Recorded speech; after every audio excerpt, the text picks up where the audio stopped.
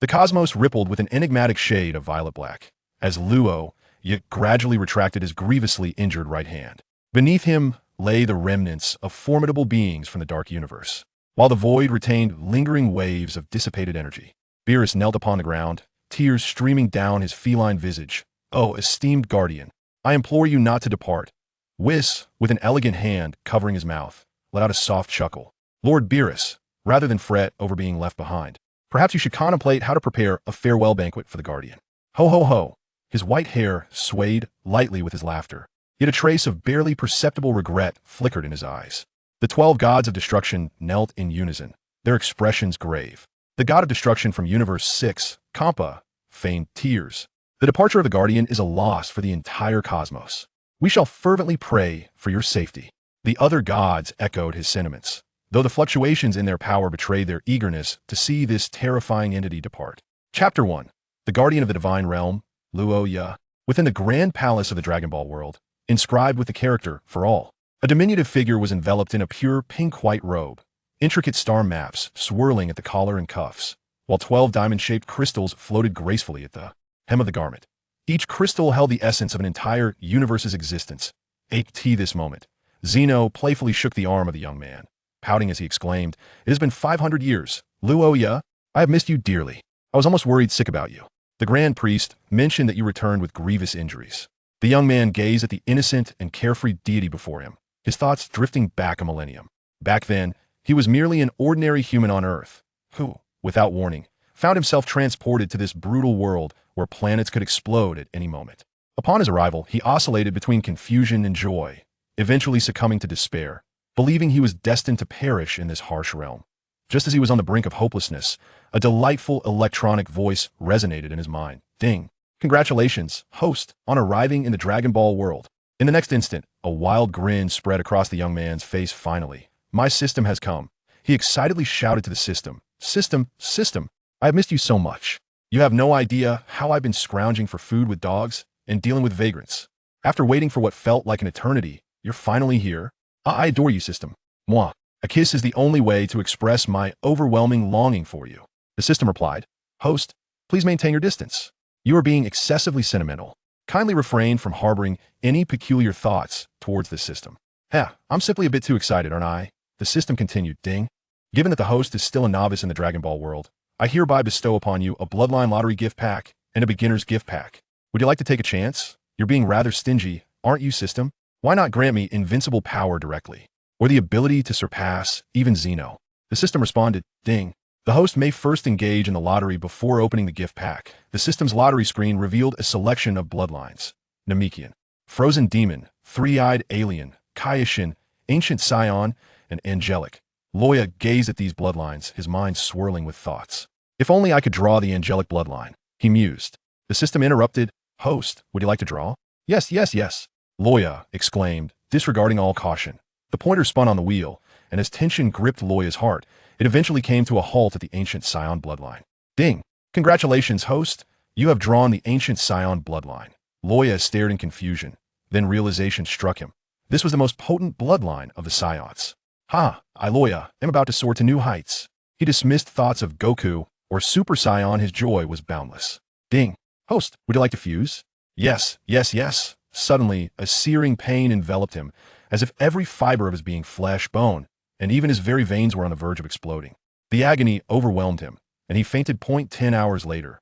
Loya, clutching his heart, struggled to sit up and was astonished to find a tail sprouting from his back. He quickly accepted this strange new reality. Ding! Fusion of the Ancient Saiyan bloodline successful. System, open the beginner's gift pack. Ding! Congratulations, host, you have acquired the White God form, Kamehameha, and instant transmission. Mental time chamber 1:1000. Due to the host's current weakness, transformation into the White God form is not possible. Please cultivate diligently to enhance your strength. The host may also allow their strength to grow independently. The Ancient Saiyan bloodline will exponentially increase over time. Wow, a White God right from the start. The system removed his tail.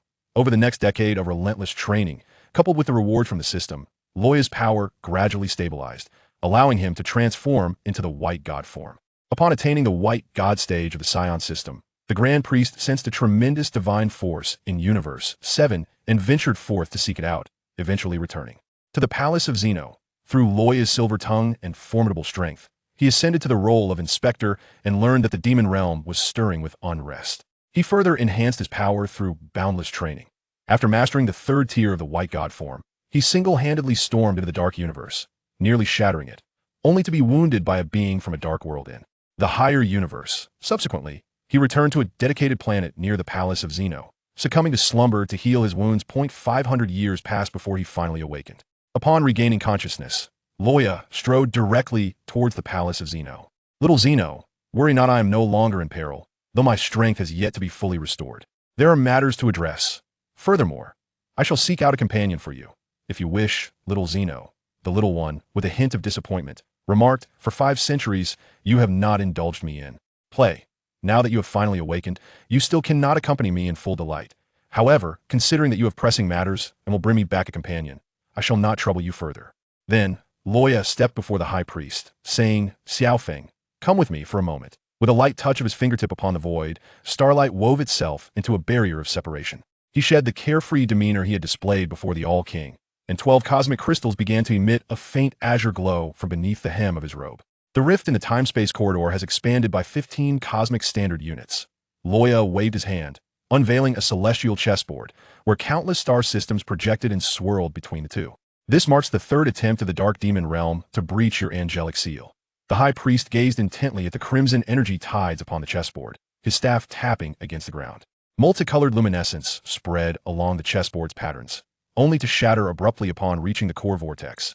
The eternally composed expression upon his face finally revealed cracks. How can this filth corrupt my power of order? Because they have obtained this. Loya produced a pitch-black crystal from his bosom, within which swirled a miasma that dimmed the very stars. I discovered a tainted core of time within the interstice of space. Suddenly, the corridor trembled violently, and 72 astral pillars illuminated in a warning red glow. Loya hastily cast the crystal into the celestial chessboard, transforming it into a black hole that devoured light. As darkness threatened to engulf the entire space, the 12 cosmic crystals erupted with brilliant silver radiance, forcibly compressing the aberrant energy into a palm-sized nebula. It appears the demon gods have learned to wield counter-authority, Loya remarked, wiping the blood that trickled from the corner of his mouth, revealing skin marred by cracks. Beneath his tattered sleeve, 5 centuries ago, they could only ram against the seal with brute force. Yet now they understand how to counter angels with angelic power. The High Priest suddenly grasped Loya's wrist, pure angelic energy surging into him. You are forcibly using an unrestored guardian authority? These temporal scars. How many causal lines have you traversed? Enough to witness 72 potential cataclysmic outcomes. Loya forced a smile as he retracted his arm, the fissures in his skin seeping star-like blood. In the worst future, Xiaoqian's purging authority is twisted into a devouring power, leading to the obliteration of all universes amidst the fireworks of a birthday banquet. The corridor fell into an eerie silence, save for the hissing sound of the nebula within the protective barrier, akin to a serpent's flickering tongue. Loya suddenly rotated the chessboard, magnifying the projection of the 7th universe by 20-fold. In a certain region of the Orion arm of the Milky Way, a barely perceptible purplish-black vortex was beginning to take shape. I need you to modify the physical constants of the 7th universe. Loya indicated the vortex's location with his fingertip. Compress the Planck scale by 100,000th for a duration of 30 seconds. This will trigger a quantum foam runaway. The crystal atop the High Priest's staff began to spin. Unless, do you intend to unfold the divine domain in the microscopic dimension? The gift bestowed by the Dark Demon Realm must naturally be repaid in kind. The star map upon the robe of Loya suddenly sprang to life, with 12 crystals arranged in a counterclockwise, rotating circle.as. They deployed the invaders through this anchor point.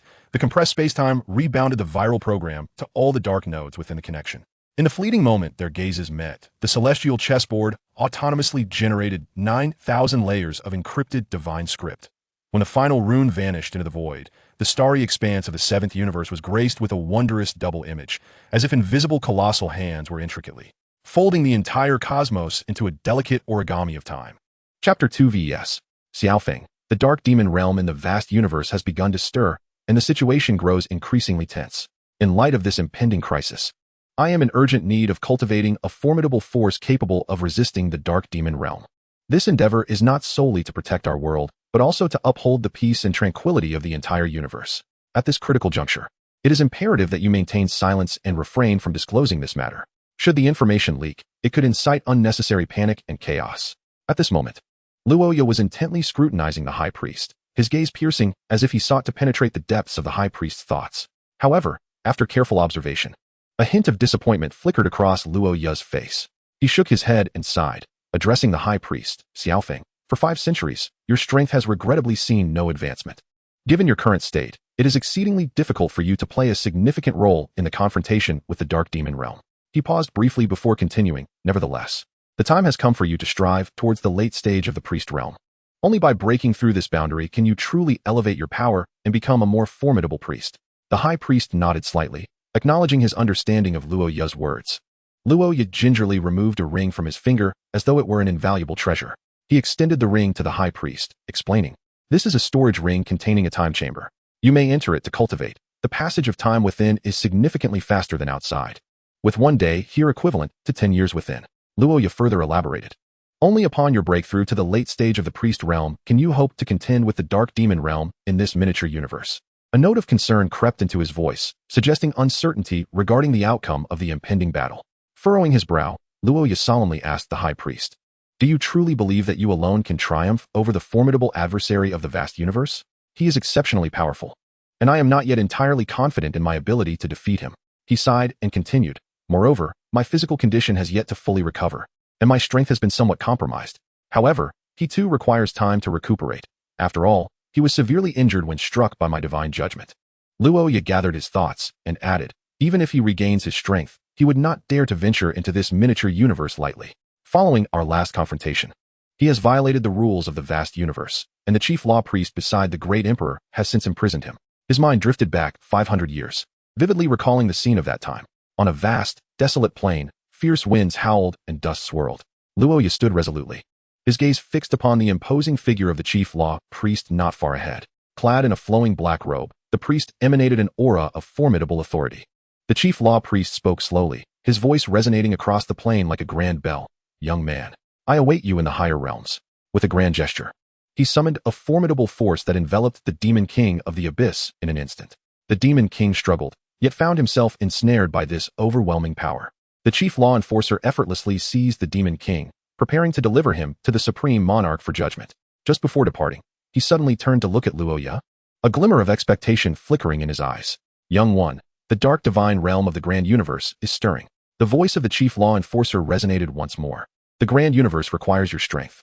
Your abilities are yet unrecognized in the upper realm. I hope you mature swiftly to address the impending crisis."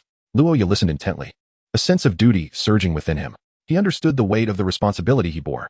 Gradually, his thoughts withdrew from the realm of memories and returned to the present. Taking a deep breath, he steadied himself, realizing he could no longer dwell on the past, but must bravely confront the challenges that lay ahead. "I must go to the 7th universe," Luoya murmured. "There are several Scions there who might be cultivated effectively." Standing amidst the void, his figure appeared somewhat nebulous, as if he could be consumed by the emptiness at any moment. Nevertheless, his movements were resolute. With a gentle gesture towards the void, the seemingly indomitable emptiness was torn asunder like fragile parchment.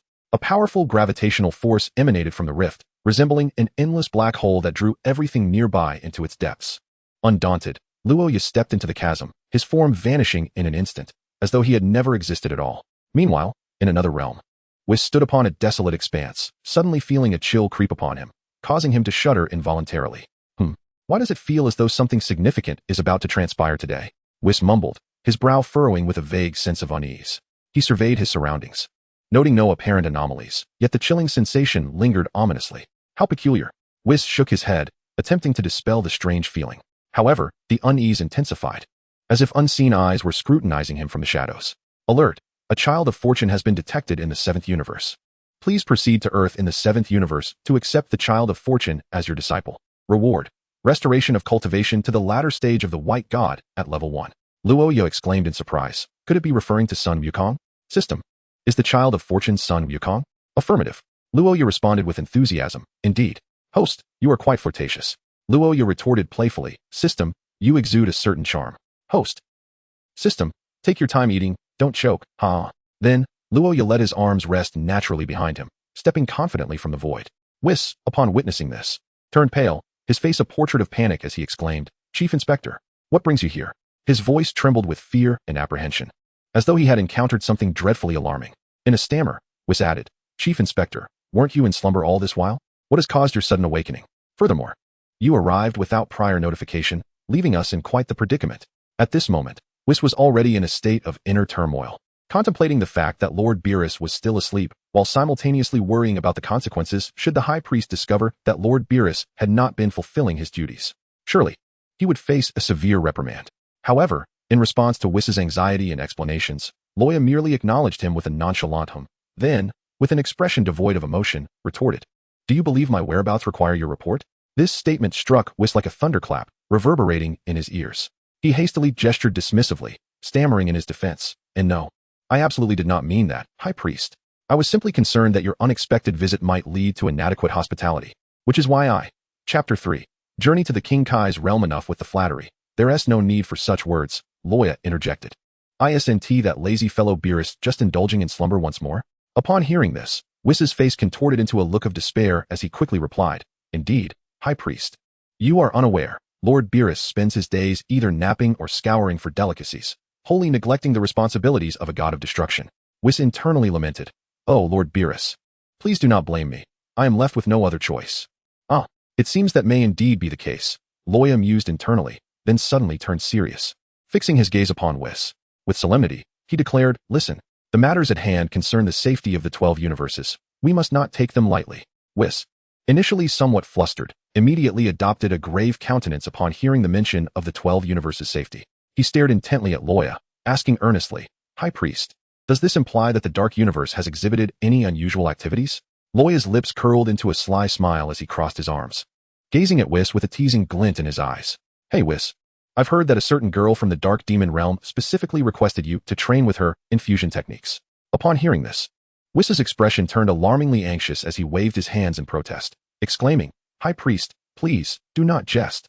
How could I possibly have any entanglement with those from the Dark Demon realm? This must be a misunderstanding."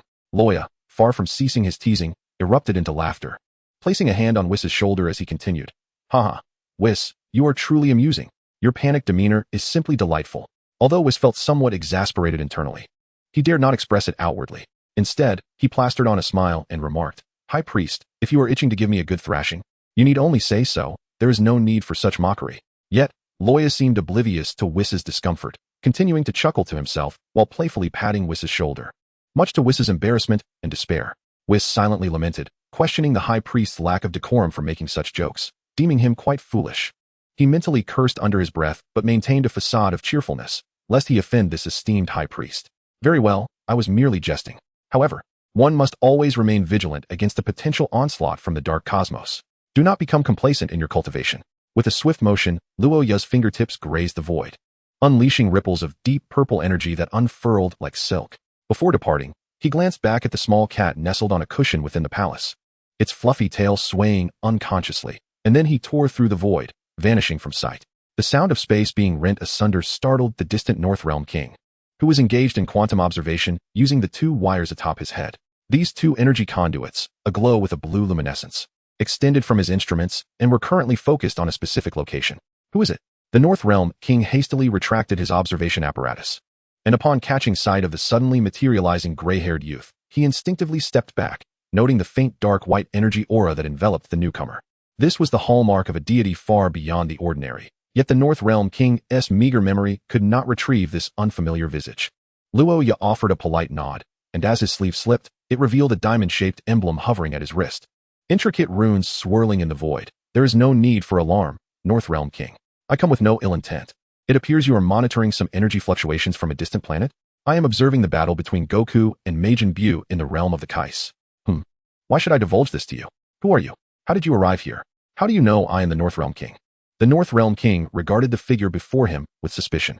Images from the Dragon Ball animation flashed through Loya's mind, memories igniting like lightning. He quickly deduced that he was situated within the timeline pertaining to Majin Buu.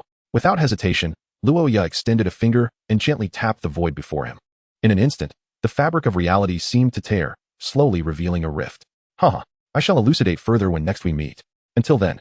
With that, he turned and stepped into the rift. Upon entering the void, Loya found himself in a separate realm, where he could distinctly observe the fierce clash between Goku and Majin Buu in the Kai's realm. At this moment, Goku appeared to be struggling against Majin Buu, his Super Saiyan third form having reverted to a less powerful state. Nevertheless, he stood resolute, engaging in an intense confrontation with Majin Buu. Their battle was extraordinarily fierce, with every strike imbued with immense energy, evoking concern for their safety. Fortunately, this conflict unfolded within the realm of the Kais, where the stability of the space could withstand their tremendous energy surges. Had this battle occurred on Earth, the very ground would likely have crumbled under such fierce combat, obliterated in an instant. Loya stood quietly in the void, gazing at the battlefield where Goku and Majin Buu fought. He witnessed Goku being struck by a fearsome energy sphere unleashed by Majin Buu, sending him hurtling backward, crashing heavily to the ground, momentarily incapacitated. On a distant mountain, the ancient second of a millennium, Vegeta, anxiously observed the unfolding scene, shouting at the fallen Goku, "Hey, Kakarot, tag out, take a moment to rest and regain your strength." Loya remarked, "Ah, this is the legendary Super Vegeta." Goku replied to Vegeta, "You are no match for him. You will surely meet your doom. He is too powerful," instilling a sense of despair in me. At that moment, Goku's blood surged, yet his remaining strength and stamina were scarce. Vegeta, resolute in his determination, insisted on entering the fray, seeking to buy Goku a moment to recover. The villain, Majin Buu, looked on with disdain, pounding his chest to showcase his might. Vegeta scoffed, "I am the prince of all Saiyans." Fueled by anger, Vegeta transformed into a Super Saiyan, unleashing a barrage of energy spheres. Those well-versed in the Dragon Ball saga know the adage, where there is smoke, there is no harm. Majin Buu emerged from the haze, delivering a punch to Vegeta, who narrowly dodged, only to follow up with another series of energy blasts aimed at Buu. Yet, Majin Buu stood firm, allowing the energy spheres to collide with him, before swiftly countering and sending Vegeta crashing to the ground. The impact left Vegeta feeling as if a tempest roiled within his stomach, causing him to spit out bile. Majin Buu then pressed Vegeta down forcefully, mercilessly tormenting him. In the void, Loya observed the battle with a detached gaze, as though watching children at play. This Vegeta was indeed the infamous Super Vegeta, leaving Loya at a loss for words. He then stepped forth from the void, instantaneously appearing before Majin Buu, raising a hand to flick an energy sphere, which instantly reduced Buu to a heap of flesh upon contact. Goku, taken aback, gaped in astonishment. Vegeta, with great difficulty, cast a glance at Loya standing before him. Chapter 4, Taking on a Disciple. Regaining his composure, Goku swiftly assumed a combat stance, his eyes fixed intently on the spectacle before him, filled with disbelief and alertness. The recent event felt surreal, akin to a vivid dream. Yet Goku was acutely aware that this was no mere illusion. In the blink of an eye, the formidable Majin Buu, who had instilled such despair in him, had been effortlessly vanquished. Goku's eyes widened in disbelief, beads of sweat cascading down his forehead as his body trembled with tension. His gaze gradually shifted to Loya, standing beside Vegeta. He scrutinized Loya, searching for any sign of vulnerability, yet found none. A growing unease settled in Goku's heart. He recognized that this individual possessed immense power, a strength that instilled fear within him. Goku trembled uncontrollably, having never encountered someone of such magnitude. The unprecedented pressure nearly suffocated him. The air around them seemed to solidify, enveloped in a profound silence, void of sound. In the distance, a man and his dog stood, equally astonished by the sudden appearance of Loya. The individual in question is none other than the world champion, Satan, who saved the world during the era of Cell. Loya quietly gazed at Son Goku, feeling an inner sense of pride. Haha, am I not impressive? I never imagined that one day I would be able to show off in front of a character he admires. This feeling is utterly exhilarating. Breaking the suffocating silence, Loya was the first to shatter the stalemate. With a smile gracing his face, he extended his hand towards Vegeta and spoke gently. "Do not misunderstand. I am not your enemy. Moreover, I am a Saiyan, just like you." At that moment, Vegeta was lying on the ground, laboriously lifting his head, his gaze fixated on the person standing before him. Without hesitation, he reached out his hand and grasped Loya's firmly, using Loya's strength to slowly rise to his feet. Observing this, Loya immediately raised his hand, a green glow shimmering from his palm, which was the healing technique granted by the system. The green light flowed through Vegeta's body like a refreshing spring, swiftly alleviating all pain, and in an instant, Vegeta's body returned to its peak condition. Both Vegeta and Son Goku stared wide-eyed at Loya, their faces filled with disbelief, as if they had witnessed something truly extraordinary. Son Goku exclaimed in astonishment, "Huh?" His voice was laden with shock and confusion. After a considerable time, he finally regained his composure, gradually lowering his battle stance and relaxing his body. Seeing this, Loya wore a friendly smile, waved at Son Goku and Vegeta, and said, "Greetings. I harbor no animosity towards you. On the contrary, I am here to assist you." Subsequently, Loya briefly introduced himself to Son Goku and Vegeta, including his identity as a Saiyan. However, he chose to conceal his role as an inspector in the divine realm, as well as his audacious venture into the dark demon realm alone. Upon hearing this, Son Goku's eyes sparkled with excitement, and he eagerly inquired, Loya, you are incredible. How did you cultivate your strength? I see you haven't even transformed into a Super Saiyan, yet you are so powerful. How did you achieve this? Can you spar with me? You wish to spar with me? Loya looked at him with a hint of exasperation, sighing, Son Goku. Perhaps you should first focus on enhancing your own strength.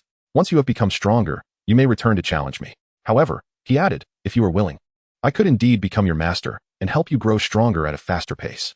Son Goku's eyes lit up at this, and he exclaimed excitedly, really? That is fantastic. Loya, this is precisely what I had in mind. You are truly formidable, capable of effortlessly defeating Majin Buu. If I could have a master like you, I am certain I would become incredibly powerful. Just then, a crisp chime echoed, followed by the system's notification resonating in Loya's mind. Congratulations, host, for successfully accepting the Child of Fortune, Son Goku, as your disciple. Reward. Host restores to White God Stage 1, late phase. A sense of joy welled up within Loya as his strength returned to that of the White God. Yet, before he could savor this delight, the voice of the system echoed once more, ding. Teach Son Wukong to transform into a Super Saiyan God and receive the Time Chamber as a reward. Time flows differently. One day outside equates to 30 years within. Loya gazed at this reward, bemused, pondering the brevity of time allotted. He couldn't help but voice his grievances to the system. Oh, dear system, could you perhaps bestow upon me something of greater value? My current strength is perilously inadequate in this world. I feel as though I could be crushed at any moment. The system fell silent for a moment before responding. Host, your audacity is astounding. In this tiny universe, who could possibly threaten you? The system requires rest now. Kindly refrain from disturbing it. With that, the system ceased its responses. Humph, stingy, Loya muttered. If only you could be here to witness how I would teach you a lesson. Let you experience the dragon's poisonous drill. At that moment, Vegeta's inner turmoil began to stir, his gaze fixated intently on Loya, a fervent desire igniting within him to seek Loya as his mentor. After a tumultuous internal struggle and a bout of self-persuasion, Vegeta finally summoned the courage to approach Loya. Leaning slightly forward, with his head bowed, he displayed a demeanor of humility and respect, then spoke, Please, take me as your disciple. I yearn to grow stronger. Observing this, Wukong erupted into a fit of laughter. Having anticipated Vegeta's actions, he teasingly remarked, Vegeta, I knew you would seek Loya as your master. However, Vegeta remained unfazed by Wukong's words, his visage contorting with anger. He glared fiercely at Wukong and retorted, Kakarot, I am not following you to Loya. I simply refuse to be left behind. I must surpass you and ultimately defeat you. Faced with the squabble between the two, Loya felt a sense of exasperation. He regarded the duo before him and inwardly mused, these two truly are a pair of characters.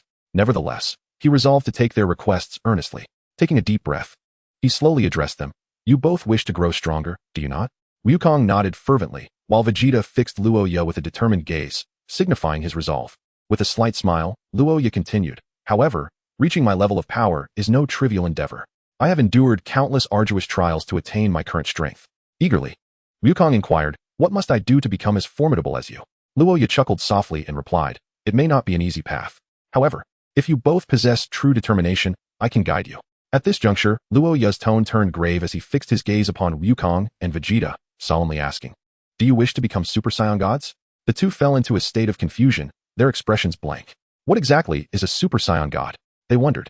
Vegeta scratched his head and remarked, I have encountered the legends of the Super Saiyan god in an ancient tome. But how exactly does one attain the form of a Super Saiyan god? Subsequently, Loya divulged the method of becoming a Super Saiyan god to the two, contemplating his return to Earth. Meanwhile, on the distant planet Namek, the Supreme Kai and the Old Kai were murmuring.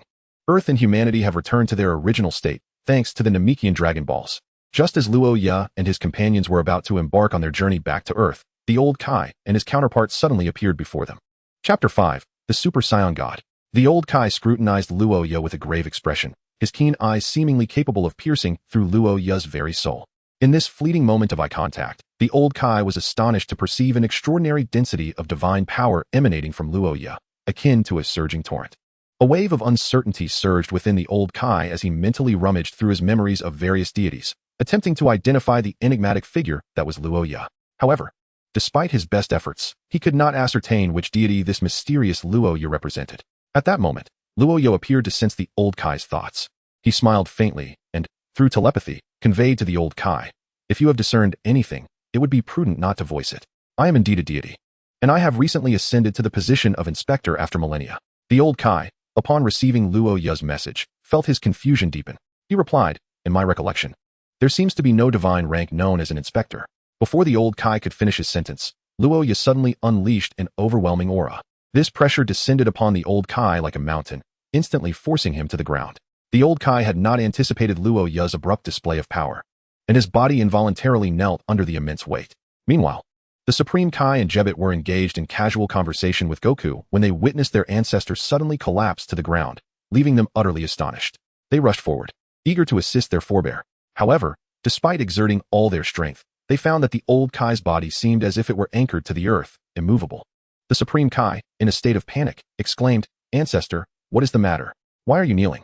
Please rise. Jebet, witnessing the scene unfold, was filled with dread and confusion. His eyes widened, and with a trembling voice, he implored, Ancestor, what has happened? Why are you on the ground? Please do not frighten me. Yet, the old Kai offered no response to Jebet's concerns. His body trembled slightly, seemingly bearing an immense burden.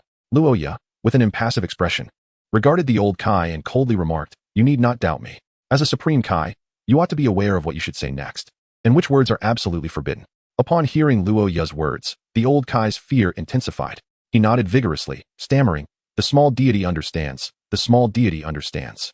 In that moment, the old Kai's demeanor was one of utter disarray. His once formidable presence had dissipated, replaced by a visage filled with terror and unease. Merely the faintest hint of divine power emanating from Roya instilled within him an unprecedented sense of oppression, a force that could not possibly belong to an ordinary deity. The old Kai couldn't help but feel a pang of regret for committing such a grave error. This overwhelming pressure was reminiscent only of his encounters with the formidable destroyer, Beerus. Just as anxiety gnawed at the old Kai's heart, Roya abruptly withdrew his oppressive aura. The old Kai sighed in relief, exhaling deeply. Please help me up. I was genuinely terrified just now, nearly fainting, he exclaimed, slowly rising with Jebet's assistance. After steadying himself, he addressed Goku and the others, at last. The matter concerning Majin Buu has reached a conclusion, and I must take some time to rest. With that, he nodded at Roya, indicating his intention to take his leave. Roya responded with a slight nod of agreement. Subsequently, he turned with Goku and the others, heading back to Earth. Once Roya departed, the old Kai's heart remained tumultuous, unable to find tranquility. His hands trembled slightly, as if still resonating with the shock of their earlier encounter. Taking a deep breath, he endeavored to stabilize his emotions. Then, with a look of alarm, he cautioned the Supreme Kai and Jebet, You two youngsters must hold the utmost respect for that Roya. The Supreme Kai and Jebet exchanged puzzled glances, their faces betraying confusion. They could not fathom why the old Kai was so grave, even fearful, of the young man named Roya. Ancestor, what troubles you? The Supreme Kai inquired, unable to restrain his curiosity. Why do you perceive that we might be afraid of someone named Roya? The old Kai shot him a sharp glance, retorting, In any case, you must maintain the highest respect for him and must not show any signs of negligence. If you wish to avoid peril, do not involve me. The Supreme Kai, now more perplexed, pondered how an apparently ordinary young man could evoke such trepidation in the old Kai. Could he also be a deity? The Supreme Kai speculated. Yet he questioned whether there could exist a being even more exalted than a Supreme Kai. The old Kai shook his head, sighing. How foolish your generation of Supreme Kais has become. His divine status far surpasses ours, to the extent that I cannot ascertain his true identity. Meanwhile, on the other side of Earth, Roya and his companions finally arrived at their destination. Goku, brimming with excitement, tugged at Gohan, Goten, and Trunks, eager to embark on their plans. However, just as they were about to proceed, Roya unexpectedly interrupted their discussion. Hey, don't you 5 Saiyans need one more? Goku blinked in bewilderment, looking at Roya with suspicion. Isn't it necessary to gather 5 Saiyans to become a Super Saiyan God? Loya displayed an expression of helplessness as she addressed the group, saying, To create the legendary Super Saiyan God, we require 5 pure-hearted Saiyans to channel their inner energy into 1 Saiyan. In total, we need 6 virtuous Super Saiyans, and currently, there are only 5 of you. It was then that everyone came to a realization. But how are we to find the 6th Super Saiyan? Planet Vegeta has been devastated by the vile Frieza. Goku wore a troubled expression, lamenting, knowing how to grow stronger yet being unable to do so is truly disheartening. Vegeta, furious at Goku's foolishness, interjected, Kakarot. What are you thinking? Isn't Loya a Saiyan as well? Goku, upon hearing this, suddenly understood and exclaimed, Yoshi, Loya, with you, we have exactly 6. Loya was about to decline, but Goku hastily shouted, I knew you would agree. He then gathered everyone into a circle while he stood in the center, calling out, All right, everyone, let us begin. With a reluctant acceptance, Loya joined in as the others placed their hands upon one another's shoulders, beginning to channel their power. A strange luminescence flowed between them, culminating in a brilliant beam that shot into the sky. As the light dissipated, Goku radiated a golden glow, his aura becoming overwhelmingly powerful as he transformed into a Super Saiyan God. He reveled in the surging energy within him, a look of delight gracing his face as he clenched his fist, seemingly tearing through the very air around him. Yet, amidst the euphoria of their success, Chapter 6 unfolded as Beerus made his entrance. Vegeta shouted, "Hey, Kakarot, now it's my turn." His face lit up with excitement, but Loya interrupted, "Currently, your energies are insufficient to create another Super Saiyan God. Next time, we shall assist you in achieving that transformation," Loya added. Vegeta furrowed his brow, frustration evident on his face. So close. I could have become a Super Saiyan God. He clenched his fists, knuckles turning white. Kakarot reassured him, "Vegeta, don't rush. We will wait until everyone has regained their strength." At that moment, Bulma approached with energy supplements in hand. "Everyone, drink this to replenish your energy." The group eagerly accepted the drinks, and as their energy gradually returned, their spirits lifted. Vegeta gazed at his empty bottle, determination reigniting within him. "Once I recover, I will undoubtedly become a Super Saiyan God."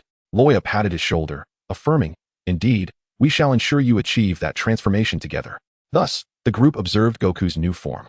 Under their watchful eyes, he once again demonstrated the might of the Super Saiyan God form. He emanated a crimson light, powerful waves of energy swirling around him, causing the very air to tremble. Vegeta watched Goku intently, filled with desire and an indomitable spirit, muttering under his breath, "I will surpass you." The following day, Vegeta achieved his wish and became a Super Saiyan God. Subsequently, the confrontation between Vegeta and Goku ensued, prompting Loya to reluctantly deploy an energy shield, enveloping the two combatants. The battle concluded, and Loya addressed Goku and Vegeta, proclaiming, "In 4 years, a formidable being will arrive on Earth, the god of destruction, Beerus. You must diligently train and protect our planet. Do not expect me, a being of another universe, to shield you." Goku scratched his head and chuckled nonchalantly, "No problem. I will train hard and will surely defeat that guy in 4 years. In contrast, Vegeta, with a serious demeanor and resolute eyes, retorted, "Umph. I, Vegeta, shall not be intimidated. I will grow even stronger." From that moment, Goku and Vegeta embarked on rigorous training. Goku frequently ventured into the wilderness for intense workouts, challenging various formidable opponents, while Vegeta remained in his training chamber, relentlessly pushing his limits. Time flew like a fleeting shadow, and in the blink of an eye, for years had passed. On this particular day, everyone gathered on a ship, joyfully celebrating Bulma's birthday. Loya had also convened early with Goku and the others, mischievously announcing, "A grand surprise awaits." Following this, the North Kai shared tales of the god of destruction and his terrifying abilities. Suddenly, an overwhelming aura descended upon Earth, suffocating in its intensity. Beerus, accompanied by his attendant Whis, materialized before the gathering. With a languid yawn, Beerus inquired of Whis, "Is there truly a Super Saiyan God here who poses a threat to me, as foretold by the prophecy fish?" Whis replied with a mischievous grin, "Oh, I cannot confirm the existence of a Super Saiyan God, but there is indeed someone who could threaten you." Upon hearing this, Beerus's initially lackluster expression sharpened, and he curiously surveyed the crowd. "Oh, someone who threatens me? I must see this for myself." At that moment, Vegeta calmly stepped forward from the throng, arms crossed, his gaze steady upon Beerus. "It is I, the god of destruction, Beerus. I will not stand idly by while you destroy Earth." Beerus scrutinized Vegeta from head to toe, bursting into a fit of arrogant laughter. "You? Do you even know your own worth?" In that instant, Beerus recalled the memory of trampling Vegeta's father on planet Vegeta. Vegeta's countenance darkened, his hands trembling with anger, and without hesitation, he transformed into a Super Saiyan, launching himself at Beerus. Seeing this, Whis promptly flew to Loya's side to offer a respectful greeting. Vegeta's energy surged dramatically, golden blue lightning coiling around his taut muscles. His pale golden pupils shrank to pinpricks amidst the radiant glow. He stomped his right foot violently, reducing the rocks within a 100-meter radius to mere dust. "Curse you!" he roared, his voice ripping through the air as he hurtled towards his foe like a shooting star. The energy sphere gathered at his fingertips grazed Beerus's ear before detonating, carving a scorched path several kilometers long into the ground. Just as Beerus raised his arm to defend himself, Vegeta had already closed the distance, delivering 3 consecutive knee strikes like cannon fire against Beerus's chest, causing the air to resonate with sharp explosions. Beerus was sent flying, crashing into a mountain peak. Yet amidst the swirling dust, he suddenly materialized behind Vegeta. With a mere touch, he sent Vegeta hurtling away. Tremors coursed through Vegeta's heart as he marveled at Beerus's overwhelming strength. "Is this the extent of your fear?" Beerus taunted, inciting Vegeta's fury. He crossed his palms, gathering energy, his aura swelling threefold, Final flash. A brilliant beam of light pierced the clouds, leaving a web of cracks in its wake. The enemy hastily erected a shield, only to be consumed by the light upon contact, the explosion reverberating through the earth. As the dust lingered like a thick fog, Vegeta caught a glimpse of a shadow darting towards him like lightning. In an instant, Beerus appeared before him, raising a hand to unleash an energy wave that pressed against his chest like a cannonball. Vegeta, in the face of such formidable energy, was powerless to withstand Beerus's assault. The energy sphere detonated, resembling a magnificent firework bursting in the night sky. Vegeta crumpled to the ground, unconscious, prompting Goku to react with intense agitation. "Hey, Beerus, are you here to destroy Earth?" With a dismissive expression, Beerus replied, "I could just as easily eliminate you first before obliterating the planet." Loyal to his master, Whis gazed at him and remarked, "Whis, even this little kitty has learned to show off. Should I teach this disobedient little feline a lesson? Lord Whis, do you require me to inform Lord Beerus of your presence here?" "Haha, no need. Let us first indulge in some food. Whis, this sushi appears delightful. Would you care to try it?" "Ah, thank you, Lord Whis, I shall partake." Beerus suggested, "Let us find an uninhabited island." Upon locating a small isle, Goku wasted no time charging forward. "Hey, aren't you going to transform into that golden-haired form?" Goku grinned mischievously, then propelled himself forward, only to be flicked back by Beerus's finger. Aware that he must showcase his true abilities, Goku unleashed a mighty roar, Super Saiyan 3rd grade. His gaze locked onto Beerus as he declared, "Beerus, this is the Super Saiyan 3rd grade I currently command." Beerus, unimpressed, let out a scoff and beckoned Goku to attack with a casual gesture of his finger. Goku concentrated, summoning the Kamehameha, the blue beam carving a deep trench in the air, while debris floated weightlessly around. Beerus's purple ears quivered slightly, with a mere flick of his index finger. An energy shockwave capable of annihilating planets transformed into a myriad of luminous points. "So this is Super Saiyan 3? Beerus dusted off his robe, finding it as beautiful as fireworks. Chapter 7, The Reckless Little Kitty. With a fierce roar, Goku's golden flames surged like a volcanic eruption, his form resembling a flash of lightning as he suddenly appeared to Beerus's left. His fist, imbued with the force of thunder, came crashing down upon Beerus, the air splitting with explosive sound. However, in the face of such ferocious aggression, the purple-clad deity, Beerus, remained remarkably composed. He merely tilted his head slightly, and Goku's fist narrowly grazed his ear. In that fleeting moment, Beerus's elongated fingers shot out with the swiftness of a specter, precisely seizing Goku's wrist. Instantly, a searing pain radiated from Goku's shoulder, and he realized he had been forcefully slammed into the granite altar by Beerus's shoulder throw. Amidst a rain of shattered stones, Goku's vision blurred, yet he faintly discerned a purple sphere of energy coalescing at Beerus's fingertips, its radiance seemingly capable of devouring all surrounding hues. Enduring the excruciating pain, Goku attempted to unleash his signature technique, the Kamehameha. His palm began to gather a swirling blue energy, causing the very ground to tremble beneath him. However, just as he was poised to launch the Kamehameha, Goku was startled to find his voice had become ethereal, as if emanating from a distant realm. Concurrently, his Super Saiyan form began to unravel, the once blazing golden aura dissipating like receding tides. Goku's pupils constricted sharply, an emotion transcending fury erupted within his chest. In the next instant, the golden flames enveloping Goku transformed into a fierce crimson. His skin gleamed with a pearlescent sheen, while his hair danced like flames in the wind. Witnessing this, Beerus displayed a rare expression of seriousness. He slowly raised his arm, effortlessly tearing a rift in space as if it were mere parchment. The dark red destructive energy surged forth from the fissure like a roaring dragon, exuding an aura of unbridled annihilation. Undeterred, Goku thrust his right palm forward. A torrent of blazing divine red flames erupted forth, clashing head-on with the dark red energy. At the moment of their powerful collision, the entire island began to tremble violently. It seemed as if space itself was being torn into countless fragments, the island disintegrating at an astonishing rate, as if to be wholly consumed by this terrifying energy. Just as the situation reached a critical point, Whis swiftly brandished his staff, lightly tapping the ground. An emerald-hued barrier emerged, enveloping the battlefield like an indestructible shield. Through the distorted energy field, Whis was astonished to witness Goku, for the first time, directly receiving Beerus's punch. Red and blue arcs of electricity erupted between them, intertwining like lightning and instantly tearing open numerous rifts in space. Observing this, Goku immediately transformed into Super Saiyan Blue. Over the course of 4 years, Goku and Vegeta, under Whis's guidance, had mastered the full power of Super Saiyan Blue. Lord Whis, if they continue to fight like this, Earth may soon be unable to withstand it.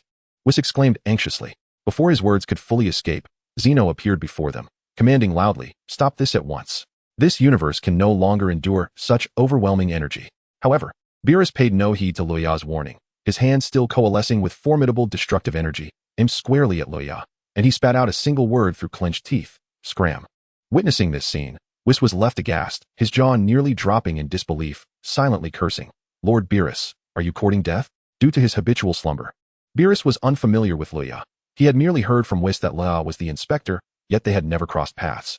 At that moment, Loya's countenance darkened, resembling the bottom of a pot, as he glared fiercely at Beerus, his gaze capable of rending him apart in an instant. Clenching his teeth, Loya enunciated each word with palpable fury. What did you say, little kitty? His voice resonated with anger and authority, sending chills down one's spine. With that, Loya advanced slowly towards Beerus, each step laden with gravity, as if the very world trembled in response to his wrath. As Beerus observed Loya's relentless approach, a flicker of fear ignited within him. Instinctively, he hurled the energy sphere, imbued with destructive power, towards Loya, hoping to thwart his advance. As the energy sphere detonated, smoke billowed forth. When the haze dissipated, a startling sight emerged. Loya's once black hair had transformed to a brilliant white, radiating a dazzling light. Beerus stared, wide-eyed and incredulous, unable to fathom the unfolding events. Meanwhile, Whis was already engulfed by terror, internally lamenting. Oh dear, I can scarcely imagine what comes next. He exclaimed loudly. Lord Beerus, the figure before you is the very inspector who single-handedly pierced through the dark demon realm a millennium ago. You must exercise utmost caution. With tear-filled eyes, Whis implored Beerus. Take care of yourself, my dear Lord Beerus. I shall forever cherish your memory. Subsequently, he seemingly disregarded the tense atmosphere, burying himself in the delectable feast of crab before him. At this juncture, upon hearing Whis's words, Beerus was thrown into a flurry, his heart racing with profound panic. Utterly devoid of his previous aloof demeanor, the thought of a single individual rampaging through the dark demon realm was terrifying. Even the Grand Priest would meet near certain demise there, let alone the man before him, who was merely slightly injured. Whis, his face etched with horror, shouted at Beerus. Lord Beerus, you must be exceedingly cautious. The individual standing before you is the very inspector who annihilated the dark demon realm a millennium ago. His voice reverberated through the air, tinged with tremors of fear. Whis's eyes brimmed with tears, his concern for Beerus unmistakable. As he spoke, he wiped away a tear and continued.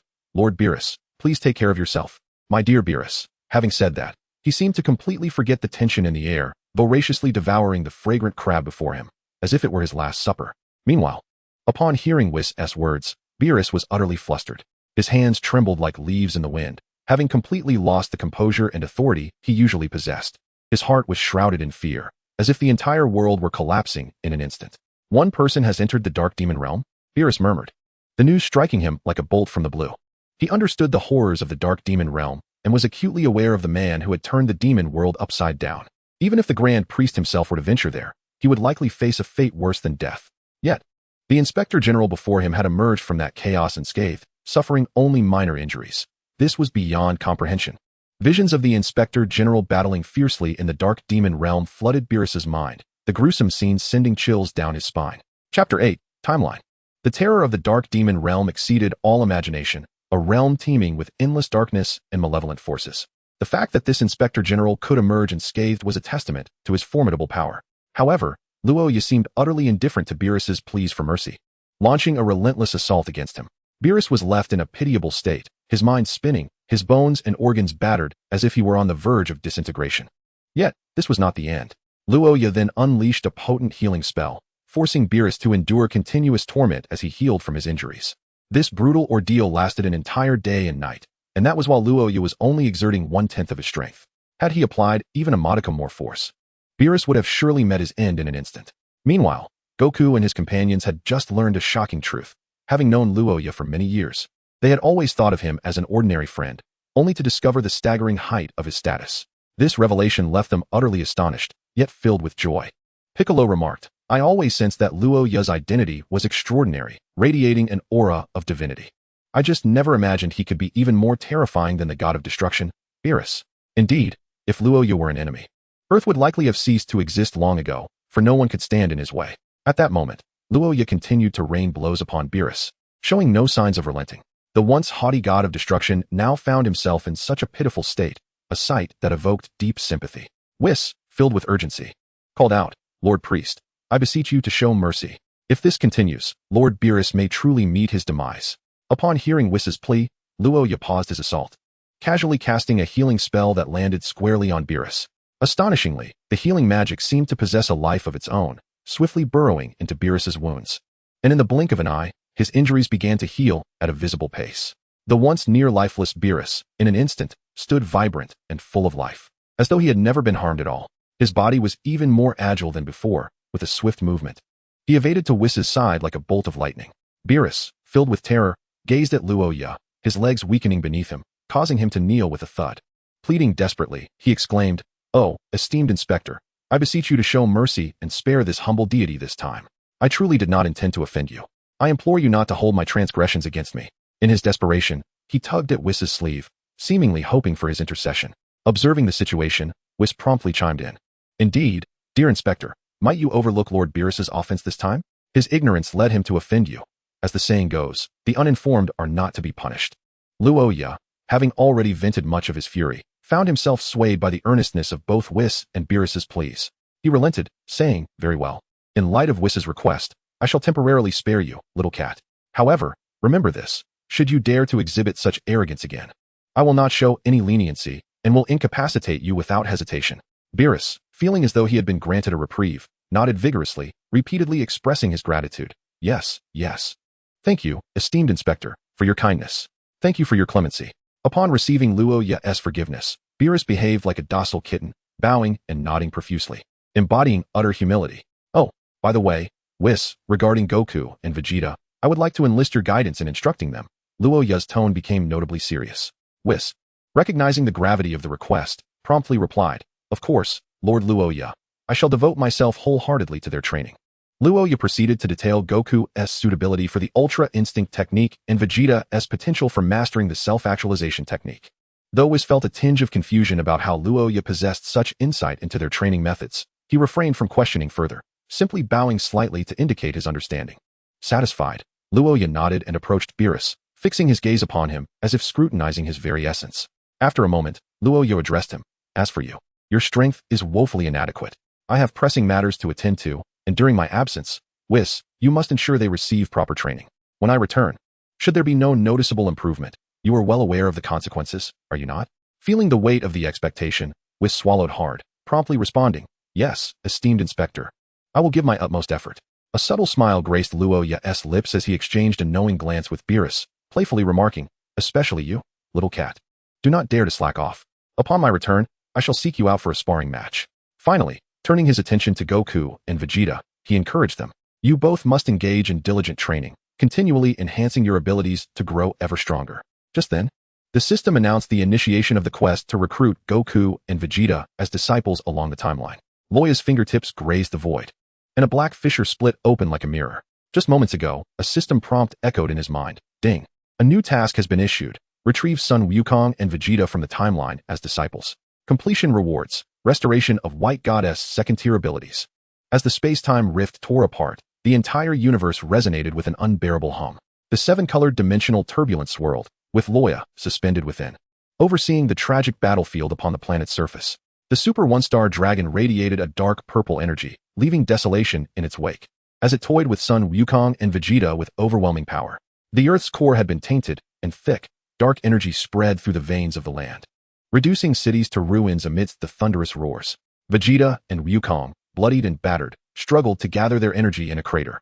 Countless citizens raised their hands in desperation, their feeble light flickering under the oppressive force of the One-Star Dragon. Despair enveloped the globe like a shroud, as the cries of survivors intertwined with the Earth's lament, tearing through the air. Suddenly, Loya raised his hand and waved lightly. In an instant, the space violently twisted, and a brilliant white light erupted from the rift. A thunderous roar shattered the heavens, and the One-Star Dragon's howls ceased abruptly. The dark purple energy melted away like snow, the cracked earth rapidly mending, and the polluted sky regained its pure azure hue. Chapter 9, Subjugation. The smoke of the battlefield had yet to dissipate, and the remnants of shattered buildings rustled in the howling wind as 7 Dragon Balls fell from the sky. Sun Wukong lay in the pit, his body smeared with blood.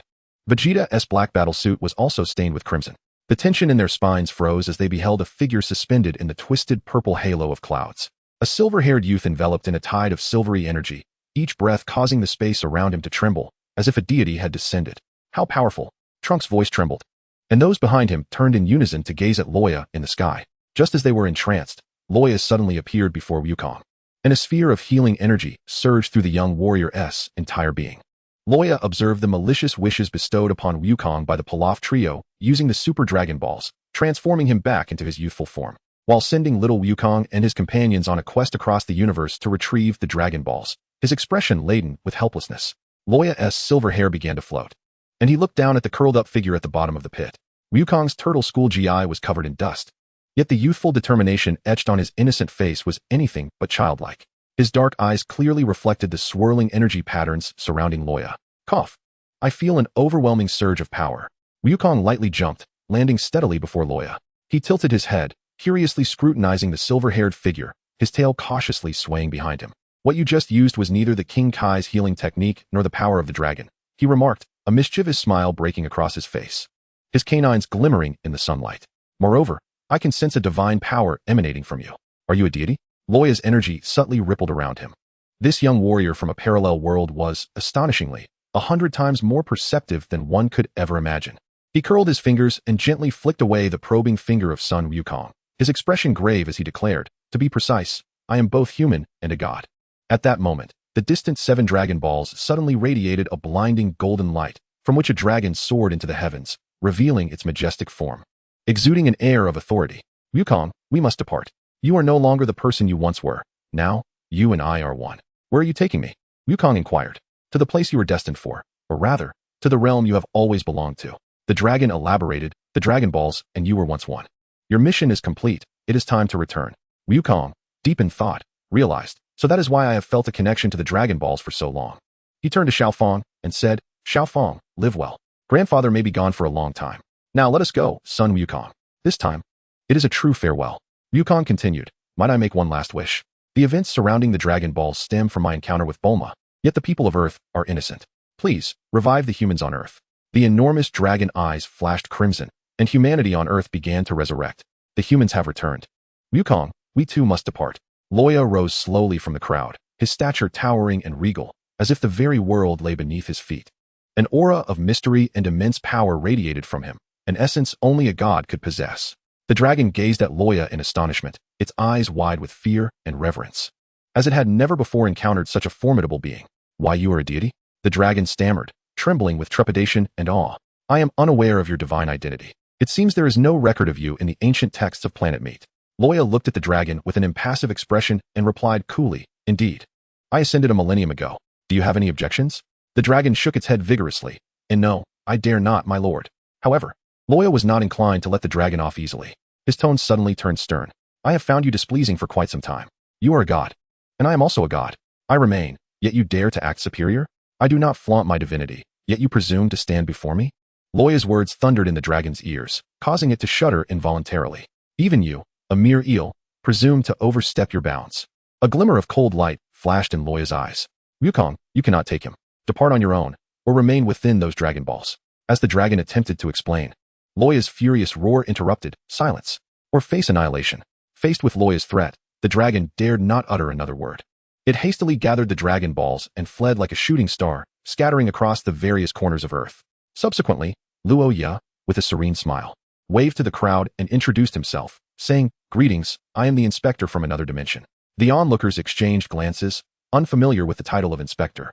Yet none dared to inquire further about its significance. However, an overwhelming sense of astonishment surged within them simultaneously. After all, to tear the fabric of time and space and traverse it at will requires an extraordinary power. Goku and Vegeta exchanged a glance, recognizing the surprise reflected in each other's eyes. Noticing their reaction, Loya smiled and addressed them. Goku, Vegeta, would you both come here for a moment? While Vegeta felt a twinge of apprehension regarding Loya's might, he complied and approached. Loya regarded them and slowly inquired, Do you two wish to become more powerful?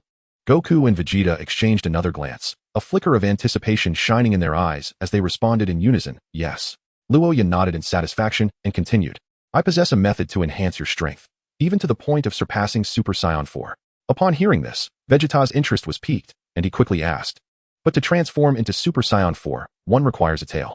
I no longer have mine. Can I still achieve Super Saiyan 4 and exceed it? Loya smiled slightly, confidently replying, This is not a difficult task. As long as you locate the Dragon Balls on Namek, the issue can be resolved. Goku and Vegeta exchanged another glance. Excitement and hope mirrored in their expressions. Observing their enthusiasm, Luoya's lips curled into a smile as he asked, "So, are you willing to take me as your master?"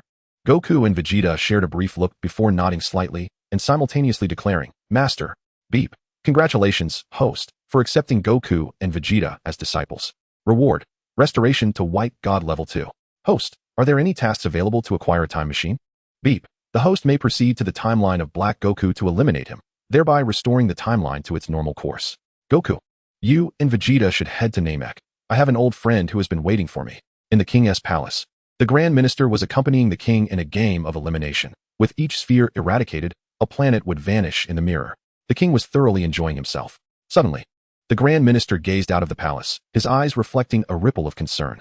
Someone had forcibly torn the fabric of time to arrive here. Pardon me, Your Majesty. He respectfully addressed the king. I must take my leave for a moment. In an instant, he departed from the palace, standing on the celestial body outside, directing his gaze toward the source of the energy that had ruptured the void. Chapter 10, Breaking the Angel's Restraint. 2 minutes later, Luoya arrived at the King's palace. Greetings, Grand Minister. Do not be alarmed. As you can see, I am also a deity. The Grand Minister, brimming with caution, replied, As a deity, are you not aware that you should not traverse time without permission? Luoya smiled slightly, maintaining his composure as he responded, Grand Minister. My crossing of time is indeed for an urgent matter. In my realm, the dark demonic domain frequently assails the barrier established by the All-King. 5 centuries ago, a significant breach occurred, and I single-handedly plunged into the abyss, nearly annihilating the elite forces therein. Alas, within the vast cosmos, the demon realm operates under rules that traverse into our modest universe, wounding me in the process. In summary, it not only endangers the peace of that realm, but also harbors the potential to transcend time and space, threatening our existence here. The high priest furrowed his brow, a hint of skepticism flickering in his gaze. Is what you say true? What evidence do you possess? With a flourish of his hands, Luoya conjured an image, revealing the devastation wrought by malevolent forces 5 centuries prior in his realm. The high priest's countenance shifted, and after a moment of contemplation, he spoke. Even so, you should not act unilaterally. His demeanor towards Luoya underwent a transformation, reflecting a newfound respect for strength. You do not belong to this universe. If what you claim is accurate, your presence should indeed be acknowledged in our timeline, yet I remain unaware of it. The high priest continued. Every individual harbors their own secrets, do they not? I shall refrain from further inquiry, trusting in the existence of my counterpart in your realm. Even he would find it challenging to navigate the dark demonic domain as you have. However, if your assertions hold true, we cannot afford to delay. I must report to the All-King for a decision. In my realm, the All-King is already informed. Thus I require the collective strength of various timelines to confront the dark demonic domain. At that moment, the jubilant voice of the All-King resonated. High Priest, who has arrived? The High Priest promptly bowed and replied, Your Majesty, this individual, a divine official from another timeline, claims to bear urgent news. The All-King regarded Luoya with curiosity, inquiring, What urgent matter do you bring? Please share it with me. Luoya respectfully bowed to the All-King and stated, Your Majesty, in my realm, the dark demonic domain assaults the barrier. 500 years ago, the barrier was compromised, and I decisively entered the demon realm. Though I fought valiantly. You need not harbor any concerns, simply relay the truth. To my knowledge, that vast and boundless cosmic demon realm audaciously defies the established rules, brazenly descending into the lower realms and ruthlessly wielding the power of the upper realms against me, resulting in my grievous injuries. Currently, that malevolent force shows no signs of abating. Rather, it grows increasingly formidable, akin to a ferocious beast, poised to re-emerge and present an even greater threat. More alarmingly, the influence of this evil power is extensive, endangering not only my own timeline, but also possessing the potential to breach temporal boundaries and affect your domain. Therefore, I earnestly hope to unite the strengths of various timelines, working in concert to withstand the encroaching darkness of the demon realm. Upon hearing these words, the All-King's eyes ignited with brilliance, his face alight with excitement. Like a child, he clapped his hands in joy, exclaiming, Wow, this sounds absolutely thrilling. Let us vanquish it. However, the High Priest, standing nearby, slightly furrowed his brow and earnestly counseled, Your Majesty, we must not take this matter lightly. Before taking action, we must first attain a clear understanding of the specific strength of the dark demon realm. The Omni King seemed unconcerned by the High Priest's worries. With a casual wave of his hand, he nonchalantly remarked, Oh, there's no need to fret. With so many formidable individuals here, we shall easily conquer it. High Priest, please summon the powerful beings from various timelines. Reluctantly, the High Priest complied. At that moment, the Omni King's gaze fell upon Roya, and he examined him with keen interest before asking, Roya, would you accompany me in some playful endeavors?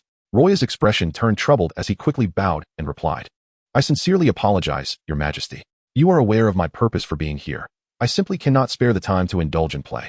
The Omni King's previously eager, youthful countenance was suddenly overshadowed by disappointment, his brow furrowing slightly with traces of discontent. However, Loya continued, nevertheless, once I have resolved the matters at hand, I can take you to my timeline. There, I shall introduce you to a remarkably intriguing companion, one I believe you will thoroughly enjoy. Upon hearing this, the Omni King's eyes sparkled with excitement, and he exuberantly danced about, his face alight with anticipation and joy. Really? Then you must hasten your tasks. After you finish, do not forget to bring me to your timeline, he urged impatiently. Loya nodded with a smile, and then turned to the High Priest, solemnly stating, High Priest, I need to discuss an important matter with you. The current crisis is dire. We may require the assistance of the angels. Therefore, I hope you can lift the restrictions on their powers, allowing them to wield their full strength. The High Priest furrowed his brow, a flicker of hesitation crossing his eyes. Lifting the restrictions on the angels was no trivial matter. I fully understand your concerns. However, you may rest assured that I have complete confidence in our ability to suppress this threat. The High Priest gazed into Loya's unwavering eyes, and though still tinged with worry, he recognized the urgency of the situation, leaving no room for hesitation.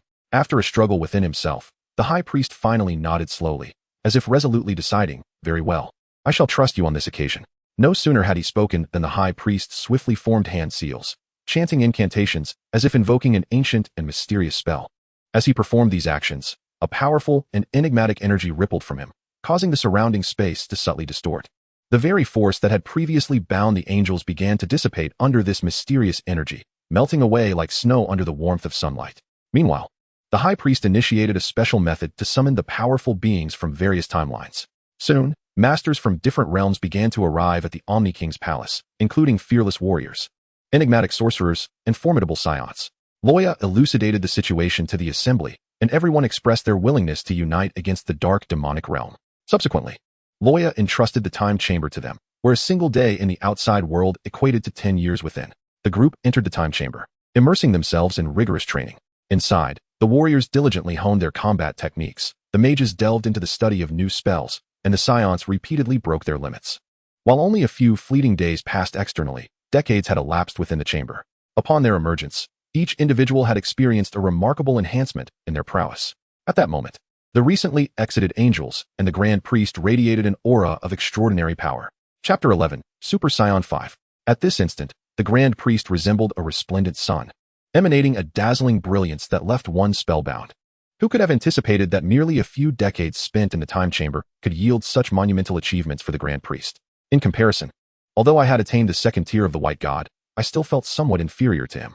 Moreover, with the lineage of the ancient Saiyans coursing through my veins, I should have been stronger. However, the Grand Priest's astonishing advancement in such a short span was truly awe-inspiring. His talent was undeniably formidable. He had likely positioned himself among the top 3 strongest beings in the world. Seeing this, the Grand Priest chuckled heartily and humbly remarked, Brother Loya, you flatter me. I sense there is still immense energy hidden within you. You must possess Saiyan blood, am I correct? If I am not mistaken, you likely harbor an even more potent form, do you not? Loya smiled faintly, seemingly unperturbed by the Grand Priest's insight. Internally, he mused on the cunning nature of this old fox, always shrewd regardless of the time or space. At that moment, Loya suddenly raised his voice, addressing the crowd, Everyone, the demon realm has persistently sought to invade us, attempting to enslave us. What shall we do in the face of such an enemy? As his words echoed, the crowd erupted in fervent outrage, unitedly chanting, Eradicate the demon realm. Kill, kill, kill. Loya stood elevated, gazing down upon the impassioned throng, a wave of gratification swelling within him. He observed the glimmer of hope and fervor in their eyes, brimming with anticipation for the future. Yet, in that moment of contentment, a barely perceptible trace of sorrow surfaced on Loya's countenance. This fleeting melancholy, akin to a meteor streaking across the night sky, was swiftly captured by the astute Grand Priest standing beside him.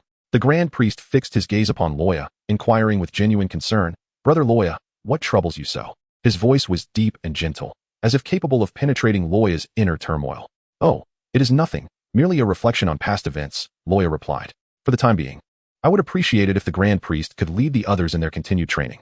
He then retrieved the time-calling device from his spatial ring, presenting it to the Grand Priest. The Grand Priest accepted the device, a glimmer of astonishment flickering in his eyes. Occupying a high position, he was well acquainted with nearly all entities that existed throughout the universe. Yet, he had never encountered such a wondrous instrument before. Brother Loya, what is this? He inquired. The high priest gazed at the object in Loya's hand with curiosity, prompting him to speak. Loya smiled gently and explained, "This is an extraordinary treasure. It is called the time-space communicator, capable of transmitting messages across time and space. With it, even during an invasion from the demon realm, we can maintain contact at any moment." Upon hearing this, a glimmer of surprise flickered in the high priest's eyes, and he nodded thoughtfully, carefully stowing the time-space communicator as if it were an invaluable artifact. "Rest assured, Loya, I will lead everyone to continue their training diligently, enhancing our overall strength," the high priest declared solemnly. Just then, Sun Wukong strode towards Loya with purpose. His entire being was enveloped in a coat of white fur, his eyes transformed into wild, beast-like orbs, and his exposed torso was adorned with a white fur belt, exuding an overwhelming aura. It turned out that Sun Wukong had devoted decades within the Time House to rigorous training, successfully surpassing the Super Saiyan 5 level and elevating his base combat power to unprecedented heights. "Master Loya, I have now transcended to Super Saiyan 5. Sun Wukong exclaimed with uncontainable joy, his powerful presence causing the air around him to ripple. Loya looked upon Sun Wukong with a proud smile, genuinely delighted for his achievement. "Wukong, you have done remarkably well. Your strength has undergone a qualitative leap, and we will face the demon realm with greater confidence in the future." Sun Wukong scratched his head and laughed. "Master, I will continue to improve, striving to become a powerhouse like you." Despite Wukong's successful breakthrough in his Super Saiyan 5, he remained unaware of Loya's true strength at that moment. "Ah, excellent. Such ambition is indeed commendable. Now, continue your training under the High Priest. I have other matters to attend to." Loya nodded with satisfaction and instructed Wukong. Finally, Loya approached Vegeta with a serious expression, stating, "You have successfully transcended to Super Saiyan 5, a remarkable achievement. If you and Sun Wukong can merge, you may indeed stand a chance against me." His tone grew more grave as he continued, "When the demon realm invades, I hope you can fuse with Sun Wukong. The warrior born from your fusion will be pivotal in this battle, potentially turning the tide."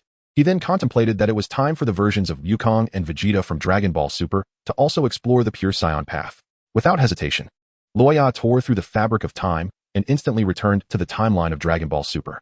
In the Dragon Ball Super timeline, Sun Wukong was enveloped in a silvery aura, while Vegeta was shrouded in a deep purple energy. Both were wholly engrossed in their training, entirely immersed in their respective worlds. Surprisingly, within a mere month, Whis successfully trained Goku and Vegeta to attain the forms of Ultra Instinct Sign and Self-Mastery. This remarkable feat showcased the astonishing talent and potential of both warriors, as their fortunes seemed to defy the very heavens. Suddenly, the figure of Loya materialized, his white robes billowing as if moved by an unseen wind. "Your progress is indeed commendable," he remarked, his gaze sweeping over the two. "There is a task at hand. We must journey to the afterlife and retrieve Frieza." "Frieza?" Vegeta's brow furrowed, a surge of purple energy erupting around him. "Is that scoundrel truly worth it?" Yet Goku, stroking his chin with a grin, replied, "Hey, I'm curious to see what expression he has now." In Dragon Ball Super, Goku retains a certain innocence, preoccupied solely with the thrill of battle, oblivious to his family duties, leaving Chi-Chi to juggle both parental roles, which is quite unfortunate. With that, the duo set off toward the afterlife. The clouds of paradise shimmered with a pearl-like luster. Frieza sat ensconced in a cocoon of web-like substance, and upon the sudden appearance of the two, his black pupils dilated in shock. Chapter 12, Golden Frieza. Vegeta let out a derisive snort, his right hand coalescing a sphere of purple energy. "Enough of your prattle, Frieza. We are here to escort you back to the mortal realm." "Escort?" Frieza feigned a dramatic gesture over his chest. Since when did Prince Vegeta become anyone's lackey? Before he could finish, Vegeta had already appeared before him. His fist encased in white energy halted a mere inch from Frieza's nose. A violent gust of wind forced Frieza to squint, tearing a fissure in the clouds behind him that stretched for kilometers. "Utter one more word." Vegeta's voice was icy, "and I shall grant you death once more." Goku placed a hand on Vegeta's shoulder, urging calm. He turned to Frieza, his silver eyes betraying no emotion. "Come with us. We have something splendid to discuss." The once malevolent overlord, who had brought untold calamity across the universe, now found himself threatened by the two warriors, his body radiating a chilling aura, his gaze filled with boundless hatred and ambition. At this moment, Whis was prepared to resurrect Frieza. Beerus, somewhat apprehensive, leaned against the divine tree. "If the Grand Priest finds out it was I who sent Frieza to annihilate planet Vegeta, oh no, will I be smitten by the Grand Priest? What should I do?" He then discreetly beckoned Whis closer. "Whis, if the Grand Priest learns of my role in Frieza's marriage proposal to planet Vegeta, will I be punished?" Whis chuckled. "Fear not, Lord Beerus. The Grand Priest is not from planet Vegeta." Loya appeared silently behind them. "What are you two scheming? Are you gossiping about me?"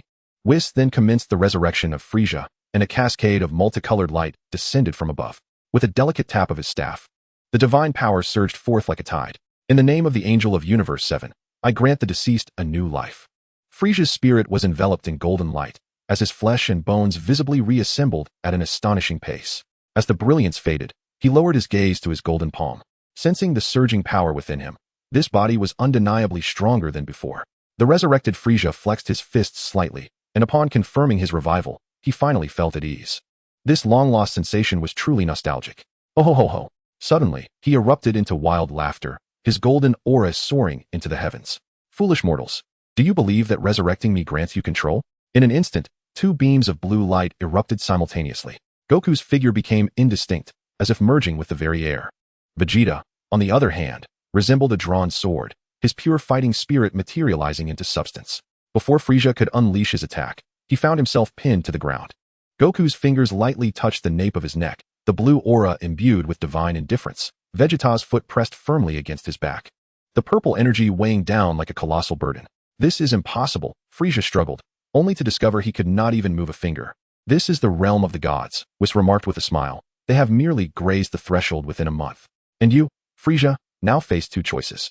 Lord Beerus, having appeared beside them, his mouth stuffed with pudding, added, either submit, or I shall send you back to hell once more.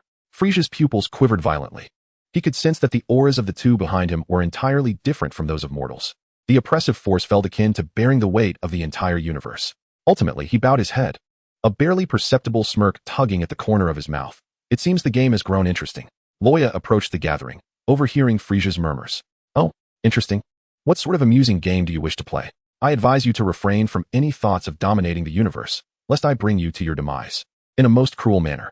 Upon witnessing the god of destruction bowing before this young man, Frieza understood that he was in the presence of a higher deity, the superior of Beerus, and thus felt compelled to exhibit compliance. You may seek vengeance against Goku and Vegeta whenever you desire, or even eliminate them, but should you harbor any other intentions towards me, I shall welcome you to try. Upon hearing that he could exact revenge on the two, Frieza's inner beast stirred with renewed vigor. His submission was merely superficial. Though currently suppressed by Goku and Vegeta's overwhelming power, his ambition remained ablaze. When Loya entrusted him to Whis for special training, a faint, knowing smile lingered on Frieza's lips. Oh, you wish me to undergo training with an angel? Frieza narrowed his eyes, his tone flippant. What an honor indeed. Whis maintained his gentle smile. Mr. Frieza, your potential extends far beyond this.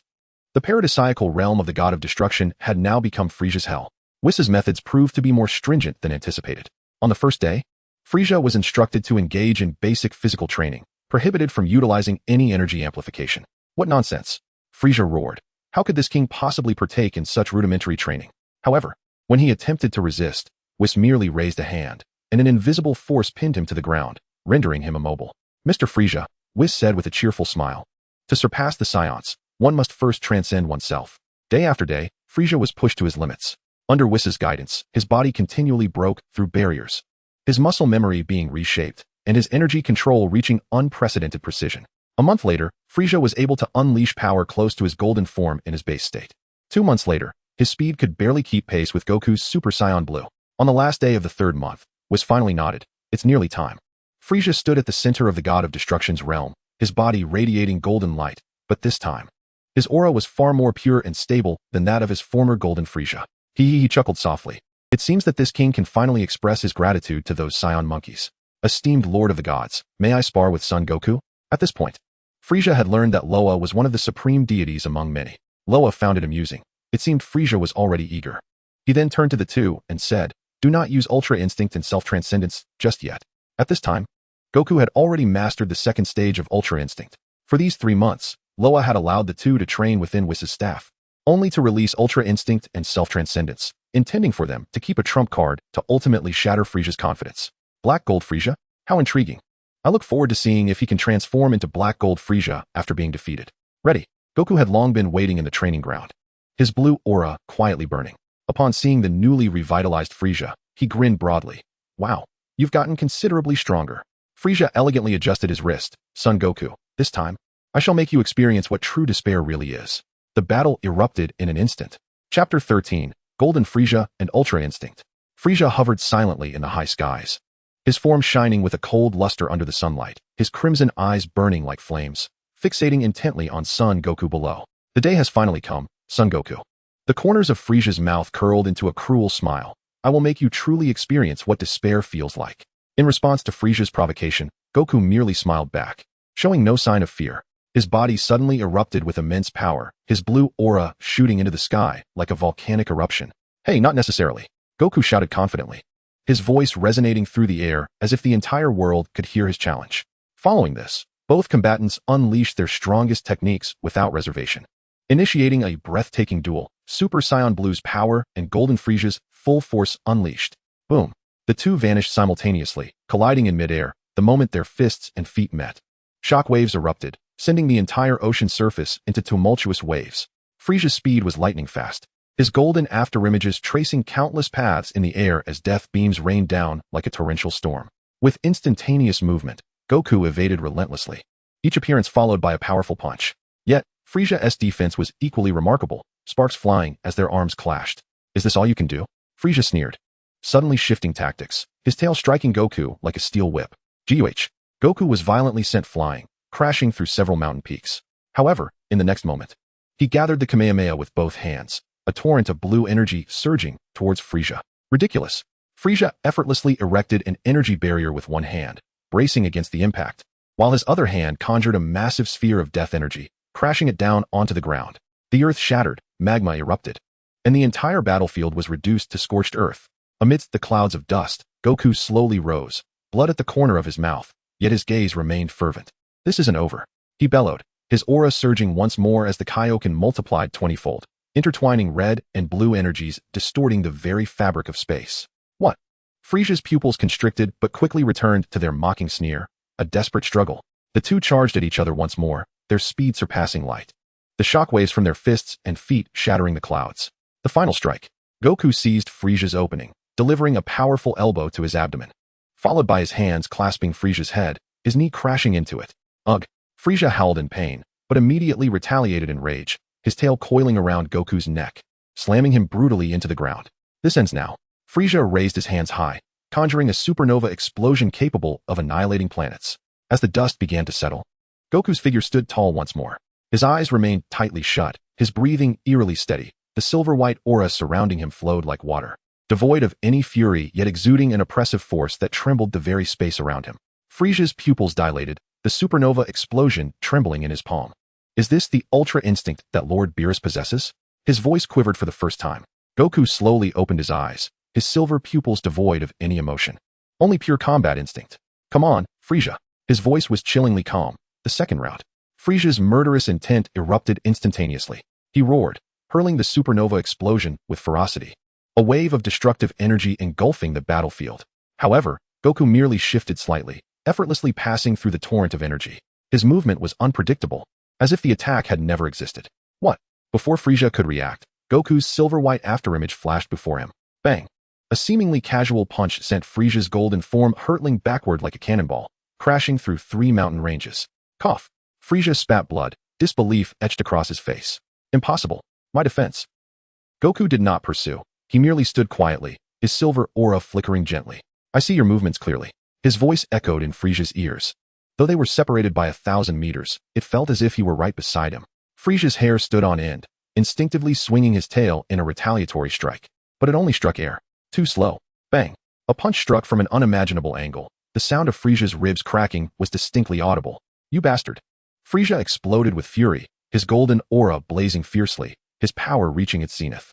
His speed surged dramatically, and death beams rained down like a torrential storm, each one potent enough to annihilate a city.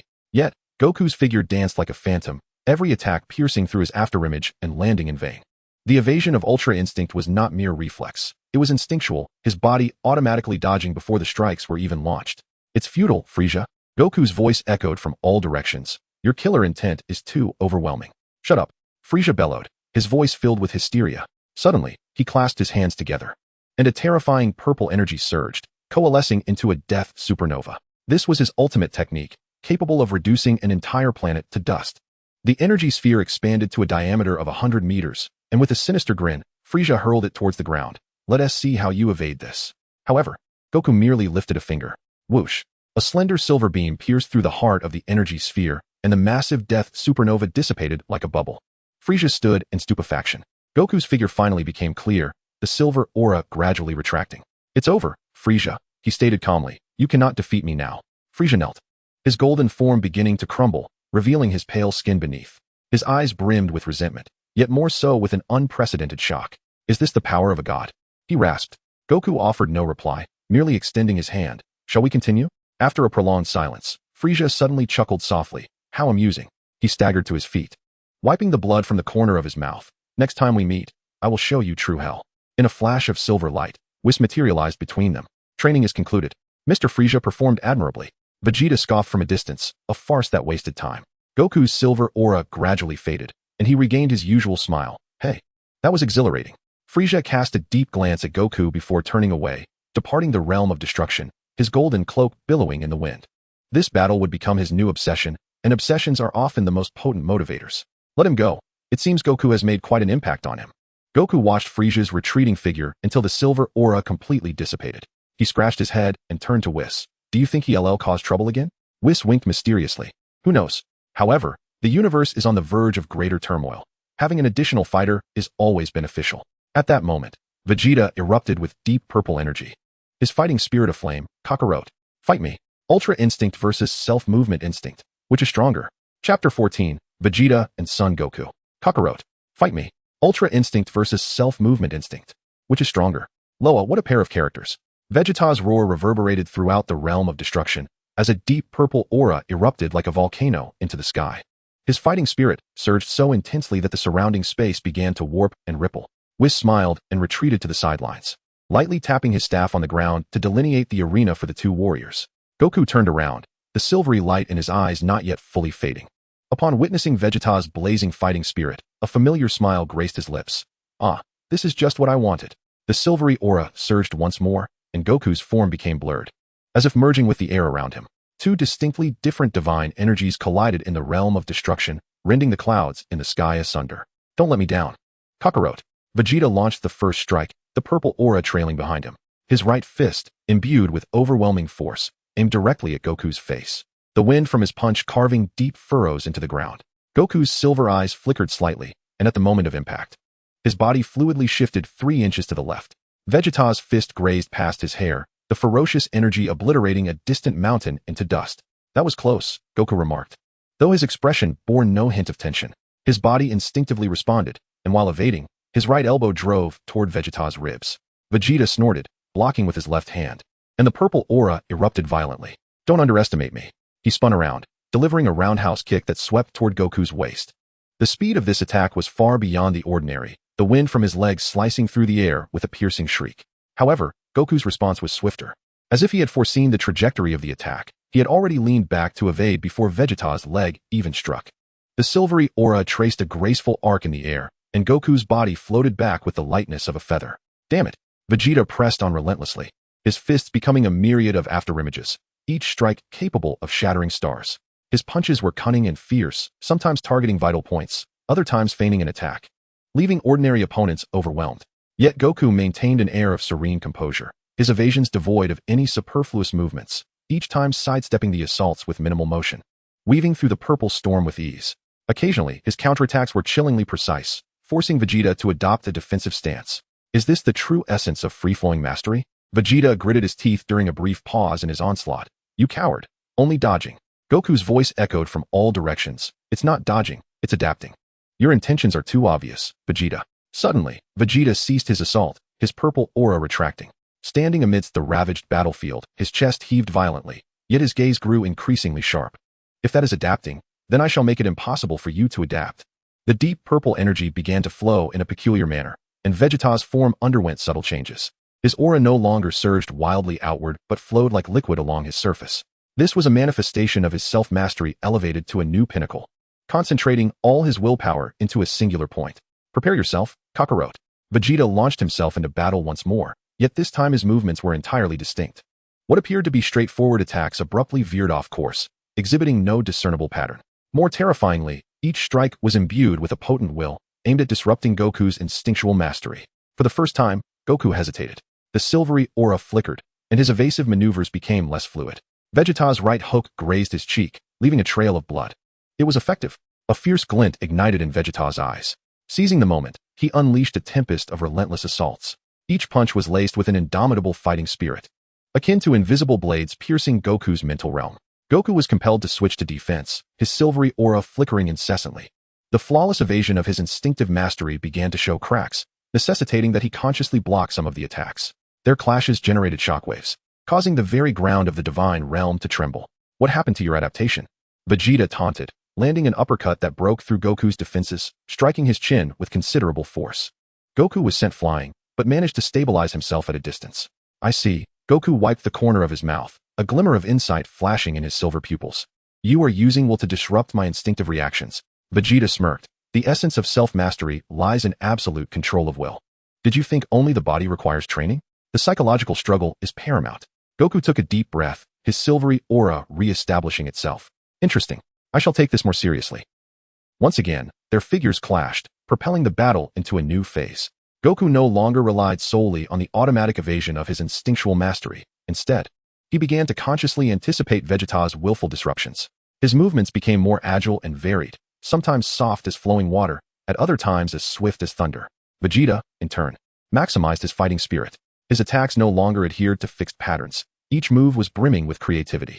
The purple aura occasionally coalesced into blades, at times expanding into nets, attempting to seal off all of Goku's escape routes. Death Flash. Vegeta suddenly altered his strategy, unleashing dozens of purple beams from his fingertips. These beams did not travel in straight lines, but rather traced bizarre arcs in the air, encircling Goku from all directions. Goku crossed his arms before his chest, forming a perfect shield with his silvery aura. The beams collided against the shield, igniting dazzling sparks. At the very moment when the energy radiance peaked, Vegeta had already surged forward to Goku's face, driving his knee forcefully into his abdomen. With a thunderous impact, Goku bent over from the blow. Yet, almost simultaneously, his right palm shot toward Vegeta's chest. Vegeta hastily blocked, but was still sent staggering back several hundred meters. A splendid counterattack, Vegeta regained his footing, a thrill evident in his smile. Now that is more like it. Goku grinned back. You're not too shabby yourself, managing to breach my defenses. Their auras surged once more, preparing for one final clash. Just as the tension reached its zenith, Whis's voice resonated. That will be enough, gentlemen. With a gentle tap of his staff upon the ground, an invisible barrier emerged, separating the two warriors. Whis smiled knowingly and remarked, if this continues, Lord Beerus shall become irate. He gestured around, revealing the destruction that had befallen the god of destruction's realm. Goku and Vegeta finally took note of the once beautiful domain, now marred beyond recognition. The ground lay fissured, mountains had crumbled, and even the sky was riddled with cracks left by energy shockwaves. Humph! Vegeta's fierce demeanor softened. Yet the fire of battle in his eyes remained undiminished. Next time, we shall settle the score, Kakarot. Goku, having relinquished his ultra instinct state, let the silver aura dissipate gently. I am always ready, he replied, scratching his head. Your ultra ego is truly remarkable. It has somehow identified the weaknesses of my ultra instinct. Vegeta crossed his arms, a smirk playing on his lips. Humph, your ultra instinct isn't lacking either. However, remember, no state is without its flaws. He turned to walk away, pausing momentarily. Next time, I will unravel it completely. Goku watched Vegeta's retreating figure, a smile of anticipation gracing his face. He understood that this exchange was merely a prelude. The competition between Ultra Ego and Ultra Instinct would propel them to unprecedented heights. Whis observed their interaction, a glimmer of satisfaction illuminating his eyes. It appears that the Guardians of Universe 7 have made further progress. Chapter 15. Bestowing the Apprentice God position. Loya stepped out of Beerus's temple, his pure white robe fluttering gently in the divine breeze. He gazed at the two warriors who had just concluded their sparring, a faint smile playing on his lips. Marvelous, Loya applauded softly, his voice like a clear spring flowing over stones. Your current strengths are commendable. Goku, invigorated, instantaneously teleported before Loya. Master Loya, do you think I am ready to spar with you? Loya's expression turned to one of bemusement as he ruffled Goku's unruly hair. Goku, you still have much to strive for. He pointed towards Beerus, who was nonchalantly grooming his paws. You cannot even best a kitten, so let us not entertain the notion of sparring just yet. Goku followed Loya's gaze and met Beerus's warning glare. Instantly recalling the last time he witnessed Loya nearly bring Beerus to the brink, he instinctively recoiled. Enough, Loya waved his hand, retrieving an exquisite tea set and chairs from his spatial ring. Let us sit. It is time to discuss your next steps. The system suddenly chimed in his mind. Host, you certainly know how to indulge in life. Silence. This is called flair, Loya retorted inwardly, gracefully pouring tea for the three of them. There are now 3 paths you may choose, Loya said, taking a delicate sip of tea and raising one finger. The first path is that of the gods. His fingertips shimmered with a silvery glow, embodying the mastery of Ultra Instinct exclusive to deities, or the Ultra Ego unique to the god of destruction. The light bifurcated, forming ethereal images of Goku and Vegeta. You have currently grasped the rudimentary stage, but achieving complete mastery remains exceedingly challenging, as the light suddenly becomes quite unstable. Vegeta furrowed his brow. What do you mean? Loya set down his teacup and spoke succinctly. To attain ultimate freedom, one requires a completely serene mind, while to achieve self-mastery, one must possess an indomitable fighting spirit. He glanced at Goku, noting his restlessness, and then turned to Vegeta, whose determination bordered on obsession. Goku scratched his head and chuckled foolishly, while Vegeta merely snorted in response.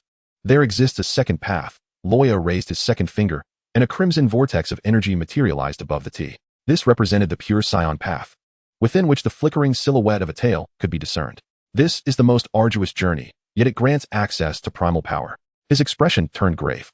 To embark on this path, you must reclaim the Saiyan's most fundamental trait, the tail. Goku and Vegeta instinctively reached for the base of their spines, their faces etched with confusion. Beyond Super Saiyan 3 lies an even higher realm, Loya gestured, and the vortex revealed 4 evolving Saiyan forms, Super Saiyan 4 and the elusive Super Saiyan 5. A glimmer of nostalgia flickered in his eyes as he recalled the immense power of Super Saiyan 5. Suddenly, the tea began to boil, only to freeze instantly into ice. The third path. Loya raised his third finger, enveloping the tea table in a pure white light, the path of the white god. Within the radiance, a more formidable and dignified silhouette of Loya emerged. This may not be overly challenging for you now, he continued, his fist clenching, causing the white light to tremble violently. It requires tremendous anger, greater than the despair of losing Krillin. Goku's expression froze, and the teacup shattered in his grasp. Even I, at that time, Loya's voice grew somber, only managed to tread this path through near-death experiences. The system interjected. Host, when have you ever faced near-death? It was I. Silence. That is merely a rhetorical device, Loya reprimanded internally. Vegeta, in a rare display of humility, inquired, which path is the strongest? Loya chuckled softly, and the 3 ethereal forms dissipated simultaneously. There is no strongest path, only the one that suits you best. He paused. However, if you wish to push your limits, you may attempt my approach, but my bloodline and opportunities are unlike yours. He rose, his pure white robe billowing without wind. I suggest you pursue the second path first, reclaim your tails. After all, a rift in space has opened behind me. The essence of the Saiyan is your greatest advantage. Goku and Vegeta exchanged a glance, a familiar fighting spirit igniting within them. Contemplate this well. I shall visit the king of all. Just as Loya placed one foot into the rift, he turned back. Whis, accompany me.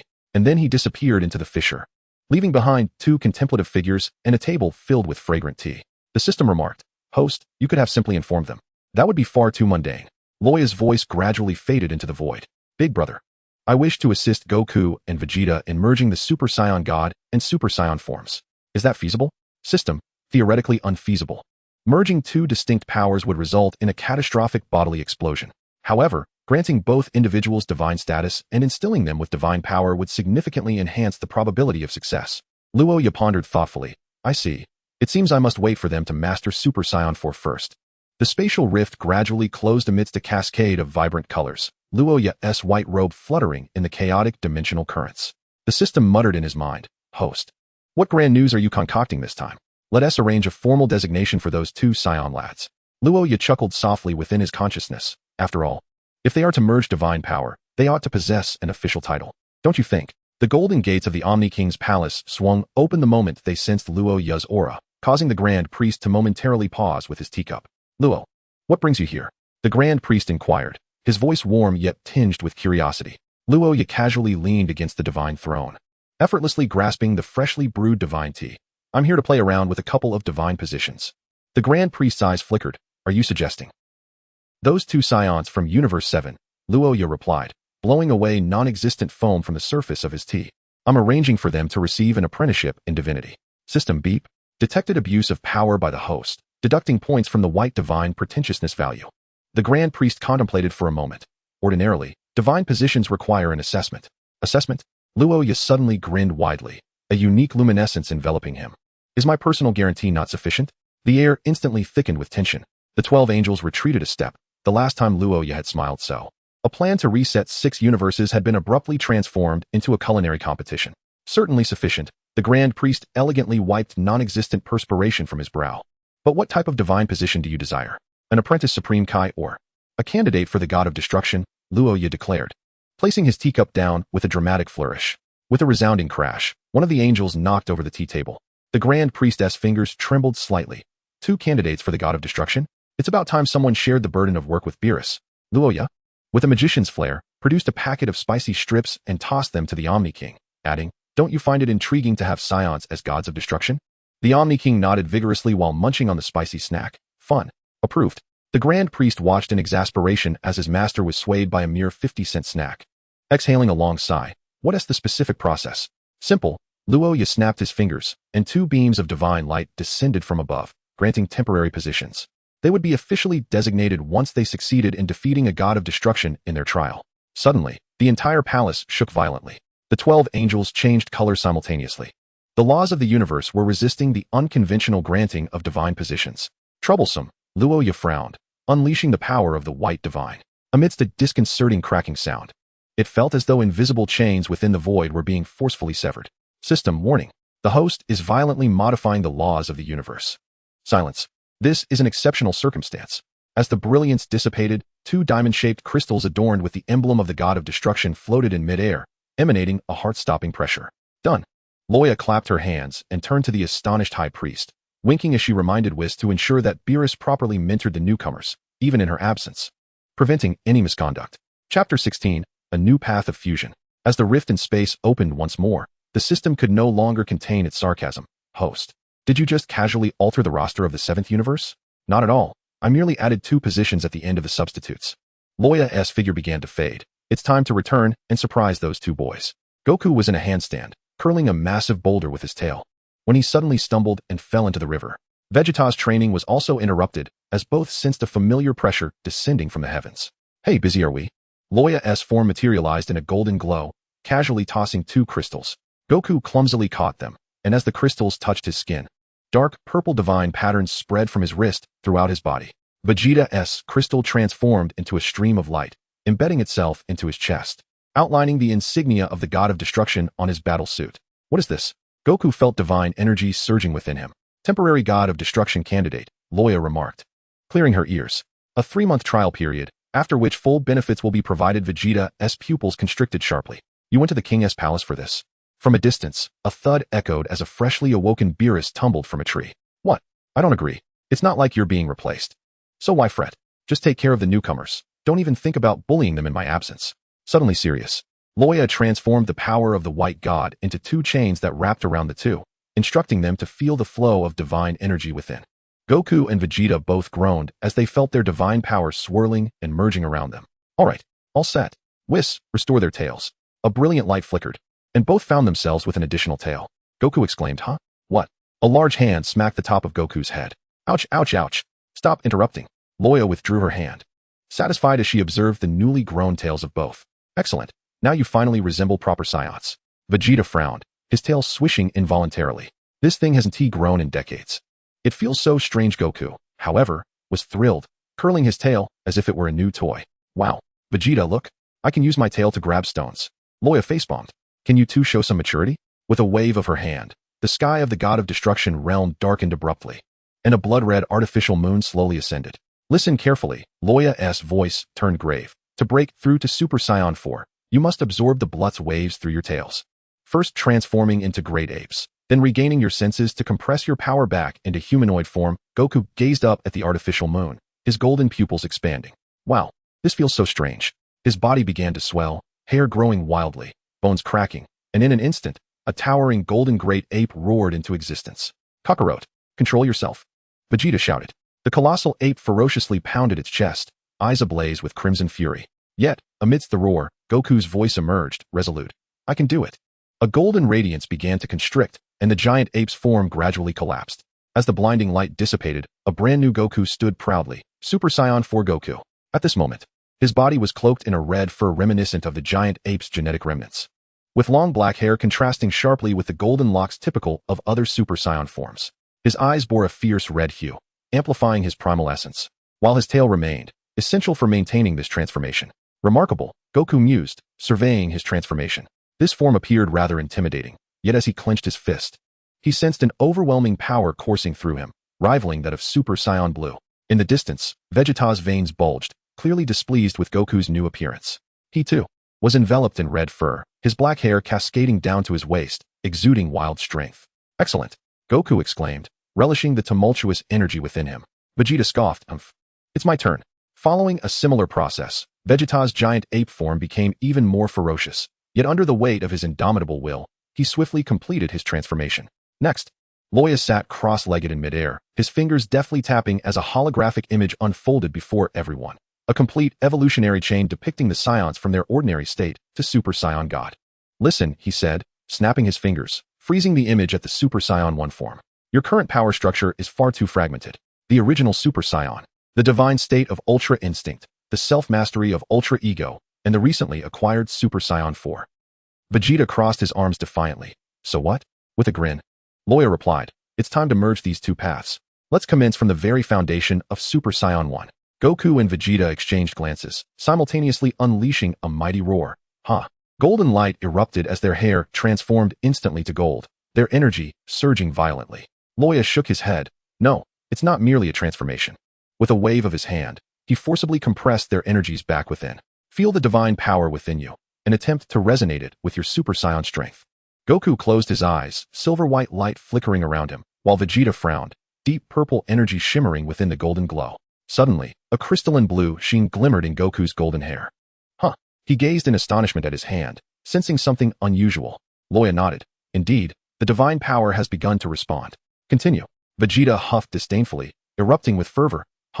Within his golden aura, blue divine patterns emerged like veins, signaling the evolution of his Super Saiyan form. His hair remained golden, yet his pupils transformed into a serene blue. The energy no longer merely chaotic but infused with the majestic pressure of Super Saiyan God. Is this the form of Super Saiyan 1 God? Vegeta pondered, clenching his fist as he felt the harmonious power within him. Loya smiled with satisfaction. Very good, but it still lacks stability. Now, endeavor to thoroughly infuse the essence of the divine into the very bloodline of the Super Saiyan. Goku inhaled deeply as silver and golden lights intertwined around him, culminating in an explosive transformation. His hair remained golden, yet the tips were tinged with divine blue, and his aura no longer surged forth in jets, but rather flowed around him like a river, resembling a divine armor. Wow, what a marvelous sensation, Goku exclaimed, unleashing a fist, as a wave of blue-gold energy pierced through distant mountains. Vegeta, unwilling to be outdone, growled while making his final adjustments. His form became more formidable, with dark blue glimmers weaving through his golden hair, and his aura sharp as a blade, perfectly merging the blue essence of the Super Saiyan with the innate combat instincts of the Saiyan race. Loyal applauded, excellent. The Super Saiyan 1 divine fusion is complete. Next, you shall proceed to achieve divine fusion in all forms. Super Saiyan 2, 3, 4, and even the future 5. Goku leaped with excitement. Fantastic. Vegeta, let us continue. Vegeta snorted, yet a fierce determination curled at the corners of his mouth. Humph, do not hinder me, Kakarot. You must stabilize your current form before continuing towards the fusion of Super Saiyan 2. Do not expect to ascend in one leap. In the distance, Beerus munched on dried fish, muttering, these two monsters. Whis smiled. It appears the 7th universe is on the cusp of a new legend. Chapter 17. The tournament between the 6th and 7th universes. The sky of the Destroyer realm suddenly split open, revealing a dazzling rift in space-time, through which two figures descended. The Destroyer of the 6th universe, Kampa, swaggered forth, followed closely by his angel, Vados. Beerus, napping lazily atop a tree, suddenly twitched his nose and opened his eyes wide. That irritating presence. Kampa. Beerus, you remain as disheveled as ever, Kampa grinned, casually snatching a delicacy that Whis had just arranged and stuffing it into his mouth. Quite delightful.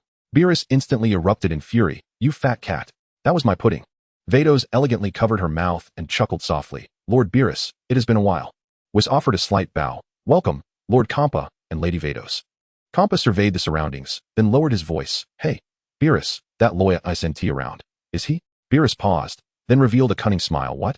Are you afraid of him? Nonsense. Kampa's plump face turned crimson. I simply wish to avoid unnecessary complications.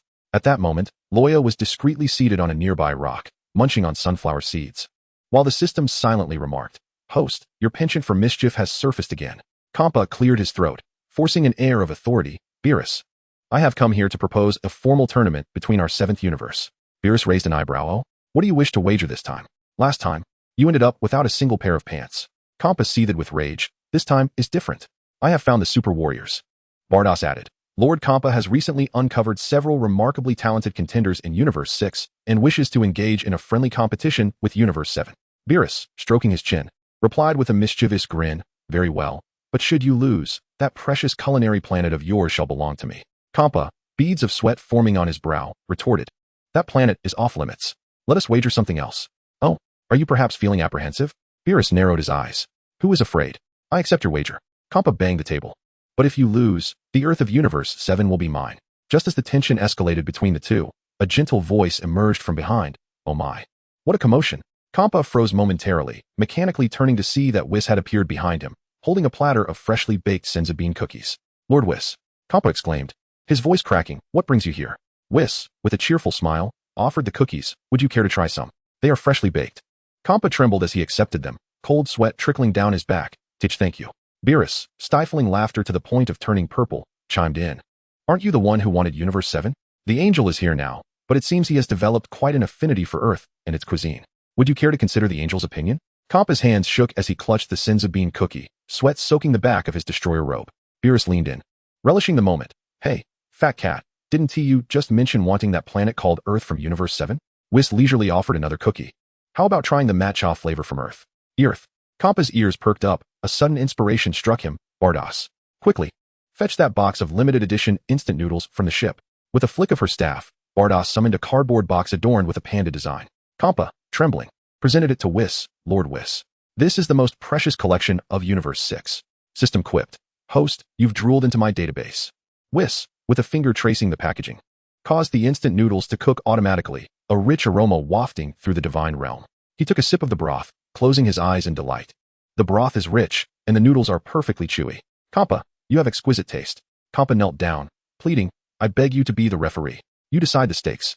Whis wiped his mouth. "Very well, the match will be best of 3. The stakes are as follows." He snapped his fingers, and a luminous screen unfolded. "If Kampa loses, all rare ingredients produced by Universe 6 for the next century shall be supplied directly to Universe 7. If Beerus loses, Earth from Universe 7 will be integrated into the cafeteria of Universe 6. Beerus jumped up in protest. "Wait, this is not an equal wager." Whis smiled. "Let us add one more condition. The losing destroyer shall massage the back of the winning destroyer for a century." Kampa and Beerus. The arena, the stellar combat arena, suspended among the stars, crafted by Whis. Rules: each round consists of 11 fighters, and no fighter may be repeated. Referee: Whis, munching on the chocolate bars gifted by Kampa. First battle: Android 18 versus Wolbury. The werewolf warrior from Universe 6 charges forward with a fierce assault. Wolbury's claws tear through the air, howling claw of 1,000 fangs. With one hand casually tucked into his pocket, a flash of blue light flickered in his pupils. He pivoted, raised his knee, and executed a swift chop to the neck. Thud. Wolbury's face met the arena floor. "Luo, you raised a sign. Time taken, 7 seconds. Oh. Deep breaths, deep breaths. Dizziness is a normal reaction." Xiang Pa banged the ground. "This robot is cheating." The second battle, Bike versus Frost. The hypocritical fighter from the 6th universe initiated a sly maneuver. Frost launched a poison needle with a sly apology. "Sorry about that." Bike's cape billowed as he unleashed the magic convergence light killing cannon, striking first. Boom. The poison needle vaporized, pinning Frost against the barrier. A wretched soul. Bike withdrew, leaving the arena. Luoya flicked away the remnants of the poison needle. Frost is banned from the next 3 tournaments. Luoya cried. "Beerus, go." Destruction. Frost meets his demise. The third match, Son Gohan versus Gabe. "Gabe, please, teach me." A mysterious form of platinum flame swirled. The scholar of the gods mode. He lightly tapped Gabe's forehead. "Energy should flow like this." Third battle, Son Gohan versus Hit. Hit's fist tore through the air, creating a sharp crack, striking brutally against Gohan's crossed arms. It was not merely the sound of bone colliding with flesh. It resonated like a massive hammer crashing against tempered steel. A shattering sound that pierced the soul. Ugh. The excruciating pain surged through his nerves like a high-voltage current. His vision abruptly turned a vivid crimson, soon engulfed by an overwhelming darkness. Gohan plummeted like a meteor propelled by immense force, heavy and irrevocably descending from the sky. The wind screamed past his ears, stinging his cheeks, yet felt astonishingly distant. Shattered fragments of his orange martial arts uniform mixed with splattering droplets of blood, trailing a mournful crimson line behind him. The earth below rapidly expanded. There was no buffer, no miracle. Boom. The deafening impact resonated alongside the earth's anguished groan. Son Gohan's body crashed into the ground, and a violent shockwave erupted in a perfect circle, sending everything within dozens of meters flying, pulverized into dust. Smoke and dust billowed skyward. forming a grayish-yellow mushroom cloud that obscured the dim stars above. At the center of the crater, Son Gohan lay contorted, embedded in the scalding rubble. Half his body covered in dark soil and his own congealed blood. He struggled to open his swollen eyelids, his vision filled with hazy, blood-tinged shadows. Each feeble breath tugged at the shards of pain throughout his body, and every heartbeat reverberated like a drum in his chest, disorienting his consciousness. He attempted to move a finger, but was met only with debilitating numbness and uncontrollable tremors. The golden aura of Super Saiyan form had long since extinguished. Akin to a candle doused with cold water, leaving not a single spark behind. The Saiyan blood that surged within him now felt as frigid as the ice of the polar extremes. The spectators below held their breath for Son Gohan. Vegeta muttered, "Trash." Chapter 18, The Tournament of Power. Super Saiyan. The voice of Hit was low and unwavering, cutting through the pervasive haze like an icicle piercing Gohan's eardrum. Merely a facade of light. Once, Gohan's golden aura erupted like the sun, his furious roars shaking the very heavens. Each punch he threw possessed the might to tear through space, every kick capable of shattering mountains. Yet, every assault fell short, not blocked, nor neutralized, but as if Hit had never truly existed at the location of his attacks. What Gohan's fists penetrated were mere remnants of air, and the shards from his kicks were but illusory shadows. Hit's movements were stripped to their essence, devoid of any excess. A barely perceptible sidestep, a minuscule retreat. Even the slightest shift of his shoulder evaded Gohan's most fervent strikes by a hair's breadth. The fluidity of his actions resembled a performance rehearsed countless times, imbued with a despair-inducing precision and composure. Then came the counterattack, swift, surpassing the limits of perception, heavy enough to obliterate all defenses. Loya remarked thoughtfully, "It is time for the slumbering tiger to awaken." Gohan, leaning on his knee, struggled to rise, his body swaying from exhaustion. He lifted his gaze to the void where Hit had vanished, a face streaked with blood and sweat slowly contorting into a near-manic grin. His teeth were stained crimson, yet his eyes shone like burning stars.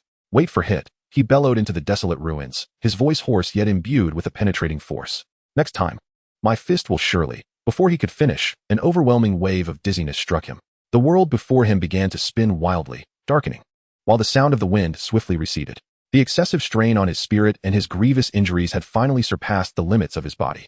He slumped forward, losing consciousness, collapsing onto the cold, barren earth.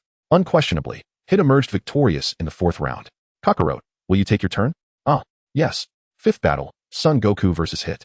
Son Goku tossed a Senzu bean to Hit, explaining that it would restore his energy to its peak. On the arena of the Universe Martial Arts Tournament, Goku and Hit stood opposed. In the audience, Kampa, Beerus, Whis, and the gods of destruction all focused intently on this climactic confrontation. The battle commenced. Hit, hands in pockets, gazed coldly at Goku. "Your energy is formidable, but still insufficient." Goku grinned broadly, his entire being erupting in a brilliant blue aura as he instantly transformed into Super Saiyan Blue. The fight erupted. Goku attacked with the ferocity of Super Saiyan Blue, his fists and feet striking like lightning. Yet Hit's time-skipping ability allowed him to anticipate Goku's strikes by a full 0.1 seconds. The two engaged in a fierce clash, their punches intertwining, energy surging in every direction. Remarkable. Hit is holding his own against Goku. The audience murmured in excitement. Vegeta clenched his fists. This fool is making the same mistakes again.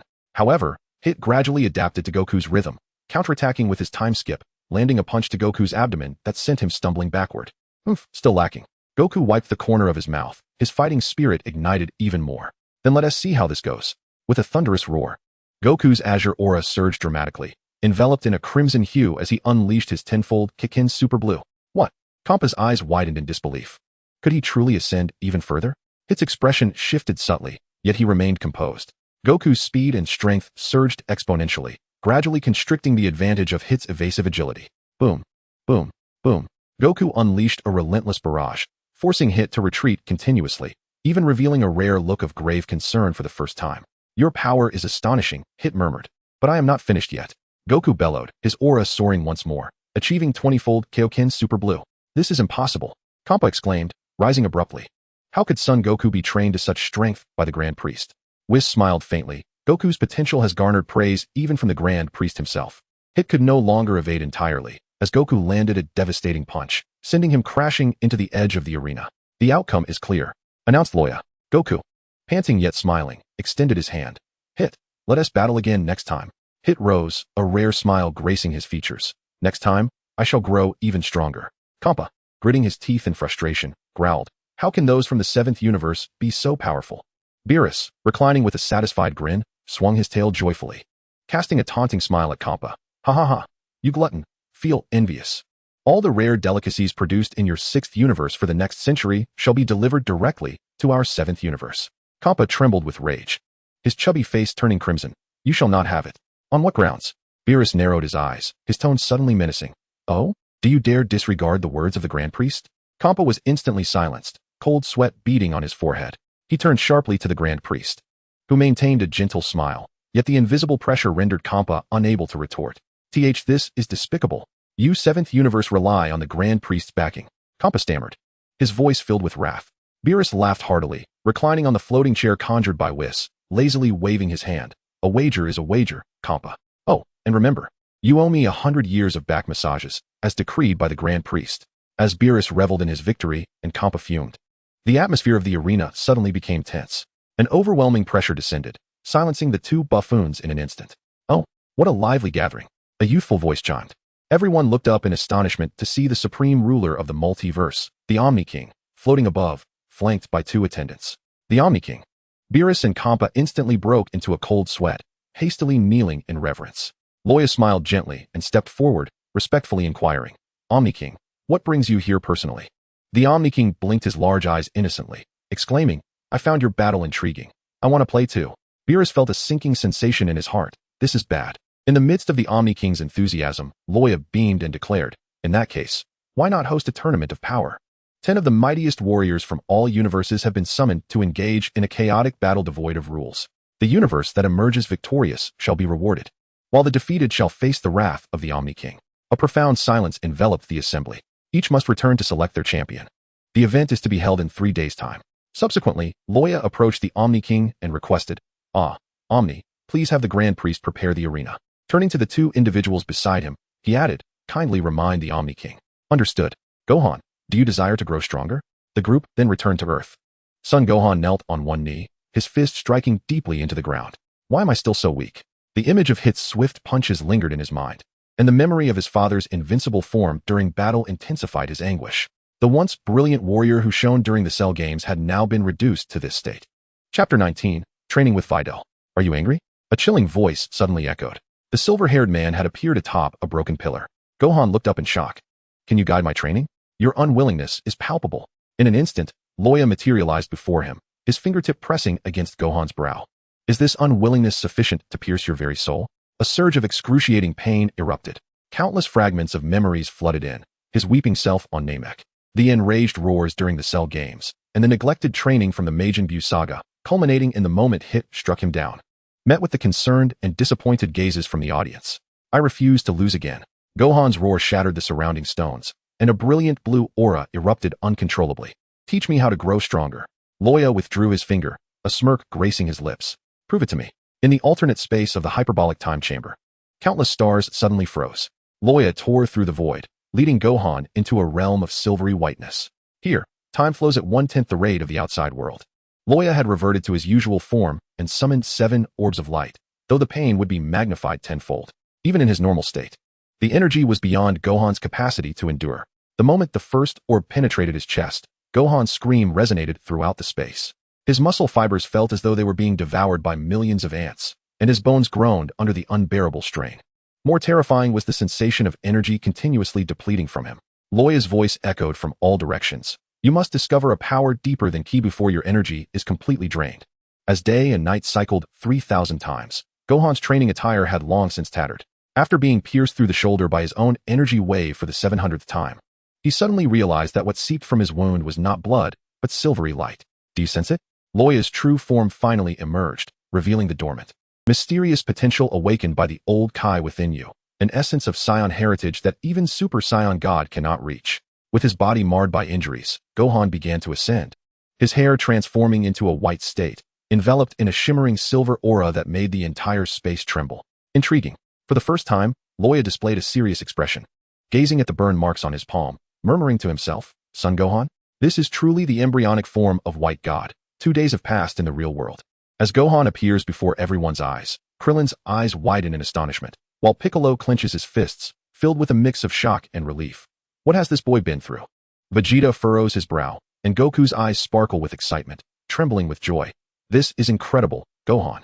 The sensation is even purer than Super Saiyan Blue. Perhaps it can rival Ultra Instinct. Let us have a match. Gohan. Kakarot. This is not the time. Vegeta barks angrily. At this moment, Beerus is deeply troubled by the absence of the 10th fighter. Oh dear, this is quite troublesome. Time is running short. Vegeta, crossing his arms, scoffs. If it comes to that, we might as well let Yamcha take the stage. In the distance, Yamcha jolts awake. Wait, I'm not ready to die yet. Just then, Goku suddenly claps his hands. That's right. We can summon Frieza. The arena falls silent. Piccolo's forehead veins bulge. Are you serious, Goku? That guy may be evil, but his strength is undeniable. Goku scratches his head and chuckles, and if he loses, he'll be erased by the Omni King. Surely he wouldn't want to disappear, would he? Beerus squints. That's indeed a possibility. Just as everyone hesitates, the previously silent Loya suddenly raises his hand. Swish. 10 breaths later. Swish. When Loya's hand returns from the void, it holds something. To be precise, it is the nape of a certain cosmic emperor. Frieza looks utterly disheveled. Krillin is the first to burst into laughter. The crowd erupts into a chorus of laughter. Oh dear, Whis covers his mouth with his staff. Mr. Frieza's appearance today is quite unique indeed. Vegeta, arms crossed, smirks. Humph, serves him right.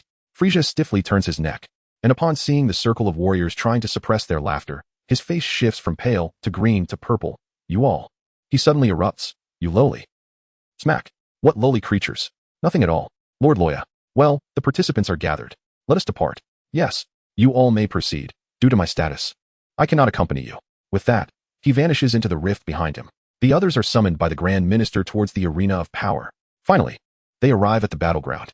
With a dazzling flash of light, the warriors of Universe 7 materialize on the colossal stage of the Void Realm. Surrounding them, the gods of destruction and supreme Kais from various universes cast either disdainful or wary glances. Humph, has Universe 7 finally arrived? In the proud team of Universe 11. Topo scans them coldly. Oh dear, they don't seem impressive at all. Brianna from Universe 2 chuckles behind her hand, her teammates joining in with mocking laughter. Frieza's forehead veins bulge, but under Loya's intimidation, he can only chuckle sinisterly. Soon you shall understand the true meaning of terror. As Wukong excitedly scanned his surroundings, he exclaimed, wow, so many formidable beings. That red-haired giant appears exceptionally powerful. He pointed at Jiren, his eyes ignited with fervent combat spirit. Vegeta scoffed, do not underestimate, Kakarot. Our opponents this time are no trifles. Gohan took a deep breath, his silver pupils shimmering slightly, within his true vision. The energy flows of various cosmic warriors were vividly apparent. He murmured to Piccolo, Uncle Piccolo, some of their auras feel quite unsettling. Piccolo nodded, indeed. It seems this time will not be an easy endeavor. Ladies and gentlemen, welcome to the Universal Power Tournament. The Grand Priest hovered in the sky, his gentle yet authoritative voice resonating throughout the arena. The rules are simple. The universe that remains on the stage after 48 minutes shall be the victor, while the defeated will be erased by Lord Zeno. A profound silence enveloped the venue, the tense atmosphere nearly palpable. Seizing the moment before the match commenced, Beerus lowered his voice and addressed the group. Listen, this is not the time for solitary battles. We must collaborate. Collaborate? Frieza retorted with a mocking smile. With this band of Saiyan monkeys? Silence. Frieza, Vegeta coldly interjected. If you wish to perish, you may leap off yourself. Wukong scratched his head and chuckled. Well, let us just do our best to avoid elimination. By the way, Gohan, can your new abilities discern anything? Gohan's expression turned grave. Some of their energy flows are peculiar, as if forcibly enhanced by some power. Especially that red-haired warrior from Universe 11. His strength is unfathomable. With a smile, the Grand Priest raised his hand, signaling the commencement of the match. Chapter 20. The Fusion Warrior Jiren. Boom. In an instant, the arena erupted into chaos. Wukong, Vegeta, Android 17, Android 18, and Frieza, the 5 formidable warriors, charged forth like arrows released from a bow. Leading the charge, Wukong soared like a blazing comet, hurtling towards Topo. His speed was akin to lightning, and within the blink of an eye, he closed the distance to Topo. However, just as Wukong was about to engage Topo, a horde of uninvited guests suddenly appeared in his path. They emerged like phantoms, obstructing Wukong's advance. Noticing this, Wukong furrowed his brow slightly, but did not halt his momentum. With a swift movement, he evaded the attackers and darted through the throng like a specter, defeating each assailant in succession. Once he had dispatched these foes, Wukong finally stood before Topo. Yet, as his gaze fell upon Topo, he was struck by a startling revelation. Topo's strength was astonishingly formidable. As Wukong marveled, his peripheral vision caught sight of Jiren nearby. He observed Jiren effortlessly dispatching an enemy with nothing more than a glance, sending them crashing out of the arena. A wave of astonishment washed over Wukong as he realized that Jiren was undoubtedly a terrifying adversary. Thus, he halted, locking eyes with Jiren. The gazes of the two individuals converged, akin to two bolts of lightning colliding in the sky. They scrutinized one another, attempting to glean insights from each other's eyes. Goku's lips curled into a subtle smile, his eyes ignited with fervent combat desire, and he lunged toward Jiren, his fist slicing through the air with a howling wind. Jiren deftly sidestepped, effortlessly evading the blow, and retaliated with a swift palm strike aimed at Goku's chest, moving with the speed of lightning. Goku reacted swiftly, leaping backward to create some distance.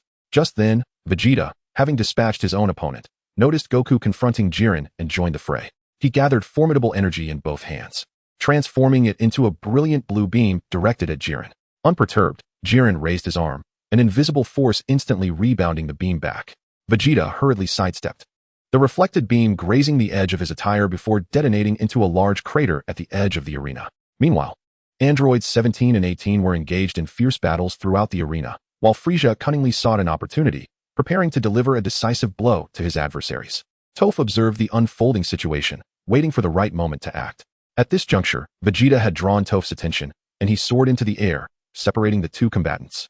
Before locking eyes with Toph, without hesitation, Vegeta transformed into Super Saiyan Blue and charged forward, delivering a powerful punch that sent Toph flying. Instantly, Toph regained his composure and surged back into the fray. Seizing the moment when Vegeta had just evaded, Toph lunged at him like a fierce tiger. As Vegeta steadied himself, he sensed a formidable presence approaching from behind. He swiftly turned, fists clenched, to meet Toph's oncoming attack. Their fists collided with tremendous force, unleashing a powerful shockwave that swept across the surroundings, causing the lesser opponents to stagger. Simultaneously, the battle raged on between androids 17 and 18. One enemy, taking advantage of 17's distraction, attempted a sneak attack from behind. However, 18 reacted with lightning speed, delivering a kick that sent the assailant flying, exclaiming, "17, be careful." 17 glanced back in gratitude before re-engaging in the fight. Amidst the chaotic battlefield, Frieza slithered like a cunning serpent, stealthily inching closer to Jiren. A sly smile crept across his lips, as if he were envisioning Jiren's impending defeat. Just as Jiren focused intently on fending off other foes, Frieza struck, launching a purple beam like a bolt of lightning aimed directly at Jiren's back. Yet, as if he possessed eyes on the back of his head, Jiren slightly turned, allowing the lethal beam to whiz past him, leaving merely a singed mark on his clothing. Jiren, with an impassive expression, turned his head and coldly regarded Frieza, his gaze akin to that of one surveying an inconsequential insect. Without hesitation, he raised his hand, unleashing a powerful energy wave that surged toward Frieza like a cannonball. Frieza, quick on his feet, deftly evaded the energy wave, undeterred, continuing to dart around the arena in search of new offensive opportunities. At this moment, on the arena, the fighters engaged in a fierce exchange, each strike resonating with raw power and finesse. The battle intensified, with neither side willing to yield, each competitor steadfast in their resolve. As time ticked away, the number of participants dwindled, leaving only 6 individuals on the stage: Sun Wukong, Vegeta, Gohan, Frieza, Jiren, and Toppo. Each face radiated a blend of pride and confidence, for they were the elite of this contest, unwilling to concede easily. Suddenly, Sun Wukong and Vegeta exchanged a knowing glance, a silent understanding passing between them as they advanced towards Jiren. "Vegeta, let's go?" Sun Wukong called out. "Don't order me around," Vegeta retorted sharply. Yet his feet betrayed no hesitation as he rushed alongside Sun Wukong toward Jiren. Kakarot. Jiren's presence was marked by an aura of intense energy, illuminating the void with contrasting white and purple flames. Sun Wukong shimmered in a silvery aura, his hair defying gravity as he moved with a fluid grace. Embodying the essence of freedom from thought, his body instinctively countered Jiren's tempestuous onslaught. In contrast, Vegeta unleashed a deep blue energy, his strikes imbued with a primal ferocity, each punch echoing the will to shatter stars. Jiren remained stoic, but a flicker of seriousness crossed his eyes as his fists accelerated, tearing through the fabric of space itself. The shockwaves from their clash reverberated around the arena. As the harmonious interplay of Sun Wukong's evasive maneuvers and Vegeta's relentless aggression matched the strength of the mightiest warrior from Universe 11. The audience gasped in awe. "Incredible. Kakarot, have you noticed the earrings on Jiren's ears?" Vegeta suddenly inquired. At this, Sun Wukong's gaze fell upon Jiren's earrings, a glint of surprise flashing in his eyes. "Ah, I had already noticed he was a fusion," Vegeta exclaimed. "But Jiren hasn't he even unleashed his full power yet?" Just then, Beerus interjected with a gasp. "Ah, Belmod, you sly one. With those Patera earrings, Jiren's strength has surpassed that of a god of destruction. This match is utterly unfair." Upon hearing Beerus, the atmosphere grew tense. The Grand Priest's expression shifted slightly as he scrutinized Jiren's earrings. After a moment, The Grand Priest turned to search for the presence of Zeno, only to discover, to his astonishment, that Zeno had vanished. The Grand Priest, realizing this, quickly informed Zeno, "Someone has used the Patera earrings." Zeno, however, remained unfazed, smiling as he replied, "Oh, it's fine, Grand Priest. It looks splendid," relieved by Zeno's indifference. The Grand Priest announced loudly, "Everyone may use the Patera earrings in this competition." Upon hearing this, the Kaioshin promptly removed his Patera earrings and offered them to Wukong and Vegeta. "Vegeta, what do you think? Shall we use the earrings?" Wukong asked, holding the earrings in his hand and turning to Vegeta. Vegeta hesitated briefly before declaring, "Loya once said that our fusion makes us invincible." A brilliant white light illuminated the entirety of the Void Realm, revealing an indomitable figure before all present. Chapter 21, Vegeta's Majesty Overall. The Radiance. A fusion of the shimmering silver of Ultra Instinct and the profound purple of self-actualization resembled the first ray of dawn at the dawn of creation, instantaneously devouring all colors of the Void Realm. The light was not blinding. Rather, it bore an absolute pressure that resonated with the very essence of existence, as if the universe itself held its breath for this newly birthed entity. As the luminescence receded, a figure hovered at the center of its dissipating glow. Vegeta. He was not merely the sum of two individuals. His silver-white and deep purple hair flowed like liquid stars, each strand shimmering with the pure brilliance that transcends consciousness, while the profound purple aura surrounding him roared like the boiling essence of the cosmos, entwined with the ferocious will of self-actualization that obliterates all. The two opposing forces, extreme calmness and extreme fury, perfect harmony and total destruction, achieved an unprecedented symbiotic unity within him. His gaze was captivating. The left eye, a silver that perceived all, was as deep as the starry sky, while the right eye, a burning purple filled with martial fervor, was as wild as the Earth's core. Simply standing still, the surrounding space emitted a low rumble, burdened by an overwhelming presence that rendered even the distant gods observing the battle breathless. Jiren, Vegeta spoke, his voice a flawless amalgamation of Goku and Vegeta's tones, imbued with a calmness that concealed a power capable of tearing apart galaxies. "Come, let me witness the limits of your despair." At these words, Jiren took a deep breath, and his crimson aura surged violently, akin to a provoked beast. His gaze sharpened, the martial spirit swirling like a tangible storm within the Void Realm. "Come on. I will not be easily defeated," Jiren growled, vanishing from sight in an instant. Almost simultaneously, he reappeared before Vegeta, his right fist enveloped in destructive energy, striking fiercely.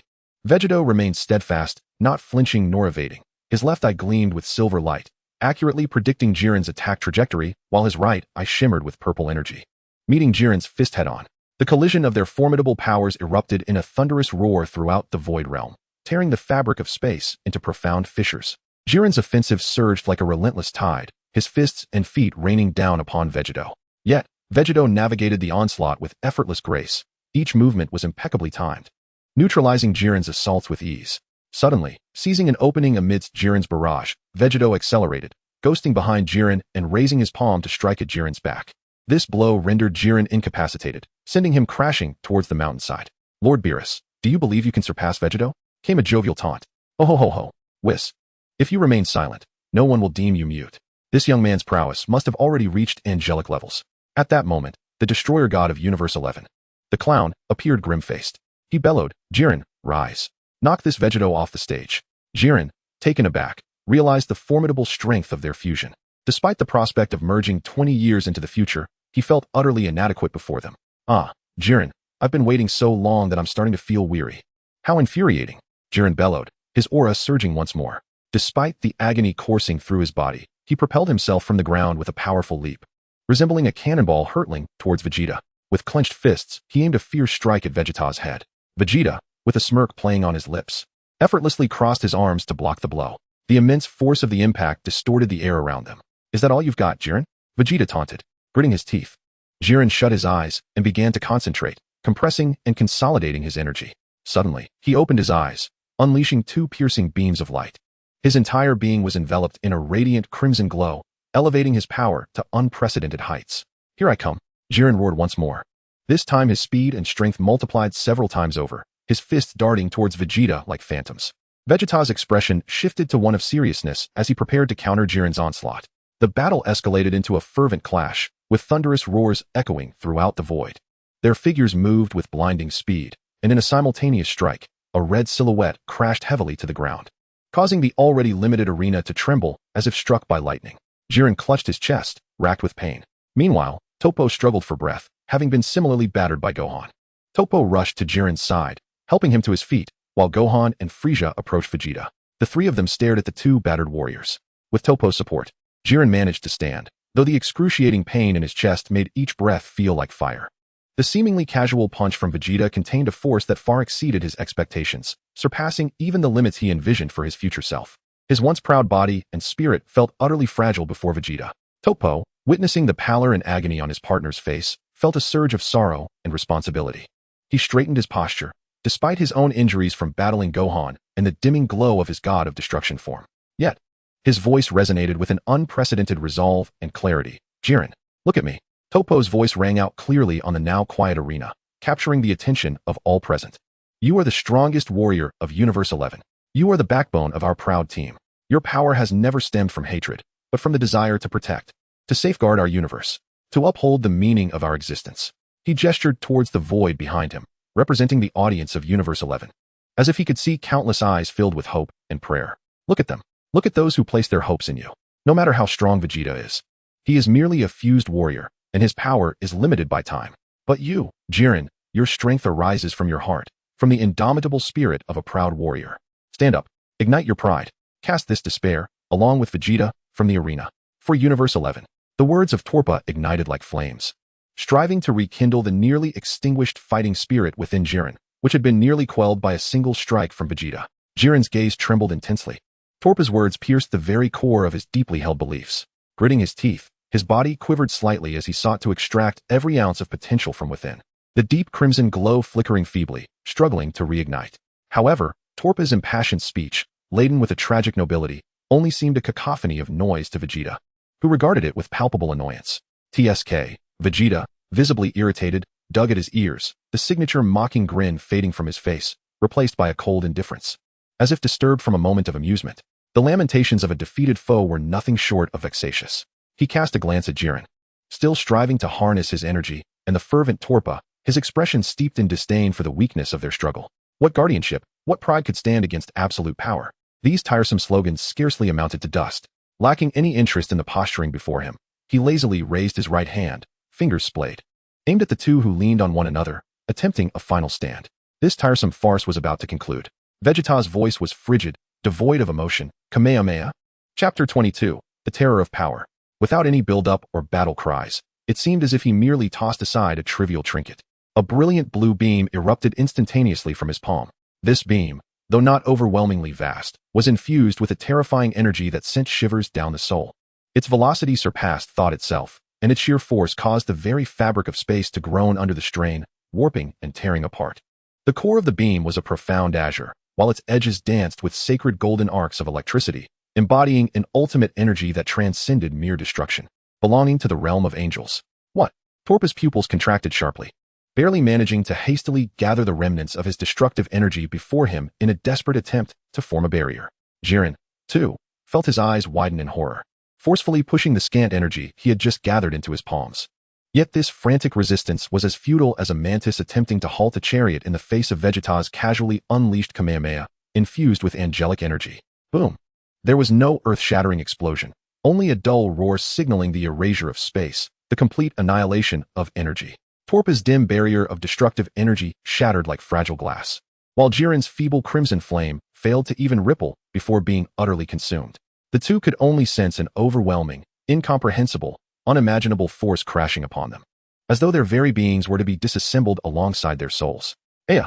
Jiren and Torpa could only utter a brief, desperate scream before their forms were wholly engulfed by the devastating blue torrent.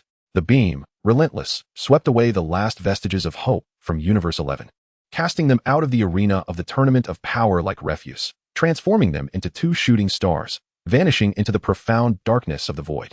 On the arena, only the fading azure trail remained, alongside the platform that trembled violently once more due to the shockwave, with chunks fracturing from its edges. A haze of dust filled the air, yet it could not obscure the nonchalant figure of Vegeta, who appeared to simply brush off the dust with ease. Tranquility restored. Vegeta blew at the non-existent smoke from his fingertips, a signature smirk reappearing on his face, as if he had merely accomplished a trivial task. Frieza let out his characteristic low chuckle, his eyes glimmering with schadenfreude and cunning. Gohan, gazing upon Vegeta's effortless yet overwhelmingly powerful strike, was rendered speechless, shaken to his core. In the audience, the god of destruction from Universe 11, Belmont, had lost all color, his face devoid of blood, his body rigid, with even the roar of anger caught in his throat, leaving only boundless despair and incredulity. Lord Beerus, the gentle yet sly voice of Whis echoed once more. You see. I was not mistaken, was I? It appears that Vegeta has touched the very threshold of angelic power. Ho ho ho, Whis.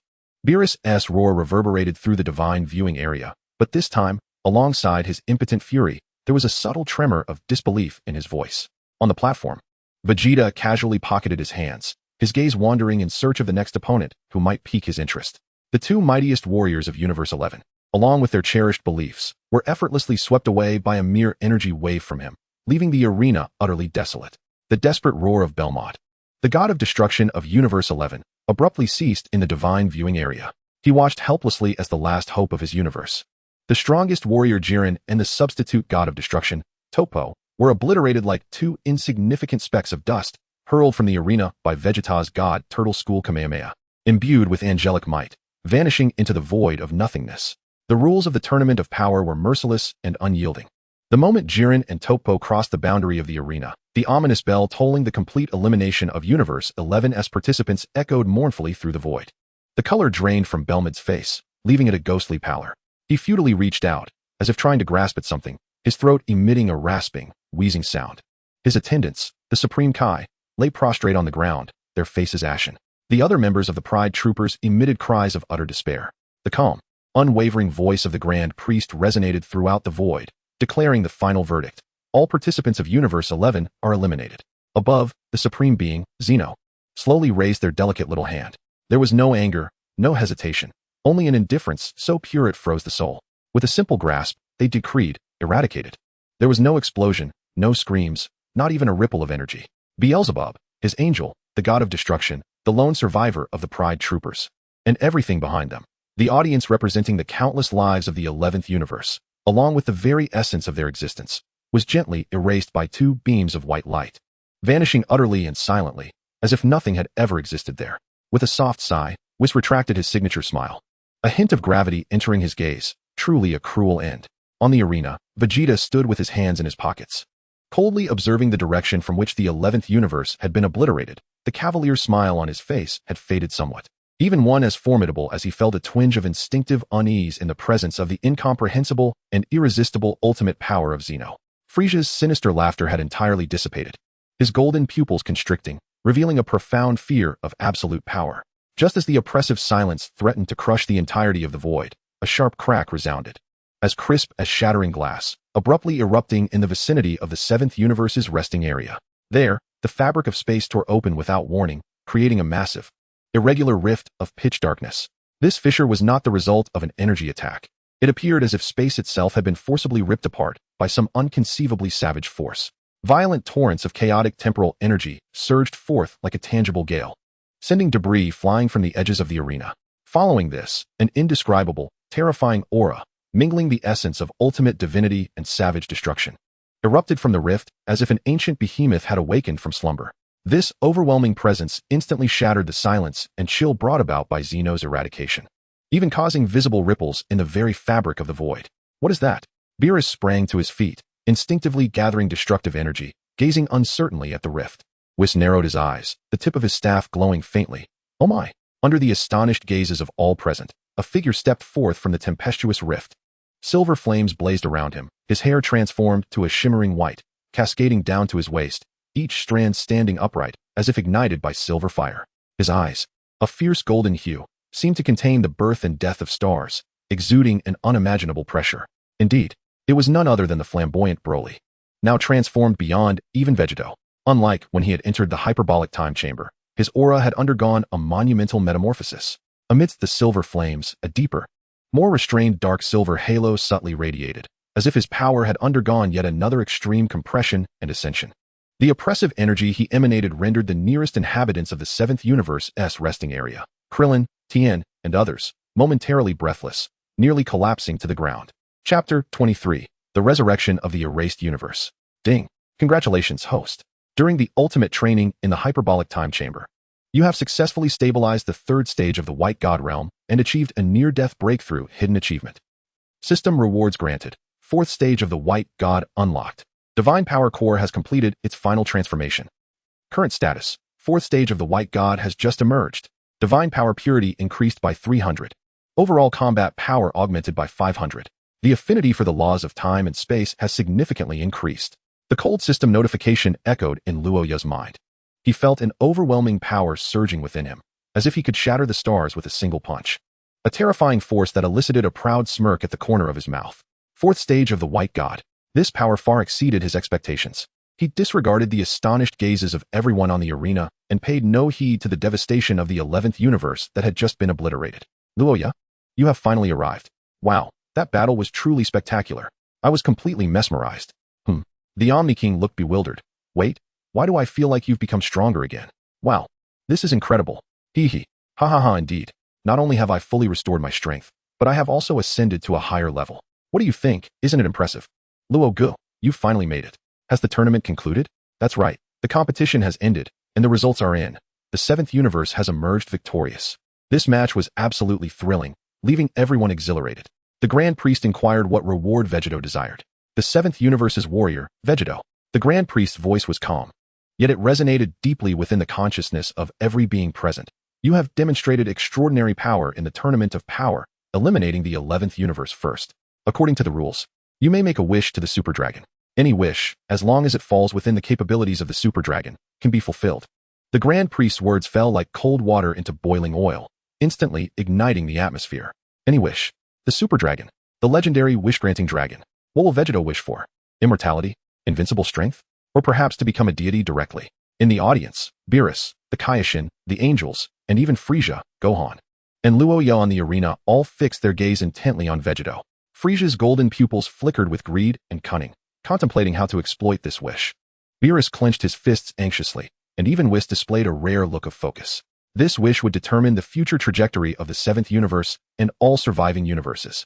Under the scrutiny of countless eyes, Vegeta kept his hands nestled in his pockets. The irreverent smile on his face seemed to fade slightly, but the depths of his gaze remained shrouded in an elusive calm. He tilted his head slightly, looking up at the super dragon hovering above the realm of nothingness. Colossal and radiant with a spectrum of divine light. The majestic head of the super dragon lowered, its enormous eyes fixating on Vegeta, emanating a deep and grand voice of thought. Speak your wish, Victor. My power can fulfill your heart's desire. The entire realm of nothingness descended into absolute silence. Even the turbulent currents of time and space seemed to freeze. Everyone held their breath, awaiting Vegeta's decision. Vegeta surveyed the arena, his eyes sweeping over the positions once occupied by the eliminated universe contestants. Ultimately, his gaze appeared to pierce through the void of nothingness, resting upon the desolate area representing the 11th universe, which had been erased by the Omni King. He slowly began to speak, his voice low, yet imbued with an unwavering conviction that resonated clearly in every corner. My wishes. He paused, fixing his gaze upon the immense eyes of the super dragon, and articulated each word distinctly. To restore all the universes that have vanished in this tournament, along with all their lives, planets, histories, and civilizations, intact. What? The exclamations erupted like a tsunami, sweeping across the entire realm of nothingness. Whether it was Beerus, the Kaioshin, the angels, or the remaining warriors on the stage, their expressions were etched with disbelief and shock. Beerus's jaw nearly dropped to the ground, his eyes wide with astonishment. He doesn't want power? He doesn't desire immortality? He wishes to resurrect those who were erased. This completely transcended Beerus' understanding of the Saiyan warrior's fervor. Whis' eyes widened for the first time in genuine surprise. His gentle smile became frozen, and the tip of his staff flickered with a glimmer of his inner turmoil. To restore the universes erased by Lord Zeno, Vegeta, you have once again surpassed my expectations. Frieza's smug grin abruptly solidified, morphing into extreme bewilderment and a fury tinged with feeling duped. What is this arrogant Saiyan monkey thinking? What benefit could restoring those worthless universes possibly bring him? Suddenly, the Grand Priest let out a light-hearted laugh, shattering the atmosphere of shock. His gaze toward Vegeta was filled with unprecedented admiration and profound significance. What an astonishing wish, Vegeta. Your heart shines even brighter than your power. He then turned to the Super Dragon. So, Super Dragon, grant his wish. In the void of the 11th universe's spectator area, which had been erased, a kaleidoscope of light began to coalesce out of thin air, constructing anew, like a reversed image or a divine brush painting once more.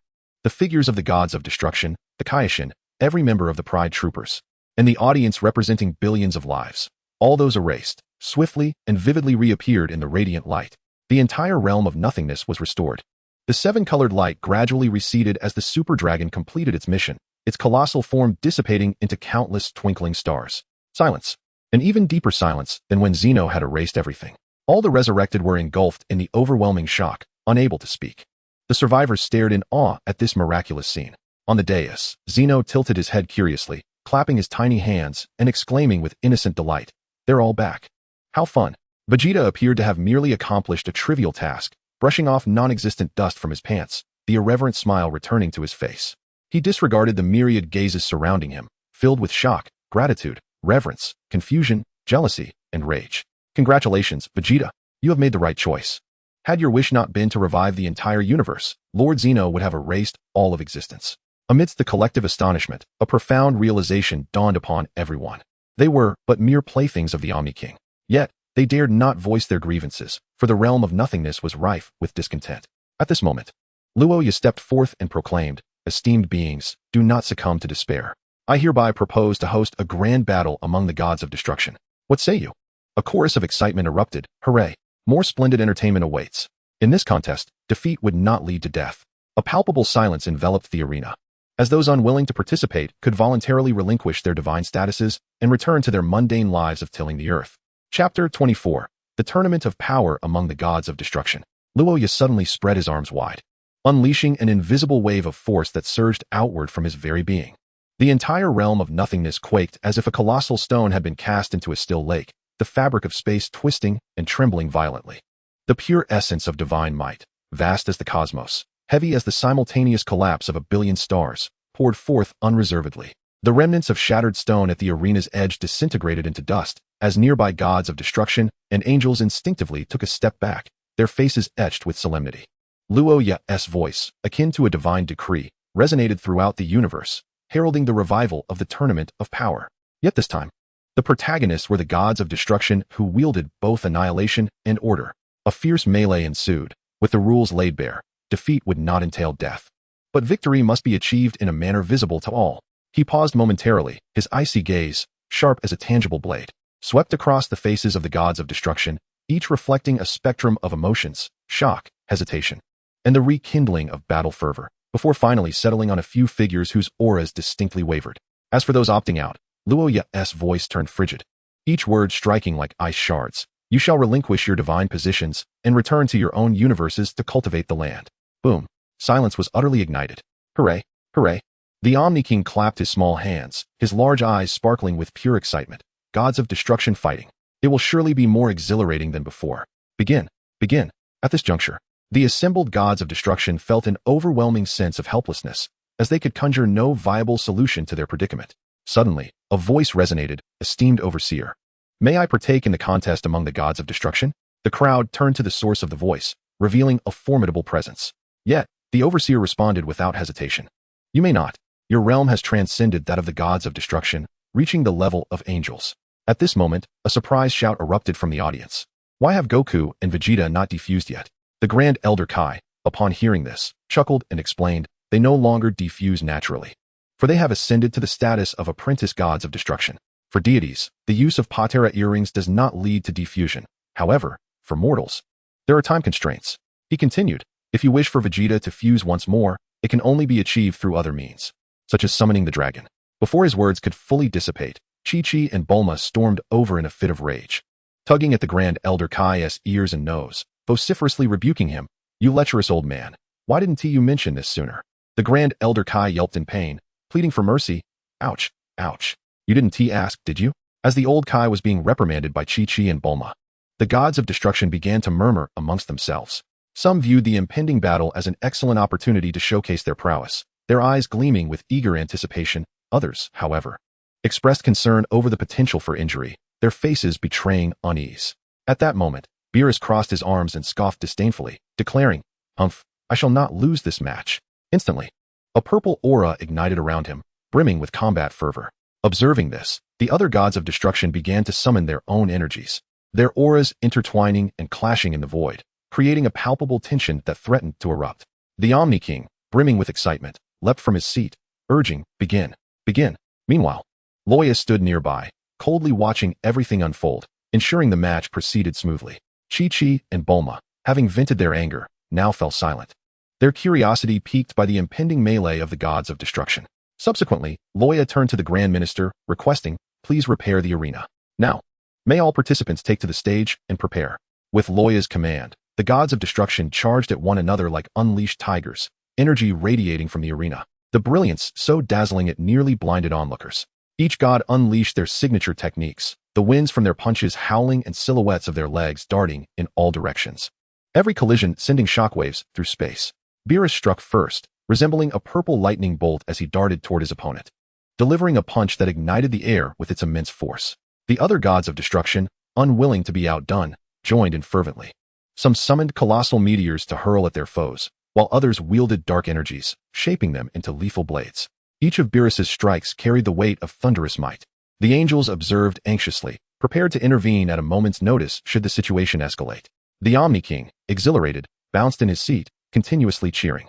The battle intensified, and the wounds on the gods of destruction multiplied, yet not a single one of them faltered, each fighting with every ounce of their strength for victory. Within the void, this clash among the gods of destruction resembled an apocalyptic tempest, sweeping across the entire arena.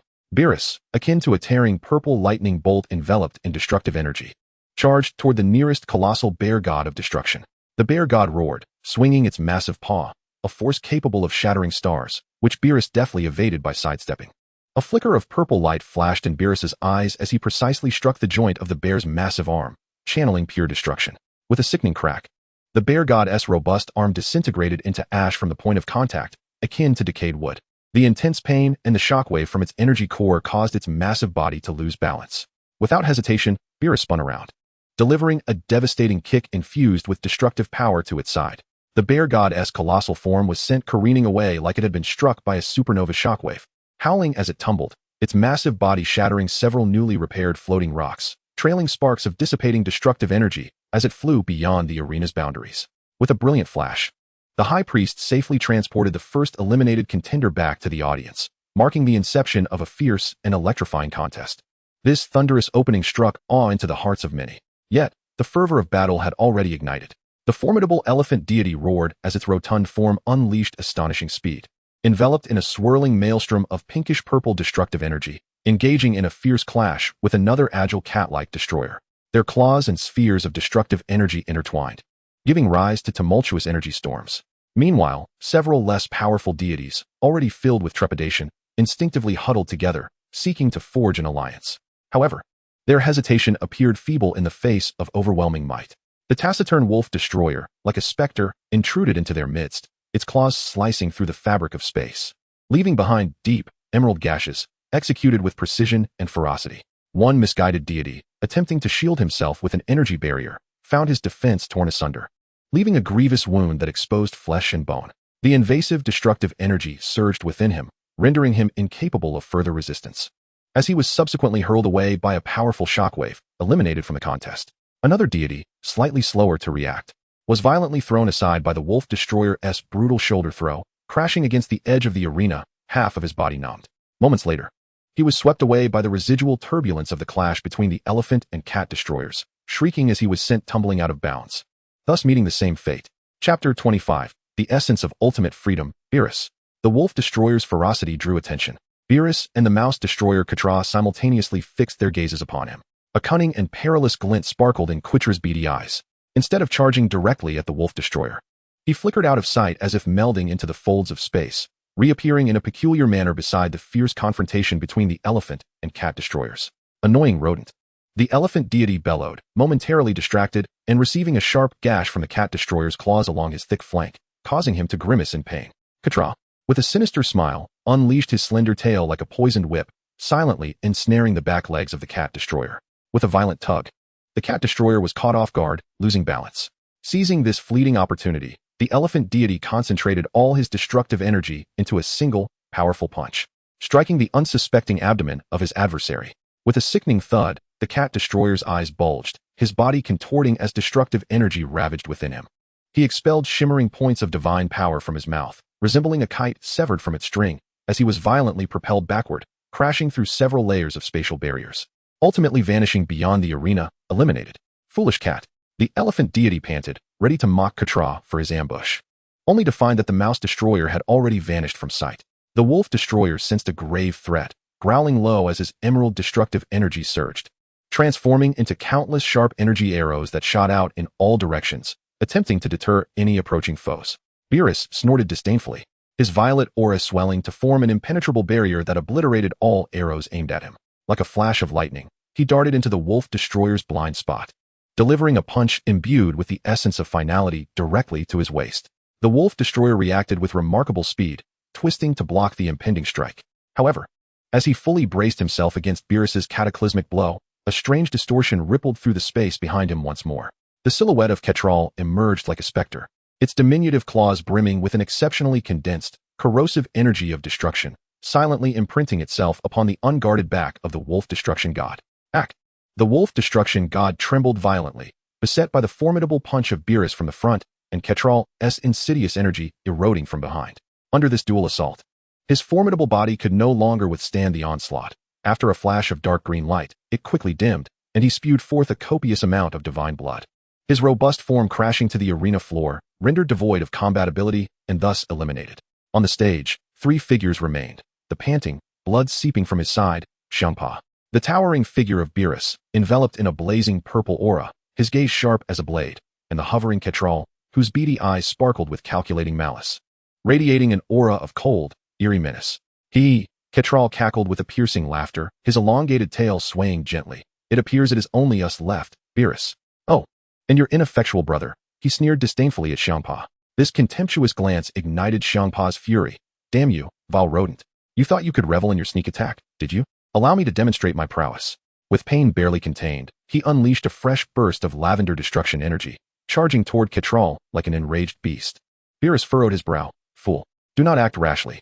But it was too late. Ketral faced Xiangpa's onslaught without flinching, a glimmer of triumph flickering in his small eyes. Just as Xiangpa's decisive blow was about to land, Ketral's figure became eerily indistinct and vanished. Xiangpa's determined punch struck nothing but air, the immense force rebounding and throwing him off balance. Meanwhile, Ketral reappeared, poised at the vast opening behind Xiangpa. His claws, imbued with dark green energy capable of corroding space, approached Xiangpa's vulnerable neck with a chilling smile, silent and deadly. If this strike connected, it would surely render the already injured Xiangpa powerless. Beerus's pupils constricted, and he roared, "Not on my watch." He transformed into a streak of purple lightning that tore through space, arriving just in time to save Xiangpa, intent on sending this treacherous rodent crashing from the arena. The collision of purple destructive thunder and dark green venomous light instantly became the final, most dazzling focal point upon the arena of the void. The Omni King squealed with excitement, the angels' expressions turned grave, and the Grand Minister stood ready to intervene at any moment. Xiangpa appeared to have become the first sacrificial offering in this climactic confrontation, or perhaps a pivotal turning point. The clash of purple destructive thunder and dark green venomous light erupted in a tremendous collision. Boom! The deafening explosion reverberated throughout the void, as an energy maelstrom ravaged the surroundings. Ketral's claw, infused with insidious destructive energy, aimed to strike true against a hand enveloped in purple flames, yet exhibiting an unusual silvery gray sheen. Beerus, arriving just in time, managed to intercept this lethal ambush with pinpoint accuracy. What? A glimmer of incredulity flashed in Ketral's beady eyes. He could sense the energy within him, potent enough to corrode even the divine. Akin to a clay ox plunging into the sea, fiercely stymied by the seemingly fragile yet profoundly arcane aura emanating from his opponent's palm, hinting at a potential backlash. In Beerus's violet vertical pupils, a cold fury ignited, while deeper within, strange, almost silver ripples began to undulate. His aura underwent a cataclysmic transformation, evolving from mere chaotic destruction to an ineffable essence of ethereality and absoluteness. The voice of the ancient rat, Beerus, resonated with a deep timbre, imbued with an authority that transcended space itself. Your tricks end here. Before his words had fully dissipated, Beerus abruptly seized Ketral's clawed arm, shaking it violently. A torrent of overwhelming power, far surpassing the previous horror, erupted with a cataclysmic force. It was no longer mere destructive energy, but a pure impact fused with divine will and the laws of space. Ketral felt an irresistible force surging through his arm, as though he were being struck by a multitude of stars. He let out a muffled groan, forcefully propelled backward, tumbling through the void several times before barely regaining his composure, his elongated tail flicking anxiously, his eyes filled with uncertainty. Beerus. Just moments after a narrow escape, the startled Xiangpa widened his eyes, staring at the silhouette of his brother. Surrounding Beerus, the violet aura shimmered with silver-gray specks, twinkling like stars, with the tips even tinged with a sacred silver hue. An oppressive force, so potent it made Xiangpa's heart race, began to permeate the air. Is that the Ultra Instinct? In the audience, Whis's eyes glimmered with a sense of satisfaction and understanding, acknowledging that they had reached an even deeper threshold. On the arena, Ketral shook his numbed arm, the dark green destructive energy surging once more as he endeavored to suppress his astonishment. With a shrill mockery, he declared, "Humph, flamboyant theatrics. You merely deflected one of my strikes.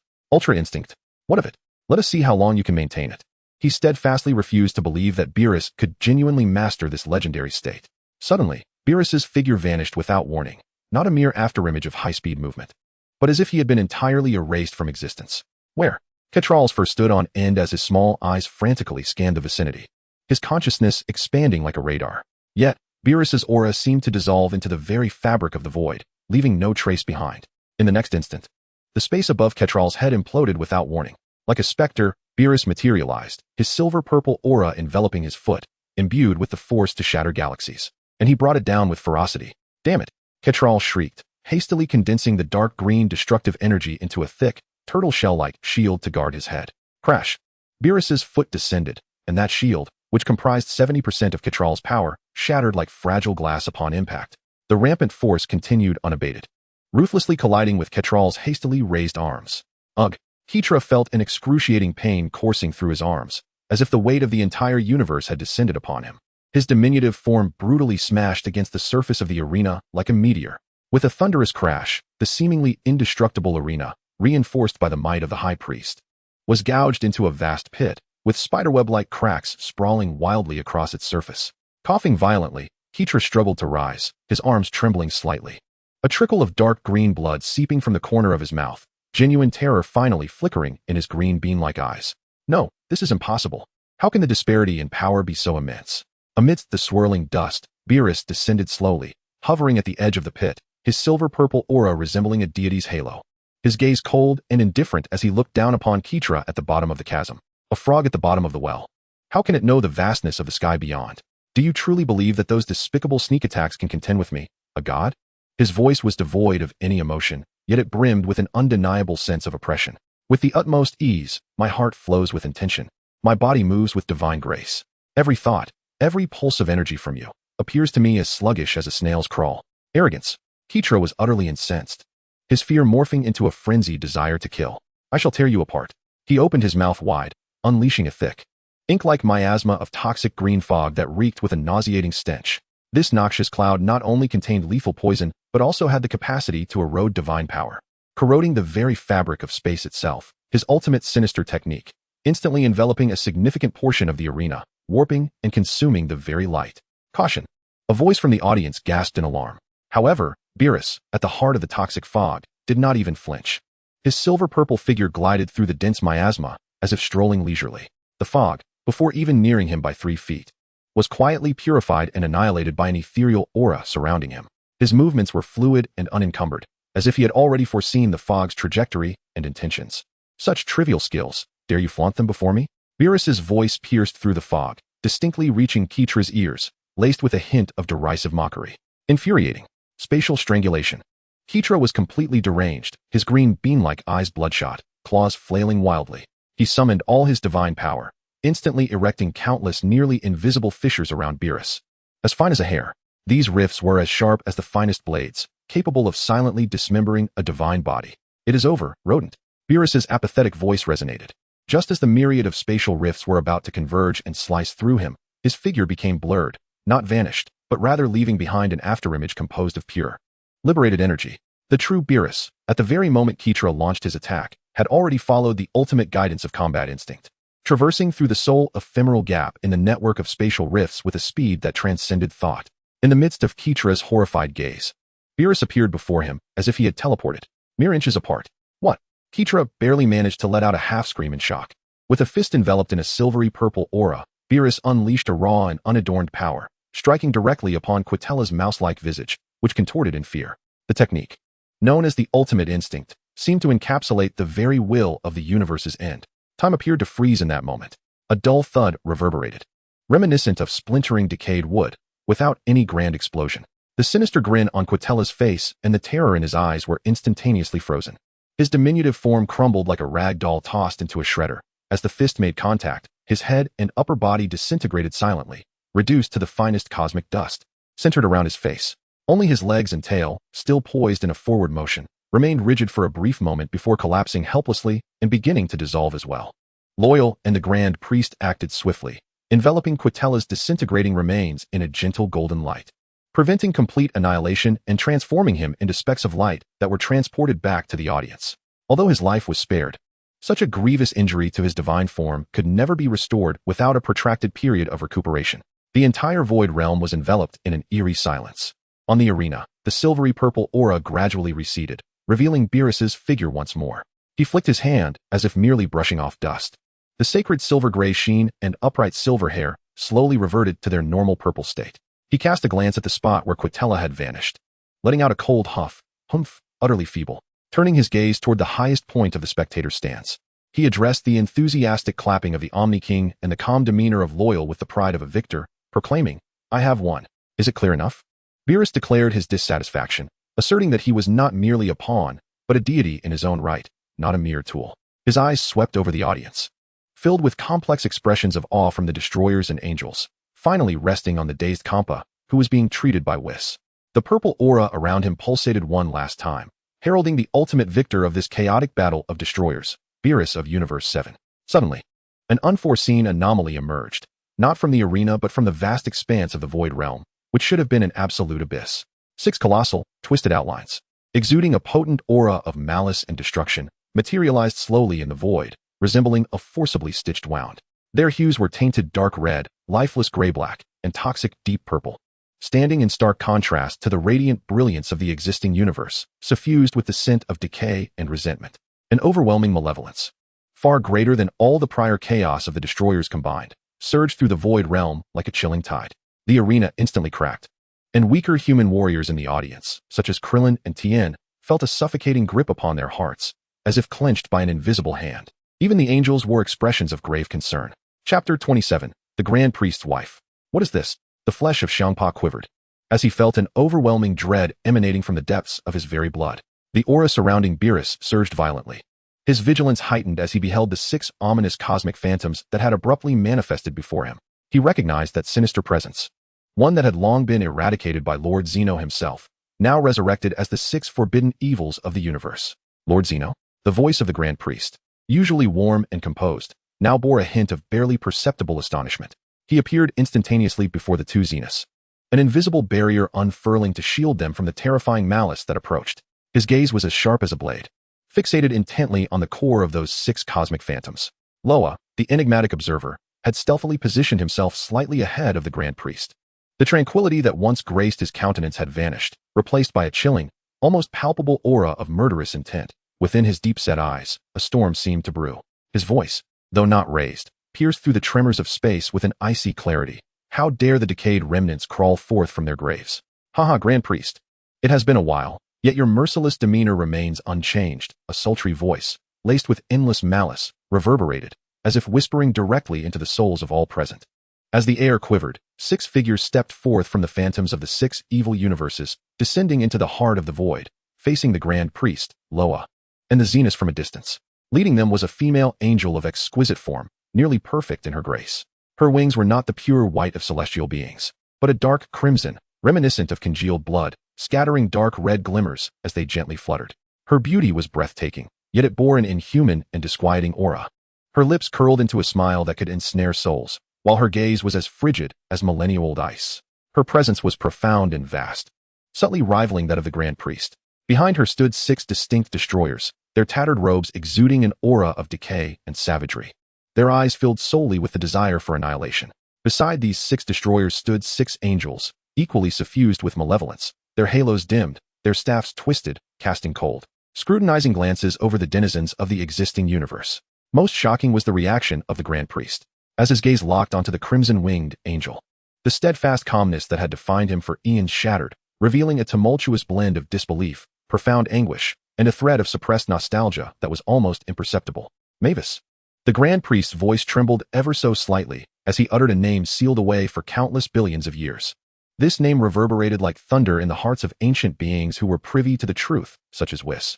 It was the name of the Grand Priestess' wife, who had perished during the campaign against the evil universes. Dear crimson-winged angel Mavis. Her smile grew even more beguiling, yet her gaze turned icier. What a long stretch of time it has been. To see you still intact, serving this infant form, fills me with both solace and revulsion. Her contemptuous eyes swept over the Xeno seated on the throne, who appeared somewhat perplexed, tilting his head in confusion. Lady Mavis, a malevolent deity, resembling a colossal metallic golem, unleashed a thunderous roar, fixing its singular eye upon the high priest, accusing him of betrayal. Had it not been for your treachery, revealing our core plans to the nascent entity, how could we have been vanquished by this ignorant embodiment of order? Indeed, another deity, a writhing mass akin to countless worms, shrieked, High Priest, you wretched traitor. In a bid to pledge your allegiance to a new master, you have cast us into the abyss of eternal darkness. This blood debt shall be repaid today, with your life and all that you hold dear. A traitor? The esteemed high priest once counted among their ranks. The audience erupted in disbelief, their gazes fixated upon the high priest. Vegeta and the others were utterly astonished, unable to fathom that this formidable, enigmatic figure harbored such a dark past. Yet, in the face of these piercing accusations and overwhelming hatred, the high priest displayed neither panic nor guilt. Instead, he emitted a brief, cold snicker, akin to the shattering of ice. Betrayal? How laughable.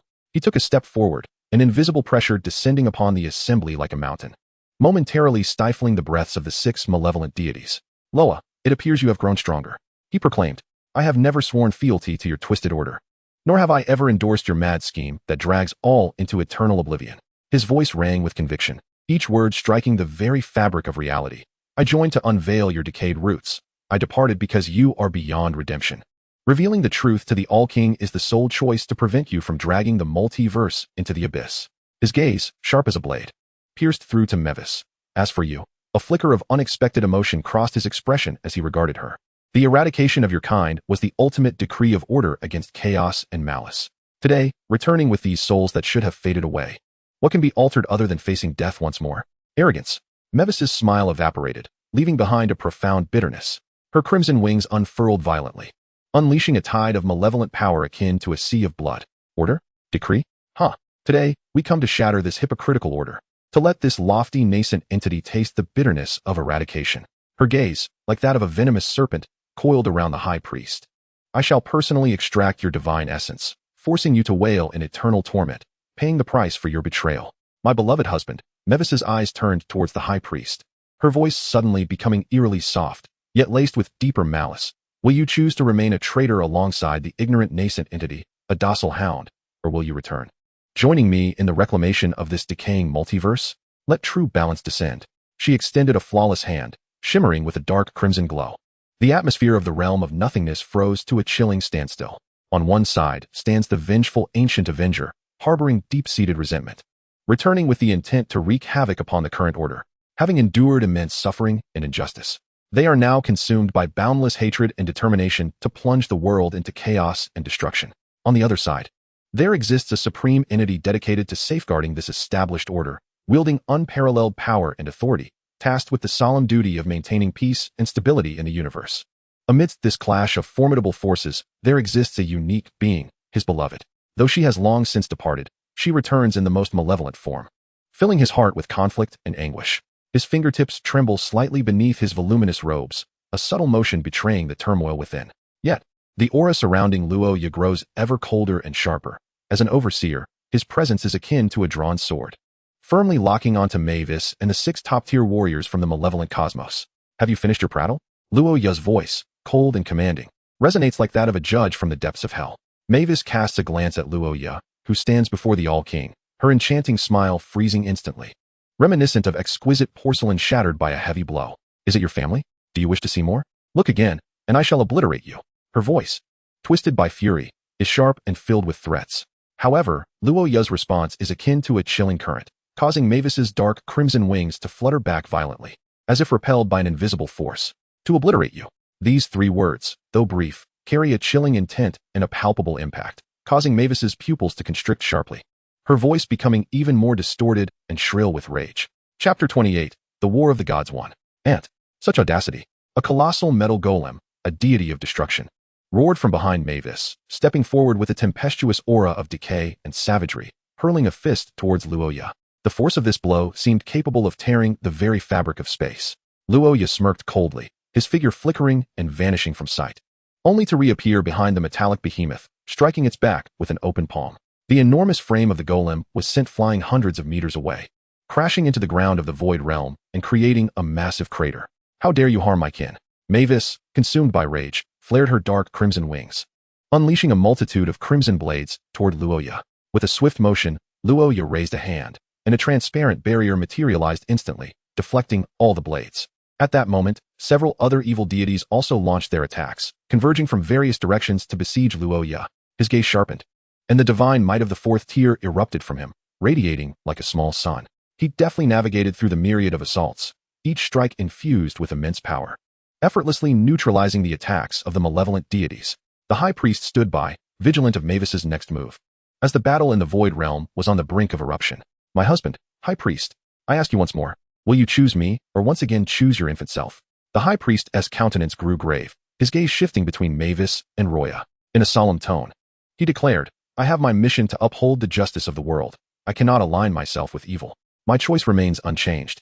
Upon hearing this, a flicker of resolute despair flashed in Mavis's eyes. With a piercing scream, her dark crimson wings expanded dramatically, unleashing a more formidable power. She quickly formed intricate hand seals, channeling a colossal dark red energy column that surged toward the high priest and Roya. With a dismissive scoff, Roya raised his hand, casting a defensive spell in unison with the high priest. The energy column collided with the protective barrier, erupting in a blinding radiance accompanied by a thunderous roar. Amidst the ensuing chaos, several malevolent destroyers stealthily circled behind Roya, preparing to launch a surprise attack. However, Roya was already aware. He pivoted sharply, placing his hands behind his waist, allowing the assailant strikes to land upon him. Then, with a subtle lift of his fingertips, he directed a single point toward the attackers, sending them hurtling backwards. At that moment, the six wicked angels also recognized that the young man before them was no ordinary adversary. They swiftly joined the fray. How dreadfully dull, Roya yawned while evading the assaults of the evil angels. He then inquired, Xiaofeng, when will you and your spouse finish your discussion? I'm growing quite bored. This is your domestic affair. I shall refrain from intervening and leave it to you to resolve. No sooner had he spoken than Roya unleashed a formidable aura of the fourth order of the White God, sending the six wicked angels reeling. Understood, Inspector. The instant those words left his lips, the high priest's form flickered momentarily. Boom. Without any forewarning, the high priest had appeared before Mavis. His pale, elongated fingers converged like blades, radiating an unblemished and razor-sharp divine light, piercing directly toward Mavis's heart with no embellishment. The fabric of space shattered inch by inch before his fingertip, emitting mournful cries under the burden. Humph. Incorrigible. Mavis's alluring facade contorted into a vicious snarl as her dark crimson wings flared violently. Countless dark red crystal spikes, resembling congealed blood, materialized from thin air, hurtling toward the high priest's strike like a torrential downpour. Clang, clang, clang. The cacophonous sound of relentless collisions resounded throughout the void realm, akin to a deluge battering banana leaves. The pure white light clashed furiously with the nefarious dark red energy, annihilating everything in their wake. Each impact generating a devastating shockwave that rippled through the arena. The residual force alone caused the grand arena of the void realm to tremble violently, the spatial structure groaning in protest. Engage. Annihilate them. Let the traitors pay the price. Roared the metallic monstrosity, the evil destroyer Grus, as he unleashed a thunderous bellow. His massive metallic arm, imbued with the powers of decay and destruction, swung down towards the audience, targeting the king of all. Protect the king. Both Beerus and Kampa shouted in unison, their purple god of destruction energy soaring skyward, coalescing into a colossal energy sphere to counter Grus's titanic fist. Yet, the other six wicked destroyers and six malevolent angels surged forward simultaneously. They descended like unleashed beasts, fueled by eons of resentment and a desire for annihilation. Charging toward the existing gods of destruction, the Kais, and warriors like Vegeta. A silver-white aura erupted around Beerus, as he instantaneously entered the realm of Ultra Instinct, delivering a powerful punch toward a malevolent deity resembling a colossal bat, exuding a miasma of pestilence. Understood. Vegeta's gaze sharpened. His silver hair, a manifestation of Ultra Instinct, danced alongside the deep violet energy surrounding him. He fluidly evaded an attack from a twisting shadowy tendril, countering with a Kamehameha imbued with godly power directed at another target. Chaos erupted in an instant. The realm of nothingness transformed into a brutal battlefield of divine conflict. Energy storms raged, and the clash of laws illuminated the space with tearing brilliance, while roars, howls, and explosions echoed relentlessly. The warriors of the existing universe were suddenly inundated with immense pressure. These ancient evil entities returned with bizarre and formidable powers, rife with decaying corruption, just as Gru's colossal fist, imbued with the principles of decay, was about to collide with Beerus and Kampa's destructive energy spheres, its terrifying force threatening to engulf the throne area. A hum resonated. An invisible barrier, seemingly woven from the purest of laws, instantaneously enveloped the entire spectator area and throne. Countless arcane runes flowed upon the barrier, emanating an undeniable aura of order. Boom. Gru's massive fist struck the barrier with tremendous force. The power capable of annihilating galaxies erupted, as the corruptive force frantically eroded the surface of the barrier, emitting a grating hiss, while dark green corrosive energy spread like maggots. However, the transparent barrier merely rippled slightly, the runes flowing accelerated, instantly purifying and obliterating the corrosive force. The barrier remained unyielding. Loya had unknowingly floated within the barrier, in front of the throne. His expression remained impassive, yet within his profound eyes, the storm had calmed, leaving only an icy coldness and unwavering focus. His hands pressed before him, maintaining the stability of the barrier. Observing quietly, Loya's voice, though soft, resonated clearly within the ears of every startled individual behind the barrier, carrying an undeniable authority. Your battlefield is not here. His gaze swept over the eager Vegeta and others, finally resting on the pale faces of the Supreme Kai-Shin and Jebet, ensuring their absolute safety. Inspector, troubling presence. Gruz roared, his single eye glowing fiercely, abandoning his assault on the barrier to join other evil deities in besieging Beerus and the others. Outside the barrier raged a cataclysmic divine battle, while within, a peculiar safe zone momentarily formed. Whis, Beerus, and other angels watched the battlefield with bated breath, particularly concerned for their father and mother, Mavis. Core Battlefield. Chapter 29, The War of the Gods 2. The figures of the Grand Priest and Mavis had transformed into two swirling masses of terrifying energy, colliding with each other. Each clash of white light and dark red light resembled two universes grappling with one another, annihilating. My dear, your power remains utterly captivating, Mavis exclaimed amidst the fierce confrontation. Her voice laced with a beguiling distortion as she conjured a dark red spiral spear, its tip radiating a black glow seemingly capable of devouring all light. Plunging fiercely toward the Grand Priest. But your heart has softened. You hesitate. You cannot bring yourself to kill me. The High Priest evaded like a phantom, as the dark radiance brushed against his divine robe, rendering the space behind him utterly void. With fingers poised like a sword, a beam of pure light shot forth, aimed directly at the center of Mavis's brow. Hesitation? The High Priest's voice remained clear amidst the roaring energy. No, this was a farewell to the past. His gaze, as cold as iron, exhibited no trace of wavering. The beam collided with the spear, and the explosion of light drained all color from the realm of nothingness. Mavis was staggered back by the immense force, her exquisite visage betraying a rare glimpse of anger and surprise. She could distinctly sense that the last vestiges of warmth belonging to her husband had vanished entirely from the High Priest's attack, leaving only the frigid will to enforce the rules. You! Mavis shrieked, her dark crimson wings thrumming wildly, as countless blood-red feathers shot towards the High Priest like arrows, each one aflame with a curse. The High Priest traced an intricate arc with his hands before him, and a complex geometric divine array composed entirely of white light materialized instantaneously, devouring and purifying all the blood-colored feathers. Mavis, your very existence is an error. The High Priest's voice resonated like a final judgment. The eradication of your kind was the result of the rules in operation. Your reemergence today is but a phantom of errors returning to haunt. Disperse, return to the eternal void. That is your true destiny. He clasped his hands together fiercely. A blinding white light erupted from him, not as an act of destruction, but embodying an absolute force of negation and purification. Wherever the white light reached, the six suspended silhouettes of malevolent universes trembled violently, their edges blurring and dissipating. Meanwhile, the dark crimson glow enveloping Mavis began to melt away like snow, emitting a piercing hissing sound. Mavis let out a tortured scream, her flawless form appearing to twist within the white light. Rules.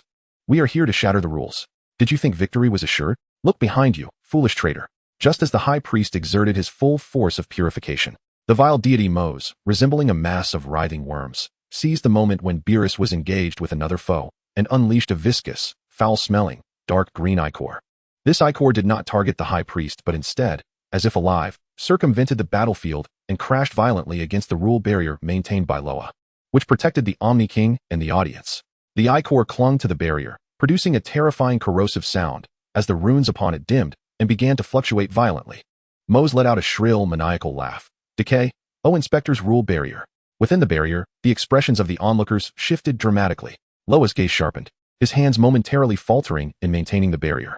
In the fleeting moment as the barrier's power was compromised, a subtle, nearly imperceptible rift in space slithered into existence at its weakest point, like a venomous snake. From the rift emerged a claw covered in dark red scales, striking like lightning. Imbued with a malevolent force potent enough to pierce the stars, and aimed directly at the young Omni King seated upon the throne. A lurking fatal blow. The target was the very heart of the rules. Be careful. Whis gasped in alarm, but his warning came too late. Just as the dark red claw was about to make contact with the diminutive form of the future All-King, a figure appeared, moving with a speed that transcended the perception of time, extending a hand to grasp the claw aimed at the All-King. Indeed, it was Loya. He did not attempt to repair the barrier that had been momentarily disrupted. Instead, in that fraction of a second, he chose the most direct approach to embody the All-King's form. Time seemed to freeze at that moment. Everyone within the barrier widened their eyes in disbelief at the unfolding scene. A chilling smirk crept across his lips. "I've caught you, mouse." In an instant, as his words fell, the hand of the mouse erupted with a purer and more terrifying light of rules than the one produced by the previous high priestess purification. This radiance was not white. It was an indescribable, chaotic hue that seemed to encompass the very essence of all law's origins. What? The malevolent angel's grin transformed into sheer terror. He attempted to retract his claw, only to find his hand seemingly welded to Loya's being. More horrifying was the fact that the chaotic light was rapidly spreading up his arm, where it disintegrated his divine body, his divine power, and his very existence, being completely erased. No, this is the source of rules.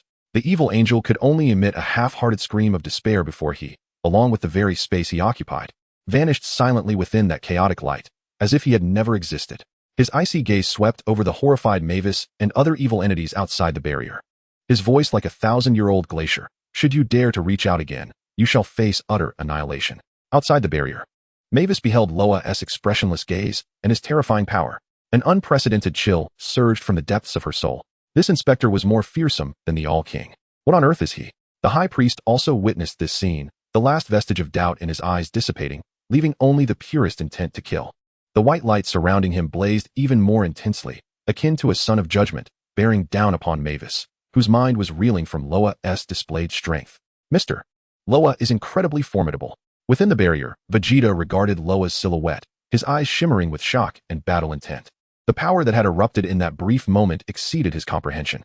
Beerus clenched his fists, cold sweat beading on his forehead. That was not merely a battle. It was erasure. That angel had been completely deleted from existence. He sensed a fate more terrifying than death itself. He had thought the High Priest was strong, but never imagined him to be this powerful. It seems the High Priest had indeed cared for me previously, despite my past offenses. The High Priest was merely teaching me a lesson, making me remember. Oh dear, High Priest, I adore you. Suddenly, Loya shivered. "Brr, it feels so cold. Why does it suddenly feel like the temperature has dropped? How strange." Loya's chilling proclamation acted as an invisible shackle, instantly constraining all malevolent entities from acting on their impulsive thoughts. Witnessing an evil angel of the same rank being so effortlessly and utterly obliterated from the very fabric of existence instills an inescapable terror that penetrates to the marrow. The chaotic light signifies an absolute, incomprehensible power of supreme rules, embodying the essence of true finality. Chapter 30. The Past of the High Priest. Within the barrier, the banter of Beerus and the barely perceptible shudder from Loya momentarily create a peculiar sense of ease, which is instantly shattered by the more brutal clashes occurring on the core battlefield outside the barrier. Whis' piercing wail resonates starkly amidst the High Priestess' purifying white light. Her dark crimson wings, under the onslaught of the white luminescence, flake away like burning paper. Turning to ash, black veins, reminiscent of shattered porcelain, begin to emerge upon her flawless skin, exuding tendrils of decaying black mist. The phantoms of the 6 evil universes writhe violently under the illumination of the white light, becoming increasingly indistinct, as though they might dissolve entirely at any moment. The High Priest's gaze is as frigid as ancient ice, his hands clasped in a pose reminiscent of a deity executing final judgment, unwavering and resolute. His power surges like an unrelenting tide, the white light intensifying in its brilliance, striving to completely purify the amalgamation of error, resentment, and decay before him, leaving no remnants behind. "Stop, Beerus, stop." Whis' voice suddenly sharpens, tinged with a heart-wrenching sorrow, far removed from her previous allure or bitterness. It now bears a soul-stirring lament that seems to emanate from the depths of her being. The High Priestess' actions falter ever so slightly. Beerus, this is his true name. Long sealed away in the annals of endless time. This name has only been whispered in the most intimate moments by those closest to him. Whis seizes upon this almost imperceptible pause, as if grasping the last thread of hope. Enduring the searing white light, she forces her final strength into manifestation. Her exquisite visage contorting in agony as she strives to evoke a trace of her former gentle self, the shattered black lines resembling tear streaks. Beerus, my husband. Her voice resonates with a peculiar clarity, piercing directly into the high priest's soul, filled with anguish, longing, and despair. Will you truly send me into the eternal void with your own hands? Just as you did back then, watching me be consumed by the rules. Do you remember? Do you remember the sea of stars we created together? That splendid garden, composed of countless nascent cosmic embryos, belonging solely to us? Do you recall the eternal dawn we spent there, where even time lost its significance? Do you remember the first time you taught me to weave the cosmic strings? When I clumsily disrupted the entire order of the galaxy, you did not grow angry. Instead, you smiled and said I had created a wholly new possibility. You once stated that my chaos was the only color in your cold order. We vowed to safeguard the balance of this multiverse together, not through the brutal eradication of this infantile overlord, but through a true, all-encompassing equilibrium. An eternal cycle of life and death, order and chaos. Beerus, this is our original ideal. Her voice, akin to the most hauntingly intoxicating poison, carried with it a wealth of nostalgia and sorrow, striving to penetrate the cold exterior forged by rules surrounding the archpriest, directly stirring the deeply buried emotional imprints within him. She ceased to speak of betrayal or revenge, instead invoking those shared memories, blurred by the passage of time, yet still imbued with warmth. Look at you now, Beerus. Whis' tears, formed from the decaying black mist, cascaded down as her voice filled with poignant despair. What have you become? The most loyal hound beneath this ignorant larva. A slave to the rules, erasing your past, obliterating our love with the very power you once cherished, to enact this cruel purification. Is this the eternity you desire? The brilliant white light surrounding the archpriest, as fierce as the sun of judgment, flickered ever so slightly under Whis' heart-wrenching indictment. A barely perceptible crease formed on his eternally frigid visage. Though it lasted but a fleeting moment, too swift to be grasped, it undeniably signified a disturbance within. A flash of ecstatic triumph ignited in Whis' eyes. It was effective. He was not entirely indifferent. Beneath that icy facade, the essence of Beerus had not completely perished. She was poised to intensify her emotional assault. Yet, at that very moment, the archpriest's gaze abruptly shifted, without warning, towards Loya, who floated before the throne, having just obliterated an evil angel. His voice, no longer the cold judgment directed at Whis, resonated with an unusual calm, almost as if seeking affirmation or guidance. Clearly stating, Inspector, with a hint of plea. The entire battlefield, whether it be the anxious spectators within the barrier or the chaotic battle of the destroyers outside, even Whis, who was struggling in agony, momentarily froze in astonishment. Was the archpriest inquiring of Loya? Loya, still facing away from the central battlefield, maintained the stability of the protective barrier, as if the recent harrowing assassination and obliteration had never occurred. He slowly turned his head, his profound gaze meeting the archpriest's. In that gaze, devoid of any emotion, lay an essence that seemed to encapsulate the very principles of the universe. Regarding the lingering toxicity of the past, the archpriest's voice remained steady, yet each word held the weight of mountains. What do you believe should be done? He inquired, addressing Whis, questioning the existence entwined with complex emotions and endless sins, pondering whether, beneath the rules, there remained even a sliver of leeway. Whis' heart leapt to her throat. All her hopes rested upon Loya. This enigmatic inspector seemed to possess a terrifying power surpassing that of all kings, and his stance would determine everything. Would he show compassion? Would he be moved by her genuine emotions? Or at the very least, would there be a flicker of hesitation? All eyes turned to Loya. Loya regarded the archpriest, then appeared to penetrate through him, gazing at Whis behind him, whose eyes held the last flicker of frenzied hope.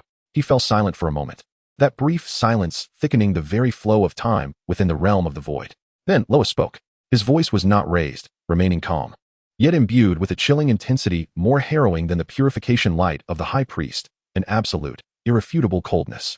His gaze returned to the high priest, sharp as a blade capable of slicing through the fabric of time and space. To disregard rules for personal sentiments is an act of dereliction. To indulge calamities due to past grievances is a failure of responsibility. Beerus, having chosen to uphold the existing order, must therefore cast aside all wavering.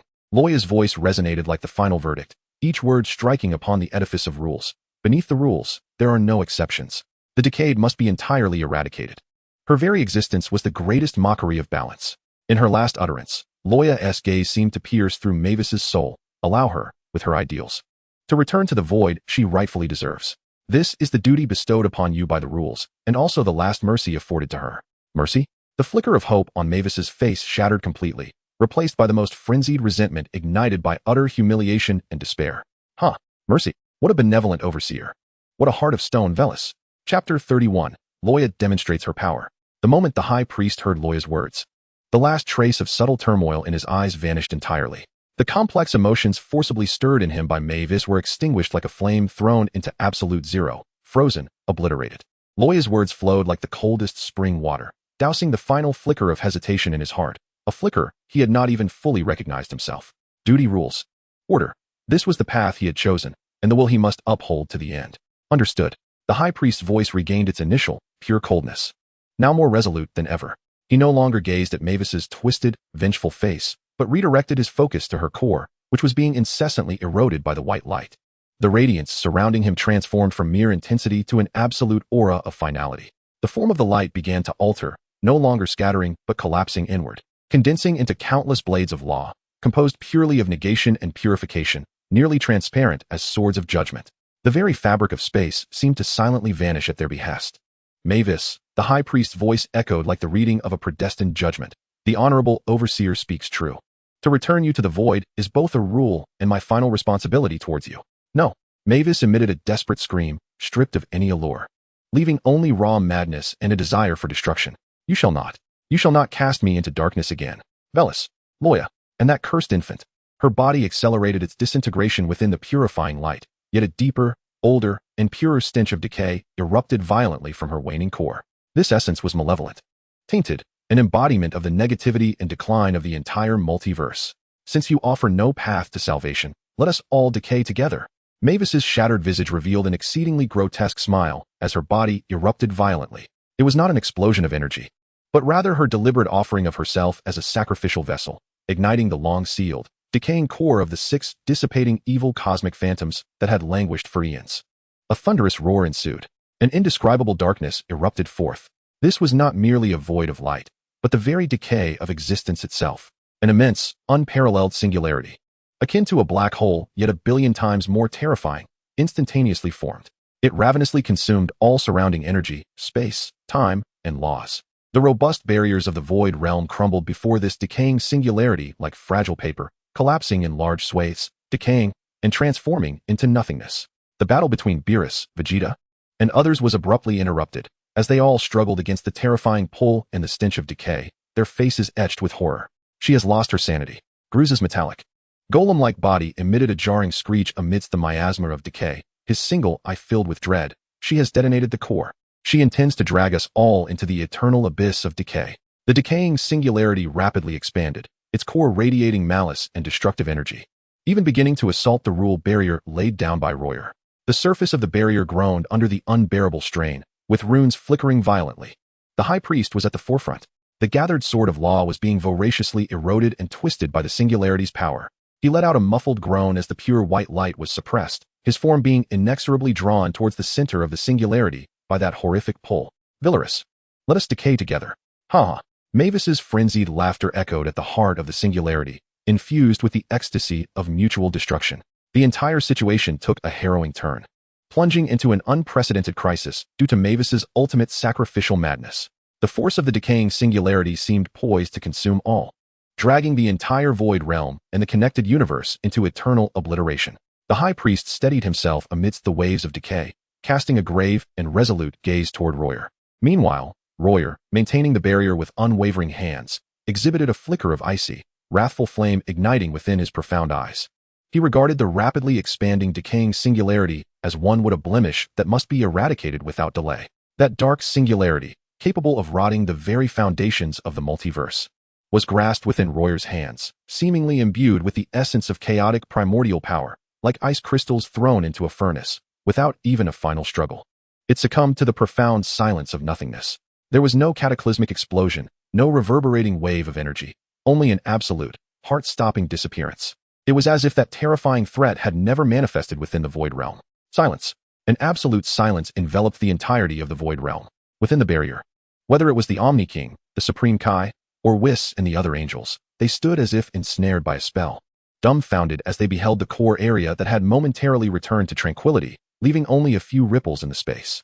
Beyond the barrier, deities of destruction such as Beerus and Kampa maintained stances of combat or defense, their divine powers still lingering. Yet their expressions were frozen in a blend of bewilderment and disbelief, having narrowly escaped catastrophe. The surviving malevolent gods and angels appeared as though their very spines had been severed, collapsing into the void, their eyes filled with boundless fear and despair. Had their greatest reliance, Mavis and the decayed core, truly vanished? Erased by that overseer, as one might wipe away dust? The Supreme Kai's radiant white light gradually receded. He stood amidst the void, his divine robes still immaculate, yet his gaze upon the retreating figure of Loya grew increasingly profound and intricate. The fleeting glimpse of chaotic power had imparted an indescribable sense of oppression, even to one as exalted as the managing angel. From whence did the overseer's power originate? Of course, it stemmed from his own diligent cultivation. Loya slowly withdrew his outstretched hands, as if merely having accomplished a trivial task. He turned to face the throne area, where the indomitable barrier of rules dissipated like ripples in water. The threat had been neutralized. Loya's voice was calm and untroubled, devoid of any emotional fluctuation, as though what had just been erased was a mere insignificant blemish, rather than a crisis capable of upheaving the multiverse. His deep gaze swept across the desolate battlefield of the void, passing over those defeated, trembling remnants of evil, before finally resting upon the Omni King. The Omni King seemed to have finally recovered from his earlier fright, his small mouth pouting, and his large eyes brimming with tears. It's so scary. That dark thing was so terrifying. Instinctively, he grasped the edges of the robes of two guards nearby. Chapter 32. Crisis averted, the Battle of Angels? Loya regarded the Omni King, particularly as he soothed him. A minuscule, almost illusory softness flickered across his eternally frosted visage. Then he spoke, his tone remaining that calm and steady cadence, yet resonating throughout the entire void. Your Majesty, the Omni King. Instantly, all gazes converged upon him. The remnants of the evil universe had been eradicated, and its source purified. Loya's tone resembled that of one reporting the completion of a task. However, this turn of events also revealed the existing lapses and deficiencies within the current order-maintaining system. He paused, his eyes seemingly glancing over Whis, Beerus, and the Supreme Kai, among others. As direct guardians and guides of the Multiverse order, the angels' power, adaptability, and understanding of rules formed the cornerstone of stability. Loya's voice, though not raised, bore an extraordinary weight that compelled all angels to unconsciously straighten their postures. Given that during this incident, some angels displayed sluggish responses to the sudden threat and exhibited awkwardness in their use of power, his gaze lingered for a fleeting moment on certain angels, causing a tightening in the hearts of those who were swept over, such as the angel who reacted a beat too slowly when Moro spewed forth his infection. This was to assess the efficacy of the angels' fulfillment of their duties, enhance their adaptability, and clarify the boundaries of rules. Loya's gaze ultimately returned to the Omni King, as he calmly proposed a suggestion that took everyone by surprise. I propose that we lift the restrictions on the angels and hold an exchange of skills among them. The current dark magic realm is restless, and a confrontation between angels and the dark forces would be tantamount to courting death. Loya's voice was low, just audible enough for the Omni King to hear. An exchange of skills? The Omni King tilted his head, seemingly intrigued by the term, repeating it. Indeed, Loya nodded slightly. With defined rules, it aims to refine techniques, clarify shortcomings, and perhaps provide some amusement for your Majesty. The last few words he uttered were remarkably understated, yet seemed to carry a certain enchantment. Amusement? The Omni King's eyes instantly lit up. Akin to a child discovering a new toy, the earlier fright seemingly forgotten. He excitedly kicked his legs. Angels fighting. Surely that will be far more entertaining than those wicked ones. The Omni King blinked his tear-filled eyes, exclaiming, fighting is beautiful. The High Priest subtly furrowed his brow. He understood Loya all too well. This suggestion was far from merely superficial amusement or a simple test of abilities. The actions of the esteemed inspector must carry profound significance. What was he observing? What did he intend to draw out? Or perhaps he was expressing dissatisfaction with certain angels' performances during the recent crisis, employing a gentler method of reprimand? The angels, including Whis and Bados, exchanged glances, seeing surprise and a hint of gravity reflected in each other's eyes. Combat among angels? Such occurrences were exceedingly rare in their memories. The power of angels manifested more in creation, guidance, and maintaining balance rather than direct destructive confrontation. Moreover, Loya's deliberate mention of rules and adaptability was clearly laden with implications. Yes. The Omni King clapped his tiny hands in excitement, his youthful voice carrying an undeniable resolve. Loya is right. Let them fight. I want to see angels fighting. High Priest, quickly arrange it. The High Priest composed himself and bowed slightly. Yes, Your Majesty. He turned to Loya, his golden eyes reflecting a hint of inquiry. Esteemed Inspector, do you have specific suggestions regarding the format and rules of this skill exchange? Loya's calm gaze swept over all the angels present, including those belonging to the current universe and the newly captured. Pallid remnants of the wicked angels, though their halos had dimmed and twisted, their essence remained unchanged. The format is flexible. It can be individual duels or team collaborations. Loya's voice resonated with the authority of established rules, with two core principles. First, no existential harm or permanent weakening of the opponent is permitted. Second, victory or defeat is determined either by one party voluntarily conceding or by the Omni King declaring the inability to continue fulfilling the duty of maintaining order. He paused, adding, to ensure fairness, newly appointed apprentice angels may also be included. Apprentice angels? The assembly was momentarily taken aback. The angelic succession was exceedingly strict, and newly appointed apprentice angels were a rarity. At that moment, the space behind Loya rippled, and two figures silently materialized. On the left stands a tall and slender youth, his silvery short hair flowing like liquid moonlight, and his deep indigo eyes seemed to harbor the trajectories of stars. Clad in a simple silver robe reminiscent of an angel, he wields a staff crafted from shimmering starlight, exuding a serene yet introspective aura, imbued with a rhythmic understanding of the passage of time.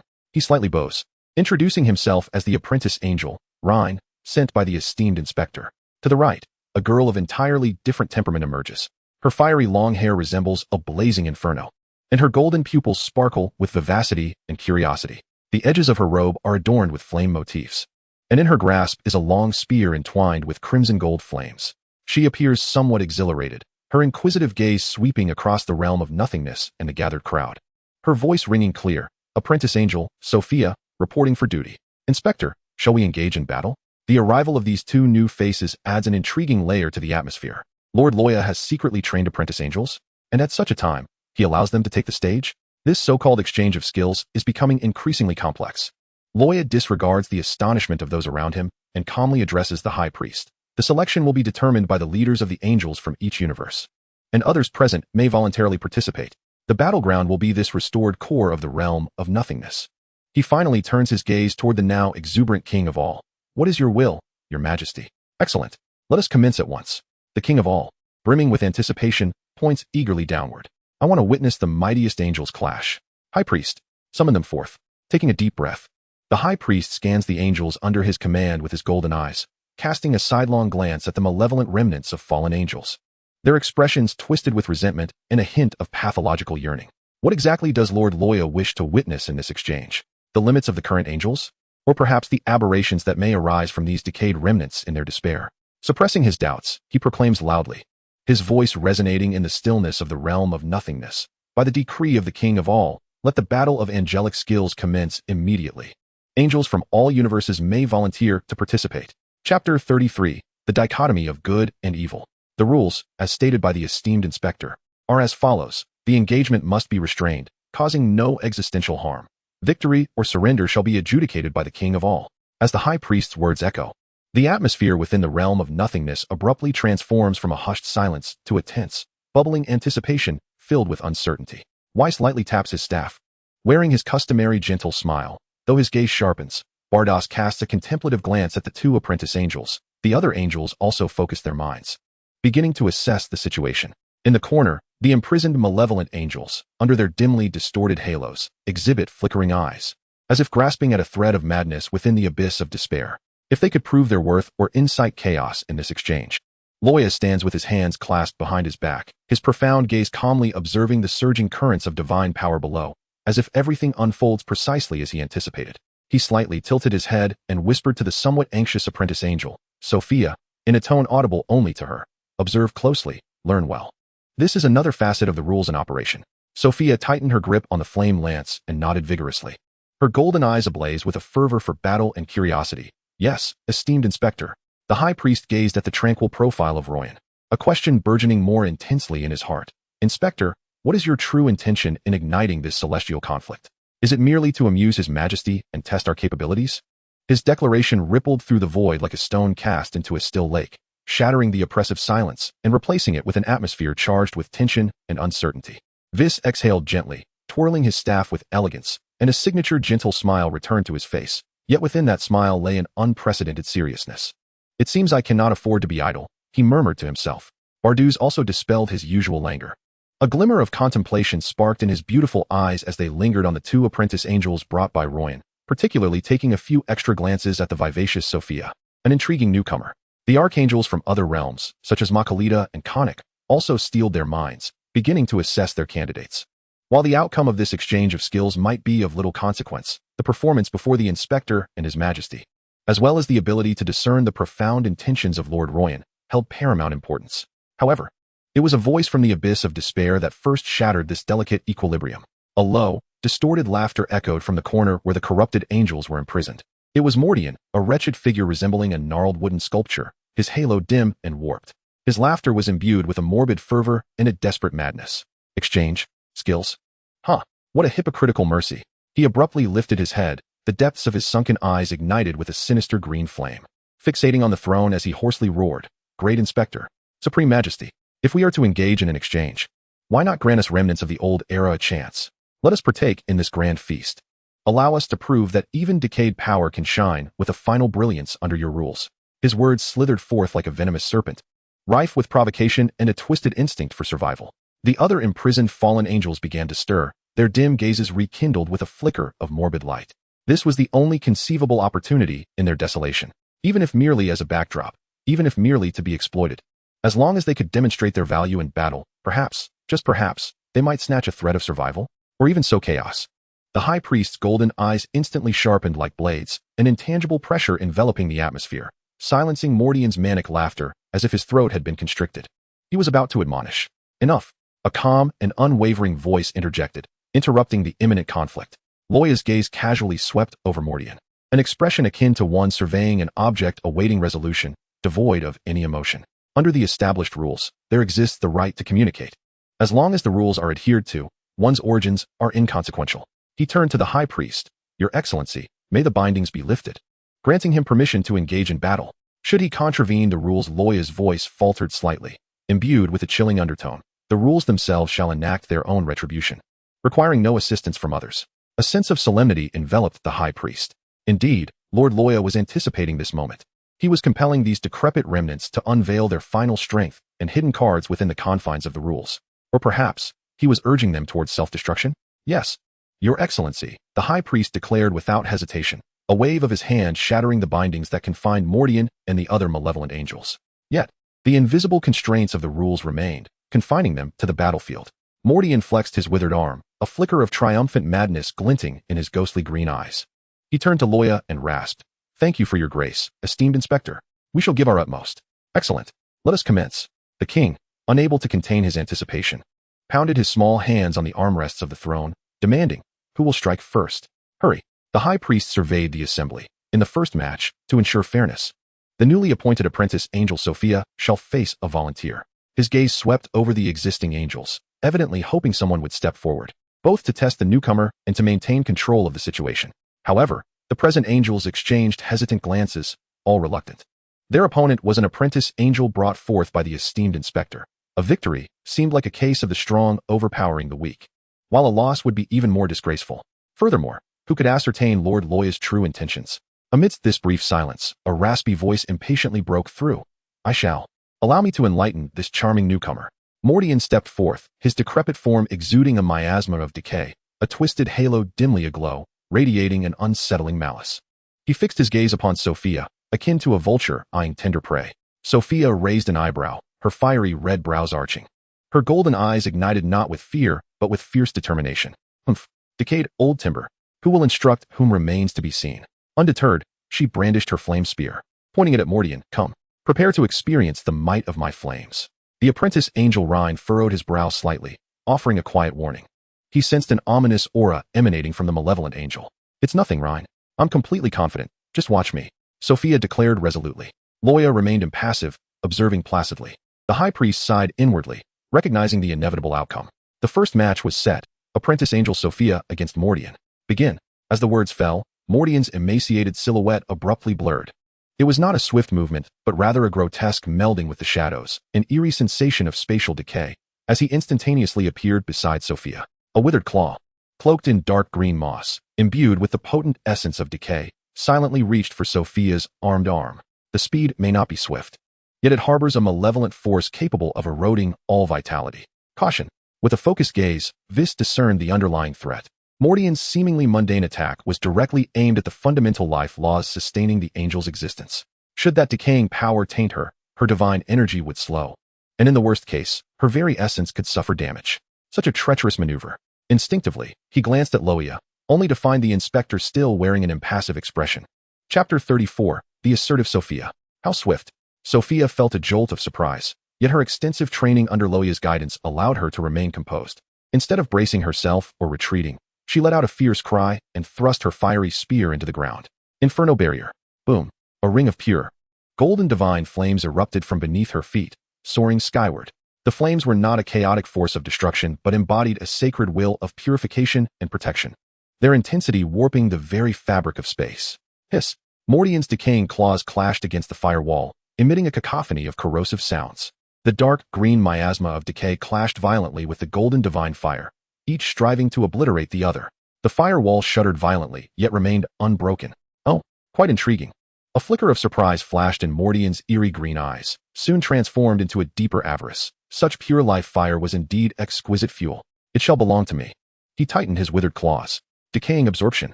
The decaying power opposing him on the firewall instantaneously morphed into countless slender, living-like dark green tendrils, wildly entwining the flame barrier and forcefully siphoning its divine fire. The golden firewall dimmed at a visible pace. What? Sophia felt the rapid depletion of her divine energy, her expression shifting. The adversary's laws could actually erode and absorb her flame's divine power? Ha! Little girl. Your flames will merely serve as sustenance for my decay. Mordian cackled. Humph. You wish to absorb? I shall make you choke on it. Sophia's golden pupils flared with a fiery intensity. Instead of withdrawing her divine energy, she injected even more power into her spear. Boom. The fire barrier, ensnared by the dark green tendrils and on the verge of dimming, suddenly collapsed inward under Sophia's command, resulting in a cataclysmic explosion. It was not a chaotic release of energy but a detonation of all purification and destructive force, compressed to its utmost within a minute's space. The terrifying wave of crimson gold flames instantaneously engulfed Mordian and the decaying tendrils he had summoned. The turbulent, purifying force incinerated the tendrils inch by inch, and along with them, Mordian's desiccated form was hurled backward, charred in multiple places, his decaying essence thrown into disarray. Hiss. Mordian steadied himself, gazing at the scorched marks on his body and the dissipating miasma, his eerie green eyes filled with fury and disbelief. He had been wounded by a mere apprentice angel? Well done. In the audience, Vegeta couldn't help but cheer, raising his fist in applause. A flicker of approval glimmered in Whis' eyes, calm under pressure. Adept at leveraging the inherent power of the rules for counterattack. Though it demanded considerable energy, she executed it impeccably. The high priest nodded slightly. Sophia's performance was indeed commendable. Yet, his attention was primarily captivated by Loya's reaction. Loya remained unfazed, as if Sophia's tactics were well within his anticipation. The vile little insect. You have incensed me. Mordian had succumbed to utter madness. His gaunt form suddenly swelled, the stench of decay erupting like a tsunami. Allow me to demonstrate the true power of decay. Return to dust. He thrust his hands forcefully into the void. Ultimate decay. All things returned to the abyss. A hum reverberated, centered around Mordian, a vast dark green domain, several hundred meters in diameter, unfurled instantaneously. Within the domain, space emitted groans under unbearable strain. Spiderweb-like black cracks began to appear, and matter silently transformed into gray-white dust. As if even light were consumed, decay, a suffocating, terrifying force that stripped away all vitality and existence permeated the air. This transcended mere skill exchange, imbued with a distinct will to obliterate. This is dire. The high priest's expression shifted dramatically, poised to intervene. The rules are non-negotiable. Loya's cold voice resonated like an iron decree, and simultaneously, an invisible force of regulation descended upon Mordian, forcibly suppressing the decaying power he had unleashed, which threatened the very foundation of Sophia's existence. Mordian was struck as if by an unseen hammer, letting out a muffled groan as his inflated form quickly deflated, and the domain trembled violently, its range drastically shrinking. You. Mordian glared at Loya with a mixture of fury and hatred. In that fleeting moment of regulatory suppression and unstable domain, Sophia seized the opportunity. Rather than cower in fear from her opponent's eruption, she capitalized on this ephemeral opening. Loya's regulatory restraint served not only as a limitation, but also as a shield and indicator that her adversary's power was confined. Now is the time. A brilliant golden light surged in Sophia's eyes as she poured all her divine energy into the flame spear without reservation. She transformed into a golden streak, a meteoric force piercing through heaven and earth, carrying the will to purify all, directly targeting the core of the chaotic Mordian. Flame pierces through. The tip of the flame spear, condensed to an extreme, resembled pure white holy fire capable of incinerating all filth. This was a testament to her profound understanding of the laws of fire. No. Mordian sensed the lethal threat and frantically summoned the suppressed, decaying power in a desperate attempt to obstruct. With a swift thrust, the pure white holy flame spear pierced through the hastily formed decaying barrier as easily as a hot knife through butter, striking precisely at the core of Mordian's withered body, not a physical heart, but the source node of his decayed divine power. Oh! Mordian emitted a wretched, soul-piercing scream. The pure white holy flame erupted within him, frantically purifying the tainted essence of decay. The dark green radiance enveloping him flickered violently like a candle in the wind, wavering unpredictably as his entire form billowed with thick black smoke under the searing heat of the holy flame, emanating a pungent, burnt odor. I concede. Mordian emitted a desperate wail, acutely aware that the very foundation of his existence was rapidly disintegrating under the onslaught of that pure, holy flame. Should this continue, he would undoubtedly be utterly purified. This was not a mere exchange, it was a sentence of execution. Upon hearing this, Sophia did not hesitate to draw her weapon and retreat, the golden flames swirling around her as she breathed heavily. Her golden eyes fixed intently on the writhing form of Mordian, remaining vigilant. A calm voice resonated. The outcome is clear. Sophia, you have triumphed. Wow, how impressive. That red-haired one has won. The audience erupted into excitement, applauding with glee. The white fire. How beautiful. Mordian lay limp in the void, his body charred and exuding a scent of decay that was utterly debilitating. His emerald eyes brimmed with resentment, fear, and an inkling of incredulous despair. He had been defeated, bested by an apprentice angel. Moreover, this defeat had occurred under circumstances where the rules were suppressed, and his singular flaw had been deftly exploited for a fatal blow. This was not merely a disparity of power, it was an absolute dominance in understanding the rules and seizing the opportune moment in battle. The high priest observed Sophia, whose breath was unsteady yet whose eyes shone brightly, and then glanced at Loya. He finally grasped a portion of Loya's intent. To allow Sophia to battle was not solely to test her capabilities, but to demonstrate, within the confines of the rules, a direct method of showcasing to all existing and malevolent angels a possibility, a precision and efficiency in wielding power, and a way to combat utilizing the very rules themselves. Loya was both instructing and intimidating. Returning to Loya's side, Sophia bore the thrill of victory and a hint of fatigue, yet more prominently, a radiance of understanding. My Lord Inspector, I did it. Chapter 35. The battle between good and evil 2. Loya inclined his head slightly, uttering 3 words that made the light in Sophia's eyes shine even more brilliantly. You are qualified. The first battle concluded with the stunning victory of the apprentice angel Sophia. However, the atmosphere of the void realm did not lighten. Rather, it grew more somber. The presence of another apprentice angel, Rhine, brought by Loya, along with the flickering gazes of the existing angels, and in the corners, the malevolent remnants of the defeated angels whose eyes had turned increasingly sinister and frenzied after witnessing Mordian's dismal downfall, all suggested that the ripples of this technical exchange were only just beginning. The high priestess gaze swept across the assembly as he proclaimed, "Who shall step forth next?" Sophia's victory was akin to a stone cast into a deep pond, the ripples of which had yet to settle, while the atmosphere of the void realm grew even more dense. Mordian's abject defeat was like a bucket of icy water, extinguishing the morbid fervor in the eyes of most malevolent angel remnants, leaving only deeper resentment and cold calculations. They realized that within the framework of rules established by Loya, a direct confrontation with the existing system, especially against the newly trained blood of the inspector, was tantamount to courting death. The existing angels displayed varied expressions. Vizzy maintained a gentle smile, yet the light at the tip of his staff flickered more rapidly, evidently analyzing the details of the recent battle at an accelerated pace. Bardas observed thoughtfully as Sophia excitedly returned to Loya's side, casting a glance at the tranquil Rhine beside her. Makarita, Konik, and the other archangels exhibited a heightened sense of caution, meticulously evaluating their surroundings while awaiting the next event. The sovereign, clearly still intrigued, gestured eagerly towards the arena below, indicating a desire for further entertainment. What of that newcomer with the white hair? Let him participate. The sovereign's directive words instantaneously drew the attention of all present to the apprentice angel, Rhine. Rhine's silvery short hair shimmered under the unique luminescence of the void, radiating a moonlit glow. His indigo eyes remained tranquil and unperturbed, as if the ferocious battle moments ago had not stirred a single ripple in his heart. Grasping the staff composed of flowing starlight, he slightly bowed and spoke in a cool, steady tone. Apprentice Angel Rhine, I am willing to accept guidance. The high priest cast his gaze across the existing ranks of angels, hoping an experienced one might step forward to apply the right pressure on the newcomer while simultaneously maintaining control over the situation, thus preventing a recurrence of the chaos brought forth by Mordian. However, having witnessed Sophia's stunning performance, clearly influenced by the shadow of Loya, the remaining angels grew even more circumspect. At that moment, a low, raspy voice emerged, reminiscent of sandpaper scraping against one another, carrying an air of deliberately suppressed calmness. Since the sovereign wishes to observe the newcomer, allow this weary old soul to engage in discourse with the young time traveler. The voice belonged to Salazar, another remnant of the imprisoned malevolent angels. His form resembled a continuously shifting mass of viscous shadow, with a halo distorted into irregular serrations, exuding a disquieting aura of temporal disarray. Unlike Mordian's overtly frantic demeanor, his voice harbored a chilling quality, steeped in resentment and calculation that had festered for eons. He gradually emerged from the shadows, his body, composed of darkness, twisting slightly. The high priest furrowed his brow. Salazar had once been a time management angel from a purged universe, wielding enigmatic powers, particularly adept at manipulating the rifts and dislocations of time, causing considerable turmoil during the Eradication Wars. He was far more dangerous and cunning than Mordian.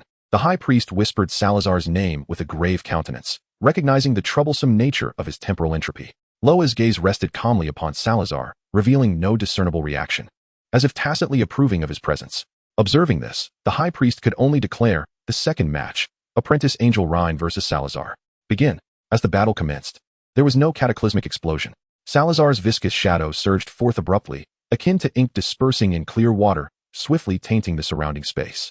An intangible sense of disorientation enveloped the arena, as if the very fabric of space had become thick and sluggish. Light refracted and distorted within the shadowed realm, while the flow of time appeared erratic, oscillating between rapidity and lethargy, utterly unstable. Temporal entropy domain, decelerate.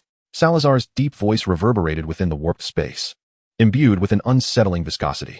Positioned at the fringe of this shadowy expanse, Rhine immediately sensed a formidable force of inertia, rooted in the laws of time, entwining around him. He attempted to move, yet his actions resembled a struggle within a mire of tenfold gravity. His thoughts seemingly hindered, becoming somewhat sluggish. Salazar's assault was silent, yet it directly affected the most fundamental state of his opponent's existence. This is troublesome. In the audience, Beerus furrowed his brow. Such temporal interference was most vexing. There was no way to fight properly. Reinhardt, Sophia whispered anxiously. However, Reinhardt's indigo eyes remained as tranquil as still water, even harboring a hint of serene understanding. Unlike Sophia, who unleashed her divine power to forcibly break free, he slowly raised his celestial staff. The flowing starlight at the staff's tip suddenly accelerated, outlining intricate and arcane trajectories. Temporal anchoring calibration. Reinhardt's cold voice resonated like a clear spring flowing over rocks. As he spoke, a gentle silver halo, seemingly composed of countless ethereal gears, rippled outward from his being. Where the halo passed, that viscous sensation of temporal stagnation was instantly smoothed and dispelled. The space around Reinhardt resumed its normal flow, and his movements regained their fluidity. It was as if he had precisely cast an anchor point to stabilize himself amidst the chaotic currents of time. Oh! Salazar's shadowy form quivered slightly, seemingly surprised that Reinhardt could so easily dissolve his temporal entropy domain. It seems you possess more than just brute strength, young girl. Before his words had fully escaped his lips, Reinhardt's figure suddenly became ephemeral. It was not a high-speed movement, but rather as if he had melded into the crevices of time, instantaneously traversing the distorted space to appear at the side of Salazar's shadowy form. His speed surpassed even Sophia's previous explosion of power. Temporal leap. Whis' eyes lit up, an exceptionally precise, short-range temporal displacement. Mastery over one's own temporal laws demands a high degree of skill. Reinhardt's celestial staff resembled a spear of judgment, carrying a sharpness that pierced through time and space, silently pointing towards a node at the core of Salazar's shadow. The starlight concentrated at the staff's tip was not a violent energy, but rather contained an extraordinary force of solidified time and the analysis of existence. Salazar's shadow writhed, leaving behind a distorted afterimage in an instant, while his true form slithered into another shadow like a slippery eel. Temporal mirror double. Salazar's voice, tinged with mockery, echoed from all directions. Young man, you are still far from being able to lock onto my existence. Yet, before his derisive words could fully fade, the celestial staff pointed by Reinhardt did not miss its mark. The tip of the staff aimed at the afterimage, and the starlight suddenly expanded. Temporal retrogression manifestation. Chapter 36. The Extraordinary Apprentices of Angels. Buzz. In the distorted space struck by the staff, time seemed to have been pressed on rewind. Salazar's recent actions of merging into the shadows to create the double replayed with crystal clarity, like a scene played in reverse. His trajectory of merging into the shadow, the path of his true form's transfer, and even the energy fluctuation characteristics of his core node were all laid bare in the retracing starlight. What? The voice of Salazar, filled with genuine fury for the first time, resonated with palpable emotion. The time mirror, his lifeline, had been forcibly unraveled by his opponent through a temporal reversal. The indigo hue of his eyes precisely captured the exposed position and core node revealed within the retrospective imagery. Without a moment's hesitation, the celestial staff was raised once more, its tip now aglow with a deep indigo light, no longer the soft silver it once was, but a concentrated point that seemed capable of devouring light itself. The temporal annihilation point was breached. A gentle tap of the staff sent that profound indigo light surging forward, transcending spatial barriers as if it had traversed time itself, instantaneously appearing before the core node of Salazar, who had just revealed his true form. The radiance harbored not a destructive energy impact, but rather a pure negation and annihilation of the continuity of temporal existence. No, Salazar shrieked, his shadowy form twisting in a frantic attempt to evade or defend, yet that point of indigo light appeared to have locked onto the timeline of his existence, rendering escape utterly impossible. With a swift motion, the indigo light penetrated the core of Salazar's shadow. There was no explosion, no flames.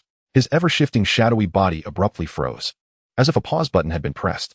Subsequently, the shadows comprising his form began to silently and swiftly disintegrate from the struck core node, dissipating like a sandcastle washed away by the tide. It was not mere destruction. Rather, a portion of the temporal imprint constituting his existence was forcibly erased, leading to an unstable state that spiraled toward disintegration. I yield. I yield. Please, stop. Salazar's voice brimmed with unprecedented terror and agony, as he acutely sensed his own disappearance. At his plea, Rein waved his staff lightly, and the profound indigo light vanished in an instant. The trend of Salazar's disintegration came to an abrupt halt, yet his shadowy form had become exceedingly thin and transparent, his breath waning to a mere whisper, the distorted halo around him flickering as if on the brink of extinguishment. Clearly gravely wounded, he gazed at Rein with fear, as though beholding a master of time and space who commanded life and death. The outcome was evident. Rein had triumphed. Loya, a calm voice declared the result. Wow, this white-haired one is incredibly powerful. The little king clapped his hands, his eyes sparkling with excitement, before vanishing in a flash.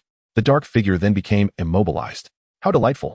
The temporal reversal and the breach of the annihilation point were softly repeated by Whis, filled with awe and gravity. His understanding and application of the laws of time utterly astonishing.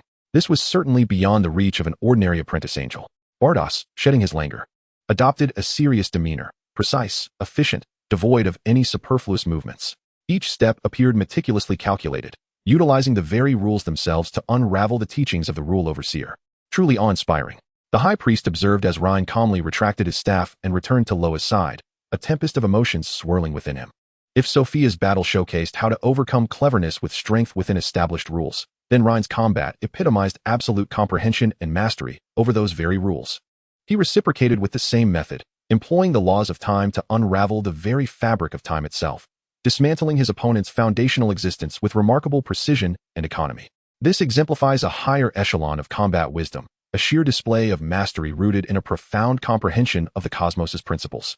Your Excellency, the inspector, Rein inclined slightly, his voice remaining cold and steady. Loya regarded him, uttering merely 3 words that ignited a flicker of profound brilliance within Rein's indigo eyes. Akin to the dance of celestial bodies, quite commendable. 2 battles, 2 apprentice angels, and 2 starkly contrasting styles, yet both achieved overwhelming victories. Particularly, Rein's effortless demeanor, as if he commanded the very threads of time, instilled immense shock and pressure among all existing angels. This was not merely a display of strength. It was a raw demonstration of the depth of understanding and precision required for the core abilities of guidance and maintenance inherent in an angel's duty. In the corner, the remnants of the malevolent angels were engulfed in a silence as profound as despair, chilled to the marrow. Even seasoned malevolent angels like Salazar, masters of arcane laws, were effortlessly crushed within the established rules. What hope remained for them? The high priest inhaled deeply, his gaze sweeping over the diverse expressions of the existing angels, particularly those of the archangels, Whis and Beerus. He understood that Lord Loya's instruction was halfway complete. What remained was the time for the veteran's trial. Next, the high priest's voice carried an almost imperceptible blend of anticipation and gravity. Let the existing cosmic angels volunteer for battle. His gaze scanned the listless remnants of the malevolent angels, eventually landing on one whose aura was relatively stable, yet whose eyes glinted coldly like a viper's. You, Ereg, shall take the field. The malevolent angel named Ereg, resembling a humanoid lizard cloaked in dark purple scales, bore a twisted halo, with slit pupils flashing a cunning, icy light. He licked his lips and hissed, "At your service, Your Excellency, the High Priest." The High Priest then turned his attention to the ranks of existing angels, his tone leaving no room for dissent. "Whis, this battle is yours." Startled by the summons, Whis momentarily paused before his characteristic, seemingly eternal gentle smile returned. He stepped forward with grace, lightly tapping the void with his staff, bowing slightly. As you command, Your Excellency, the High Priest. At the heart of the void, the atmosphere grew tense once more. Following the dazzling displays of the Apprentice Angels, the representative of the seasoned angels, Whis of the Seventh Universe, was poised to take the stage. How would he respond? What hidden artistry would he reveal? All eyes converged on this ever-smiling, unfathomable angel. For the first time, Loya's gaze bore a distinct, intriguing scrutiny. Whis gracefully entered the central arena of the void, his face adorned with that seemingly engraved, gentle smile. The crystal atop his staff radiating a soft and steady glow. His opponent, Eric, resembled a coiled, venomous lizard, his body adorned with dark purple scales that arched slightly, while his vertical pupils, set beneath a twisted halo, fixated coldly on Whis. The frigid hiss of his forked tongue emanated a chilling, cunning, and corrosive aura. Whis of the Seventh Universe, Eric's voice scraped like gravel. I have long heard of your esteemed reputation. It is said that you are the most versatile and leisurely among the existing angels. I wonder, can your leisure withstand the onslaught of my chaos corruption? His tone dripped with provocation, seeking to incite a reaction from his adversary. Whis maintained his serene smile, lightly tapping his staff against the ground. You flatter me, Lord Eric. I cannot claim to be omnipotent. I merely fulfill my duties to the best of my abilities. As for leisure, maintaining a calm disposition is indeed a crucial aspect of executing one's responsibilities effectively. His response was flawless, imbued with a gentle yet unshakable composure. Sharp-tongued. Chapter 37. The Emergence of Whis's Power. Eric, clearly at a disadvantage, let out a low growl, abandoning further words. He thrust his scaled hands forward with force. Chaos corruption. A thick, dark purple mist, akin to ink and reeking of acrid sulfur and decay, surged forth like a living entity, instantly engulfing a vast area.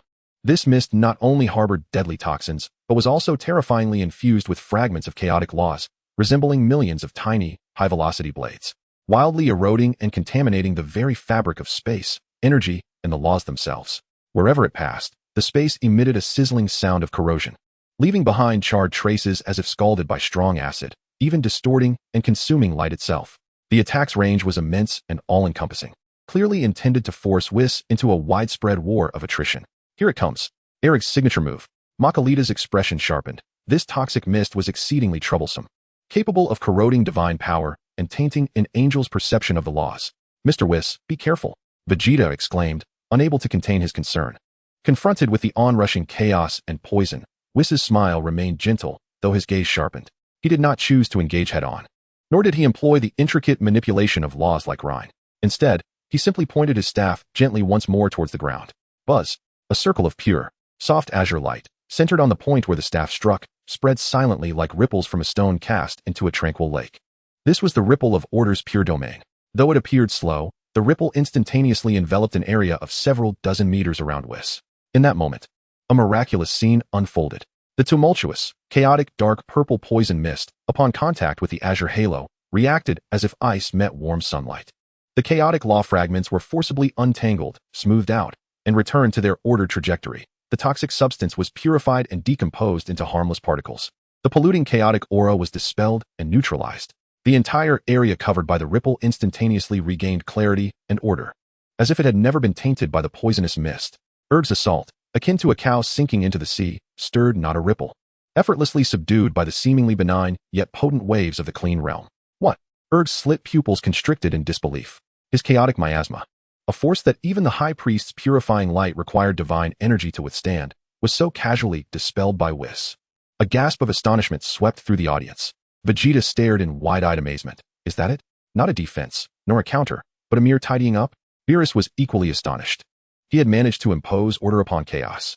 A flicker of barely perceptible approval crossed the High Priest's eyes. Whis's maneuver demonstrated an essential understanding and application of the laws of order, not opposing chaos, but guiding it back into harmony. Such mastery is of an extraordinary caliber. A commendable performance. Erg suppressed his shock, a fiercer glint igniting in his gaze as he pondered how Whis would manage the next challenge. Drawing a deep breath, his scaled chest expanded dramatically, dark violet light swirling furiously within his throat, emanating a cataclysmic aura. He abandoned his area attack, concentrating all chaotic divine power into a single point. The Chaos Annihilation Breath. A beam of destruction, compressed to perfection and resembling liquid dark violet crystal, erupted from Erg's mouth, carrying the terrifying essence to rend space and obliterate rules. As it traversed its path, the very fabric of space shattered like fragile glass, leaving behind an indelible, inky scar. This attack, infused with the essence of chaotic laws, far surpassed his previous miasma. The beam surged forward, its velocity beyond the realm of perception, aimed directly at Whis's face. Whis. Batos could not suppress a gasp. The force of this strike was a genuine threat to the very foundation of angelic existence. Yet, in the face of this world-ending blow, Whis' smile remained utterly unchanged. He did not even lift his staff to block. He simply inclined his body slightly to the side. Indeed, he merely took a graceful half-step aside. Whoosh! The chaotic beam, potent enough to extinguish stars, grazed the hem of Whis' robe and shot into the distant void behind him, ultimately vanishing at the boundary of the realm of nothingness, leaving only a slowly healing rift in space. Erg. Everyone was left in stunned silence. He dodged such a terrifying strike, and Whis merely sidestepped as if on a leisurely stroll, avoiding it flawlessly. How could this be possible? Whis appeared to have accomplished a trivial task, straightening his posture and regarding the bewildered Erg with a gentle smile. Lord Erg, your attack's power is indeed remarkable. However, it seems your aim could benefit from a touch more precision. You seek your own demise. Erg erupted in fury, feeling an unprecedented humiliation. His dark violet scales bristled, chaotic divine energy erupting wildly as his form morphed into a blurred stream of dark violet light. Claws poised to rend everything in his path, he charged fiercely at Whis. He abandoned ranged attacks, intent on close combat, wishing to tear apart this insufferable foe with his millennia-honed chaotic body. The chaos soul-rending claw. His claws were enveloped in a dense, almost palpable dark purple chaotic energy. Wherever the tips of his claws passed, the very fabric of space was rent, leaving behind nearly unhealable scars. The force contained within this strike was sufficient to shatter even the soul of a god of destruction. Confronted with Ereg's frenzied assault, Whis finally made his move. He neither retreated nor braced himself for impact. Instead, his staff gracefully traced an arc, akin to a conductor guiding an orchestra through a profound symphony. As the staff moved, the surrounding space seemed to come alive, beginning to flow spontaneously and precisely. Space transformed from a static framework into a gentle, obedient stream, softly yet resolutely propelling Whis' body, allowing him to narrowly evade each of Ereg's lethal claw strikes with impeccable timing. Ereg's claws, imbued with destructive power, crashed down with ferocity but always landed just where Whis had been a moment before, or were deftly deflected by the flowing space, barely grazing his divine robe. The gusts of wind generated failing to disturb a single strand of his hair. Whis' figure danced with elegance in the confined space, like a masterful performer executing the most graceful ballet on the edge of a blade. At times, he would lightly tap his staff, striking at the pivotal nodes of Ereg's attacking force or the very core of the chaotic energy coalescing. Wherever the staff landed, Ereg's wild chaotic divine power would burst forth like a punctured balloon, momentarily thrown into disarray, halting his gathered assault. Was space assisting him? Zampa looked on in astonishment. Had Whis truly turned space into an obedient partner? It was not solely space. The high priest observed with greater clarity, his eyes sparkling with insight. It was order. He was employing the principles of order to precisely guide the flow of space, simultaneously perceiving and disrupting the underlying order of Ereg's power. This rendered Ereg's seemingly frenzied attacks constrained, as if he were ensnared in an invisible quagmire. The more Ereg struck, the more alarmed and frustrated he became. He felt as though he were not attacking an adversary, but rather assaulting a vast, boundless ocean of gentle yet resilient order. Each ounce of his power was meticulously redirected, dissipated, and neutralized, rendering him incapable of unleashing a concentrated burst. With every delicate tap of Whis' staff, his rhythm was disrupted, leaving him in a state of vexation so intense that he felt he might cough up blood. Damn it! Breakthrough. Ereg lost all semblance of composure, recklessly channeling all his chaotic divine power into his claws, forcibly tearing at the fabric of space, launching a desperate assault that disregarded all defenses, aimed squarely at Whis' core. The dark purple shadow of his claws instantaneously crossed the distance, appearing before Whis' chest. This time, Whis did not evade. Chapter 38, The Battle of Bardos. The staff in his hand had risen, the crystal orb atop it now aimed directly at Ereg's incoming claws. Within the orb, no longer was there a gentle glow. Instead, it reflected Ereg's menacing visage, alongside the chaotic and frenzied divine power swirling within him. The corridor of order illuminated.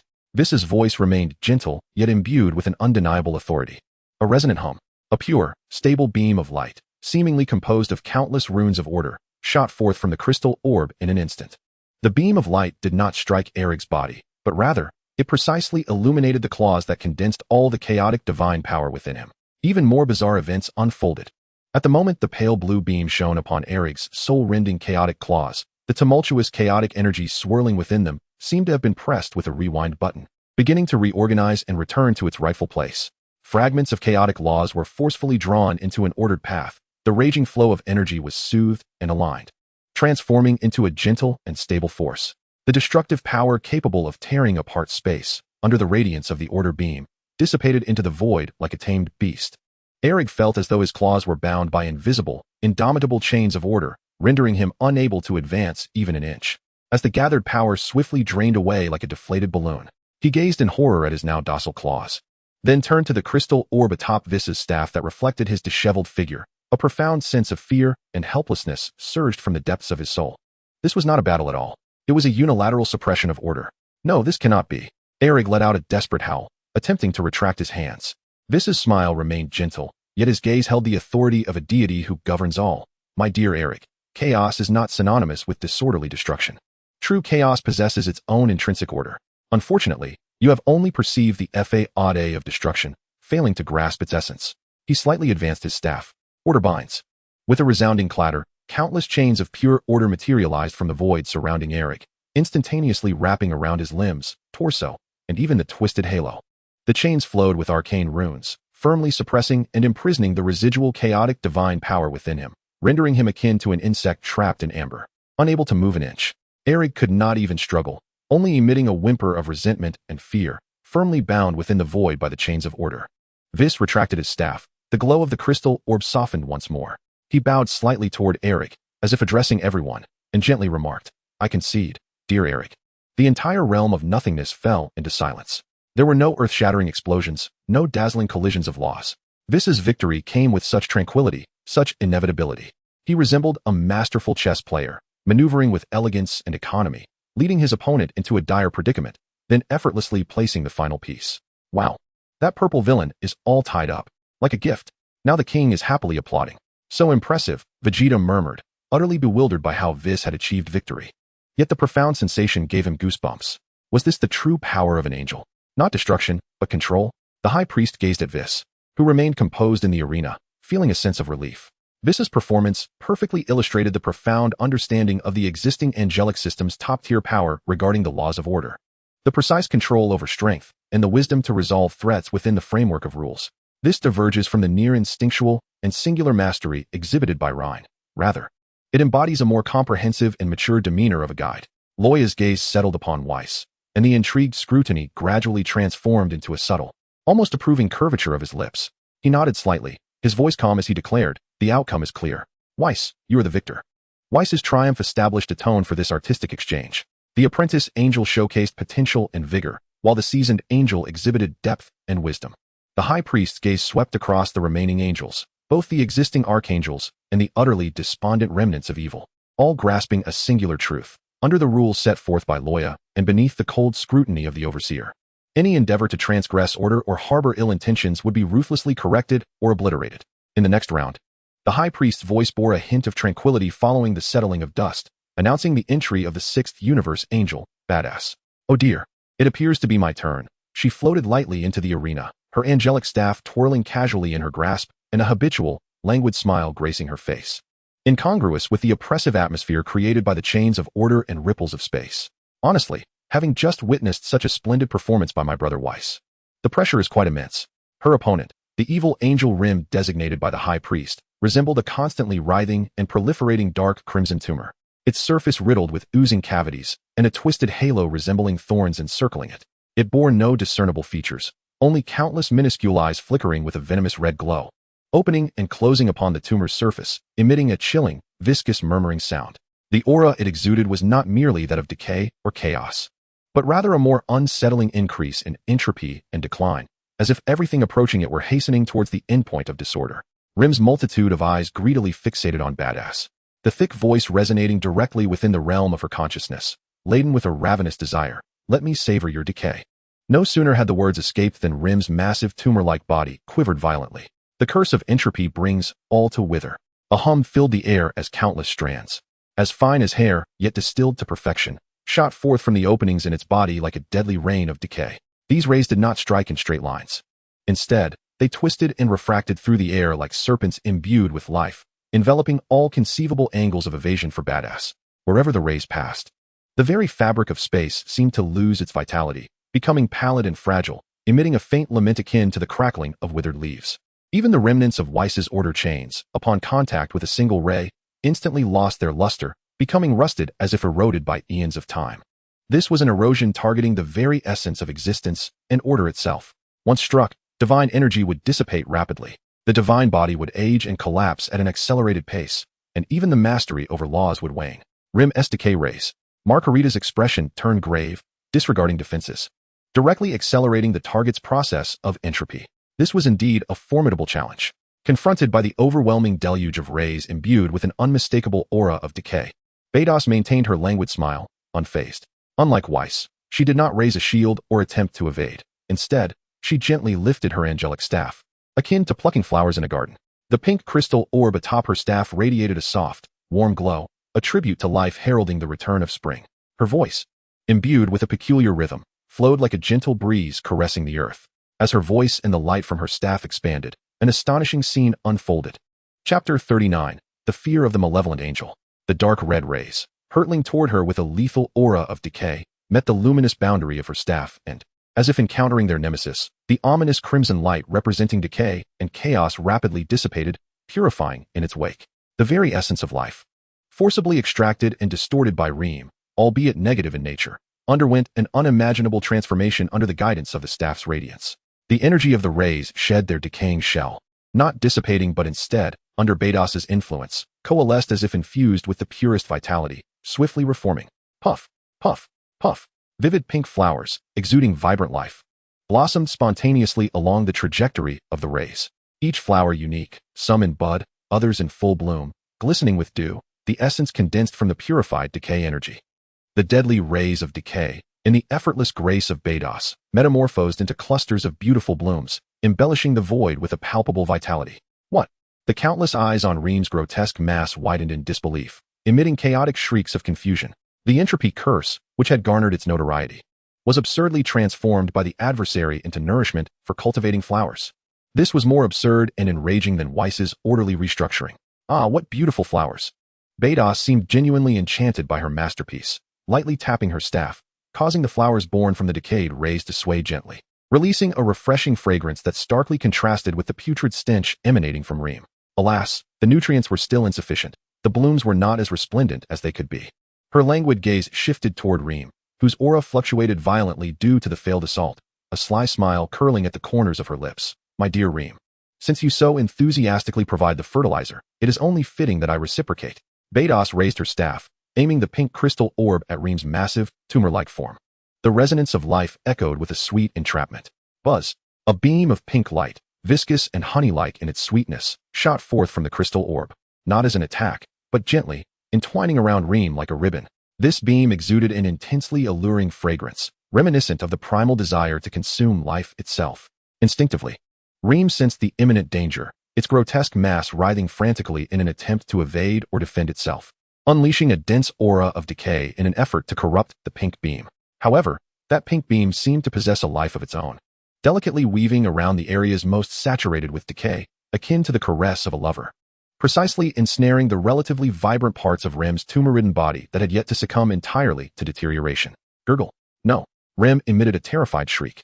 The areas ensnared by the pink beam did not experience pain. Instead, they were enveloped in an indescribable, profound comfort coupled with an intense hunger. It felt as though that portion of its body had transformed into an insatiable void, ravenously yearning for sustenance. The decaying energy, putrid matter, and even the very essence of its existence, governed by the law of entropy, became the most tantalizing nourishment. Devour. I must devour. Rem's will spiraled out of control and terror. Driven by overwhelming hunger, the ensnared regions spontaneously began to voraciously consume and assimilate the other parts of its own body. Squish. Squish. The insides of the tumor echoed with ghastly sounds of tearing and consumption. One part of its body was devouring another. Dark red pus splattered like blood, as decayed tissue was forcibly ripped apart and digested. Rem's essence dwindled at an astonishing pace, its massive tumor-like form collapsing violently, akin to a hollowed-out piece of rotting wood. Beginning to wither, it was ensnared in an unstoppable cycle of self-cannibalization triggered by its own power. Beerus did not attack. Instead, she cleverly exploited its twisted life form and insatiable instinct, igniting an unquenchable, sweet fire of hunger within. Stop. I concede. Please stop. Rem's voice was filled with unprecedented pain and fear, feeling as if it were being consumed by itself. Bados gently retracted her staff, and the pink sweet beam dissipated in an instant. Rem's self-cannibalization abruptly ceased, yet its body had significantly shrunk, countless eyes dimmed, and its breath was almost extinguished.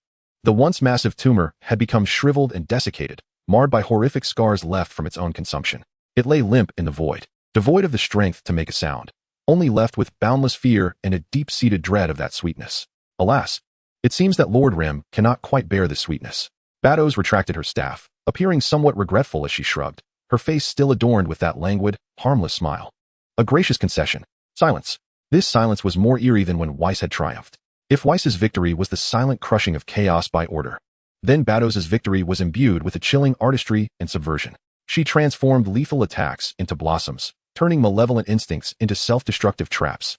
There was no clash of forces, no opposition of laws, only a profound understanding of the essence of life's laws and an almost mocking finesse in its application. Oh, look. Now the king pointed at the floating pink blossoms, joyfully swinging his little legs. Pink flowers. How beautiful. That red ball ate itself. How amusing. Sun Wukong and Vegeta were rendered speechless, only feeling a tingling sensation creeping across their scalps. The combat style of the angels transcends their comprehension of power. The reversal and induction of the laws of life caused a noticeable fluctuation in the gentle smile on Whis's face, as she was profoundly shaken. Has Bados reached such a level of understanding and manipulation of life's desires? The high priest observed the charmingly smiling Bados, his heart stirred with tumultuous emotions. Bados exhibited an extraordinary insight into the essence of the laws of life, wielding an almost playful control over them. She transformed destructive power into creation, turning the strongest instincts of her foes into weapons of self-destruction. This reflected a wisdom brimming with creativity and subversion. Loya's gaze fell upon Bados, and for the first time, a trace of a subtle, almost intriguing expression appeared on his otherwise tranquil face. He nodded slightly, his voice still calm but imbued with an imperceptible rhythm. Quite clever. Bados elegantly bowed and gracefully returned to the ranks of the angels, as if she had merely accomplished a trivial task. Yet, the gazes of all the present angels towards her were imbued with profound reverence. This seemingly languid sister's true strength and understanding of the laws were likely far more unfathomable than they could imagine. The order maintained by Whis, the life induction by Bados, and the richness and diversity of the existing angels were all laid bare in this exchange. The high priest's eyes swept over the remaining remnants of the malevolent angels. They were utterly incapacitated, devoid of even the strength to harbor resentment, left only with pure despair, awaiting their final judgment. Chapter 40. The True Purpose. The next match. The voice of the high priest resonated with a calmness that suggested the outcome was already determined, as his gaze shifted to the angels of the ninth universe. The proud and thorny rose like Makalita, a representative of the ninth universe, stepped forth to battle. Her gaze scanned the few remaining evil angels, finally settling on one whose aura was the most elusive, resembling a constantly shifting cloud of colorful smoke. You, Callisto, shall fight. A proud and confident smile curved at the corners of Makalita's lips as she gracefully entered the battlefield, her golden staff shimmering with a sharp light. Is it finally my turn, esteemed high priest? Rest assured, I shall make this exhibition even more splendid. Her eyes were locked onto the ever-changing colorful mist that was Callisto, a formidable entity skilled in illusions and mental invasion. At the center of the void, a new brilliance of the laws was about to illuminate. Makalita's battle was as dazzling and deadly as her very being. Her opponent, Callisto, the master of illusions and mental erosion, wielded attacks that were silent and unseen, capable of distorting perceptions, weaving the most authentic nightmares, and even directly corroding the order barriers that safeguard the angels' minds. However, Makalita's response was akin to the most brilliant diamond, hard, sharp, and reflecting a radiance that rendered illusions powerless. She did not succumb to the meticulously crafted illusionary web that could ensnare even a destroyer god. Her true vision, the eye of the void, resembled two radiant golden suns, piercing through all illusions and directly targeting the fragile core of Callisto's soul, hidden beneath countless layers of deception, akin to a delicate glass sphere. As Callisto, in a desperate gamble, transformed herself into myriad needles of obliteration aimed at eroding Makalita's will from every conceivable angle, Makalita manifested the most haunting power befitting the archangel of the ninth universe. The resplendent end shattered the kaleidoscope. The golden scepter in her grasp erupted with a brilliance surpassing that of stars, unleashing countless minuscule yet indomitable beams of prism light, forged from pure reality and the sharpest of laws, surrounding her like precise surgical instruments. Each prism beam met a needle of obliteration with unwavering accuracy, refracting, deflecting, and even rebounding. 1 billion precise collisions transpired in an instant. There were no cataclysmic explosions, only the subtle fissures carved into space by the utmost sharpness, resembling a shattered mirror. Callisto's needles of obliteration were entirely dismantled, repelled, with some of their force even rebounding back to pierce her fragile core. A piercing, anguished wail escaped Callisto, resembling the shattering of countless glasses, as the colorful haze dissipated to reveal the cracked, dimming glass core within. It collapsed like a punctured bubble, utterly devoid of combat capability. Makalita elegantly retracted her scepter, the radiance subsiding, and the spatial fractures swiftly mending. She lifted her chin slightly, proud and composed, before absolute reality. Illusions are but fragile glass. I concede, Lady Callisto. A calm voice from Loya followed, victory. Thus, all the named remnants of the malevolent angels, within the framework established by Loya, either faced purification and severe defeat, Morty, Salazar, were bound by order, Irig, succumbed to self-destruction due to their own distortions, Rem, or were shattered by the cutting edge of reality, Callisto, losing their threat entirely. The decay and rancor that pervaded the void were thoroughly cleansed by the brilliance of the angels' principles of order, life, and reality, leaving only a solemn and desolate atmosphere following the grand battle. The remaining angels, whether the combatants Whis, Bados, Makalita, or the spectators Konik and Campelli, stood in silent reverence. The novice angel Sophia sparkled with excitement and longing, while Rhine remained serene, his indigo eyes seemingly calculating the application of laws from the recent battle. In the audience, beings like Vegeta were rendered speechless, shocked by the battle's unimaginable intensity. Vegeta's clenched fists trembled slightly, a manifestation of his yearning for higher powers intertwined with a sense of impotence. The Omni King appeared somewhat weary, reclining on his throne while yawning. The High Priest scanned the surroundings, confirming the absence of challengers, preparing to declare this exchange of skills successfully concluded. The objective had been achieved. A tranquil, unperturbed voice, akin to a cold spring, flowed into the brief stillness. Loya slowly began to speak, his gaze sweeping over all the angels present, ultimately resting upon the High Priest. He gracefully descended from before the throne, positioning himself slightly ahead of the High Priest, facing all the angels. His presence became strikingly pronounced, as if he were the very nucleus of the Void Realm. This battle was not for mere amusement. Loya's voice, though not raised, resonated distinctly within the consciousness of every being present, imbued with an undeniable authority, and its purpose was threefold. He extended his first finger, firstly, to assess, to evaluate the current angelic hierarchy's ability to adapt in times of crisis, their command of power, and their comprehension of the boundaries of rules. The sudden onslaught of the remnants of Mevis had revealed the stagnation and gaps within the system. This battle served as a pressure test. His gaze swept across Whis, Bados, Makalita, and others, lingering momentarily on a few angels who reacted slower than expected, instilling a sense of trepidation within them. The results were acceptable, flaws existed, but the foundation remained intact. He extended his second finger, secondly, to cleanse. Loya's gaze shifted to the fallen, breathless remnants of the malevolent angels, his eyes cold as eternal ice. Decayed remnants should not persist within the current order of existence. However, since the rules granted them the right to communicate, they must be eradicated within the confines of those very rules. This battle would serve as the judgment seat for their ultimate demise, executed by your hands, wielding the blade of the rules, leading to their extinction without recourse. His words were chillingly precise, revealing that the true intent behind allowing these malevolent angels to engage was not to offer them opportunity, but rather to carry out a final purification within the framework of the rules. The last flicker of hope in the eyes of those remnants was extinguished, leaving only utter despair. Finally, Loya extended his third finger, his gaze becoming profoundly deep, as if piercing through the barriers of the Void Realm, gazing into the depths of the multiverse. Thirdly, a warning and preparation for the fundamental purpose. Chapter 41, A Crisis Looms. His voice took on an unprecedented gravity, causing the hearts of all angels to quicken. The resurgence of Mevis and the 6 decaying universes was no mere coincidence. Behind it lay a more profound shadow, attempting to shake the very foundations of the multiverse that Lord Wong upheld. To eliminate Mevis and erase the decaying core was merely to uproot its visible minions. Loya's gaze was as sharp as a blade, sweeping over each angelic leader and the High Priest. The true storm had yet to descend, and its scale and threat likely far exceeded the turmoil of today. He paused for a moment, allowing this weighty message to settle within the hearts of each angel. In today's battle, what you have witnessed, the vigor of the Apprentice angels and the depth of the seasoned angels, forms the cornerstone of the new order. However, in the face of the impending storm, this alone is woefully insufficient. Loya's gaze ultimately returned to the High Priest, imbued with a sense of entrustment. Your Excellency, the current angelic hierarchy must immediately enter a state of war, enhance the precision of power control, deepen the understanding of the laws, strengthen inter-universal collaboration, prepare to confront threats of a higher level, more enigmatic and unpredictable. His voice was resolute and unwavering. Today's exchange of skills marks the commencement of this preparation. I implore you all to uphold your responsibilities and honor the trust bestowed upon you by the All-King. With that, Lord Loya ceased his words. He slightly turned, bowing towards the throne. All-King, the entertainment has concluded. My objectives have been achieved. I await your command. The entire realm of nothingness fell into a prolonged silence. The High Priest felt a tremendous shock within, as all previous speculations and doubts suddenly crystallized into clarity. So it was. Lord Loya proposed this seemingly entertaining battle, the profound significance of which lies in this very moment. It serves to inspect, to cleanse, and more importantly, to provide a warning and mobilization for the impending, more terrifying unknown storm. He is sounding the alarm in the most direct manner, compelling all angels to recognize their current status and disparities through practical engagement.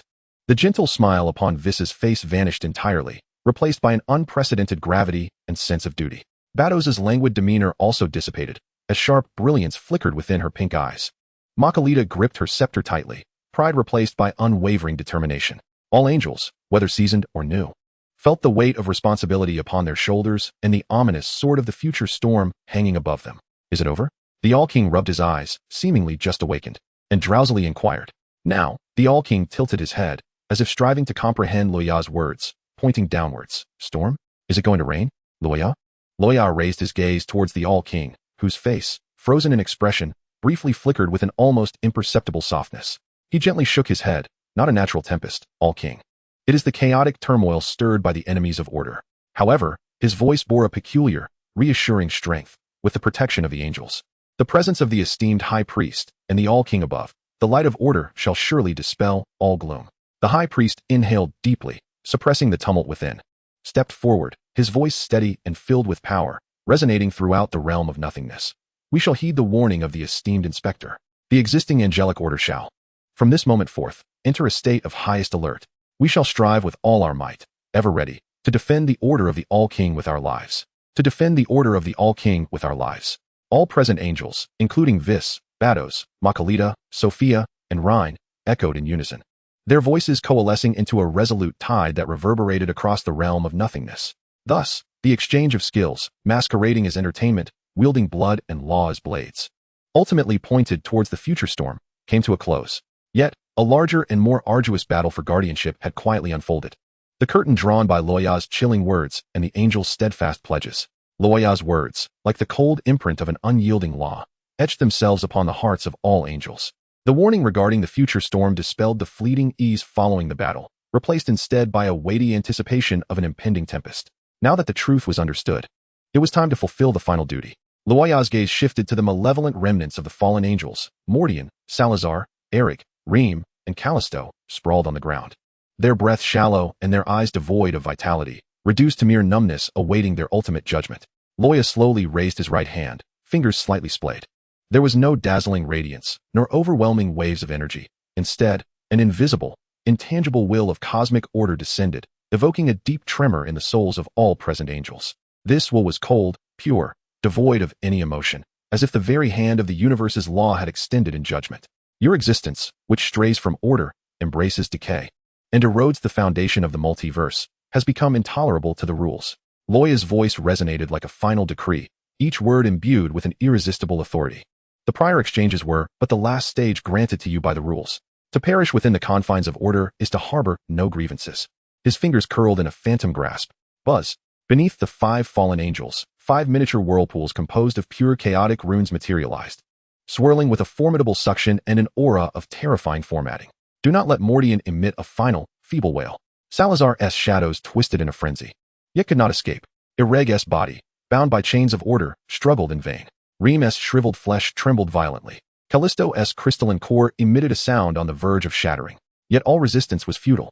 The 5 chaotic whirlpools, akin to the universe's reclamation station, unleashed a tremendous force of order, forcibly stripping them of their remaining divine power, their decaying law marks, and their distorted essence. Visible to the naked eye, 5 streams of energy, each with a distinct hue, dark green, gray-black, dark purple, dark red, iridescent, yet all imbued with a potent essence of decay and chaos, were forcibly extracted from the bodies of the 5 fallen angels, injected into the center of the whirlpool like the tainted blood being drawn out. Their forms became increasingly ethereal, transparent, as the very information constituting their existence was being systematically erased. They could not even emit a sound of anguish. Instead, they were left to silently despair, feeling themselves being thoroughly formatted, returning to utter void. Ultimately, the 5 streams of energy were completely consumed, purified, and obliterated by the whirlpool. Only faint wisps of smoke, tinged with the remnants of decay, remained, soon to be entirely dispersed by the very fluctuations of the void itself. Mordian, Salazar, Ireg, Reem, and Callisto, once the harbingers of bloodshed, clinging to life since the ancient purges, were utterly eradicated by Loya through the most direct and ruthless means of cosmic order, leaving not a trace of dust behind. The entire process was silent, yet more chilling than any torture.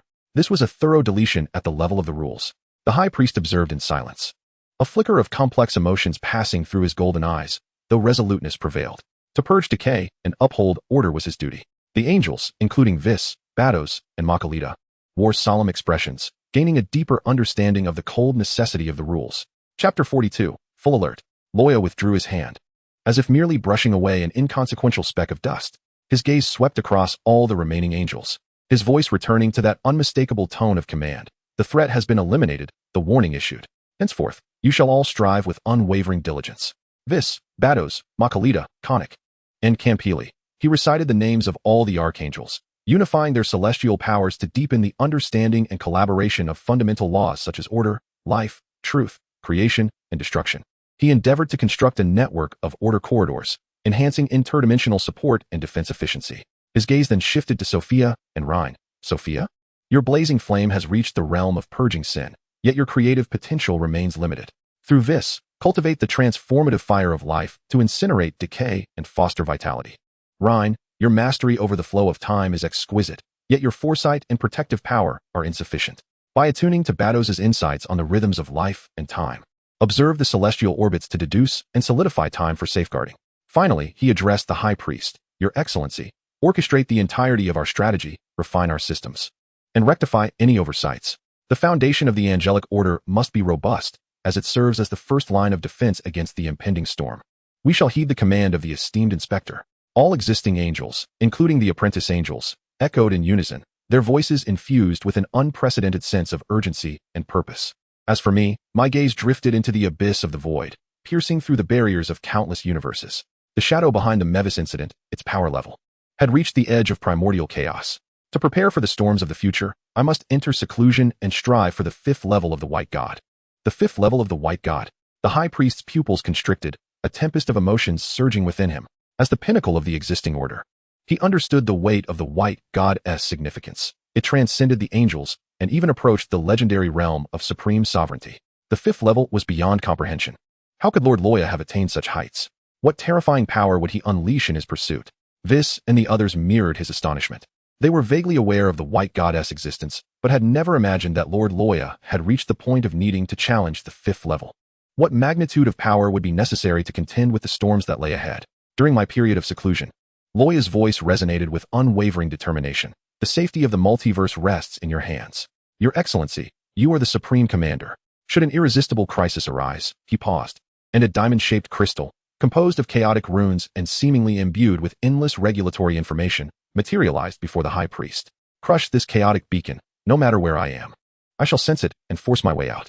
The High Priest solemnly accepted the warm yet weighty crystal, feeling the terrifying power of the rules contained within, and vowed, I shall not fail in this duty.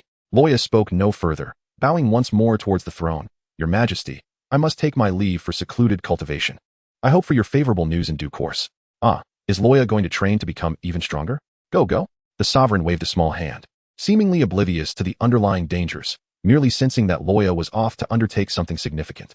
The future sovereign nodded in innocent agreement. Loya cast one last glance at the High Priest and the assembly of angels, his form dissolving like ink in water, silently fading into the void, leaving behind only a faint ripple of order. As Loya departed, the realm of nothingness seemed to lose a vital anchor, plunging the atmosphere into an even more oppressive gloom. The High Priest inhaled deeply, his golden eyes surveying the assembly, his voice resonating with gravity. Act immediately. All celestial angels, lead your respective angels and apprentices back to your universe. Under the directives of the esteemed inspector, devote yourselves entirely to training and construct the order corridor. Yes. The angels responded in unison, transforming into streaks of light that swiftly vanished from the realm of nothingness. The High Priest, accompanied by the 2 Omni-Kings and mortal warriors such as Sun Wukong and Vegeta, departed from this void that had recently witnessed a fierce battle and judgment. The realm of nothingness returned to its eternal silence, leaving behind only faint remnants of battle's residual laws and the dim glow emanating from the chaotic beacon tightly grasped in the High Priest's hand. Time, within the workings of the multiverse, flowed silently onward. The angels entered an unprecedentedly intense period of training. In the seventh universe, at the edge of the god of destruction's realm, Whis bore an unprecedentedly solemn expression. The crystal atop his staff projected a complex model of the Order Network, while Sophia, beside him, fervently channeled the blazing flames, attempting to transform the raging, purifying fire into a life-imbued flame. The fire flickered between a deep gold and a gentle pinkish hue, perpetually teetering on the brink of balance. In the sixth universe, Vados was no longer languid. She guided RHYN through a temporal garden composed purely of the laws of life. Within this garden, flowers bloomed, withered, bore fruit, and seeds sprouted, accelerating the life cycle by millions of times. RHYN's indigo eyes sparkled with starlight, striving to decipher every subtle fluctuation of life's timeline, constructing a defensive barrier of time. In the ninth universe, Makalita's golden staff erupted with an unprecedented brilliance as she constructed a genuine barrier encompassing the core region of the ninth universe. Countless tiny beams of prismatic light wove together into a net, capable of instantly piercing any illusion that sought to distort reality, rebounding it. The High Priest presided over the Omni King's temple, his golden divine power spreading like an ocean. His will connected with all the celestial leaders across the universes, meticulously weaving each node of the Order Corridor network, mending previously identified systemic vulnerabilities. The chaotic beacon in his hand continued to emit a faint glow, a constant reminder of the weighty responsibility he bore. Everything progressed with a tense yet orderly rhythm. The angel's powers steadily increased through profound understanding and collaboration of the laws. However, the storm foretold by Loya approached with a speed and ferocity that surpassed all expectations. Just after Loya had entered a state of seclusion for what equated to 3 months of mortal time, the outer perimeter of the Omni King's temple, theoretically indestructible multiversal barrier composed of countless cosmic crystal walls, began to tremble violently, without warning. A thunderous roar erupted. It was not a localized impact. The entire barrier groaned as if countless universes were colliding against it simultaneously. The once solid cosmic crystal walls instantaneously became riddled with spiderweb-like fissures, from which seeped a viscous darkness, exuding endless malice and a consuming aura. Alarm. Highest level alert. The multiversal barrier is under assault from an unknown force. The intensity is incalculable. The High Priest abruptly opened his eyes, his golden gaze piercing through the temple and beholding a sight that sent shivers down his spine. He felt an immense, frigid power, imbued with the essence of absolute destruction and chaotic intent, surging uncontrollably from beyond the barrier. This force radiated pure malevolence and devouring attributes, starkly contrasting with Mavis's decayed power, more primal, more ferocious. Chapter 43, The Onset of Darkness. The surrounding space was as fragile as gossamer, torn asunder by a colossal claw, adorned with menacing bone spines and wreathed in ominous purple-black flames, creating a terrifying rift that spanned the galaxy. Beyond the fissure lay not emptiness, but a roiling abyss of unending darkness, flowing with sulfurous magma, filled with the frenzied roars of the dark demon realm. This was no ordinary demon realm. Its scale and aura surpassed any previous records. The demonic energy surged, instantly polluting vast expanses of starry domains, devouring starlight and distorting the laws of space. Roar. Accompanied by the shattering roar that fractured the galaxy, a demon shadow of unimaginable enormity slowly emerged from the rift. It resembled a twisted mountain, cloaked in heavy scales that streamed with demonic blood, its head adorned with countless contorted horns and eyes ablaze with the fire of souls. Merely the pressure it exuded caused the edge of the seventh universe to begin to disintegrate. 500 years, mere ants. The time for reckoning has arrived. A voice, seemingly forged from the wails of countless vengeful spirits, resonated throughout the cosmos, filled with boundless malice and desires for destruction. The favor bestowed upon us when Loya breached our realm and slaughtered innumerable demon lords shall be repaid with the flesh and blood of this universe. Demon spawn. Slay. Devour all. Annihilate everything. For the great demon King Sargeras. Vengeance. Another, deeper voice emerged, echoing as if from the depths of the netherworld, sharp and metallic, imbued with absolute authority and a will for destruction. From the depths of the rift, a relatively diminutive yet far more terrifying figure materialized, clad in a sinister suit of shadowy armor, wielding a colossal sword seemingly capable of consuming galaxies. 2 crimson glimmers shone from beneath his helmet, cold and merciless like the harbinger of death. It was none other than the abyssal Lord Sargeras, the very demon king who had descended from the upper universe and once clashed with Loya, leaving upon him a nearly fatal wound. Not only had he returned to this universe, but he also brought with him the most elite of his abyssal demon army. The arrival of Sargeras sent the very laws of the universe into lamentation. His aura was on par with that of Loya, embodying a pure, annihilating will of the abyss. The army of the dark demon realm surged forth like a black torrent unleashed, carrying destruction and madness, pouring out from the rift. Their target, the very core of the seventh universe, and the domain of the divine that upheld the order of all universes. Almost instantaneously upon the emergence of the rift in the demon realm, the high priest appeared at the edge of the universe. His expression was gravely serious, tinged with disbelief. The dark demon realm of Sargeras? He could actually pinpoint and tear open a pathway to here. The high priest suddenly comprehended. The deeper shadow that Loya had foretold had indeed arrived. The resurgence of Mevis is likely a probing maneuver by Sargeras to ascertain the coordinates of this lower realm's microcosm.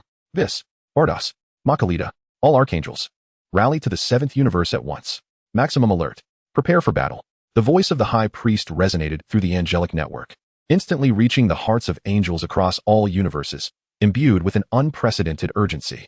The high priest's golden robes billowed without wind as the vast, starry platinum power erupted with tremendous force. With hands forming intricate seals, an immense barrier of deific runes swiftly unfolded before the rift of the demon realm, striving to impede the tidal wave of destruction. Boom! The dark tide of demonic energy crashed violently against the divine barrier. The entirety of the seventh universe trembled in response. The barrier emitted a groan of unbearable strain, its brilliance flickering intensely, instantly adorned with a web of cracks. Sargeras merely cast a cold glance, casually swinging his abyssal greatsword. With a slash, a dark purple blade of energy, capable of severing causality and obliterating rules, tore through space and struck the barrier with immense force. Crack! The divine barrier, robust enough to withstand a cosmic explosion, shattered like fragile glass beneath Sargeras' strike. The frenzied demonic aura and destructive energy surged forth in an instant. Gasp! The high priest staggered, a trickle of golden divine blood escaping from his lips. In but a single confrontation, he had suffered a significant shock. Ants, dare you obstruct me? Sargeras' frigid voice echoed like a death knell, as he lifted his colossal sword once more, aiming directly at the high priest. Where's Loya? Let him emerge to face his doom. Has he not healed after 5 centuries? Ha! Impudence! The high priest shouted in fury, forcibly suppressing his injuries. With hands outstretched, a spear of pure light, formed from the essence of negation and purification, coalesced instantaneously, wielding the power to pierce through all, thrusting towards Sargeras. Simultaneously, divine energy enveloped him, transforming into countless purifying rays of light, cascading toward the surging tide, attempting to slow its advance. Trivial tricks. Sargeras' greatsword swept horizontally, effortlessly deflecting the light spear, while the runes on his demonic armor glimmered, devouring and annihilating the purifying light.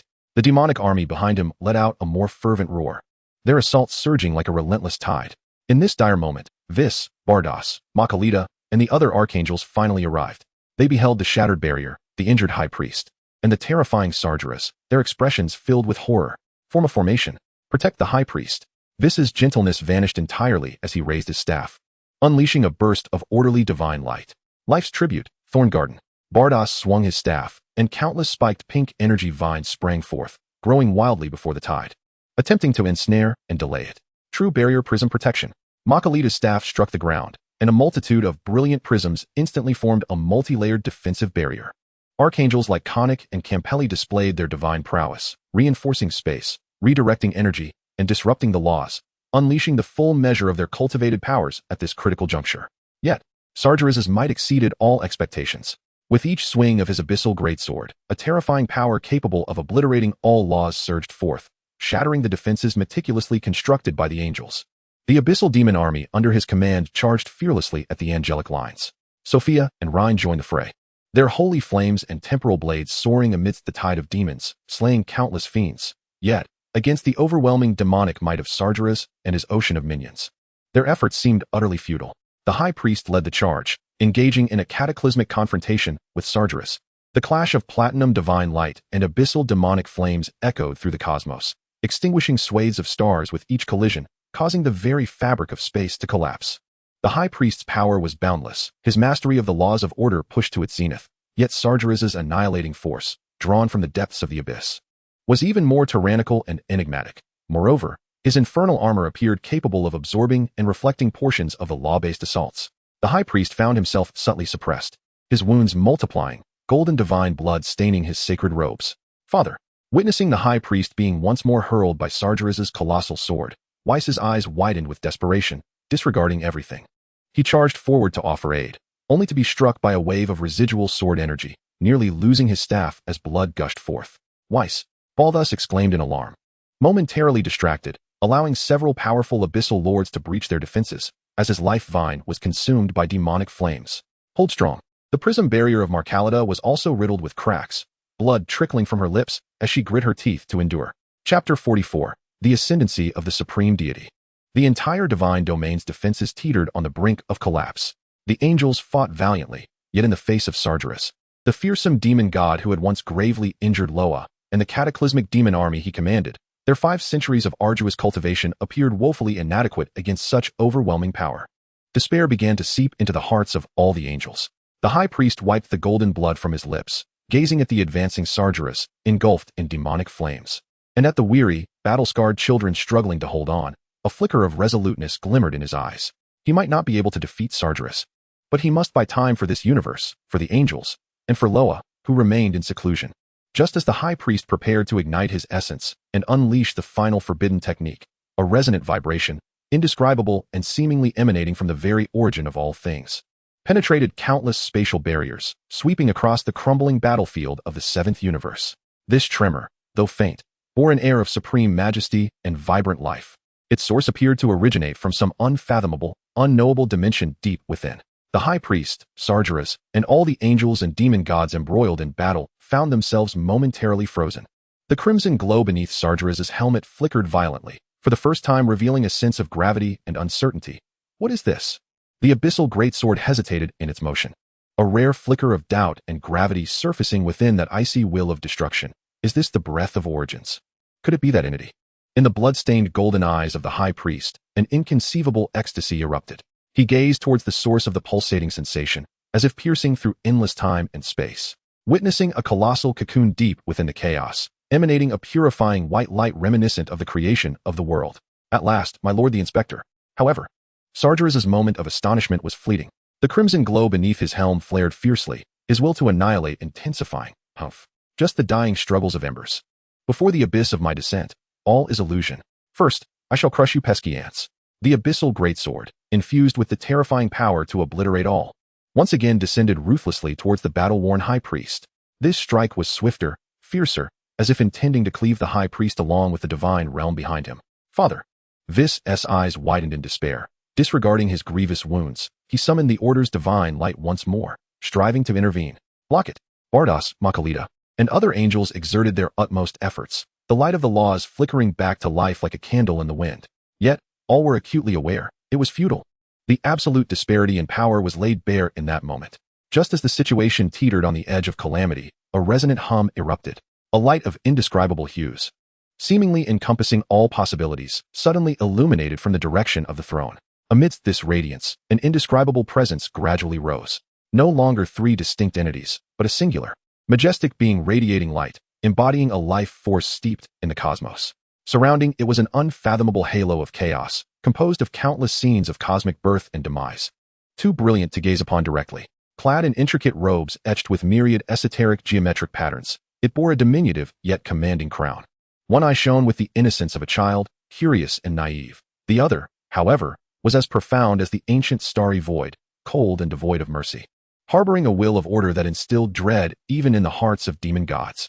These 2 starkly different essences melded into an uncanny yet formidable harmony. With a delicate finger extended, it gently touched the abyssal sword light, capable of erasing the divine, as it cleaved towards Sargeras. Silence ensued. There was no cataclysmic collision, no fierce clash of laws. The cataclysmic dark purple sword light, mere inches from the High Priest, abruptly froze as if the pause button had been pressed. Then, the abyssal demonic energy, the laws of annihilation, and the will to obliterate, all began to dissolve silently, as if cast into an intangible realm of nullity, rapidly collapsing from the very depths of existence. This was not resistance, nor was it negation. It was the very denial of existence itself. The sword light vanished, as if it had never existed. The entire battlefield fell into an instant silence. For the first time, the crimson glow beneath Sargeras's helm contracted violently. His colossal demonic form even recoiled slightly. Erasure of the rules? You are not that ignorant juvenile. What are you? The All-King? The High Priest was equally astonished. He had never witnessed the All-King manifest in such a form. This fusion of existence and void, innocence and absoluteness, was overwhelmingly powerful yet tinged with an unnatural strangeness. Eradicate the threat, a cold voice pronounced simultaneously. The embodiment of the Omni-King's unified will vanished in an instant, only to reappear before the colossal head of Sargeras. He cradled his hands, gathering a minuscule singularity, nearly imperceptible, yet radiating an aura that made the entire universe tremble. All things returned to oblivion. The minuscule singularity was gently propelled forth. There was no sound, no light escaping. Yet, the space before Sargeras, the demonic energy, and even the abyssal flames shielding him silently transformed into absolute void upon encountering the singularity, as if a portion of the universe had been erased with an eraser. Indestructible abyssal barrier. Sargeras roared, as the abyssal greatsword thrust into the void, and countless jagged bone spikes inscribed with shadow runes erupted wildly from his demonic armor, forming a barrier that seemed capable of negating all laws, flowing with viscous darkness. Swoosh. The singularity collided with the dark barrier. This time, there was no instantaneous eradication. The singularity appeared ensnared within a thick mire, engaged in a fierce, silent annihilation with the dark barrier. The space at their point of contact collapsed and distorted violently, creating a terrifying vortex that devoured all light. Sargeras' immense demonic form was unexpectedly pushed back, carving two fiery rifts across the starry expanse. Impressive. Whis and the others were invigorated. The Omni-King, upon merging, was indeed so formidable. Bardos found it hard to believe. However, the High Priest's heart sank. His figure was sent flying like a severed kite, surrounded by a chaotic halo that flickered violently, unstable, as if on the verge of disintegration. The small crown upon his head showed the faintest of cracks. Omni-King, the High Priest, and all the angels were filled with anguish. Ha! Utterly defenseless. Sargeras cackled, pointing his great sword at the retreating Omni-King. Next, it shall be you, insect. Just as Sargeras prepared to deliver a fatal blow to the Omni-King, the High Priest, disregarding everything, lunged forward. Suddenly, a blinding silver beam of light erupted from a corner of the seventh universe. The beam tore through the shrouded demonic clouds, its purity illuminating even the star realms consumed by darkness for a fleeting moment. A new, terrifying aura, filled with indomitable will and infinite possibilities, exploded forth like a newly birthed star. Is that energy from Vegeta? But its intensity surpassed even that of a destroyer or an angel. The delicacies in Zamasu's hands fell to the ground. Within the beam of light, a figure gradually ascended. It was none other than Vegeta. Chapter 45, Despair. His current state was unprecedented. He was neither a Super Saiyan God nor Super Saiyan Blue. The flames surrounding him were a pure silver, flowing like liquid mercury, akin to burning stars. His hair stood upright, equally pure silver, while his pupils transformed into cold, penetrating silver, seemingly capable of perceiving the very fabric of all existence. The space surrounding him spontaneously contorted, adapting to his very existence, as if he were an integral part of the very fabric of reality itself. Behold, the second phase of the White God. Under the ultimate pressure of witnessing angels drenched in blood, the All-King wounded, and the universe teetering on the brink of annihilation, the combat genius, Vegeta, finally shattered the shackles that bound him, forcefully stepping into a realm that even Loya could barely touch. Sargeras. Vegeta's silver pupils fixed intently upon the colossal demon lord, his voice icy, imbued with the fury capable of incinerating galaxies. Without a moment's hesitation, his figure vanished in an instant. Sargeras tilted his head slightly, instinctively raising his abyssal greatsword to block. Clang! A deafening metallic crash resonated, shaking the very essence of the soul. Vegeta's silhouette materialized beside Sargeras' greatsword, his fist enveloped in silvery divine flames, striking fiercely upon the blade's spine. The purest essence of freedom and the will to destroy converged in an unimaginable explosion of power. To the astonishment of all, Sargeras' massive demonic form staggered from that punch, leaving a distinct imprint upon the greatsword. What? Sargeras seethed with both rage and disbelief. This insignificant insect could actually shake him. So swift, so powerful. Whis and the others watched in astonishment as Vegeta moved with a fluidity that transcended thought itself. Vegeta's form transformed into countless streaks of silver light, launching a tempest of attacks upon Sargeras from every conceivable angle. Each punch and kick contained the ultimate destructive force and perfect evasion of the second phase of the White God. His movements, devoid of pattern yet entirely natural, seemed to embody the very rhythm of the cosmos. The silver divine flames erupted upon Sargeras' immense demonic armor, leaving charred marks in their wake. For a moment, Sargeras found himself somewhat flustered by this swift and unpredictable onslaught. Though the abyssal greatsword wielded tremendous power, it appeared cumbersome against Vegeta's attacks, which transcended perception, seeming to be everywhere at once. His demonic armor flickered with defensive runes, absorbing the blows, yet at a tremendous cost. Insect, you have enraged me, Sargeras roared, thrusting his great sword into the starry expanse. The abyssal domain descended into chaos. Boom. A vast, viscous darkness erupted around Sargeras, thick as ink.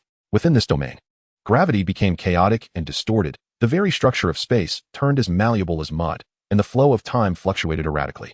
Even more terrifying were the countless intangible whispers from the abyss, capable of eroding the mind and shattering the will. This was the true power of Sargeras' domain, capable of forcibly dragging opponents into the despair-laden laws of the abyss he commanded. For the first time, Vegeta's fluid motions encountered a distinct delay within the chaotic, viscous abyssal domain. The silver divine flames appeared to be eroded by the unseen darkness, their brilliance dimming considerably. He has been disrupted. The high priest's heart tightened. I've got you now. Sargeras grinned malevolently, the greatsword bearing the terrifying weight of the entire abyssal domain, crashing down upon the now sluggish Vegeta like a collapsing mountain. This sword binds space and distorts time, rendering escape impossible. The hearts of Vegeta, Whis, and the others raced to their throats. In Vegeta's silver pupils, the icy fervor of battle ignited to its zenith. He did not retreat. Instead, he concentrated all of his divine power, every ounce of his fighting spirit, and his instantaneous comprehension of the cosmic laws into his right fist. The silvery divine flame compressed to its utmost limit, transforming into a point of light that seemed capable of piercing through all, the very essence of creation. He faced the descending abyssal greatsword and unleashed a punch that transcended his own limits. Boom! An indescribable explosion erupted. Silvery and dark purple radiance clashed violently, annihilating everything. The entire abyssal domain was torn asunder. Space crumbled like a shattered mirror. A terrifying energy storm swept across several star systems, reducing countless stars to mere dust. As the light dissipated, Vegeta's figure was propelled backward like a meteor, violently crashing into a colossal dead star. The silvery divine flame on his body nearly extinguished, his silver hair stained with blood, his silver pupils dimmed. His body marred with horrific cracks deep enough to reveal bone. His breath faltered to the brink of collapse, barely able to maintain his second-tier divine form. Blood gushed from his mouth like a stream. Meanwhile, Sargeras merely took half a step back, a deep fist imprint left on his demonic armor, surrounded by a web of fractures from which dark, purple, demonic blood seeped. The crimson glow beneath his helmet flickered violently, clearly indicating he too had sustained significant damage, yet was far from being fundamentally harmed. The disparity was evident. Coughing, Vegeta struggled to rise. But the grievous injuries and the immense burden of his forced breakthrough rendered him immobile, his consciousness beginning to blur. Humph! You dare to injure my demonic form. Sargeras' voice brimmed with rage akin to that of an ant bitten, and in retaliation, I shall grant you the most excruciating annihilation. He paid no heed to the barely breathing Vegeta, raising the abyssal greatsword once more, targeting the flickering, seemingly disintegrating will of the Omni King. Along with the high priest and the exhausted angels standing before him, true despair descended. The tremor of hope from Rhea was but a spark, while Sargeras' abyssal greatsword, embodying the despair of obliteration, was poised to utterly crush the last resistance of this universe. Sargeras' abyssal greatsword, laden with the despair of annihilation, tore through the fragmented starry sky, wielding an absolute will of death as it struck toward the flickering, disintegrating will of the Omni King. The high priest's eyes widened with desperation. His golden divine blood and power nearly extinguished, he roared, positioning his frail body before the Omni King in a futile final stand. Whis, Bardos, and the other angels, battered and exhausted, could only watch helplessly as the destructive blade descended, despair flooding their hearts like a chilling tide. Vegeta lay amidst the shattered remnants of stars, his silver pupils dimmed, gazing hazily at the impending annihilation, his unwillingness and fury roaring deep within his consciousness, yet unable to stir his heavy body. Just as the end of the universe seemed to be an undeniable fate. Buzz! The faint tremors originating from the unknowable dimensions suddenly transformed into resounding pulses reverberating through the multiverse. Boom, boom, boom. Each pulse resonated like the primordial heartbeat at the dawn of creation, imbued with an irresistible majesty and boundless vitality, sweeping across every corner of the seventh universe. The fragile space, on the brink of collapse, was forcefully smoothed and reinforced. The stars, tainted by malevolent energies, were reignited. Even the exhausted divine cores of the angels trembled slightly in response to this pulse, as if the parched riverbeds felt the refreshing flow of life-giving waters. What is this? The colossal sword severed by Sargeras abruptly faltered, the crimson light beneath his helmet flickering violently, revealing genuine astonishment for the first time. He sensed an incomprehensible, irresistible supreme will awakening. This will was older, purer, and more encompassing than the culmination of the All-King's return to zero. The bloodied face of the High Priest erupted with tears of ecstatic joy. Loya, have you succeeded? A thunderous roar echoed. Chapter 46, The Resounding Return of Loya. In the core region of the universe, space shattered like a fragile eggshell.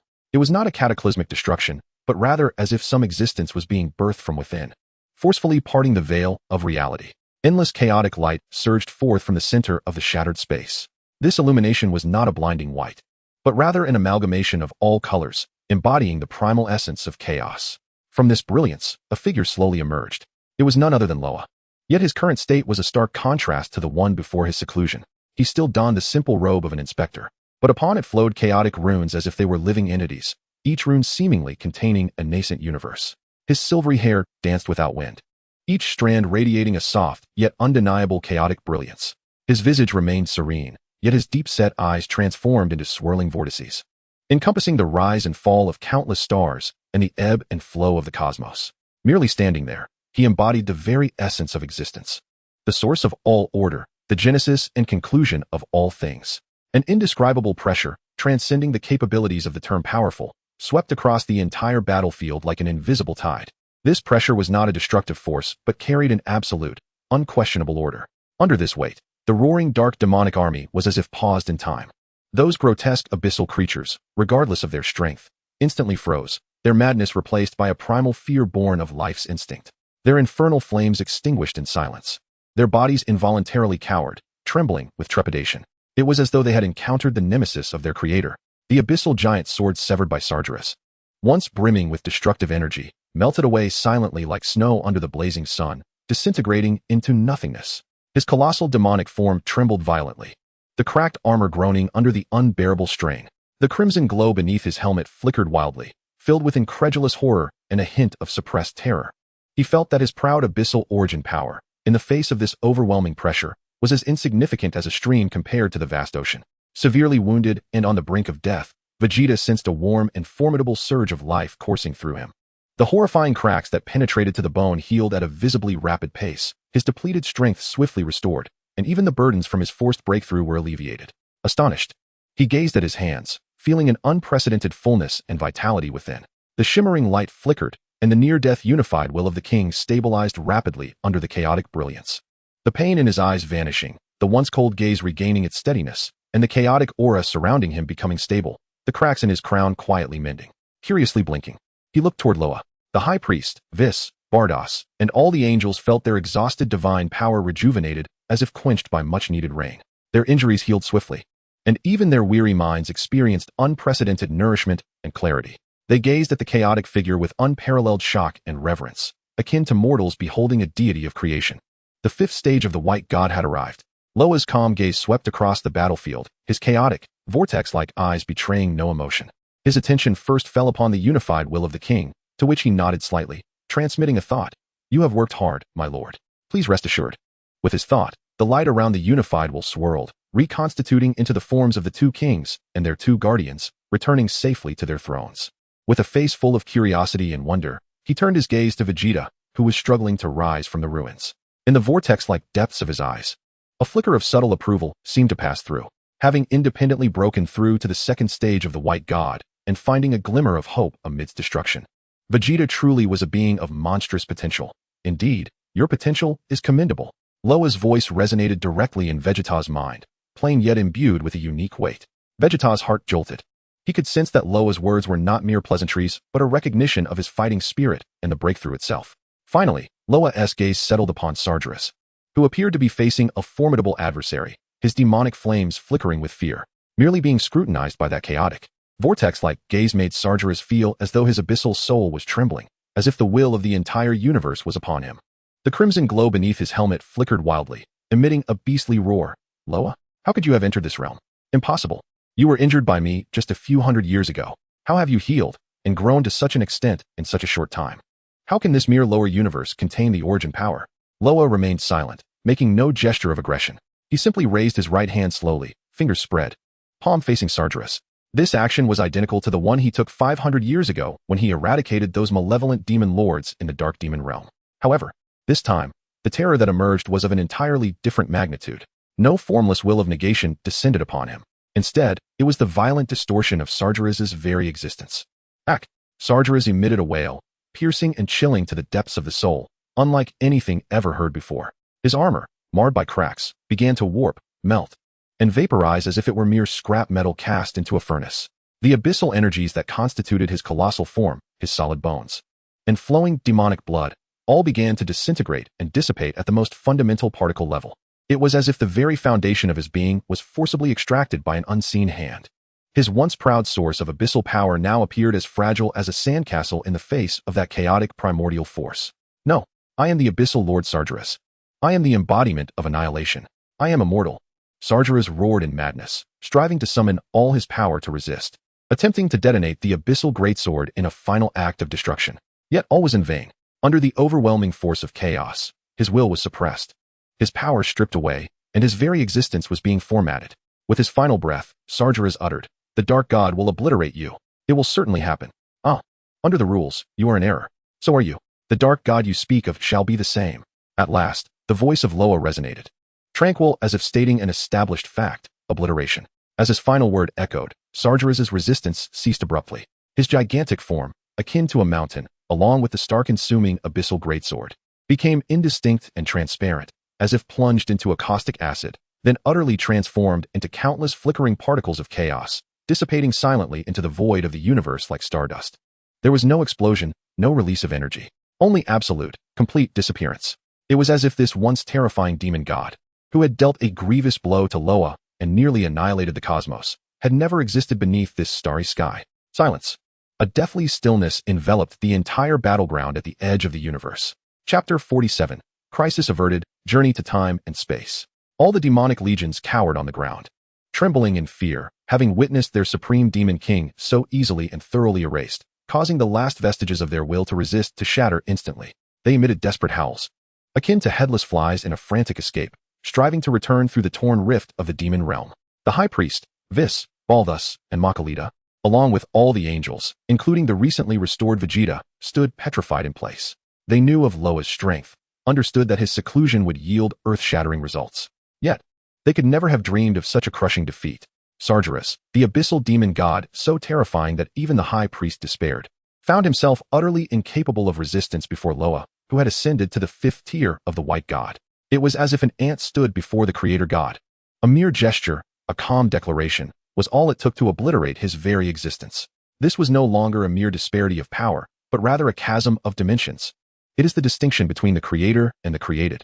Loya's gaze swept across the retreating demonic forces, his expression remaining devoid of any emotion. He did not pursue them. Instead, he raised his hand once more towards the immense rift in the demonic realm. Order restored. A hum resonated as the light of chaos swept over the fissure. That spatial wound, forcibly torn by Sargeras and oozing with demonic blood and sulfur, was mended as if by the most skilled of healers, instantly sealing and smoothing over, leaving not a trace behind. The slower demons were consumed by the restored space, obliterated, while those who fled back into the rift were completely severed from the cosmos. Having accomplished this, the boundless and overwhelming brilliance of chaos surrounding Loya gradually receded, and the whirlpool of chaos in his eyes slowly calmed, returning to a profound tranquility. It seemed as if he had merely performed a trivial act, and his figure gracefully descended before the high priest. "Inspector." The high priest was immensely excited, bowing deeply in reverence, his voice trembling with barely contained emotion, congratulating the master on his successful return. "Your divine might is immeasurable. Congratulations on your triumphant return, Inspector. Your divine might is immeasurable." All the angels, including Vegeta, bowed sincerely, their voices filled with awe and the relief of survival. Loya inclined his head slightly, his gaze scanning the ravaged battlefield, lingering on the newly healed Vegeta, and finally resting on the high priest. Sargeras has been vanquished, and the demonic passage is sealed. However, his profound gaze pierced into the depths of the universe, as if transcending the endless void to glimpse something far more distant and sinister. This fiend was merely a pawn. The true shadow has awakened. The preparations for war are not yet concluded. Loya's voice remained calm, yet it cast a heavy shroud over the hearts of those who had just begun to relax. If even a terrifying demon like Sargeras was merely a pawn, what then could the true shadow be? The high priest responded solemnly, "Yes, I shall heed your command. The existing angelic order will remain ever vigilant." Loya's gaze finally settled on Vegeta, whose breath had stabilized and whose silver hair gleamed once more, lingering for a fleeting moment. "You have done well." With this brief commendation, Loya's figure faded away like ink dispersing in water, silently vanishing from sight. He did not return to the divine realm, but instead slipped once more into that unknowable dimension, as though his earlier momentous arrival had merely been a brief inspection. Beneath the starry sky, only the survivors, hearts surging with emotion, remained, alongside a battlefield utterly devoid of the traces of the demon, awaiting reconstruction. The universe was temporarily saved. Yet Loya's final words hung over all existence like the sword of Damocles. The high priest suppressed his inner shock and worry, his golden eyes sweeping over the disarray of the starfield as he began to issue commands in an orderly fashion. Vis, Bardos. Immediately channel divine energy to repair the damaged core of the star system and stabilize the spatial structure. Makalita, Conic. Cleanse the remnants of demonic energy from the battlefield and purify the taint of law. Sophia, Rhine, assist Vegeta, ensure her condition remains stable, and monitor the energy fluctuations throughout the universe. The angels promptly sprang into action, and the light of order once again illuminated the cosmos, beginning to mend its wounds. Vegeta stood atop the shattered stars, feeling the surge of the second-tier power of the white god coursing through him. His silver eyes gazing toward the vanishing direction of Loya, a complex expression crossing his face. That acknowledgement was indeed a recognition. Yet the final glance Loya cast into the depths of the universe made him realize that the power he took pride in might still be insignificant in the face of the impending storm. Vegeta remained steadfast, his silvery hair gently swaying in the cosmic breeze, while the silver divine flame, second-tier white god, surrounding him had retracted, emanating a more refined and perilous aura. His silver pupils fixated on the direction of Loya's disappearance, silently contemplating something profound. The high priest figure flickered and appeared beside Vegeta. He did not speak immediately, merely standing quietly, his golden eyes also directed toward the profound void. After a considerable pause, Vegeta finally spoke, his voice imbued with an unprecedented complexity. That recent utterance? The way he said you resonated like a brand upon his very soul, both an endorsement and an immense burden. The second-tier power of the white god, which he had grasped at the cost of everything, even his life, seemed almost laughably insignificant before Loya, before Sargeras, and in the presence of the true shadows Loya referred to. High Priest, do you believe I can become a pillar for everyone like Loya? Vegeta, your Saiyan race is a warrior tribe, the strongest bloodline in the entire universe. Loya has demonstrated to us all that your kind can find a glimmer of hope even in despair. At that moment, something transpired on Loya's side. Suddenly, a crisp notification chimed. Ding. The space-time continuum is under attack by the destruction demon. Please, host, proceed immediately to the space-time, eliminate the destruction demon, and correct the course of history. Reward, transformation to the 6th tier of the white god. Upon hearing this news, a look of bewilderment crossed Loya's face as he queried, Supreme, what kind of demon is this? The destruction demon. Loya was filled with confusion. Are you jesting? I am the master of this world as trajectory, the one holding the script. How could a destruction demon suddenly emerge? He found this utterly inconceivable. Despite his absolute control over the world's development, how could such a demon materialize? Could it truly be due to my intervention that the course of time has deviated? Loya began to doubt himself. However, the system's notification echoed once more. Due to the host's intervention, the trajectory of this space-time has deviated. This confirmation solidified Loya's suspicions, leading him to realize that it was indeed his actions that had triggered this unexpected crisis. The system was directing him to the space-time, indicating that even someone as powerful as the High Priest could not contend with this destruction demon. Loya pondered silently. Wait, system, what about the Omni King? Then, the system issued another crucial alert. Ding. The destruction demon possesses the ability to absorb the divine power of others.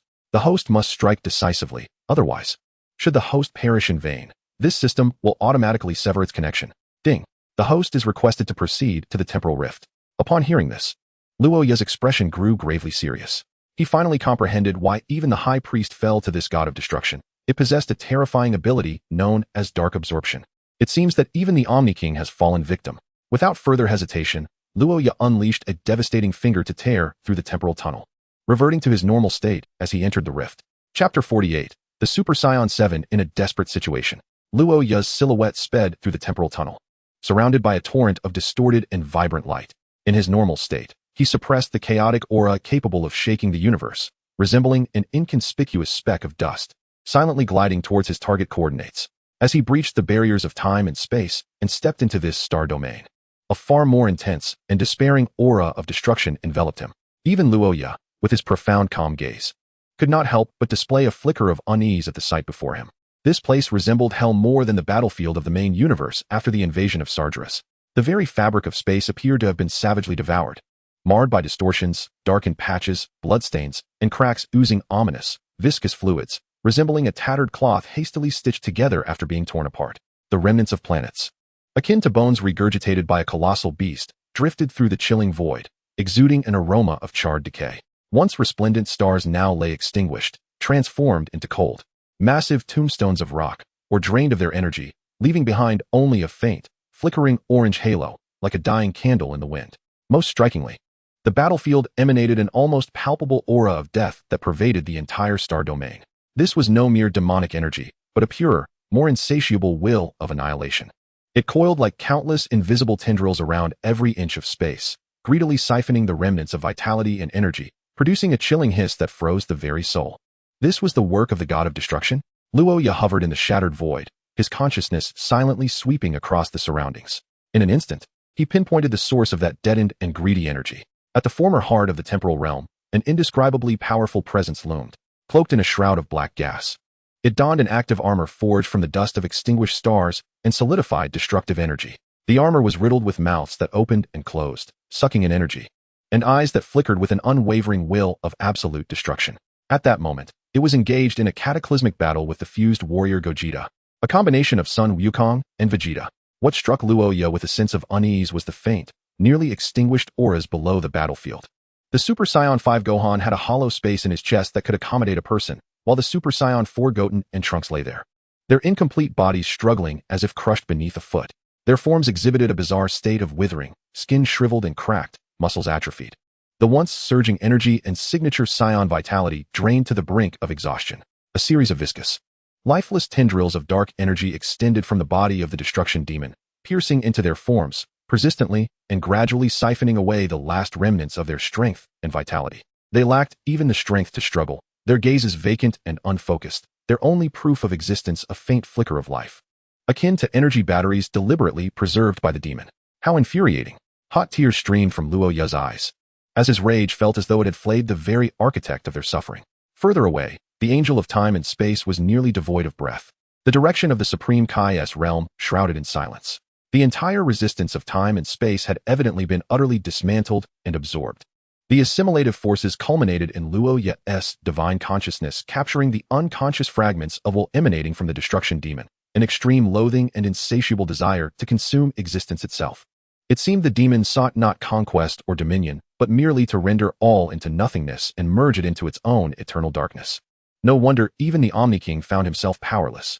Understanding this, Loya realized that faced with a being capable of absorbing all energy attacks, potentially even the very essence of order and existence, conventional power, even that of creation, would likely serve as mere sustenance for the demon. The High Priestess powers, inclined towards order and creation, were naturally countered in the presence of such pure anti-existence. A slight misstep could inadvertently empower the adversary. The dark siphon was even gnawing at the life force of time and space itself. Loya was diligently searching for the presence of the Omni King. As he gazed deeper, he discerned a more profound terror. The lifespan of this time and space was being hastened towards total thermal death. The emergence of the destruction demon signified a chronic slaughter of the entire continuum. At the moment Luoya's consciousness swept across the core of the destruction demon, a buzz resonated. Beneath the indistinct contours of its helmet, several eyes flickering with the will of annihilation suddenly turned their gaze towards Loya. Their sight transcended the distance of space, instantaneously locking onto his position. There was no anger, no surprise, only a chilling, insatiable greed and curiosity as if they had discovered new prey. An unspeakable force of terror surged forth, not a physical pulling, but a direct assault on the very essence of Luoya's being. It felt as though he were being forcibly extracted from the coordinates of time and space, dragged into that eternal abyss of darkness. The space surrounding Loya collapsed and warped, transforming into a flow of dark energy directed towards the demon. A low, chaotic sound, reminiscent of countless annihilated substances grinding together, erupted within the sea of Luoya's consciousness, carrying a sense of lofty scrutiny and avarice, a fresh source of energy, perhaps even more delectable than humans. The destruction demon had identified this uninvited guest, and its dark siphon was already in motion. An unusual sensation coursed through him. He could distinctly perceive a minuscule, yet undeniably present, sense of decay within the vast, boundless chaos energy coursing through his being. It felt as though an invisible straw was attempting to forcibly extract the supreme essence from within him. The sensation was exceedingly faint, akin to a gentle breeze brushing against the face of the formidable Loya, yet its essence was sufficiently terrifying. This attested to the dark siphoning ability of the destruction demon god, whose priority and dominance reached an astonishing level. With a resounding roar that shattered the cosmic fabric, it carried with it an unparalleled ferocity, cleaving through the suffocating despair like a colossal axe splitting the very heavens. A blinding crimson beam of light erupted from the heart of the battlefield, so intense it defied description, resembling an enraged river of stars in reverse. Within this radiant column, a figure broke free from the bonds of thick, dark energy, charging towards the destruction demon god with a velocity that transcended thought. It was Vegeta, yet at this moment, he was starkly different from his Super Saiyan 5 form. His hair was not pure white, but ablaze with a nearly transparent red flame, its edges flowing like liquid gold. Each strand appeared forged from solidified stardust, standing erect, while arcs of wild energy crackled amidst them, exploding with a thunderous resonance capable of tearing apart the very fabric of reality.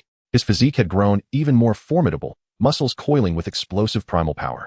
His entire being enveloped in a radiant aura of red gold, shimmering like diamond stars, yet possessing a cold, metallic hardness. This aura no longer radiated calm restraint. It surged outward like a supernova, expanding with a feral, indomitable essence that sought to crush all in its path. Most strikingly, his eyes had transformed, no longer merely black. The depths of his pupils burned with a molten golden hue, while the whites were filled with a turbulent red-gold energy, reflecting a fury that threatened to rend all asunder and an unwavering battle spirit. Super Saiyan 7. This was Vegeta's ultimate form. Born from the desperate circumstances of time and space, an apex of Saiyan blood potential, and a profound understanding of the Super Saiyan existence. It was a savage amalgamation of sheer destructive power and the primal essence of Saiyan lineage. Chapter 49. The sense of helplessness in Vegeta. Vegeta floated above the fractured rifts of time and space, the red-gold aura swirling around him like a tempest, forcefully dispelling the surrounding despair. He gasped heavily. The exertion of breaking free and launching a strike that shattered the temporal barrier had taken a tremendous toll. The burden of the Super Saiyan 7 form exceeded all expectations. Yet, as he gazed at the destruction demon god, his eyes burned with the fires of battle and raw contempt. "You repugnant piece of refuse." Vegeta's voice was hoarse yet thunderous, imbued with the quintessential pride of the Saiyans. "Do you dare to treat this world as your sustenance? Cease your foolish delusions."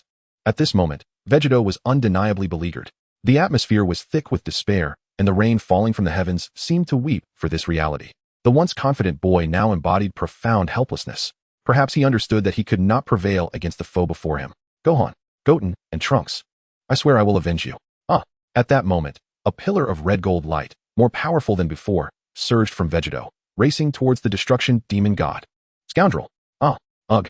Vegeta's body jolted violently. The once surging and vibrant crimson-golden aura now visibly dulled, becoming sluggish, and even began to be forcibly siphoned away. Flowing towards the god of destruction, his robust muscles seemed to succumb to an invisible pressure, beginning to slightly cave in and wither. The energy of the Super Saiyan 4 form was being ravenously drained. "Damn it!" Vegeta gritted his teeth, blood seeping from his gums. He roared, attempting to rein in his power, to concentrate and resist this bizarre suction. Crossing his arms before his chest, the crimson-golden aura retracted inward, forming a dense energy shield that defiantly resisted the force stripping away his very essence. The collision between the shield and the suction caused the space to continuously annihilate and regenerate, producing a piercing shriek. "Struggling? Futile. Your power is exquisite and delectable." The consciousness of the god of destruction relished with a hint of greedy delight, becoming a part of me. "Dream on." Vegeta spat through clenched teeth, feeling his strength swiftly evaporating, his body growing increasingly heavy. From the corner of his eye, he caught sight of the suddenly appearing Loya. "Am I to perish? I can't believe I see my master." "Master, have you come to guide us?" "Vegeta." Loya's voice was not loud, yet it possessed a peculiar penetrating quality, cutting through the terrifying suction field created by the god of destruction, resonating clearly within the depths of Vegeta's consciousness. Like a stabilizing anchor cast into the eye of a storm, his voice was calm, yet imbued with an undeniable will, as if it could soothe the trembling of the soul. "Steady your mind. Collapse your power inward, condense it to a single point. Do not resist this suction. It will regard your scattered strength as a flowing stream. Imagine it as the core of a burning star." "And master?" Vegeta trembled violently. That soul-piercing voice carried an ineffable sense of tranquility, instantly piercing through the shroud of despair born from his fury. "Collapse inward? Condense?" Instinctively, he clung to Loya's guidance as his last lifeline. His defensive posture shifted dramatically. He let out a beast-like growl, fiercely compressing the nearly dissipated crimson-golden aura inward. No longer attempting to resist the pull, he focused on retracting the raging energy to its limits, compressing again. Buzz. The crimson golden aura, once dissipating like flowing fire under the suction, suddenly halted, then violently collapsed inward. Vegeta's body seemed to morph into a miniature, raging singularity. The diamond-like crimson golden sheen of his surface becoming intensely reclusive and solid, as if cloaked in an impenetrable layer of dark red crystal. Although his body still bore immense pressure and the sensation of being drained, the rate of energy loss had significantly decreased. The invisible siphon seemed to have struck an infinitely dense cosmic singularity, its effectiveness greatly diminished. Master. Vegeta gasped heavily, sweat mingling with blood trickling down his brow. Yet the flames of fury in his eyes burned even brighter. He fixed his gaze intently on the repulsive living armor of the god of destruction, particularly the eyes of annihilation that had shifted most of their attention to the new target after Loya's arrival. He seized the fleeting moment when the attention of the demonic god shifted. Vegeta hastily arrived at Loya's side, crying out, "Master, you have come." Loya remained silent, enveloping Vegeta in his embrace. Master knows. Master, save Lord Zeno and the Grand Priest. They are still alive, but their plight is worse than death. Vegeta's voice was a heart-wrenching blade, each word infused with the agony of a torn soul.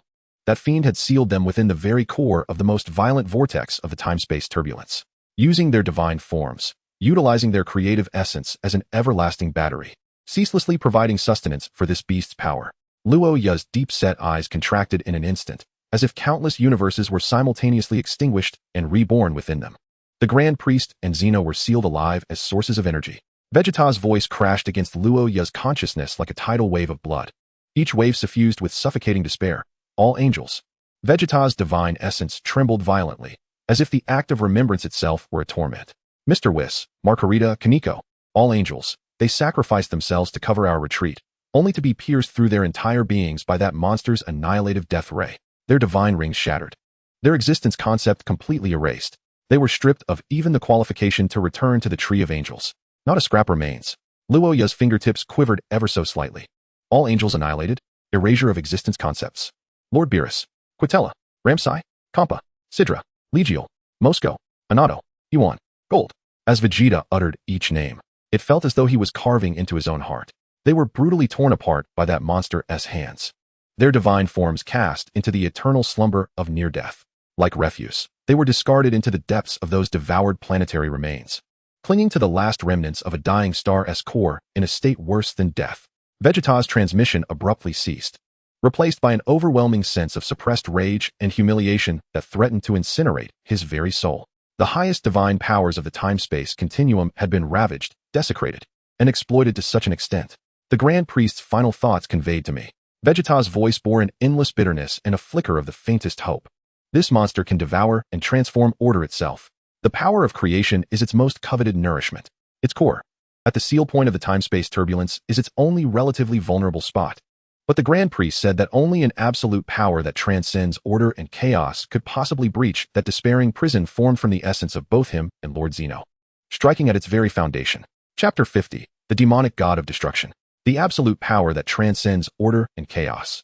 Upon uttering this intelligence, gleaned at the cost of countless divine falls and burdens too immense to fathom, it was as though Vegeta had exhausted his last vestige of strength. He maintained an extreme restraint in his Super Saiyan form, resisting the ceaseless encroachment of the dark siphon. His gaze toward Loya was imbued with the indomitable spirit inherent in every Saiyan, yet it also bore a subtle plea, akin to a yearning for the last spark of starlight, a yearning he himself was unaware of. Loya floated quietly in the shattered void, surrounded by the viscous filth of temporal rifts, the drifting corpses of planets, and the tombs of extinguished stars. The insatiably cold and greedy eyes of the destruction demon, likened to the most malevolent constellations, were fixated on him, while the power of the dark siphon, reminiscent of countless invisible tendrils, relentlessly sought to strip away and consume the boundless chaos within him. Yet, it was as if a clay cow had sunk into the sea, creating not even the slightest ripple. The wind seemed to have utterly perished at that moment, and even the hissing sound of the destruction demon siphoning energy appeared to be muffled by an unseen force. Loya slowly, oh so slowly, lifted his head. His expression was devoid of any emotion, tranquil as the void before the birth of the universe. With a sudden turn, he cast his gaze upon the architect of his plight. The destruction demon froze abruptly. An unprecedented warning, rooted in the instinct of existence, pierced its chaotic consciousness like a cold steel needle. It sensed it. Beneath the seemingly calm exterior of that human form lay not merely another delectable source of energy, but a dark siphon from an unfathomable abyss, one that could drain Super Saiyan Vegeta and plunder the essence of the Omni King and the Grand Priest with its terrifying power. This man instills a sense of fear within me. Humph, and what of it? You shall still serve as my sustenance. It then mocked Loya, saying, oh, another moth drawn to my flame? Its mental vibrations dripped with a viscous mockery. You possess a familiar scent, perhaps that of the Dead World tree, or the shattered halos. The eye of destruction swept over Loya as if savoring a delicacy, referring to the angel tree and the fallen angels. Seeking death, are we? Hee. Poor worm. Are you here to mourn or to accompany the dead? Its mental waves were saturated with extreme disdain for the essence of life. Look at that scalding droplet. How absurd. Are you saddened? Angry? Before my ultimate obliteration, you are but dust. It derisively dismissed Loya's falling tears, viewing profound emotions as meaningless impurities. Your power is peculiar, like a frigid abyss. Yet, the abyss shall ultimately be filled by my insatiable hunger. Greedily sensing the chaotic essence, it regarded it as a superior prey. Its words brimming with possessiveness. Loya gazed up at the destruction demon and declared, you are merely a stronger honeybee. You pride yourself on your power. You shall pay for your actions. Oh, are you attempting to resist? Like that little red golden monkey beside you? How delightful it is to see him struggle. A delectable appetizer indeed. It contemptuously referred to Vegeta, relishing his agonized resistance as a pleasurable seasoning. And how long can you endure? You shall ultimately become my nourishment. However, I sense the connection to those insignificantly precious ants within your soul. Do you wish to hear the lamenting melody of the power that howls within my body? With malicious intent, it delves into the potential affections of Loya, employing the agony of the All-King, the High Priest, and other devoured souls as a means of spiritual corruption. Kneel, submit to me, offer your essence unto me. Perhaps I shall show mercy and allow you to become a resplendent ornament upon my armor. A witness to the end of all realms. With audacious proclamations of surrender, it perceives submission as the highest form of grace, indulging in the utmost insult. The demon god continues to utter its repugnant words. White flames ignite upon Loya, gradually transforming into the visage of the white god. Struggle, scream, your torment, your despair, they are the richest of wines to me, a sweetness far surpassing the dreaded divinity extracted from those batteries. The demon god, oblivious to its fate, highlights the tragic condition of the All-King and the High Priest as mere batteries, viewing the suffering that Loya might endure as a greater delight. Come, allow me to savor the essence of your abyss. Let me see if your coldness can extinguish this insatiable hunger that consumes all eternity, ultimately provoking. It regards Loya as prey to satisfy its ultimate greed, its words brimming with absolute confidence in its devouring prowess and a complete denial of Loya's strength. The clash of battle is imminent. The demon god surges towards Loya with astounding speed. Let me thoroughly absorb your power. Yet, upon making contact with Loya's chaotic essence, not only does it prove futile, but the overwhelming, pure heat that reverberates back sends tremors of terror through its very soul, causing its suction cup-like armor to emit a mournful whimper of unbearable strain. No, it is impossible. The chaotic consciousness of the demon god experiences a moment of clarity, a wave of terror, but Loya offers no time for contemplation or reaction. Silently, without a ripple of energy, Loya's figure vanishes, not through rapid movement or spatial jumping, but as if it had never existed in that position, or perhaps it simultaneously occupies every corner of this fractured spacetime. In the next moment, a hand, enveloped in purity and gentleness yet imbued with the power to freeze time itself, adorned with white flames, gently presses against the side of the demon god's colossal, twisted head, coated in filth and active armor. Bang! There is no cataclysmic explosion, only a sound as muffled as if the cosmic membrane had been pierced. The demon god's head, capable of resisting the turbulent flow of spacetime and devouring planets like mere candies, along with its several layers of active armor, disintegrates silently as if cast into absolute zero, and then immediately subjected to the shock of a supernova's core, vanishing without a trace. It is not shattering, nor is it an explosion. It is a complete erasure from the realms of matter, energy, and even the concept of existence, executed by that palm ablaze with white flames. The immense, headless demon body convulses violently, spasming, as what erupts from the severed neck is no longer tainted blood, but a chaotic torrent of destruction. Frantically attempting to reorganize, yet finding no direction. Its remaining eyes of annihilation whirl in madness, filled with disbelief and excruciating pain. However, this is merely the beginning. What comes next? Loya's figure emerged like a white specter traversing the interstices of time. He materialized behind the demonic god, preparing a powerful punch aimed at its spine. With a resounding thrust, the demonic god's vertebrae, along with the active armor enveloping it, were instantaneously perforated and vaporized, leaving behind a vast void that was both front and back transparent. its edges ablaze with an unhealable white flame. He appeared beside the demonic god's slashing claws, his palm thrusting forward with immense force. With a crackling sound, the colossal claws, capable of rending divine essence, along with half of an arm, splintered like withered branches cast into a furnace, disintegrating into ash. He hovered before the core of the demonic god's chest, which was attempting to coalesce the destructive death light, calmly observing the tempestuous whirlpool of energy as it took shape. Then, he slowly raised a finger, directing it toward the center of the vortex, gathering a gust of energy. The core of the annihilating death light, potent enough to obliterate angels, along with significant portions of the demonic god's active armor and internal structures, extinguished silently, leaving behind a charred pit from which chaotic energy seeped. Each manifestation, each seemingly nonchalant attack, meticulously and utterly dismantled a core structure of the demonic goddess body. The darkness siphon? That terrifying field of gravitational force encountered Loya's seemingly tenuous white flame as if it had met an insurmountable wall of size, unable to stir even a ripple. Instead, its own structure began to collapse under the radiation of the white flame, emitting mournful cries. The demonic god unleashed a howl of agony that twisted its very soul. It thrashed its remaining body in a frenzied attempt to retaliate, to flee, to employ a covering assault of the destructive death light, yet all was in vain. Loya's speed surpassed its perception, and his strength transcended its comprehension. Its attacks either missed entirely, further shattering the already fragmented spacetime, or collided with the white flame, vanishing without a trace like a bullock in the sea. What plunged the demonic god into the depths of despair was its once proud, seemingly immortal regenerative power. With each part of its body Loya obliterated, be it head, arm, internal organ, or energy core, the active armor and flesh would grotesquely writhe, madly siphoning material and energy from the surrounding rifts in spacetime, the remnants of planets, even from its own emanating annihilative energy, regenerating and healing at a visibly astonishing pace. A minute? No, sometimes it required merely a matter of seconds. This should have been its invincible asset, a weapon to torment its adversaries. Yet, before Loya, it became the source of its eternal nightmare. Loya's eyes, ablaze with white flames yet as frigid as an abyss of absolute zero, keenly observed each instance of its regeneration. There was no surprise, no fury in his gaze, only an overwhelming sense of control, a superior dominion, akin to a deity observing ants in their struggles, a suffocating mastery. Loya, like a demon from the depths of hell, compelled the demonic god to regenerate its body. The moment the demonic god had just regenerated a new head, its consciousness not yet fully coalesced, bang! The palm of the white flame swept once more, and the newly formed head, along with its nascent consciousness nodes, dissolved into nothingness again, as the demon god expended tremendous energy to regenerate half a spine. Attempting to restore its mobility, the fingertips of Loya precisely struck the body of the annihilating demon. The newly formed skin tissue, along with vast stretches of surrounding flesh, was instantly obliterated, while the demon god desperately endeavored to mend the grievous wound upon its chest, attempting a last-ditch effort to detonate its essence and annihilate Loya. The latter's finger unleashed another energy ray that pierced directly into the core of the demon god's chest. This obliterated the coalescing cataclysmic energy along with its core essence once again, leaving behind a larger, deeper void. Destruction followed by regeneration, then destruction once more. A relentless cycle without end.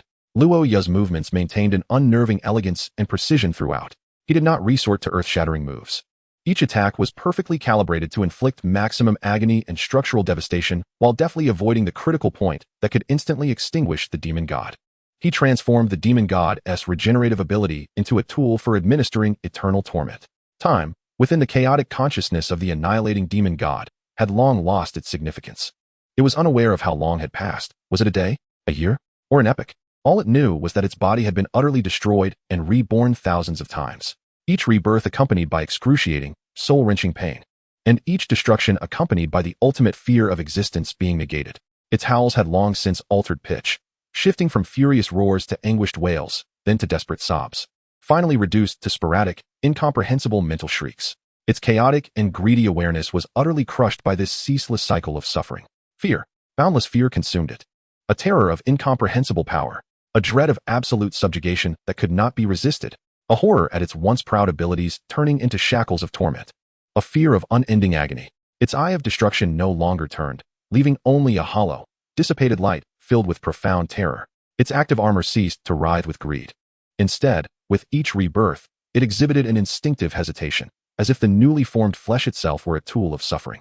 Finally, as Loya once again pinpointed the core area of the demon god, now clad in fragile, nascent armor, and delicately punctured and unhealable, white flame licked charred whole. The remnants of the demon god-esque consciousness crumbled with a thunderous collapse. It no longer sought to regenerate, no longer attempted to resist, no longer wished to flee. The vast, mutilated form of the demon, constantly emanating chaotic energy, convulsed uncontrollably in the void, akin to a lifeless mass stripped of all bones. A spiritual vibration transcending pain and fear emerged, embodying the most primitive and humble yearning, akin to the mournful cries of a dying beast, frantically, recklessly spreading towards Loya. Kill me. Please kill me. Do not let me be reborn again. It is excruciating, enough to wish for an end. Annihilate me. Let me be utterly destroyed. The despair and plea woven into the anguished screams resonate profoundly, so much so that even Vegeta, who struggled to maintain his Super Saiyan form while witnessing the entire ordeal, felt a pang of trepidation. He had never imagined that the terrifying demon, one capable of devouring deities and obliterating time itself, would descend to such a pitiful state, yearning solely for a swift demise. Loya hovered before the frenzied remnants of the demon, surrounded by pure white flames that resembled a still galaxy. He gazed down at the grotesque, twitching entity, exuding a foul stench and despair, his expression remaining inscrutable.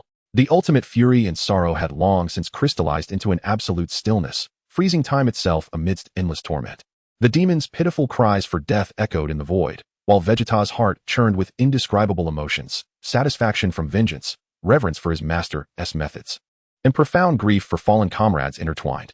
Vegeta, Loya's calm voice resonated, akin to a stone cast upon a silent lake, pulling Vegeta from his tumultuous thoughts back to reality. "Ah, Master, did you call for me?" Vegeta jolted back to awareness, his voice still trembling from the harrowing ordeal he had witnessed. He looked at Loya, whose eyes, ablaze with white flames, seemed to harbor a frost heavier than the shattered fabric of time itself. "What is it, Master?" he inquired, forcing himself to focus, the red-golden aura of his Super Saiyan form flickering slightly. Loya's gaze remained fixed on the demon's remnants, yet his words were directed at Vegeta. "You shall deliver the final blow." Chapter 52, A Final Farewell. He inhaled deeply, the despair of the shattered time filling his lungs, igniting the long-dormant Saiyan warrior spirit within his eyes. "Yes, Master." Vegeta's voice was low yet resolute as he raised his arm, the red-golden flames swirling violently in his palm, compressing and coalescing into a sphere of unimaginable destructive power, as if a galaxy spun within it. The target was the demon's core, the last flicker of its existence still twitching feebly. At that moment, Loya slightly tilted his head, his cold, white flame eyes scanning the demon's remnants. His voice, though quiet, carried an unwavering will that could freeze souls, penetrating the demon's chaotic consciousness. "You worthless creature. If you think to absorb the energy from this final strike to heal your wounds from Loya's fingertips," a strand of white flame ignited, more refined and pure than any previous assault, as if it could extinguish the very essence of existence. "I shall grant you a death 1,000 times more despairing than before, rendering your eternal existence synonymous with suffering." "Ah, no." The fragmented consciousness of the demon emitted one last, piercing scream of distorted terror. "Kill me, please, in my suffering. I beg for a swift release." It completely relinquished any hope, yearning solely for a quick death. "Farewell, trash." Vegeta let out a thunderous roar, channeling all his sorrow, rage, and the unwavering resolve to avenge his fallen friends into the energy sphere cradled in his palm. Ultimate flash. Boom. No longer was it a silent obliteration. This time, it was the most ferocious finishing move of a Saiyan, imbued with Vegeta's entire will and power. The blinding column of red-gold light swiftly consumed the remnants of the annihilated demon god. The tainted living armor, twisted flesh, and chaotic destructive energy were utterly dismantled and purified in the torrent of the ultimate flash, transforming into the most fundamental particles of the universe, leaving not a trace of existence behind. The faint mental wave from the demon god, filled with a sense of liberation, dissipated entirely amidst the aftermath of the energy explosion. As the radiance faded, only a vast energy vacuum, slowly self-repairing, remained in the void, carved out by the ultimate flash. The demon god, a terrifying entity that devoured deities and obliterated time and space, had finally perished completely. Vegeta gasped for breath, staring into the emptiness. The thrill of vengeance did little to alleviate the weight in his heart. He turned to Roya. "Master, it has completely vanished." Roya nodded slightly, his gaze directed toward the depths of the turbulent space-time rift, the very direction Vegeta had indicated. "Yes, now let us seek them." At the core of the chaotic vortex of the space-time rift, the tumult and tearing force exceeded all imagination.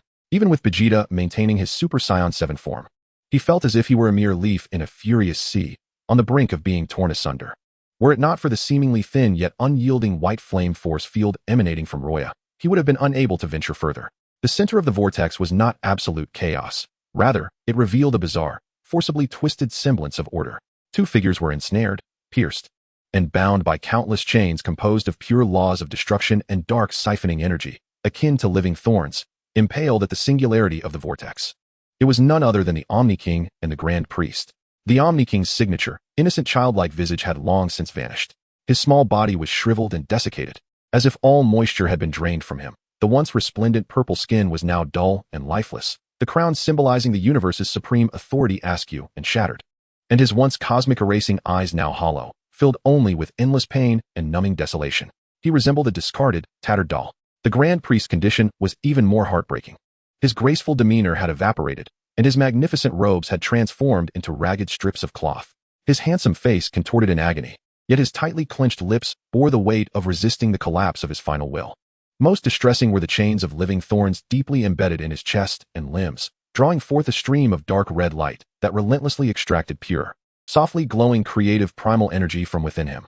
This power was forcibly converted into sustenance for the existence of the demon god. Lord Omni King, Grand Priest. Vegeta's eyes widened in fury, his voice trembling. Witnessing this scene of desecration, 100 times more brutal than death, nearly suffocated him. Loya's gaze transformed into an exceptionally sharp intensity. Beneath the tranquil stasis of frozen time lay an inferno of rage that roared silently, capable of incinerating all. Bear with it. Loya's voice resonated with a chilling depth. He extended a finger, where white flames danced, precise and delicate, akin to the finest surgical scalpel, gently touching the living thorny chains that bound the two deities. With a piercing shriek, the chains screamed as they made contact with the white flames, writhing in a frenzied attempt to resist. Yet, wherever the white flames traversed, the destructive laws of the chains and the dark energies melted away like snow under the sun, fragmenting, purifying, and dissipating. There was no violent explosion. Loya's control was impeccably delicate, fearing even the slightest excess of force might affect the two nearly collapsing deities. In the moment the bindings were lifted, the king of all and the high priest fell like marionettes with severed strings, helplessly plummeting from the vortex singularity. Loya and Vegeta simultaneously darted forward. Loya gently caught the frail, diminutive king of all, while Vegeta cautiously supported the severely wounded high priest, whose life force flickered faintly. The high priest emitted an exceedingly faint groan of pain, laboriously and slowly opening a narrow slit of his eyes. As his blurred vision settled upon Loya, engulfed in white flames, a flicker of incredulous yet genuine light erupted from the depths of his nearly extinguished gaze. Loya? His voice was hoarse and fragmented, akin to a candle flickering in the wind, filled with overwhelming astonishment at the prospect of survival and a glimmer of indescribable hope.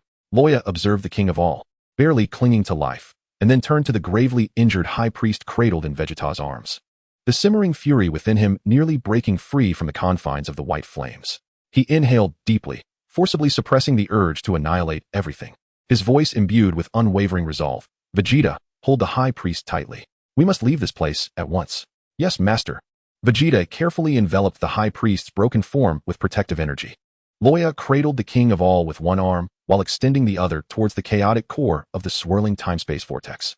His fingers suddenly splayed wide before he clenched them fiercely. A hum resonated as an invisible, vast power of chaos erupted instantaneously, not as an attack, but akin to the most tyrannical eraser, forcefully smoothing out the distorted core sustained by the essences of the king of all and the high priest. The violent temporal currents, deprived of this core node, descended into disarray and chaos, but at the very least, the torturous realm that had ceaselessly drained divine power was obliterated forever. In a flash of white flames, Loya and Vegeta vanished from the desolate ruins, escaping the depths of despair. Chapter 53, Revive, My Beloved. They returned to a relatively stable expanse of starry sky within the 7th universe. Loya cautiously placed the king of all and the high priest side by side upon a stable platform temporarily constructed from his power, radiating a gentle white light. The state of the two supreme deities was dire, their divine powers depleted, their divine essences shattered, their very cores severely tainted and drained. Teetering on the brink of existence itself, ordinary senzu beans or healing techniques proved utterly ineffective for beings of their magnitude. Master. Vegeta gazed anxiously at the feeble breaths of the two deities, which were on the verge of vanishing.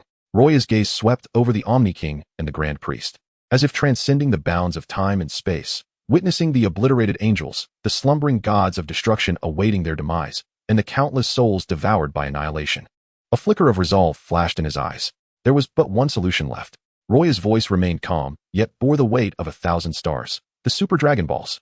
Vegeta's pupils dilated in sudden realization, igniting a beacon of hope within him. Yes, the Super Dragon Balls, the divine dragon that can grant any wish. Master, let us seek them out immediately. Do you know their location? Roya turned his gaze towards Beget. With fervent determination, Beget nodded, flames of resolve igniting in his eyes. Indeed. During the pursuit by that monster, I sensed that they had been scattered into several relatively stable temporal rifts. I can locate them. Just give me a moment. Act at once, Roya commanded succinctly. I will maintain their state. He extended his hands, placing one palm upon the foreheads of the Omni King and the Grand Priest. The pure and gentle essence of chaotic primordial energy flowed like a delicate stream, meticulously infusing their near-collapsed forms, momentarily preserving the last flicker of life. Understood. Without a hint of hesitation, Beget erupted with crimson golden energy once more, transforming into a streak of light that surged into the vast cosmos. For the fallen comrades, for this dying world, for the trust of his master, he must succeed. Beget's figure darted frantically through the fractured timelines. Armed with the keen perception of a scion and the memory of the unique divine resonance of the Super Dragon Balls, he pursued his quest with the tenacity of the most devoted hound. He traversed the graveyard of planetary debris, plunged into the edges of temporal storms, and searched through the chaotic rifts of the laws of reality, each faint pulse of the Dragon Balls invigorating his spirit. The journey was fraught with peril, temporal traps, residual waves of destructive energy, and even the frenzied creatures of other dimensions tainted by demonic powers presented considerable challenges. Yet, in this moment, Beget harbored but a singular conviction: to gather the Dragon Balls. He unleashed unprecedented strength and resilience, shattering obstacles as he painstakingly dragged forth each colossal Super Dragon Ball, radiant as stars, from their hidden sanctuaries, employing his formidable spatial abilities to temporarily contain them.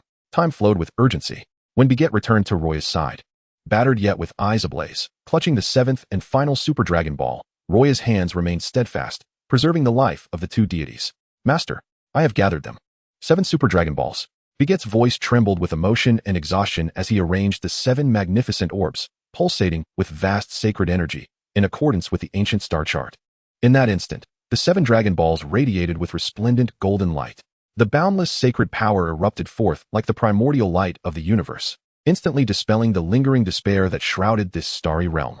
Golden light converged, revealing a colossal dragon, so grand it seemed forged from countless galaxies, radiating an ineffable aura of majesty and divinity. Its golden eyes, akin to burning stars, gazed down upon the diminutive figures of Loya and Vegeta, as well as the 2 gods languishing on the platform. An ancient, resounding voice, echoing as if it resonated from a billion celestial bodies, reverberated throughout the universe. Gatherer of the 7 Super Dragon Balls, articulate your wish. No matter how profound, I shall fulfill one. Vegeta, filled with fervor, turned to Loya. Loya's gaze traversed the Omni King and the Grand Priest, swept through the endless void, and ultimately settled upon the imposing figure of the Super Dragon. His voice rang clear and resolute, imbued with the deepest sorrow for all that had been lost and the most fervent hope. In the name of chaos, I beseech, revive. Revive all beings who have been utterly annihilated or erased due to the destruction god. His words resonated with the decree of the cosmos, each syllable invoking the vast power of the Super Dragon, including all the angels who were obliterated, all the gods of destruction plunged into eternal slumber, all innocent lives consumed and destroyed along with their planets and civilizations, all warriors who sacrificed themselves in this cataclysm. Let their souls reunite, their forms be reshaped, and their existence be wholly restored. Return them to the state they were in before the calamity, to the temporal nodes they rightfully belong. Simultaneously, Loya's gaze shifted to the 2 faint figures on the platform, his voice imbued with undeniable authority. Completely mend all wounds sustained by the Omni King and the Grand Priest. Purify their tainted essence, restore their plundered divine power, and reconstruct their shattered divinity. Let them return to their prime state. This is my wish. The Super Dragon's blazing eyes erupted with an unprecedented brilliance of golden light. The entire multiverse seemed to tremble faintly under the weight of this monumental wish. The gravity of such a profound request, entailing the restoration of the highest deities and the reversal of those erased from existence, was extraordinary. The dragon's immense gaze scrutinized Loya, seemingly penetrating the depths of his boundless chaotic essence. Summoner, your essence shall serve as the foundation of this wish. Do you consent? Master, Vegeta exclaimed, astonished that the price of the wish required Loya's essence. Yet, Loya remained unperturbed, calmly raising his hand, palm upward, as a pure, vast force, seemingly embodying the essence of cosmic creation and destruction, surged forth, akin to an offering to the dragon. Take it. Fulfill your mission. Loya's voice bore no tremor. As you wish. The Super Dragon unleashed a roar that resonated throughout the heavens, The brilliance of the 7 Super Dragon Balls instantly coalesced into a golden sea, engulfing the vast chaotic essence Loya had released. Following this, an indescribable power, transcending the boundaries of time and space, erupted with tremendous force. The golden radiance surged forth like a torrent of creation, instantaneously sweeping across all known and unknown dimensions of time. A miracle was unfolding in the astonished gaze of Vegeta. Chapter 54. A day as a teacher, a lifetime as a father. In the originally empty void, countless pure points of light began to emerge, coalescing into the shattered souls of the angels who had been utterly erased. The figures of Whis, Margarita, and Kanek, all fallen angels, materialized from the ethereal into the tangible, their broken divine halos reassembling in a golden radiance, shining brilliantly. The dazed expressions swiftly regained clarity, filled with disbelief and the joy of rebirth. The destruction gods, Beerus, Quitella, and Lamzi, abandoned in the depths of desolate planetary wreckage, were enveloped in golden light, their torn divine fragments reassembling, gleaming as their exhausted divine powers surged forth like a sweet spring. Their tightly shut eyes suddenly flew open, emitting uncertain growls. Countless fragments of obliterated planets reformed and healed in the golden light, extinguished stars reigniting. From the ruins of once thriving civilizations, innumerable points of light arose, the souls of countless innocent deceased returning to reconstruct their physical forms. The silent starry sky was revitalized. On the platform, the horrific wounds that pierced the Omni King and the High Priest rapidly healed and vanished in the golden light. Their shriveled, withered bodies, as if infused with an endless fountain of life, swiftly regained fullness and luster. The dull skin transformed back into brilliance, Omni King, or warmth, High Priest. The exhausted essence was purified and restored, the shattered divine nature producing harmonious chimes, becoming whole and robust once more. A powerful and sacred pressure, akin to a slumbering ancient behemoth, began to awaken from within them. Ding! Congratulations, host, for successfully slaying the destruction demon god. The White God Form 6 has been released. Please check your rewards. System. Love you. System. Host, stop pretending in front of the world and acting coy with this system. You're so annoying. Farewell. The Omni King blinked his hollow eyes in confusion, gazing at his small hands, then at the High Priest, who was also rapidly recovering, finally resting his gaze upon Loya. His childlike voice tinged with the bewilderment of waking from a long, terrifying dream. Loya, I think I just had a very long, very scary dream about playing with a very bad person, and it hurt a lot. The High Priest, now fully awake, felt the unprecedented surge of divine power within him. Gazing at the intact Omni King, then at the angels reshaping in the void, the revived destruction gods, and the rejuvenated cosmic stars. Ultimately, his gaze fixed upon Loya, who was slowly retracting his hand that had released the essence, his complexion seemingly a shade paler than before. Yet his upright figure remained as steadfast as the spine supporting heaven and earth. The High Priest elegantly rose, adjusting his divine robe that had returned to its former glory in the golden light. He approached Loya, placing his right hand over his heart, and bowed deeply, an unprecedented gesture of respect to Loya, whom he had never bowed to before, symbolizing the reverence of the divine. His voice, no longer hoarse, regained its former gentleness and strength, imbued with an unprecedented gratitude and respect emanating from his very soul. Lord Loya, this grace and virtue. In the vast expanse of countless realms and myriad beings, including myself and His Majesty the Omni King, an eternal remembrance prevails. Vegeta gazed at the scene before him, where the gods were awakening and all things were being reborn. Observing the Grand Priest's profound bow, and then turning his gaze to his master, who seemed to single-handedly reverse the tide of calamity, an indescribable surge of warmth flooded his heart, and hot tears could no longer be restrained from spilling forth. Hope had once again descended upon this battered universe, and the harbinger of that hope was his master, Loya. The golden torrent of creation gradually subsided. The majestic form of the eternal dragon dissipated into glimmering specks of light, and the 7 Super Dragon Balls lost their radiance, scattering into the depths of the cosmos. The scars of the universe were being healed by miracles. Life was flowing anew.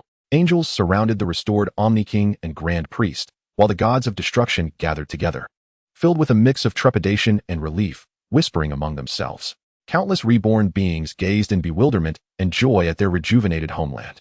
Yet at the center of this revival, Loya floated silently. His complexion appeared even more pallid than before, a testament to the toll of sacrificing a portion of his chaotic essence. But his stature remained as formidable as a mountain. His profound gaze did not linger on the rebirth before him. Rather, it pierced through the barriers of reality, penetrating into the deeper, darker dimension of the demon realm. Vegeta stood beside Loya, his Super Saiyan transformation having reverted to his normal state. He followed his master's gaze, sensing within it a resolute coldness that surpassed even his confrontation with the demon god of destruction. A flicker of understanding stirred within him. Master, Vegeta inquired with a hint of concern, what do you see? Is the demon god not already? The demon god of destruction is merely a blade.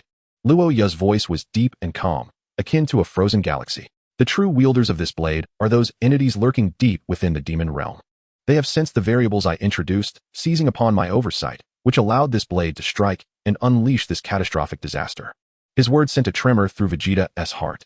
So, there were deeper machinations behind the demon god of destruction? Did his master believe this calamity was exploited due to his arrival? No, master. This is not your fault. Vegeta fervently countered. Those fiends are far too cunning. Loya raised his hand, silencing Vegeta. His gaze remained fixed on the invisible entrance to the demon realm, his eyes sharp as a blade. The responsibility lies with me. Oversight equates to fault. The calamity arose because of my actions, and thus, it is my duty to bring it to an end. The high-ranking demon gods, who covet order and feast upon chaos and destruction, must pay the price for their greed and scheming. He turned to Vegeta, white flames burning quietly in the depths of his eyes.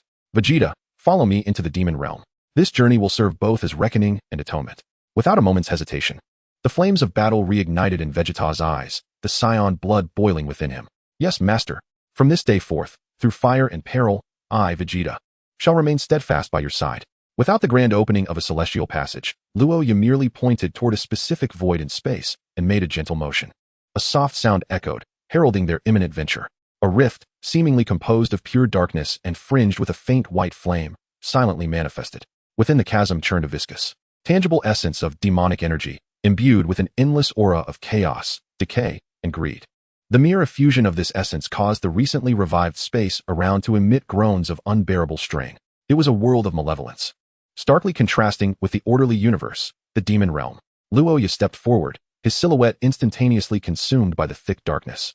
Vegeta inhaled deeply, the crimson and golden aura erupting once more to shield him, as he followed closely into the rift. Chapter 55. Entering the demon realm. For reckoning, the demon realm is not a planet, but a vast, boundless, and twisted dimension composed of chaotic laws and negative energy. The sky roils with putrid blood and sulfuric flames, while the ground resembles a writhing, dark crimson carpet akin to biological entrails, oozing corrosive pus. Countless deformed demonic creatures roar, battle, and devour one another within the shadows. At the heart of this chaos rise several colossal demon palaces, each distinct in style, yet exuding an overwhelming aura of terror. Loya and Vegeta abruptly appeared above this core region, akin to two drops of water plunged into a boiling pot of oil, instantly igniting the silence. Roar, hiss. Countless low-tier demons, like sharks scenting blood, surged forth in a frenzied wave of filth. Vegeta's eyes narrowed, preparing to act. Yet he saw Loya merely cast a casual glance at the approaching tide. Buzz. No energy fluctuation, no movement. Just a single gaze. Those demonic creatures, whether they be ferocious beasts or cunning shadows, were as if thrust into an invisible grinder, instantly and completely reduced to the finest dust. Not even a scream escaping their lips. The filth-laden tide within a radius of thousands of miles was cleared, creating an absolutely pristine spherical domain. An eerie silence enveloped the remaining demons, who retreated in terror as if encountering a natural predator. At that moment, a grand and greedy voice, as if countless mouths were simultaneously swallowing, rumbled from a demon palace constructed of immense bones. How sweet and enticing is the essence of chaos. You dare to step into our hunting ground. Have you come to offer yourself as tribute? Loya remained expressionless, his gaze not even turning toward the skeletal palace. As he simply uttered two words, noisy. He pointed his finger as if wielding a sword toward the direction of the palace, making a deliberate gesture in the air. Puff. No cataclysmic explosion ensued. The massive demon palace, built from innumerable divine and demonic bones, and radiating a terrifying pressure, along with the high-ranking demon god Grothmer, who had just issued the greedy proclamation, vanished silently as if punctured like a bubble. Even the space it once occupied transformed into a smooth, void-like patch, as though nothing had ever existed there. Vegeta gasped in astonishment. He was aware of his master's formidable strength, yet he never anticipated that in the heart of the demon realm, confronted by an evidently powerful demon deity, a mere glance would suffice to clear the field, and a single finger could annihilate. This was no longer mere oppression, it was utter obliteration. Within another chamber, constructed of twisted runes and writhing, living flesh, a shrill, vengeful thought, rife with the fury of a plan laid bare, pierced the air. Gromao? How dare you, Avatar of Chaos? You have disrupted the balance. Do you know we have long since laid the scheme of oblivion here? Selene, the demon god, was directly named, his voice frigid and devoid of warmth. Your laughable traps and curses became ineffective the moment I set foot in this place. He raised his hand, fingers splayed towards the living demon palace, then slowly clenched his fist. Crack! The silence of obliteration was shattered. The palace seemed to be gripped fiercely by an invisible hand that spanned the entire dimension.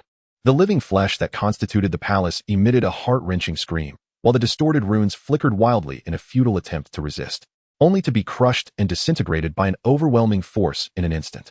Along with Saleen, the adept of conspiracy and curses, they were all reduced to a sky filled with foul blood mist and shattered fragments of loss. The piercing screams abruptly ceased. Vegeta felt a shiver run down his spine. His master's methods were too direct, too tyrannical. This was retribution. The final palace, the most magnificent and imposing of them all, was crafted from pure dark crystal, resembling an inverted black spire. A deep, authoritative voice, imbued with the undeniable wrath of a sovereign, resonated from within, as if the entirety of the demon realm trembled in response. Enough. Avatar of Chaos. The voice of the abyssal demon, Lord Chaos, thundered like a million storms rolling through the chasms of the abyss. You slaughter my realm's deities and trample upon the dignity of the demon realm. Do you believe that with your solitary strength, you can contend against the will of the entire abyss? The colossal gates of the dark crystal palace swung open with a resounding crash, revealing a towering demon figure shrouded in a dense, almost tangible dark aura, crowned with thorns. Its oppressive presence far surpassed that of the previous two demon gods. As if the abyss itself were gazing down, countless high-ranking demon generals surged forth from the palace like a tidal wave, surrounding it with an overwhelming aura of demonic energy. Loya finally fixed his gaze upon this demon lord. His eyes remained calm, yet beneath that tranquility lay a chilling depth that surpassed even the abyss itself. The will of the abyss. Loya's voice carried a hint of mockery, faint yet capable of freezing souls. It is merely the cacophony of chaos. He took a single step forward. In that instant, the seemingly thin white flames erupted around him, pure and frigid, embodying the intent to bring an end to all chaos and existence. Wherever the white flames spread, the surging demonic energy shrieked in agony, as if encountering its nemesis. Swiftly dissolving and retreating, the high-ranking demon generals, resembling a black tide behind cows, were swept by the radiance of the white flames, unable to even let out a wail before being reduced to ashes, as if they had never set foot in this world. Under the oppressive weight of the white flames, Chaos's demonic form trembled slightly, the dense aura of dark magic surrounding it pulsating violently, revealing a grotesque body covered in pitch-black scales, with runes flowing like lava. The abyssal fire burning in its eyes flickered violently, for the first time displaying a sense of terror. You, Chaos, it voiced incredulously. Your power can actually suppress the essence of the abyss. Loya remained silent, merely raising his hand once more. This time, his palm was directed at the abyssal demon lord, Chaos. The reckoning had only just begun. Loya's voice resonated like the final judgment. You have exploited my negligence to unleash catastrophe. Now, it is time to pay for your greed. Suppression. Buzz. The white flames in Loya's palm transformed, no longer in the form of fire, but collapsing instantaneously into a beam of light so pure that it seemed capable of piercing through all dimensions and terminating every concept. The beam shot forth silently, moving at a speed that transcended the very perception of time and space. Chapter 56, Reckoning in the Demon Realm 2. The abyssal demon Lord Chaos let out an ear-splitting roar, summoning the power of the abyss from the entire demon palace and the surrounding vast expanse, coalescing it into a dark magic shield capable of withstanding the explosion of a galaxy. However, as the white beam made contact with the magic shield, hiss. There was no stalemate, no explosion. The so-called abyssal magic shield, which claimed to withstand all attacks, was penetrated instantly, vaporized as if it were thin ice under the sun. The white beam continued unabated, striking directly at Chaos's chest. Ugh! Chaos emitted an unprecedented howl, a chilling blend of excruciating pain and terror. Its once proud, pitch-black, demonic form, capable of withstanding the turbulence of time and space, was pierced through by the white beam, like a wax statue thrown into a furnace, creating a massive void with edges aflame and unable to extinguish. Its colossal body was propelled backward by the terrifying force contained within the beam, crashing violently into its own dark crystal palace. Boom! The magnificent palace shook violently under the tremendous impact, countless dark crystals shattering and falling. Chaos's massive form was pinned deep within the palace, upon the abyssal throne that symbolized its supreme authority. The burning white flames acted as the most formidable seal, not only scorching its body but also delving into the very essence of its demonic soul, firmly suppressing all its powers. It could only emit a desperate and agonized roar, yet remained utterly immobilized. The entire core region of the demon realm fell into a profound silence. All surviving demons trembled in fear, cowering on the ground. Their once supreme lord had been subdued in a single strike, impaled like a specimen upon its own throne. Loya slowly lowered his hand, the surrounding white flames retracting. He cast a cold glance at the writhing cows, impaled upon the throne, as well as the 2 territories of the demon gods that had been completely obliterated. Let this serve as a warning. Loya's icy voice echoed throughout the core of the demon realm, like a law imprinted in the very souls of all demons. Should you dare to meddle with the ordered universe again, invoking calamity, you will face total annihilation. And the demon domain shall be eternally sealed. His words bore an absolute will, akin to an irrevocable decree deeply imprinted within the fundamental laws of the demon realm. Vegeta stood behind Loya, witnessing a scene reminiscent of myth. His master, unaided, ventured into the very heart of the demon realm, effortlessly annihilating 2 formidable demon gods amidst casual conversation, albeit his master did not smile, overpowering the abyssal demon lord with a single strike, instilling fear across the entire demon realm. This was even more breathtaking than the previous slaughter of demon gods. What immense power! What sheer dominance! Loya turned, his gaze settling on Vegeta, the frigid intensity in his eyes softening ever so slightly. Let us depart, Vegeta. His voice returned to its usual calm, indicating that their business here was concluded and it was time to return. Yes, Master. Vegeta's voice was imbued with an unprecedented reverence and excitement. He cast one final glance at the heart of the demon realm, now rendered silent by his master's unparalleled might, and followed Loya into the slowly closing rift. Ablaze with white flames, under the oppressive force of absolute power, the demon realm descended into a prolonged, eerie silence. The sight of the abyssal demon Lord Cows pinned to his throne became an eternal nightmare for all demonic beings. Loya's name transformed into the most profound taboo within the fabric of time and the demon realm, as the white flame rift sealed behind them. It completely severed the nauseating sulfuric stench and the wails of despair emanating from the demon realm. Loya and Vegeta reappeared in the starry expanse of the 7th universe, stabilized by Loya's power. In the distance, the Grand Priest was explaining something to the newly revived angels, while Zeno curiously floated beside a freshly resurrected, shimmering planet, playfully poking at it with his tiny finger. The gods of destruction huddled together, their murmurs of debate faintly audible, yet the atmosphere was starkly different from the previous despair. Vegeta surveyed the vibrant scene before him, recalling his master's godlike power in the demon realm. His heart stirred, struggling to contain his emotions. He glanced at Loya, noticing that his master's complexion seemed even paler than after the sacrifice of the source, yet his upright posture remained steadfast like a bulwark against the sea. Master. Vegeta's voice trembled with exhilaration and boundless admiration. Just now in the demon realm, I found myself at a loss for words to describe that awe-inspiring power. Loya merely responded with a subdued hum, his gaze sweeping across the resurgent starry sky, confirming that all was progressing favorably.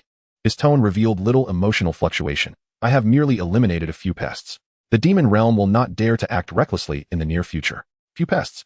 Vegeta nearly exclaimed, recalling the 2 high-level demon gods instantaneously erased, reduced to nothingness, and the abyssal demon lord, now a mere specimen of despair nailed to his throne, was referred to as pests by his master. He scratched his head, the Saiyan blood still boiling. Master, you are simply too powerful. That abyssal demon lord summoned the entire might of the demon palace, and yet you, just like that, nailed him to the wall. He animatedly gestured, excitement radiating from him. At that moment, the Grand Priest's figure elegantly teleported into view. He keenly detected the faint remnants of an exceptionally pure, yet tainted and chaotic demonic mark on both Loya and Vegeta, along with a hint of undeniable weakness emanating from Loya. His gaze instantly became gravely serious. Lord Loya, Vegeta, the High Priest, spoke in a gentle tone, yet with an imperceptible urgency. Where have you just been? This aura, it is from the very heart of the demon realm. Furthermore, his eyes fell upon Loya, filled with profound concern. Your essence seems diminished? Whis followed closely behind the High Priest, his angelic staff glimmering slightly, the usual calmness on his face replaced by gravity. Oh dear, the residual pressure of the abyssal will, and the forcibly erased malice of the demon gods. Lord Loya, you and Mr. Vegeta didn't just raid the demon's lair, did you? Vegeta immediately interjected, his tone brimming with pride. Not only did we raid it, High Priest, Mr. Whis, you should have seen. Master charged straight into the heart of the demon realm. 2 foolish demon gods jumped out, chattering away, and with just a glance from Master, they were dispatched in a heartbeat, not even a trace left behind. The last one, that abyssal demon Lord Chaos, looked quite intimidating, summoning the power of the entire demon palace to block Master's strike. And what happened? Master merely remarked, noisy, and then, wham, a beam of white light. It blasted a gaping hole through him, nailing him to his own throne like a bug. Master also said, Chapter 57, The Burden of Farewell. Vegeta. Loya calmly interrupted his disciple's vivid recounting. "Ah, yes, master." Vegeta immediately fell silent, yet the excitement and admiration in his eyes remained undiminished. The high priest and Whis exchanged glances, both reflecting shock in each other's eyes. To annihilate high-tier demon gods as if they were mere insects? To suppress the abyssal demon lord upon his throne with a single strike? This transcended their understanding of power. Taking a deep breath, the high priest bowed deeply to Loya once more, his voice imbued with complex emotions. "Lord Loya, you have done this to make amends." Loya's voice remained calm, yet carried an undeniable resolution. The calamity of demon gods stems from the insidious desires lurking deep within the demon realm. They exploited my oversight, leading to this disaster. This journey is to settle the score and eliminate future threats. The high priest straightened, his eyes filled with genuine admiration and a hint of trepidation. Settling scores and eliminating future threats. Lord Loya, your actions are akin to bravely venturing into a den of dragons and tigers, severing one of the most perilous roots of calamity for our orderly world. This grace and virtue, he once again felt the inadequacy of words. Whis gently swayed his staff, regaining some semblance of his usual elegance, though his tone remained solemn. Ah, truly a breathtaking display of prowess. However, Lord Loya, his gaze landed on Loya's slightly pale visage, imbued with the unique perceptiveness of an angel. The cost of forcibly suppressing the primordial will of the demon realm and consecutively eradicating and subduing demon gods. This toll is likely to extend beyond mere exhaustion of essence. Is it not? Your chaotic origin. Loya gently shook his head, interrupting Whis' inquiry. A slight cost is inconsequential. As long as this realm remains peaceful, it is worth it. Master, Vegeta exclaimed, his urgency palpable. How can it be inconsequential? You have already sacrificed your essence to revive everyone, and now, Vegeta. Loya turned his gaze towards his disciple, his eyes exuding an undeniable calmness. The essence of power lies in protection. Diminishment can be restored, yet if we allow calamity to prevail out of fear of loss, then power loses its purpose.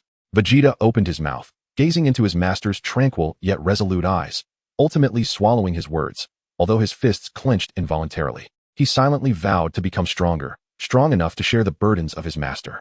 At that moment, the diminutive figure of the Omni King zipped over, curiously circling around Loya, his large eyes blinking with innocence. "Loya, you smell funny, like spoiled candy. Did you go fight the bad guys? Are they worse than the one who played the pain game with me?" The childlike words shattered the solemn atmosphere. Loya looked down at the Omni King's innocent and curious gaze, and deep within him, the frozen ice seemed to thaw slightly. He reached out, gently ruffling the Omni King's round head, his voice unexpectedly gentle. "Yes, I went to fight the bad guys. From now on, no bad guys will dare bully you and everyone else." "Yay!" The Omni King clapped his tiny hands, exclaiming, "Loya is the strongest, stronger than the Grand Priest. The bad guys have been driven away." The Grand Priest and Whis observed this scene, relief washing over their faces and smiles. The storm had passed, and hope was rekindled. And it was this unfathomable yet selfless embodiment of chaos, Loya, who had brought it all about. His name had become a taboo in the demon realm, and in the hearts of the resurrected beings across the myriad realms. It would undoubtedly become an eternal legend and a symbol of guardianship. The carefree laughter of the Omni King echoed through the starry expanse, while the Grand Priest and Whis wore expressions of relief as if reborn. The gods of destruction seemed to have resumed their debate over who was stronger. The gears of the cosmos appeared to turn anew, infused with vibrant life. Vegeta stood beside Loya, watching all of this unfold, his heart filled with reverence for his master and hope for the future. However, Loya's gaze pierced through this resurgent scene, delving into the deeper essence of the universe. Though his aura remained vast, the sacrifices of his essence and the toll of suppressing the demon realm left invisible marks, perceptible only to the truly elite. He understood that this matter had concluded, and the variables he had introduced had grown too significant. It was time to depart. He turned to Vegeta, his voice calm, yet laced with a subtle urgency. "Vegeta, master?" Vegeta immediately focused intently. "This realm has been restored, and the roots of calamity have been eradicated." His gaze was profound. "Your potential is boundless. The Saiyan blood within you, combined with your spirit, heralds an immeasurable future. Remember, the essence of power lies in protection, not destruction. Persist in your cultivation, and you shall wield even greater strength." Vegeta felt the weight of his master's words and nodded earnestly. "Yes, master. I will certainly remember your teachings. I shall steadfastly guard this place, protect Gohan and the others, and ensure the well-being of all, until I become sufficiently strong to seek you out." A faint smile seemed to flicker at the corner of his mouth, revealing a hint of subtle, almost imperceptible relief. He made no promises. Then, he turned to the Grand Priest. "Grand Priest." The Grand Priest elegantly placed a hand on his chest in salute. "Lord Loya, please give your orders." "The order has been restored, the scars remain. The Omni King possesses a pure heart, The balance of this realm still requires your diligent care. Loya's words were calm, yet imbued with recognition of the Grand Priest's formidable abilities. While the demon realm may be intimidating, the chaos is boundless, and hidden dangers may still lurk. Stay vigilant against the unknown and uphold the fundamentals.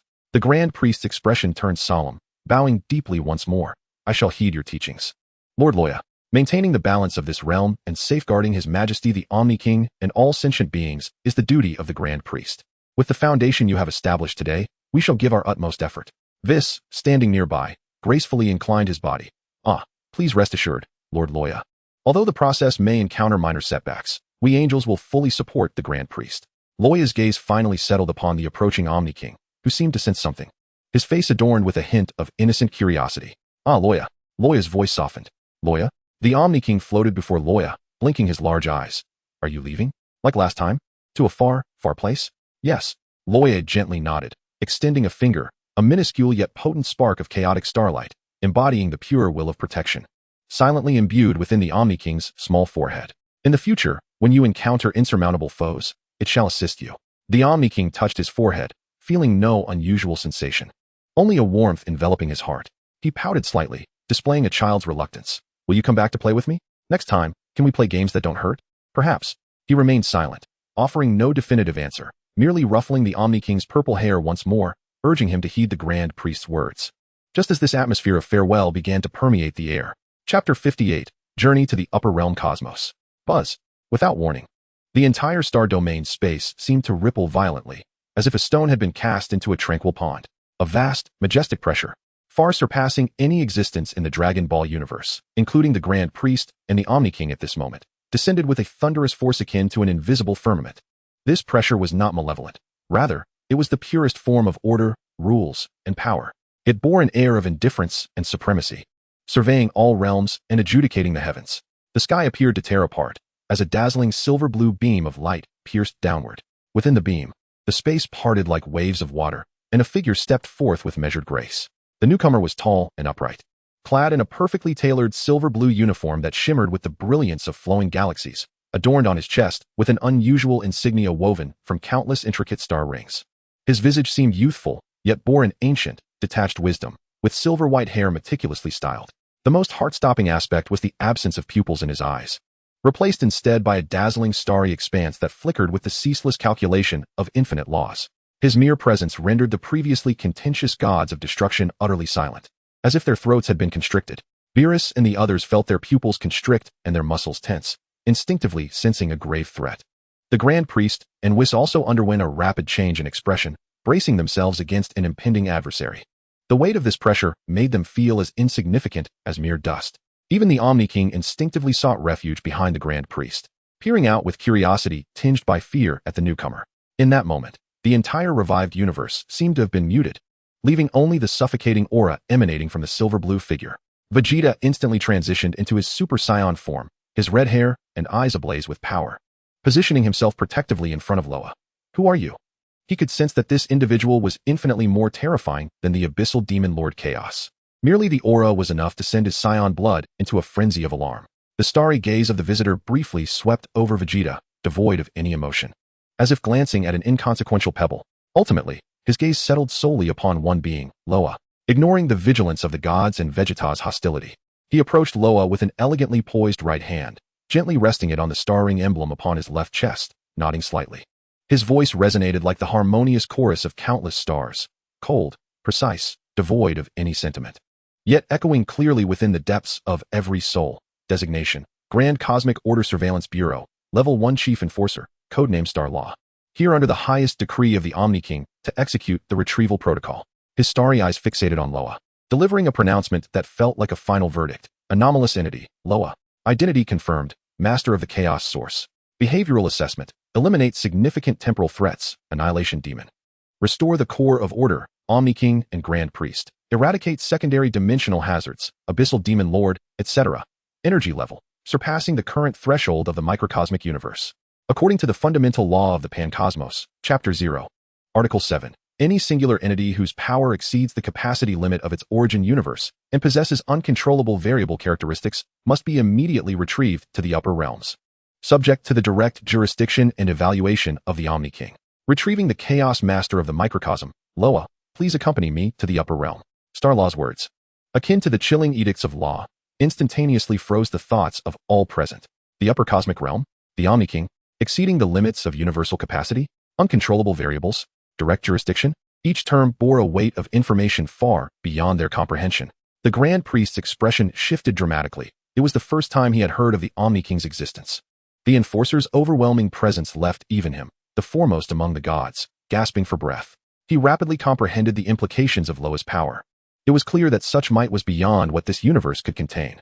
Vegeta, struck as if by lightning, gazed incredulously at Loya and then at the cold. Machine-like Enforcer, wait, what did you say? Retrieval? Master has saved this world. On what grounds do you stand? The calm voice of Loya resonated, imbued with a peculiar soothing power that instantly quelled Vegeta's agitation and the pressure brought forth by Xinglu. He stepped forward, surpassing his obstructive disciple. Loya's gaze met Xinglu's starry eyes with tranquil composure, and a knowing smile emerged. Once again we meet. Haha, indeed. I never anticipated your rapid growth. Young one, my meager strength pales in comparison to yours. Ha ha ha, let us dispense with the banter. Come, esteemed Inspector, do you truly intend to depart? Beerus knelt, his feline visage awash with tears. Esteemed Inspector, I beseech you, do not leave us. Whis elegantly covered his mouth, stifling a laugh. Lord Beerus, are you fearful that the Omni King will ride you like a steed? Ha ha ha. Lord Beerus, perhaps you should contemplate preparing a farewell banquet for the Inspector? Oh ho ho ho. His white hair swayed with laughter, though a trace of imperceptible regret flickered in his eyes. The 12 gods of destruction knelt in unison, their expressions solemn. The god of destruction from the 6th universe, Kampa, forced tears to well in his eyes. The departure of the esteemed Inspector is a loss for the entire cosmos. We shall pray day and night for your safety. The other gods echoed his sentiments, though their fluctuating power betrayed their eagerness to see this formidable being depart. Enough, enough, let us cease this charade. You all would rather I leave, wouldn't you? Ha ha ha. Grand Lawmaker, I am aware. Loya's voice remained calm, yet imbued with an undeniable sense of authority. Let us proceed. Master. Vegeta, flustered, his crimson hair aflame, sought to rush forward. The Grand Priest could no longer contain himself. Lord Loya. This, without a backward glance. Loya merely raised his hand, gently pressing towards Vegeta and the Grand Priest. An irresistible yet gentle force enveloped Vegeta and all those who wished to advance, rendering them immobile. No need for further words. Loya's voice resonated clearly within their minds. Guard this realm well. My path lies beyond this universe. He cast one last glance at the anxious and reluctant Vegeta, then at the Grand Priest and Whis, whose expressions were fraught with complexity, before finally gazing at the Omni King, who stood bewildered behind the Grand Priest, his large eyes filled with confusion. Then, he turned to face the silver-blue column of light leading to the unknown higher realms and stepped forward. The Grand Lawmaker, Xinglu, followed suit, his expression devoid of emotion. The silver-blue column of light instantly constricted, the ripples of space calming, and the figures of Loya and the terrifying lawmaker vanished without a trace, as if they had never existed. What remained was the desolate starry sky and a group of gods and warriors, engulfed in bewilderment, shock, and an overwhelming sense of loss. Filled with countless questions, Vegeta stood rooted, gazing at the spot where Loya had vanished, his fists clenched, nails digging deep into his palms. Master has ventured into a realm so unfamiliar, broader, and more enigmatic than ever before. The Grand Priest of the higher universe murmured to himself, staring into the void, his gaze reflecting a tumult of emotions. He understood that Lord Loya's journey would likely confront him with a future far more vast and unfathomable. In this newly revitalized universe, the absence of the Chaos Sovereign raises profound questions about the future. The cosmos has resumed its operations, yet a colossal enigma regarding higher existential realms, the Omniversal Monarch, and the upper realm's grand cosmos looms like a heavy shadow, indelibly marked in the hearts of those who are aware. In this universe, the name of Loya has transcended into a true myth, unattainable by any. Chapter 59, The Overseer of the Chaotic Cosmos. The silvery blue beam of light is not merely a conduit for transportation. It serves as a bridge forged from the essence of pure laws. As Loya steps into it, he feels as though he is traversing layer upon layer of the cosmic membrane, with the surrounding vista transforming from stars into a flowing, tangible river of time and space. Alongside countless flickering cosmic bubbles, the Grand Law Enforcer walks silently beside him, their star-like eyes brimming with data streams, as if perpetually calculating Loya's state. Time becomes an elusive concept, stretching into an instant or an eternity. Suddenly, the light ahead expands into a grandeur beyond comprehension, pure and imbued with an all-encompassing yet supreme will. As the beam dissipates, Loya finds himself enveloped in a singularity that defies verbal description. Here, there is no up or down, no left or right, no material form, only an endless backdrop of luminous order, flowing with myriad colors. At the heart of this ocean of light hovers a throne, colossal beyond imagination, composed of countless rotating star rings. The throne itself appears to be the embodiment of cosmic law, emanating a pressure that resonates within Loya's very essence. Upon this throne sits a figure, indistinct and nebulous, seemingly formed from the life and death shadows of countless universes, at times manifesting as a majestic giant, at others as an embracing expanse of stars, and occasionally morphing into a pure, curious childlike thought. This is the ultimate will of the omniversal monarch, governing not only Loya's home universe, but also the higher realms of the grand cosmos.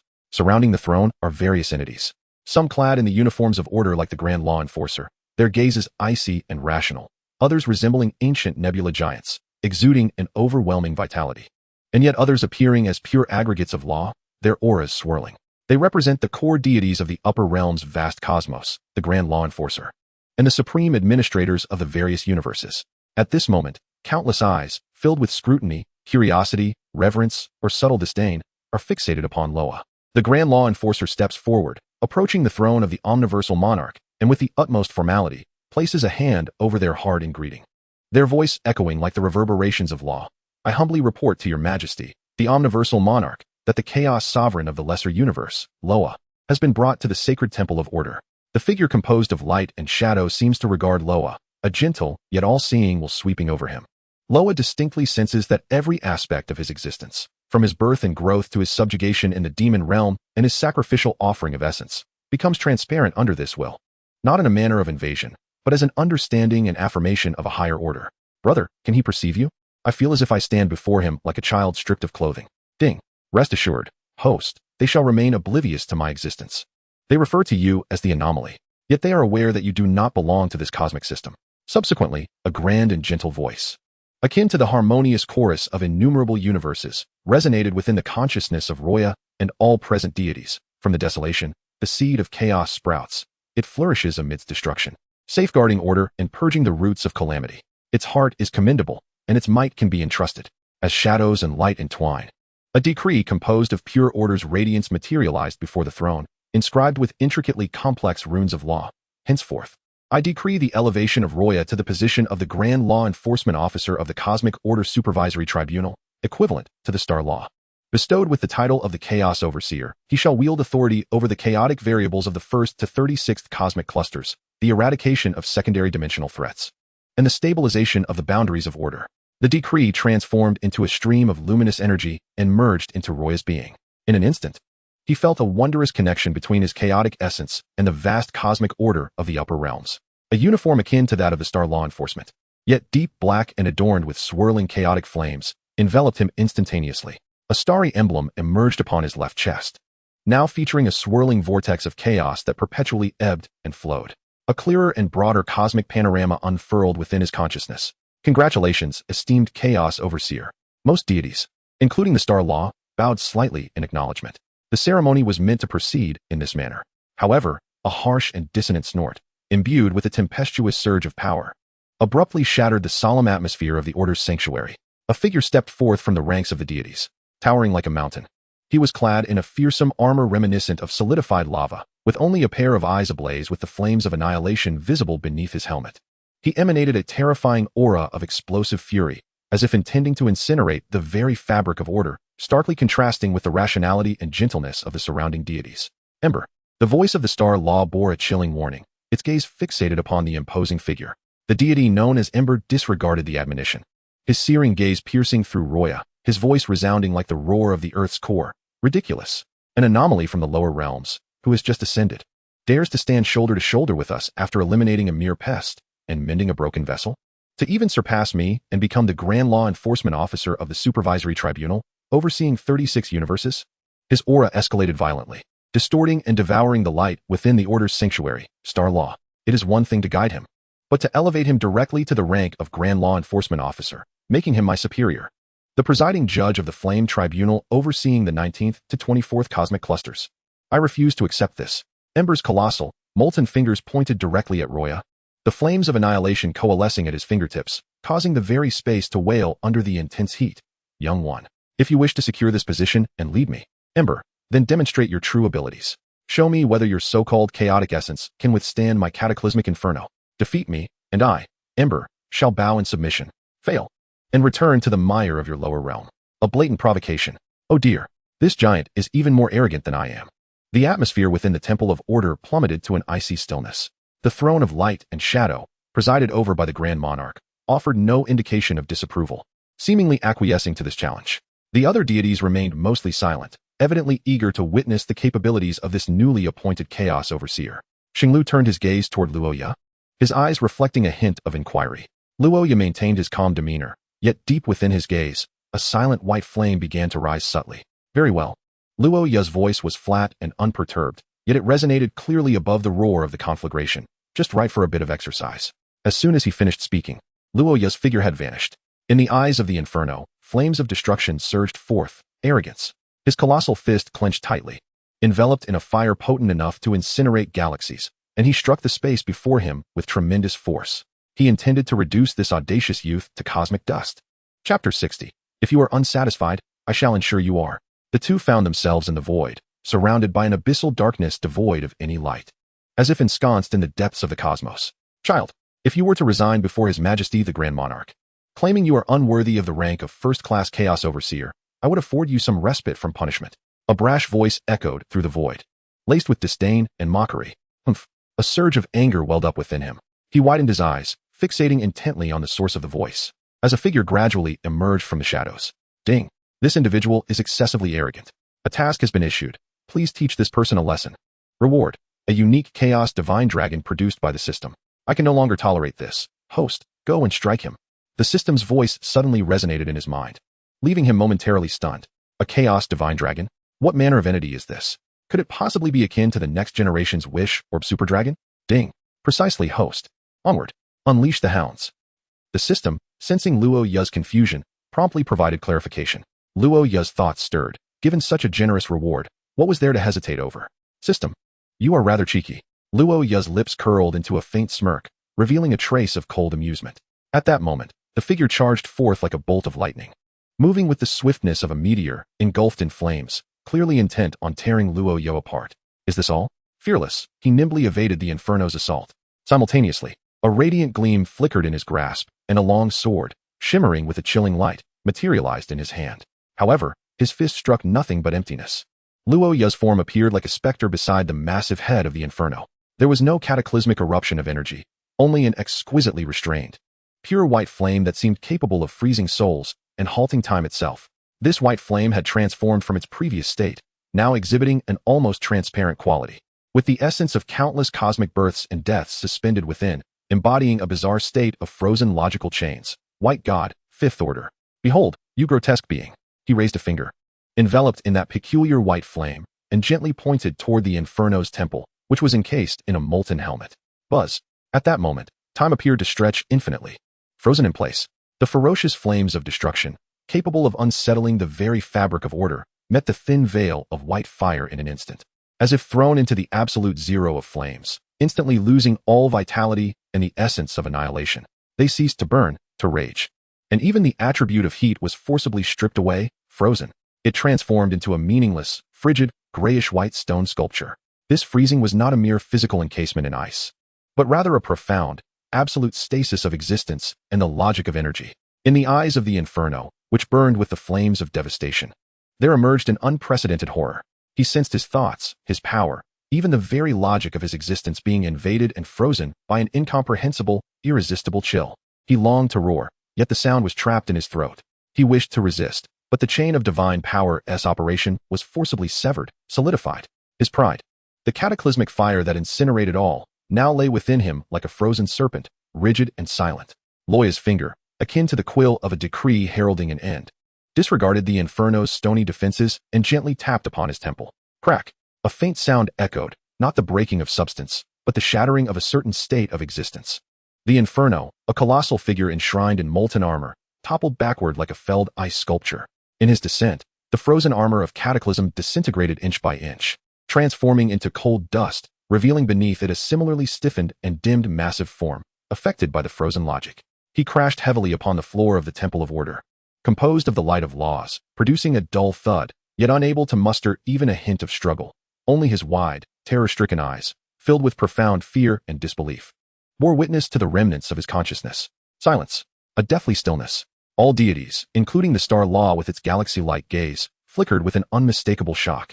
The Inferno's power was among the most formidable among the 36 cosmic judges, renowned for its ferocity and destructive capacity. How could it be that he could not withstand even a single strike? No, one might even say he lacked the qualification to resist. He was utterly frozen by that eerily transcendent white flame, stripped of his power. What kind of power was that? The freezing of concepts? The solidification of logic? Truly, the Chaos Overseer lived up to its name. Stepping forward, Star Law regarded the motionless figure on the ground, resembling a gigantic ice sculpture. Now only possessing a gaze of terror, and coldly declared, result of the challenge, Chaos Overseer Loya, victory. Inferno Judge, in defiance of the temple's decree, provoked a superior. Henceforth deprived of his judge's authority for 3 epochs, 3 cosmic eras, confined to the abyss of order, to reflect upon his transgressions. With a wave of his hand, a frigid chain of order materialized from thin air, ensnaring the Inferno's immense form and dragging him into the void, rendering him unseen. The Temple of Order returned to its solemnity. No more questioning gazes were cast towards Loya. The shadow of the Supreme King flickered slightly, seemingly imbued with a hint of satisfaction, before gradually fading away. The sealing ceremony continued, proceeding with remarkable smoothness. As the final procedure was completed, Loya officially became the Chaos Overseer, and the grand resonance of laws echoed within the Sanctum of Order. Once the ceremony concluded, the deities dispersed. Xing Liu approached Loya, a hint of complexity flickering in his starry gaze. Come with me, Overseer, he uttered, his tone devoid of the usual cold formality. There are potential crises within your jurisdiction that you must be informed of in advance. Xing Liu led Loya away from the heart of the sanctum, arriving at a platform suspended amidst the infinite light of order. At the edge of the platform, they could gaze down upon 36 cosmic bubbles, twinkling like stars. Loya distinctly sensed that the 7th bubble was the Dragon Ball universe of his origin. The demon realm you are familiar with, Xing Liu spoke gravely, does not exist in isolation. It is a vast and ancient chaotic dimension entwined within the shadow of our 36 cosmic order system, which we refer to as the abyssal demon domain. The galaxy in his eyes swirled violently, as if foretelling a terrifying future, the destruction demon. Merely a trivial minion probing the boundaries of order on behalf of the abyssal demon domain. Deep within the abyss lies the true, formidable ancient demon gods, coveting the life and essence of the ordered universe, yearning to drag the entirety of the realm ruled by the great king into eternal chaos and destruction.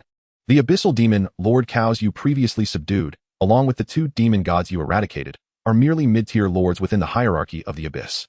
The true threat lies within the existence that stands behind them. Look, he gestured towards the scene of the 36 universes below, where several cosmic edges were ominously shrouded in a dark, web-like shadow. Observe the edges of universes 15, 22, and 31. They are already showing signs of the abyssal demon domain's encroachment. Corrupted planets, distorted laws, and mysteriously vanished civilizations. These are all harbingers of the impending invasion by the abyss. They have been accumulating power, awaiting an opportunity to disrupt order and overthrow the reign of the great king. Turning to Loya, the serious light flickered in his starry eyes. Chaos Overseer Loya, you possess a unique essence capable of restraining and even annihilating the forces of the abyss. Your duty transcends merely overseeing the variables within these 36 universes. You must remain vigilant against the encroachment from the abyssal demon domain, and when necessary, take the initiative to eradicate threats in their infancy. Loya, I know you do not belong to this world. You have matured far too rapidly, as if a hidden hand guides your path. While I cannot discern your origins, I am certain that you do not belong to this realm. Do you? What are you saying, Grand Lawkeeper? How could I possibly not be a part of this world? Please, do not jest with me. It matters not if you refuse to speak. Regardless, you are the hope of this world. Protecting the order and tranquility of these 36 universes shall be the core of your long and illustrious divine career. The shadows of the abyssal demon realm are far more immense, profound, and perilous than anything you have encountered in the lower realms. Loya listened intently, gazing down upon the vast expanse of the 36 cosmic clusters, where a faint, ominous shadow flickered at the fringes. Deep within his eyes, a pure white flame burned silently, even more profound and frigid than before. A new journey, a fresh challenge, had already commenced. This time, his battlefield would encompass the boundless territories of all 36 universes, including his homeland, the abyssal demon realm. I shall see which chaos prevails, its tumult or his disorder, which is far more absolute. The star Law pointed towards the scene of the 36 universes below, where several universes' edges were subtly cloaked in a foreboding, web-like gray shadow. Behold this universe. The star Law's fingertip once again traced a picture formed by the order of light, as the first universe's bubble gradually unfurled before them. The radiance of origin. The voice of Star Law regained its cold precision as data flowed through the cosmic eyes. The laws of this universe are exceedingly stable, with energy forms singular and pure, dominated absolutely by spiritual energy. Its core star domain consists of a pure aggregate of spiritual energy, with civilizations tending towards spiritual transcendence and consciousness resonance. Physical forms are exceedingly rare. Subsequently, Loya's chaotic essence subtly stirred, sensing the peculiar universe, almost devoid of material particles, filled only with endless brilliance and spiritual ripples. In a world where spirit is existence, should the whispers of the abyss contaminate such purity, its collapse would be catastrophic. Indeed, the abyssal demon realm has made numerous attempts to project spores of spiritual corruption into this universe, enticing its pure consciousness to fall into degradation. Monitoring focus. Any abnormal collective consciousness fluctuations or echoes of spiritual energy. Just as he was preparing to explain the second universe, a figure suddenly appeared on the platform. As everyone focused, they were astonished to see the Great Monarch. "Your Majesty, the Great Monarch!" The crowd exclaimed in unison, their voices resonating throughout the platform. The Great Monarch smiled and nodded, saying, "Indeed." The law enforcer quickly stepped forward, respectfully inquiring, "Is the law enforcer familiarizing with the inspector about the 36 universes?" To the Great Monarch, the law enforcer replied, "Indeed, the inspector is new and naturally needs to understand our upper realm circumstances." The Great Monarch nodded in satisfaction, saying, "Then you may continue your discussion. I am merely passing through, taking a casual look." "Yes." Both the law enforcer and the inspector responded in unison, then respectfully saw the Great Monarch off. The Great Monarch slowly turned, his departing figure appearing particularly grand beneath the sunlight. The two watched as he receded into the distance until his silhouette vanished completely from view. "Law enforcer, may I ask how powerful His Majesty the Great Monarch is?" The starry depths of Star Law's eyes transformed into an unfathomable abyss when Loya inquired about the Great Monarch's strength, as if reflecting the brilliance and destruction from the very inception of the universe. The order of light flowing around the platform seemed to dim for a moment, replaced by a more ancient and weighty pressure. "How powerful?" Star Law's voice lost its chill. "Inspector, oh no. Loya, the 36 universes you behold, this boundless realm of order. The fundamental laws that sustain the operation of all realms originate from the will of the Great King. He embodies order, serves as the foundation of all existence, and defines the ultimate essence of being. His power transcends our mere ability to gauge strength. It is the very authority of creation and sustenance." His words resound like a hammer, striking at the heart of Loya. Indeed, there exist beings beyond beings, realms beyond realms. It appears that Xinglu is not exaggerating his assertions. Merely mentioning the essence of the Great King causes this platform, woven from the light of order, to resonate in harmony. This is a presence that surpasses levels of power, reaching the very roots of existence. However, Xinglu's tone suddenly darkens, as if plummeting from the pinnacle of light into an abyss of shadows. Beneath this magnificent order lies the ultimate darkness, originating from the same source, yet embodying complete opposition, the true sovereign of the abyssal demon realm, the Lord of Entropy. Entropy. Loya keenly seizes upon this name, steeped in notions of endings, chaos, and disorder. Yes, entropy. Xinglu's voice carries a chilling gravitas, invoking a name deliberately shrouded in silence. A chapter of forbidden history buried by time. Loya, do you know that eons ago, when time and space were yet undifferentiated, and all converged upon the chaotic singularity, the Great King and the Lord of Entropy were once brothers? What? Even Loya's resolute heart cannot help but tremble at this revelation. The Great King and that source of all evil, the Lord of Entropy, were indeed brothers. What a melodramatic tale is this? A story of fraternal discord? A rivalry steeped in jealousy? Loya listens with a wicked grin. Then, within Xinglu's stellar gaze, it seems that an ancient scroll unfolds. It is a forbidden memory from the deepest recesses of the celestial court of order. In those primordial times, as chaos began to unfold, two supreme beings emerged from the ocean of origin. The Great King represents order, the will to create and sustain, while entropy embodies chaos, the inevitability of evolution and conclusion. Initially, they were not adversaries, but rather cherished brothers. Both existed within the void. The king desired to illuminate the void with the light of order, while entropy sought to shape the foundation of change through chaos. Together, they envisioned a perfect cosmic tapestry that would embrace order and change, life and death, creation and conclusion. Xinglu's voice carries a hint of wistfulness that was meant to be the ideal blueprint for all existence. However, with the birth of the first cosmic prototype, their divergences began to manifest. The Great King believed that order is the cornerstone of civilization and the essence of life's continuity, insisting that the forces of chaos should evolve gently within the framework of order. Conversely, the Lord of Entropy, his ambition and obsession with the authority of conclusion grew ever more inflated. He contended that only absolute chaos and termination constitute the essence of the universe, the ultimate destination. Viewing order merely as a stumbling block that hinders all things, a shackle delaying the inevitable end. No longer content to serve as the foundation of change, he yearned to become the ultimate devourer of all, the master of annihilation that returns everything to the void. He sought to bring the universe they had jointly created under the dominion of his destructive will. The tone of Zingle grew heavy with indignation. The clash of ideologies had ultimately evolved into an irreconcilable schism. Entropy believed that His Majesty had betrayed the very essence of chaos, imprisoning all existence within the confines of order. Meanwhile, His Majesty mourned the downfall of his brother, as the extinguished authority had thoroughly distorted his mind. Following their rift, Entropy retreated into the shadows, where the radiance of His Majesty's order could not fully illuminate. Thus, the nascent form of the Abyssal Dominion was born. The initial war did not erupt immediately. Entropy gathered strength within the shadows, warping the laws of order crafted by His Majesty, and birthing the primordial denizens of the abyss. He even extended his vile talons toward the first-generation deities, birthed from order, who served under His Majesty. Zingle's voice dripped with seething hatred, assassination, corruption, betrayal. Those first-generation deities, resplendent like the stars that accompanied the birth of the cosmos, fell one by one under Entropy's meticulously orchestrated schemes, descending into depravity or being twisted into servants of the abyss. This marked the darkest and most painful era of the Court of Order. Loya felt as though he could envision that scene, the magnificent court shrouded in shadows, trust rent asunder by betrayal, and the brilliant deities howling in anguish as they fell into unfathomable terror. Even across the eons, their suffering could still be conveyed through the tales of Zingle. The wrath of His Majesty ultimately transformed into a judgmental light that would incinerate this void. Zingle's voice suddenly soared, imbued with a sense of martial grandeur. The fraternal conflict had twisted into an inevitable eruption. That war, Loya, I cannot begin to describe to you its unimaginable ferocity.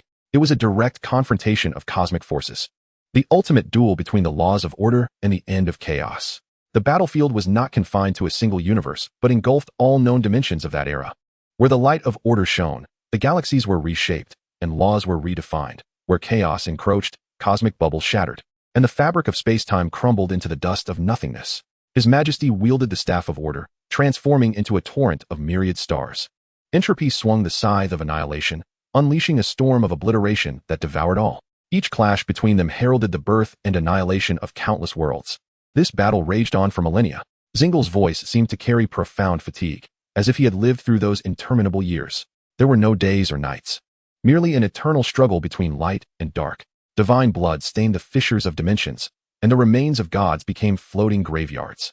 As a result, the Court of Order, under His Majesty's dominion, paid an unimaginable price, with countless powerful first-generation deities falling forever. His Majesty's brilliance had once dimmed, while Entropy, too, had endured grievous wounds. Pierced repeatedly by the staff of order, his chaotic form greatly compromised, and his most elite legion of abyssal warriors nearly exterminated.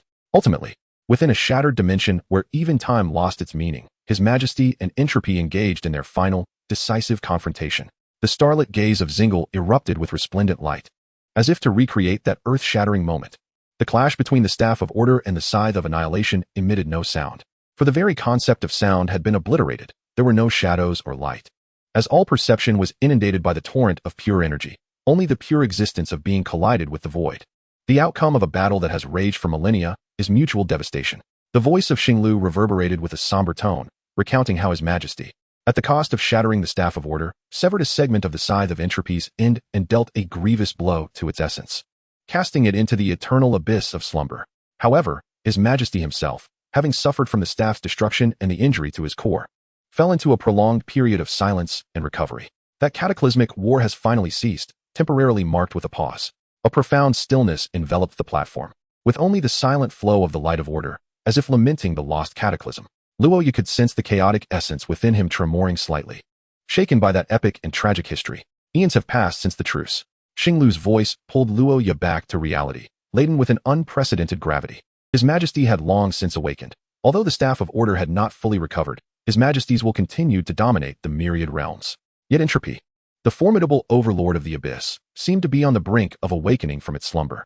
He pointed towards the dark, web-like shadows sprawling across the edges of 36 universes, indicating the corrupted planets and vanished civilizations, his voice resonating like a tolling bell. Behold, this is the omen. The abyssal domain has stirred in recent years, far more than before. They are no longer content with small-scale incursions and probing. They are systematically and on a grand scale hunting our deities, especially the new generation of gods who guard the cosmic frontier and maintain the critical nodes. They are amassing power, sowing chaos, paving the way for the complete resurrection and ultimate vengeance of their master, Entropy. He turned to Loya, the starry depths of his eyes ablaze with resolute flames, carrying a weighty entrustment. Chaos, observer Loya, that sealed history, that brotherly war which nearly obliterated everything, may well replay in our era.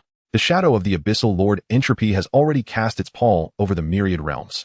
And you, possessing a chaotic essence even more potent than the abyss, could be the key force chosen by His Majesty's will to combat this ultimate darkness. System. Are you the manifestation of the will of the omniversal king, or derived from his divine artifacts? Ding. Please refrain from tarnishing this system's superiority. This system bears no relation to this small universe. Do not mistake this system for a trivial entity. Thank you, Loya. Ahem. I'm listening. To protect these 36 universes is not solely for the sake of present order in life, but also to prevent the cataclysm of annihilation from descending once more. I understand. A steadfast conviction glimmering in my gaze. Ding. Task activated. Please engage in discourse and spar with Xinglu. Reward, Chaos Time Chamber. Time flow rate, 1100. I was just thinking the same. Chapter 63, The Grand Lawgiver, Manifestation of the Power of Order. The epic tale of the Omniversal King and the Abyssal Lord Entropy weighed heavily upon Luoya's heart, the brotherly rifts spanning eons. The creation war sweeping across the myriad realms, the looming threat of annihilation awakening from the shadows. All of these stirred the dormant chaotic essence within Luoya, igniting an unprecedented fervor for battle and an insatiable desire for strength. He gazed at Xinglu, the supreme lawgiver of the 36 universes and one of the cornerstones of the Court of Order. His power, undoubtedly profound, placed him among the mightiest beings I could encounter, second only to the Grand King. To confront the impending shadows of entropy, I must comprehend the chasm that separates me from these apex entities. Great lawgiver. The voice of Luoya shattered the heavy silence, imbued with a pure, nearly razor-sharp martial intent. I yearn to ascertain how far I stand from you in this present moment. Xinglu's starry gaze shifted toward Luoya, data streams swirling within. As if he had instantaneously deciphered Luoya's intentions. He appeared unfazed, almost as if he had anticipated Luoya's words. You wish to test your current strength? His voice regained its characteristic cold precision, laced with a subtle hint of acknowledgement. Very well. In the face of the impending storm, a clear self-awareness is essential. Then follow me. Xinglu's figure transformed into a streak of light, vanishing from the platform in an instant. Luoya followed closely, traversing layers of radiant order until they arrived at a more expansive battlefield, one composed entirely of pure law. The spatial structure here was remarkably stable, capable of withstanding the collision of the highest tiers of power. Massive runes, reminiscent of celestial bodies, floated around them, emanating formidable binding and stabilizing fields. The two stood facing each other at the center of this void battlefield. Luoya took a deep breath, igniting the dormant chaos within him. Buzz. There was no cataclysmic eruption, only an absolute purity that caused the very fabric of space to freeze. A pristine white flame erupted from Luoya's form, enveloping him entirely. This flame did not resemble conventional fire. It took on a near-transparent form, as if countless universes were being born and extinguished within. And innumerable logical chains were forcibly frozen in a bizarre state of white god level 5. His form underwent subtle transformation, becoming more statuesque and elongated, encased in a shimmering, diamond-like crystalline armor forged from the white flames, its lines fluid and perfect, embodying the absolute power to freeze all things. A mystical, ice crystal-like mark emerged on his forehead, and pure white flames burned deep within his eyes, capable of freezing souls. A terror-inducing pressure surged forth, one potent enough to freeze concepts and solidify logic, making even deities tremble. Is this your most formidable transformation thus far? Xinglu's voice remained calm, his starry eyes reflecting Luoya's present form. The data streams surging with unparalleled velocity. Indeed, you are not one given to impatience, nor will you grant your adversary an opportunity. Now, let me witness the limits of your power enhancement through transformation. Xinglu made no move, merely standing still. However, at the very moment Luoya completed his transformation, a cold voice echoed, like the ultimate decree of the cosmic laws, issuing from Xinglu's lips. Set. With no illumination or energy fluctuation accompanying it, Luoya felt an indescribable, irresistible force of order envelop him in an instant. This power was not an attack, but bore the essence of conceptual divinity. His body was engulfed in blazing white flames, an absolute coldness capable of freezing the universe. Upon encountering this defining force, it felt as though he had been cast into a furnace of a higher dimension. The very essence of his physical strength was forcibly analyzed, deconstructed, and redefined. No longer was it a freezing force, but rather reclassified as a relatively mild low-temperature domain. Its potency diminished layer by layer. I sensed that my connection to the primordial chaos had been severed by an invisible barrier, composed purely of the laws of order. This Star Law Grand Arbiter was indeed an ancient entity, rendering me utterly immobile. My proud white god fifth stage power felt akin to a fierce tiger stripped of its fangs and claws, its might drastically reduced. Loya's heart trembled. This was the first time he encountered a capability that could so effortlessly dismantle the essence of his fifth stage power. The speed, utterly lacking. The voice of Star Law resonated like a cold verdict. He did not even move. A mere flicker of data flowed through his stellar gaze. Loya felt the surrounding space instantaneously become thick and viscous, as if ensnared in a gravitational mire a billion-fold heavier. Every movement became exceedingly arduous, and his thoughts appeared to be sluggish. Well then, let us see how this works. Just as he attempted to initiate a spatial leap, he discovered that the spatial coordinates had been utterly disrupted and locked. The order power of Star Law acted directly upon the very spatial logic his movements relied upon. Power. Dispersed. Star Law spoke once more. Just as Loya prepared to condense his fist, unleashing the ultimate white god power at the moment of convergence. It felt as if an unseen hand from the void forcefully flattened and diluted it. What was originally a concentrated force capable of piercing dimensions was redefined and scattered into an ordinary low-temperature covering a vast area, devoid of threat. He gritted his teeth, striving once more to summon the full extent of his fifth stage power, attempting to forcibly breach the very logic of Star Law's existence. The white flames enveloping him transformed into an invisible torrent, surging towards Star Law. The grand figure of Star Law remained unmoved, calmly observing the oncoming deluge of freezing white flames. In his stellar gaze, the surging data streams coalesced into a tangible shield. Ineffective. The cold syllables fell. The torrent of white flames, capable of freezing logic itself, disintegrated upon reaching a mere foot from Star Law, as if colliding with a wall of size, instantly dissipating and vanishing. They were defined as ineffective energy, wholly negated by the laws of order, erasing the very foundation of their existence. Absolute suppression. All-encompassing domination. Loya's once proud white god fifth stage stood before the Grand Arbiter's nearly omnipotent power to define all things, akin to a child's plaything. How infuriating. My esteemed abilities were effortlessly dismantled by the opponent's higher-level force. The chasm of disparity was akin to a bottomless pit. This was nothing short of a dimensional strike. Subsequently, a figure was sent careening through the void, struck by the invisible force of order, the white flames on his body exhibiting intricate changes. At this moment, his breathing rhythm became erratic. He half knelt in the void, gasping violently, with eyes filled with shock and defiance. As Zingulf gazed upon Loya, who knelt in the void, he continued to speak with his characteristic coldness. Loya, now, you should comprehend the chasm that lies between you and the pinnacle of existence. Nonetheless, your courage and fighting spirit are commendable. Loya slowly lifted his head, his eyes brimming with determination. Zingulf, I admit that I am far from being your match at present, but I shall not concede defeat. I will relentlessly strive to grow stronger and transcend this formidable barrier. Yet, a smile reminiscent of an affectionate elder graced his lips. Chapter 64. The Grand Lawgiver's Manifestation of the Power of Order 2. Loya gradually raised his head, the white flames in his eyes undiminished, burning even more fervently. This was not anger, but rather a deeper yearning and enlightenment ignited by Zingulf's absolute power. The crushing force of Zingulf did not break him. Instead, it served as a whetstone, sharpening the edge of his chaotic essence to an even finer point. He stood tall, the white flames cascading from his form. An aura, far more profound and expansive than the previous fifth-tier divine energy, surged from within him. Rules can indeed be reshaped. Loya murmured Zingulf's words, his gaze deepening immensely. What if I were to shatter the very definition itself? With a powerful roar, Loya unleashed a low, resonant bellow. No longer was it the restrained chill of the fifth-tier white deity, but a primal roar that seemed poised to rend order asunder and reshape chaos. The chaotic essence within him was compressed and condensed in an unprecedented manner. The pure white flames transformed from transparency into an absolute void, a concept that transcended all existence. The dichotomy of being and non-being, logic and chaos. Within this absolute void, it seemed as though the most primordial essence of existence was being birthed. Buzz. Loya's entire form underwent a dramatic metamorphosis. The crystalline armor enveloping him vanished, replaced by a layer of dark, flowing chaotic stellar flames, akin to a living cosmic membrane. The icy crystalline mark upon his forehead shattered, morphing into an enigmatic chaotic rune that ebbed and flowed, seemingly embodying all logical beginnings and endings. The white flames surrounding him dissipated entirely, supplanted by an invisible, yet palpable force field that distorted and lamented across the battlefield of the void, wherever this force field extended. The very concept of distance and space evaporated, and time lost its meaning. Even the foundational lines of order that constituted Zingelvest's powers began to blur and stagnate. Most astonishing of all were his eyes. No longer were they the blazing white flames. They had transformed into two swirling vortices of chaos, devouring all light. At the center of the whirlpool, a pure white glimmer, akin to a cosmic singularity, was faintly discernible. Conceptual deity of the sixth tier, the return to the void. Freezing the fundamental definitions that interfere with order. In Zingel's eternally unchanged starry gaze, an unmistakable astonishment erupted for the first time.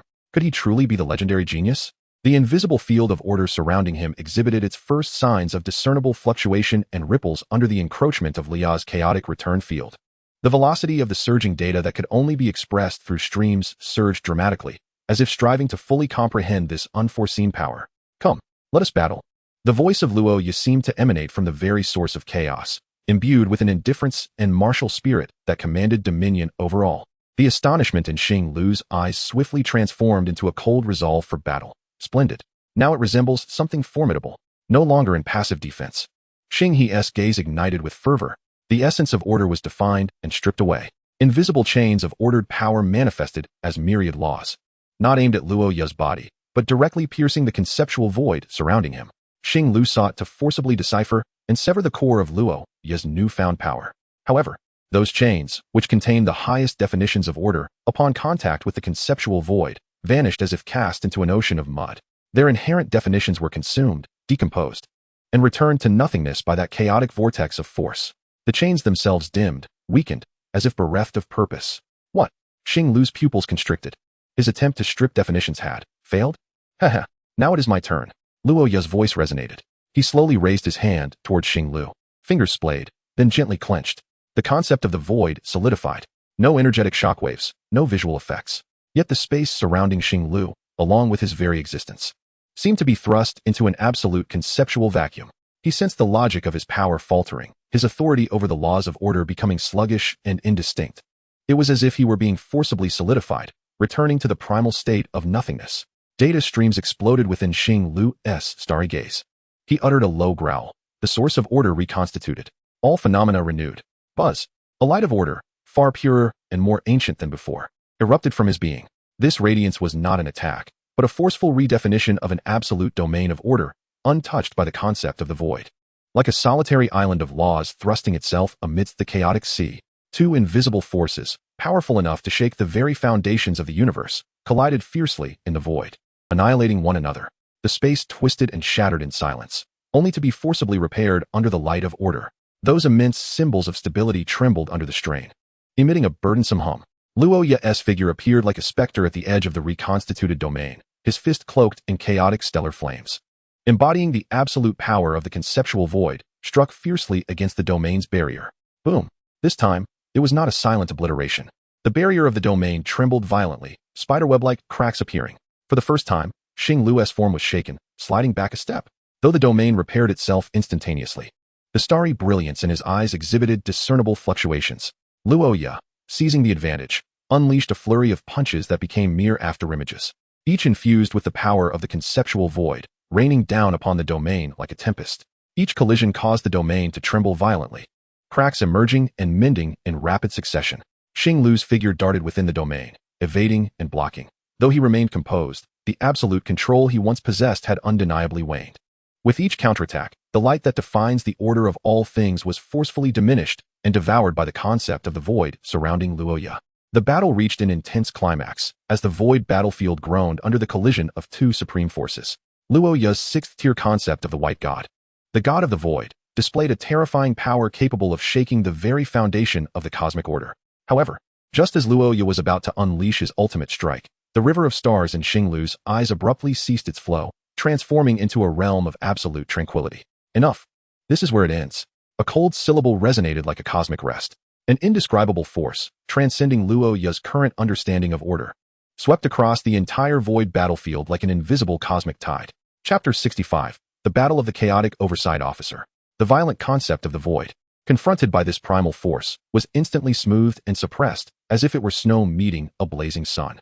Luoya felt his own strength forcibly defined back to a stable state, the boiling chaos within him soothed by a gentle, yet irresistible force. The form of the sixth-tier White God was dispelled in an instant, and Luoya returned to his normal state, floating weakly in the void, gasping for breath. Yet his eyes sparkled with excitement. He had achieved it. He had compelled Xinglu to draw upon a higher level of power. Xinglu's figure appeared before Loya, and on his cold face, a rare hint of an appreciative smile emerged, though faint. The sixth-tier white god? Xinglu's voice carried a note of astonishment. To freeze definitions and interfere with the foundational order, touching the conceptual level of power. Loya, you have once again exceeded my expectations. He extended his hand, and a pure source of order surged into Loya, quickly alleviating his exhaustion. At this moment, Xinglu said seriously, your understanding and application of rules and concepts rank among the elite within the 36 universes enforcers. Your current strength poses a lethal threat to any being aligned with order or chaos, including those abyssal lords. He paused, his tone growing grave. But remember the power I just unleashed. That is merely the tip of the iceberg that truly touches the source of order. The power of entropy is the ultimate source of chaos that is its counterpart. Your current strength is sufficient to serve as a pillar against the abyss. Yet you are still far from confronting entropy directly. Feeling the calming essence within him and the profound meaning behind Xinglu's words, Loya was not disheartened. Instead, the flames in his eyes blazed even brighter. He understood the direction of the gap and recognized the potential of his own power. System? How can you speak such nonsense with your eyes wide open, child? Have you not strived over the years? Has your strength truly increased? You are merely at the 6th tier of the white god. This is what you call potential. I understand, Grand Enforcer. Loya's voice was resolute. The 6th tier of the white god is only the beginning.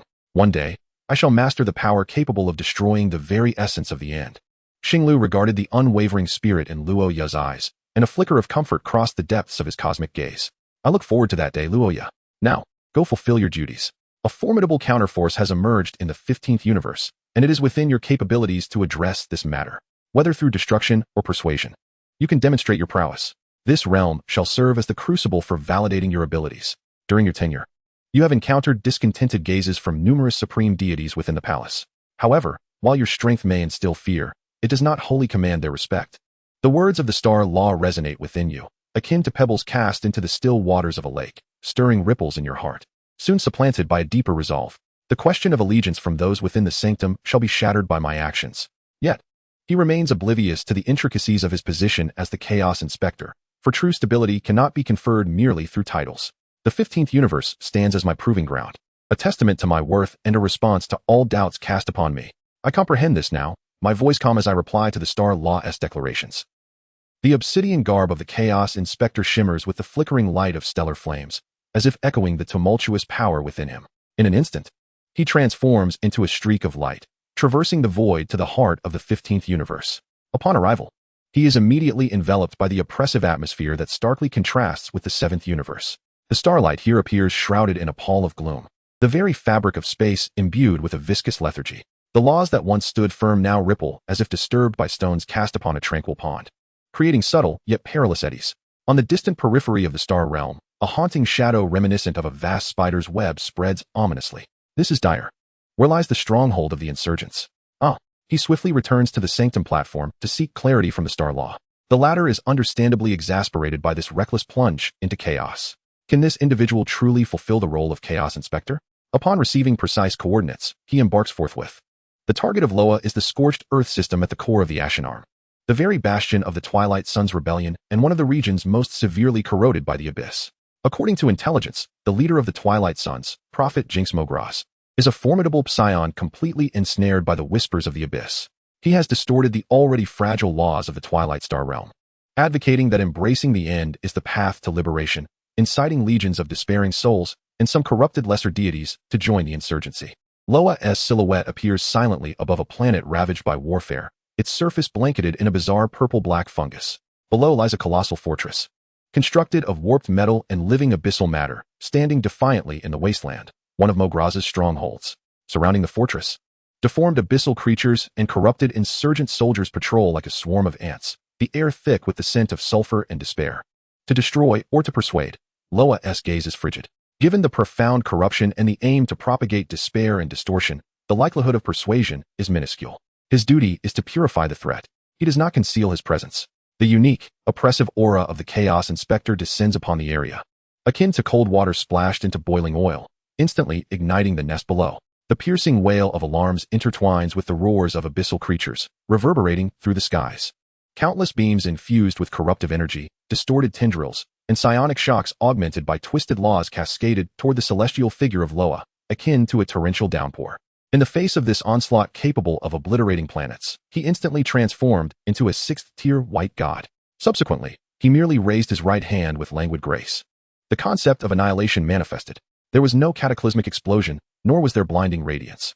Instead, an invisible force, which seemed intent on erasing the very foundation of existence, emanated silently from Loya's center. The incoming beams, tendrils, and psionic shocks, upon contact with this force field, were instantaneously frozen, disintegrated, and returned to their primordial void as if cast into flames of absolute zero. They vanished as though they had never existed, evaporating at the edge of the force field. The entire torrent of assault collided with an invisible wall of size, dissipating into nothingness. The abyssal creatures and rebel soldiers below emitted terrified shrieks, their combat prowess utterly nullified with a mere flick of the opponent's hand. Chapter 66. The Acquisition of a Female Disciple. Deep within the fortress, a powerful and twisted surge of psionic energy erupted explosively. A figure clad in tattered gray robes, with eyes ablaze with the eerie green flames of the abyss, ascended skyward. It was the Prophet Glath. Surrounding him was a viscous mass of abyssal energy, seemingly entwined with countless anguished faces wailing in torment. As he roared in fury, "You lapdog of order, do not dare to impede the twilight's arrival. Embrace the end." A chilling laughter echoed ominously. Glath raised both hands high, forcibly extracting the planet's leyline energy, which mingled with abyssal power, transforming into a colossal claw, obscuring the heavens and composed of tortured souls and foul energies. Tearing toward Loya with terrifying might, this strike alone could crush a small star. Yet, Loya's gaze remained unfazed. Confronted with this world-destroying claw, he did not even shift his stance. Seal. A cold syllable escaped his lips. The power of the sixth-tier white god was summoned to its zenith. This time, rather than erasing on a grand scale, he concentrated the power into a singular, invisible command that froze existence itself, precisely targeting the core of Glath's forcibly distorted law node. Crack! It was as if an invisible shackle had been forcibly applied. The colossal claw, forged from tortured souls and vile energy, abruptly froze within 100 meters of Loya. The concepts of suffering, corruption, and energy that constituted it were instantaneously immobilized by an irresistible chill. The claw itself, along with the souls raging within, transformed into a lifeless gray-white stone sculpture, which then disintegrated inch by inch in the vacuum of space, turning into cold dust. Cough! Glath, struck with an overwhelming force, violently expelled a mouthful of foul blood, his eyes filled with incredulous horror. No, it's impossible. How could the endowment of power granted to me by my master be so easily thwarted? How could this happen? His figure appeared before Mograz as if teleporting, his palm enveloped in chaotic star flames, disregarding the hastily erected abyssal shield that crumbled like paper under the force of the conceptual void. He gently pressed his hand against Mograz's forehead. Purification. The pure essence of chaotic primordial power surged into the depths of Mograz's soul, bearing the absolute will to annihilate all impurities. The whispers of the abyss, akin to festering maggots, a twisted faith, and the corrupting force screeched in a lament as they were forcibly stripped away, purified, and obliterated. Mograz emitted a heart-wrenching scream, the emerald flames in his eyes extinguishing rapidly, replaced by an endless agony and bewilderment after his purification. His immense psychic energy deflated like a punctured balloon, and he plummeted from the air like a broken sack, teetering on the brink of life and death. With the loss of their leader and core power, the fortress and the rebels below plunged into chaos and collapse. Loya hovered in the air, coldly surveying the rapidly disintegrating rebel stronghold below. The power of a white god at the sixth tier was overwhelmingly effective against such lowly abyssal minions, a classic case of using a cannon to swat a mosquito. He was preparing to utterly cleanse this stronghold, erasing every trace of the abyss. Just then, a faint, quavering cry, laced with extreme fear yet remarkable tenacity, emerged from the ruins at the edge of the fortress. "No, don't kill me. I'm not a monster. Please." His gaze swept downwards, and he beheld a frail figure laboriously emerging from a heap of twisted metal and shattered abyssal flesh. It was a girl who appeared to be no older than 13 or 14, clad in tattered garments stained with dirt and blood. Her pale face bore the marks of distress, her hair disheveled, yet her amber eyes shone with an unusual brightness, filled with fear of Loya's power, yet also a fierce will to survive. What caught Loya's attention was a faint yet exceptionally pure glimmer of order that enveloped the girl. In this planet, heavily tainted by the abyss, within the heart of the rebels' lair, this thread of ordered light shone like a pearl in the sludge, remarkably out of place, yet defiantly resisting the surrounding corruption. The girl, clearly terrified, gazed at the indifferently divine figure of Loya in the sky, alongside the abyssal monsters and rebel soldiers effortlessly disintegrated by his power. She trembled, yet mustered the strength to remain standing. Her stubborn amber eyes fixed on Loya as she repeated, "I'm not a monster. I was captured. Please." His figure silently descended before the girl. The terrifying pressure receded. Yet the immense gap in their life essences still left her breathless. "What is your name?" His tone was flat and devoid of emotion. The girl shuddered at his sudden proximity, but gathered her courage to respond. "Ililia, my lord. Why are you here?" Loya's gaze lingered on the glimmer of pure, ordered light surrounding her. Though faint, its essence was of a high caliber, even subtly resonating with the chaotic, primordial force within him. Tears welled up in Ilia's eyes, filled with immense fear and helplessness. "My village has been destroyed by those monsters. They captured my parents and me, claiming that my light is special and must be offered to the prophet. I managed to hide amidst the ruins, which spared me from being completely transformed into a monster." She gestured to the faint glow of spirit light emanating from her, as if it were her only talisman. He fell silent for a moment, sensing that the girl spoke the truth, although her soul bore the taint of the abyss. The core of her orderly spirit light remained remarkably pure and resilient, even resisting corruption in such an environment. This talent was rare beyond measure. Was this not the essence of a protagonist? Or perhaps a heroine? Surely, she bore no system? System, provide a comprehensive introduction of the girl before me. Is there a system? Ding. She possesses no system. Such an exalted divine artifact is absent. Well, divine artifact. Impressive indeed. Do you wish to survive? Loya inquired. Turning to her, Ilia nodded vigorously, tears streaming down her cheeks. Yes, I want to grow stronger. I never want to be captured again. I never want to witness my loved ones suffer.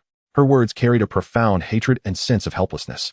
Observing the girl's intense will to survive and desire for strength, he momentarily glimpsed his own past self, weak and scavenging for scraps. He raised his hand, and a gentle thread of chaotic starlight materialized at his fingertips, softly touching Ilia's forehead. Startled, Ilia shut her eyes, yet the anticipated pain did not come. The starlight entered her third eye, and a warm, vast power instantaneously flowed throughout her being. She felt the faint spark of orderly spirit light deep within her soul infused with boundless vitality, suddenly becoming bright and stable. The abyssal aura surrounding her shrieked as if encountering its nemesis, rapidly purged and dissipated. An unprecedented sense of ease and strength surged within her. She opened her eyes in astonishment, gazing at her now clean hands, feeling the genuine warmth coursing through her body. When she looked at Loya again, her eyes brimmed with disbelief, gratitude, and reverence. "You saved me? Your light should not extinguish here, nor be tainted by the abyss." Loya's voice remained calm, yet bore an imperceptible warmth. "Do you wish to grow stronger? Then follow me." Ilia was momentarily stunned, only to be engulfed by overwhelming joy. She dropped to her knees with a thud, her excitement rendering her speechless. Thank you, my lord. I am willing to follow you. Please teach me to grow stronger. Teach me how to vanquish those monsters." Gazing at the girl kneeling in the dust, her eyes shining with remarkable brilliance, he nodded slightly. "Rise. From now on, call me master." "Yes, master." Ilia's voice, tinged with tears, was resolute. She struggled to stand, disregarding the dust on her clothes, and closely followed Loya, step by step, like a fledgling bird that had finally found its refuge.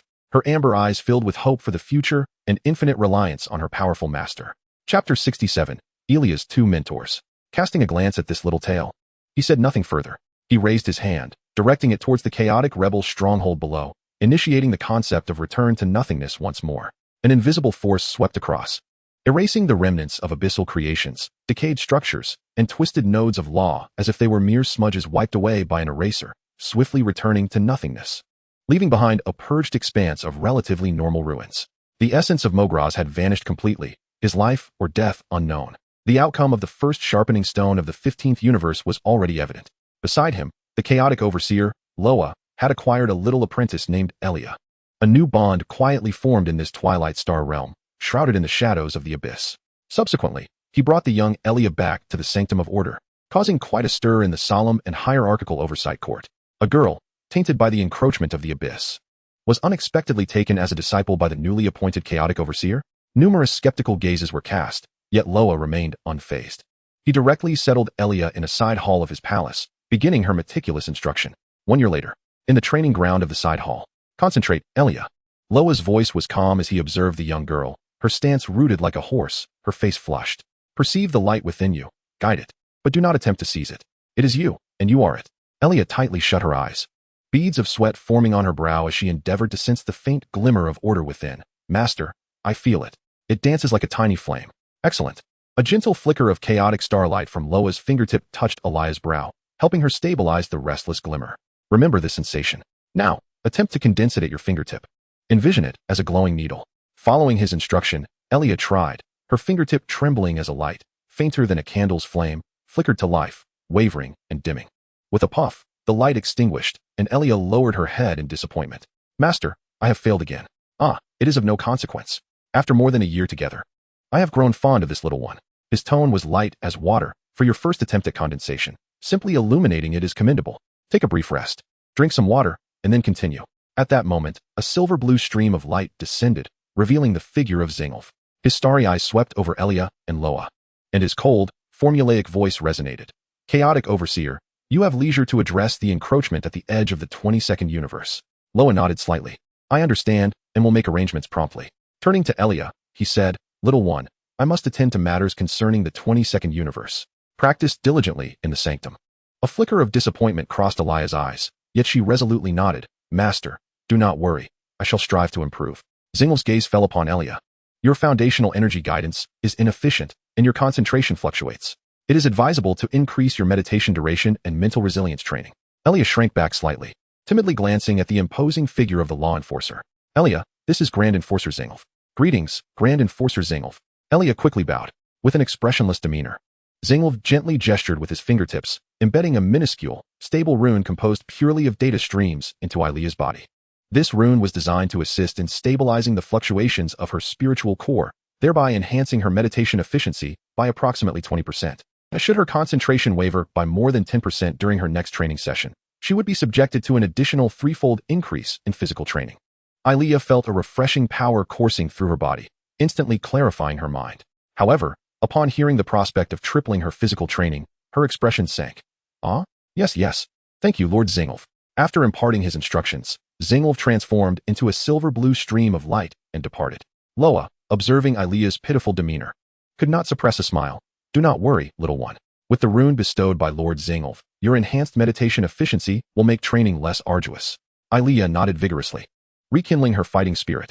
During Loya's absence in the 22nd universe, Elia diligently trained each day in the side hall. Following the rune's guidance, her spiritual core indeed stabilized significantly, and her focus improved considerably. However, during one training session, she inadvertently lost concentration, causing her focus to waver beyond 10%. Just as she feared the impending tripling of her physical training, she received news that the erosion in the 22nd universe was more severe than anticipated, rendering Loya unable to return promptly. Gritting her teeth, Elia resolved not to disappoint her master and voluntarily increased her physical training. Through arduous effort, her strength steadily grew, and the luminous fingertip glow became increasingly radiant and stable. Months later, Loya finally returned from the 22nd universe. Upon stepping into the side hall, he sensed the formidable aura emanating from Elia. She was entirely focused, condensing her fingertip glow, which now shone brightly and steadily, no longer flickering weakly. Loya smiled with satisfaction, softly remarking, Little one, you have made remarkable progress. Elia opened her eyes in surprise upon seeing Loya, her eyes instantly glistening with tears. Master, you have finally returned. Loya approached her, carefully assessing her condition, and discovered that her focus had significantly improved, and her strength had undergone a qualitative leap. You have worked hard during this time. I did not expect you to grow so swiftly. Elia, feeling a bit bashful, replied, I was afraid of disappointing you, Master, so I practiced diligently on my own. Loya affectionately patted her head. You have done well. From this moment onward, you possess a certain degree of self-defense capability, little one. Elia's eyes sparkled with excitement and anticipation as she nodded vigorously. Yes, I will certainly become a formidable chaos overseer like you, Master. 9 years later, Elia had blossomed into a graceful young woman, donning the tailored uniform of an inspector trainee, specially approved by Zingolf, exuding a commanding presence. Pure and powerful streams of orderly spiritual light flowed around her, subtly infused with a trace of the profound essence of Loya's chaotic origin, a reward from the system. Her gaze resolute and wise. At that moment, she stood beside Loya and Zingolf, gazing down upon the vast tapestry of the 36 universes. Master Uncle Zingolf. Elia pointed towards a newly emerged, exceedingly subtle shadow at the edge of the 31st universe, where the erosion fluctuations bore a resemblance to the residual essence of entropy, hinting at the presence of 003. Though faint enough to be nearly overlooked, the abyssal source method you taught me merits significant attention. A flicker of surprise and satisfaction crossed Luoya's eyes. In the starry depths of Xing El's gaze, data streams surged rapidly. After a moment, he nodded. The little one's judgment is quite astute. The routine scanning threshold set by the monitoring court is excessively high, causing such subtle signals to be disregarded. Alita, your perceptive acuity has surpassed the standard threshold. This area is entrusted to you for preliminary investigation and risk assessment. Your authority has been granted. Yes, I will ensure the task is completed. Alita straightened her back, her eyes sparkling with the confident glow of independence. Loya looked at his protege, who had, over the span of a decade, risen from the ruins as a frail girl to a warrior capable of discerning the nuanced threats of the abyss. A warm tide of indescribable emotion surged within him. He raised his hand and gently patted Alita's shoulder. Proceed with caution. Retreat at the first sign of danger. Your safety supersedes the mission itself. Alita felt the warmth of her master's hand and the concern in his words. Her eyes glistened with unshed tears as she nodded vigorously. Yes. Rest assured, master. Chapter 68, The Final Sprint. Xing-El observed from the side, the corners of his icy lips seemingly lifting ever so slightly. He raised his hand, and a silver pendant inscribed with intricate protective runes appeared in his palm, which he handed to Alita. Were this. It contains 3 barriers of order and coordinates for spatial leap. In a critical moment, it can withstand a full-force strike from a Lord-level adversary and teleport you back to the sanctuary. Alita joyfully accepted the pendant, the cool touch warming her heart. She looked at Xing-El and smiled sweetly. Thank you, Uncle Xing-El. You are the best. Xing-El appeared somewhat uncomfortable with the unadorned praise, his starry eyes momentarily averting as he cleared his throat. It is my duty. Now go. As Alita transformed into a streak of silver light heading towards her mission area, Loya and Xing-El stood side by side. A decade had passed in the blink of an eye. Loya spoke softly. Her rate of growth surpasses all predictive models in your antiquated database. Xing-El's voice remained calm, yet carried a hint of barely perceptible pride. You have taught her well. Loya turned to Xing-El, a rare, gentle smile gracing his lips. Without your training assistance and data optimization suggestions, she would not have achieved her current heights. Thank you, Xing-El. Xing-El did not respond, yet the data light flowing in his starry eyes seemed softer than usual. The two silently watched the direction in which Alita had vanished, and atop the solemn heights of the Order Sanctuary, a bond of master and disciple, akin to family, flowed silently between them, warm and resolute. As Alita's silver light completely disappeared from the cosmic vista, the warmth born from her growth gradually settled into a more steadfast strength within Loya. Over a decade, Alita had blossomed from a mere glimmer within the ruins into a star capable of standing alone, while he, the Chaos Overseer Loya, bore the heavy responsibility of collectively combating the shadows of entropy, leaving no room for complacency. Though the power of the White God at the 6th tier had been thoroughly solidified, capable of momentarily shaking the foundations of Xing-El's order, it was still far from the level that touched the essence of order as described by Xing-El. The chasm that separates one from the chaotic end of entropy remains insurmountable. Xing-Lu, withdrawing his gaze from the star chart, turned towards the Grand Enforcer beside him. I must take my leave for a while. My current strength is insufficient to confront that individual. I entrust you with what lies ahead. If the young one returns, simply relay the truth to him. Ha ha ha, worry not, my friend. Focus on your cultivation. I shall handle everything. Over the course of more than a decade spent together, the two had become inseparable friends. It is time, Loya said to Xing-Lu, his eyes sharp as a legendary weapon poised to be drawn. Xing-Lu's starry gaze swept over Loya. You have reached a critical state. Your solid foundation at the 6th tier of the White God level touches the logical fulcrum, which is the sole path to the next step. Yet, this path is fraught with peril. A moment's carelessness could lead to the collapse of your own logic, resulting in irretrievable doom. I understand, Loya replied, his tone steady, yet imbued with unwavering resolve. The shadows of the abyssal demon realm will not wait for me, nor will entropy. After a moment of silence, Xing-Lu pointed, and a silver-blue rune containing spatial coordinates fell into Loya's palm. System reward. Your chaotic temporal abode has been meticulously optimized to meet your needs, with the internal flow of time and environmental laws reaching their utmost refinement. One day outside equates to 100 years within. I wish you luck, Chaotic Overseer. Loya grasped the rune tightly, nodding slightly to Xing-Lu as his figure transformed into a profound stream of light, vanishing into the passage leading to an independent space-time. Within the chaotic temporal abode, the realm was not one of physical substance, but rather a peculiar domain forged from pure chaotic essence and warped temporal laws. There was no up or down, no stars or earth, only the endless tides of chaotic energy flowing with prismatic hues, and the river of time stretched and compressed to its utmost limits. Loya floated at the heart of the energy tides.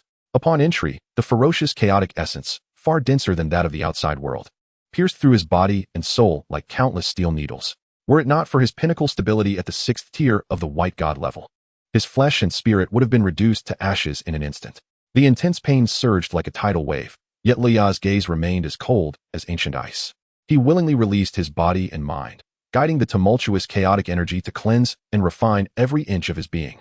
The layer of flowing chaotic star flames that once adorned his body had vanished. Under the onslaught of energy, his form continuously fractured, only to be rapidly reconstituted by the formidable self-healing power of chaotic essence.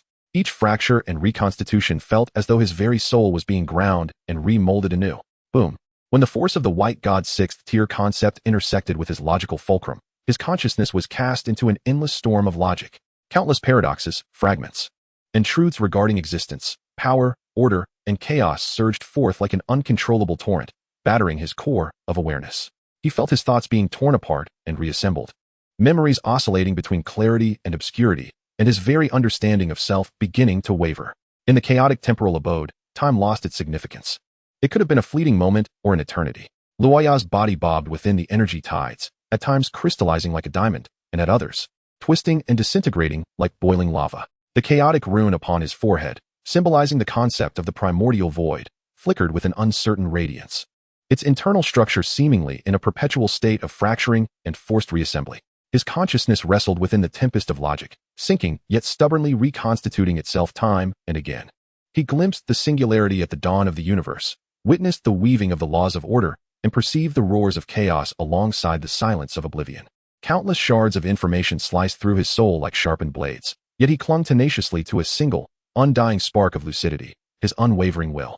A testament to his relentless pursuit of the essence of power.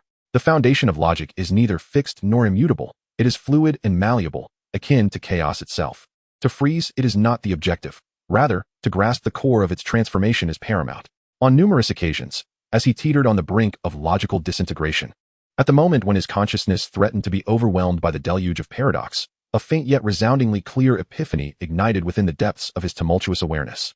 Akin to the dawn piercing through infinite darkness, he ceased his attempts to forcibly freeze the violent currents of logical foundations and instead transformed the power of the primordial void into the most exquisite carving tool, seamlessly integrating it into the rhythm of that flowing foundation.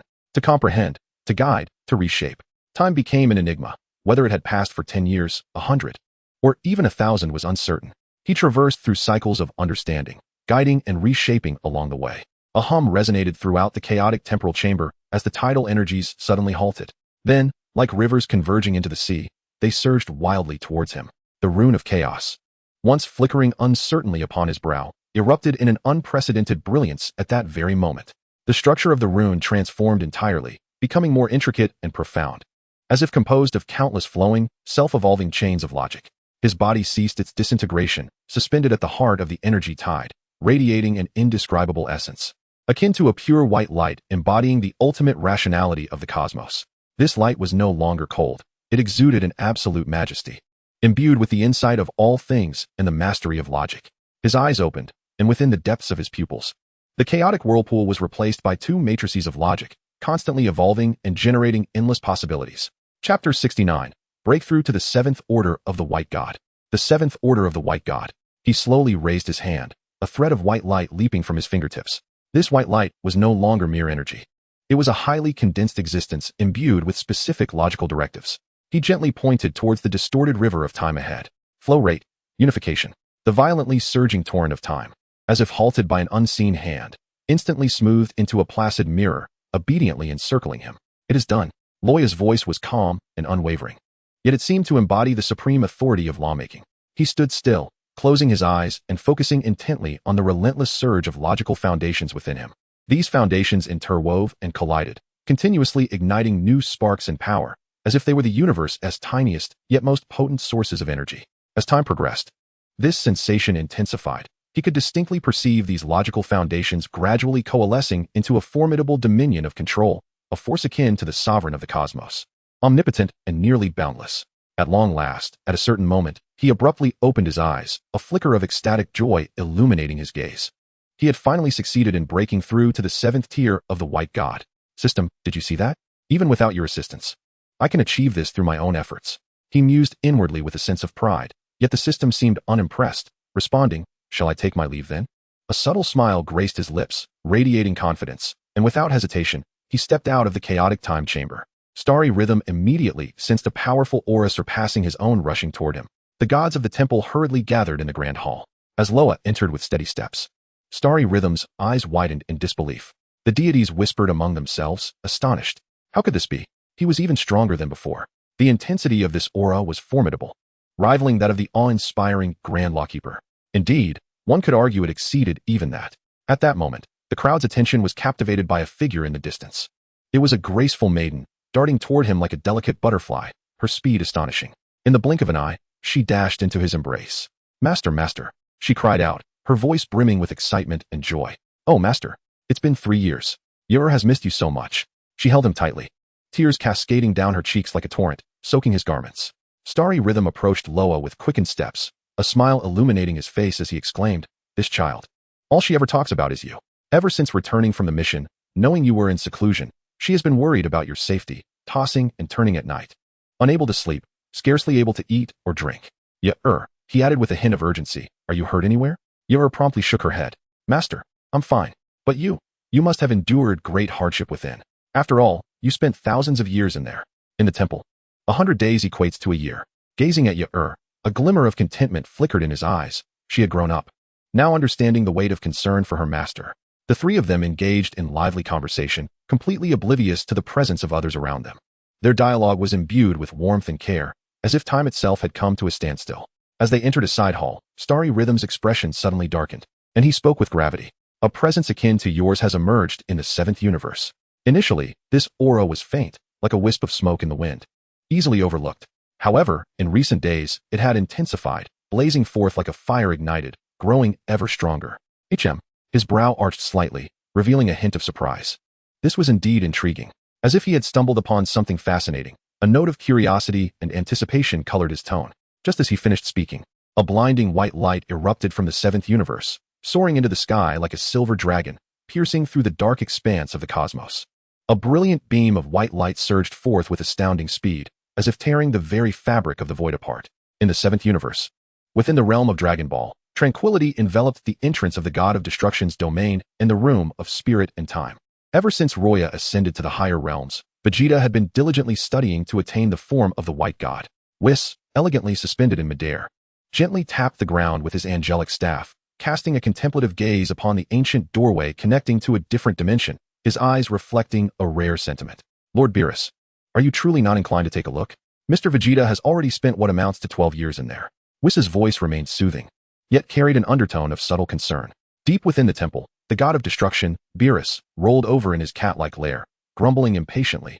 What are you staring at? That training fanatic has been at it for over a decade. Aside from occasionally emerging to replenish his senzu beans and hydration, he has not been seen. Does he think of anything other than growing stronger? He can't even enjoy a good sleep.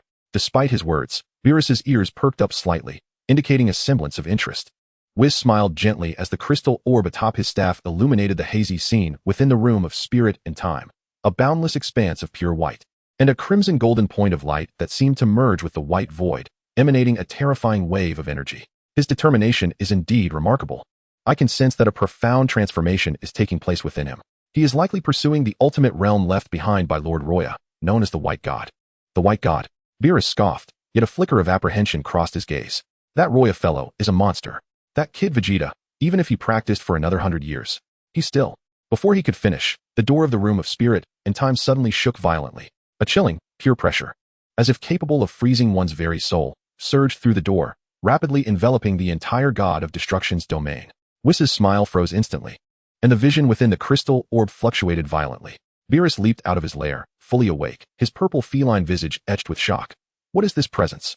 Inside the room of spirit and time, centuries had passed. Here, there were no sun, moon, or stars, only an eternal expanse of pure white and an oppressive silence.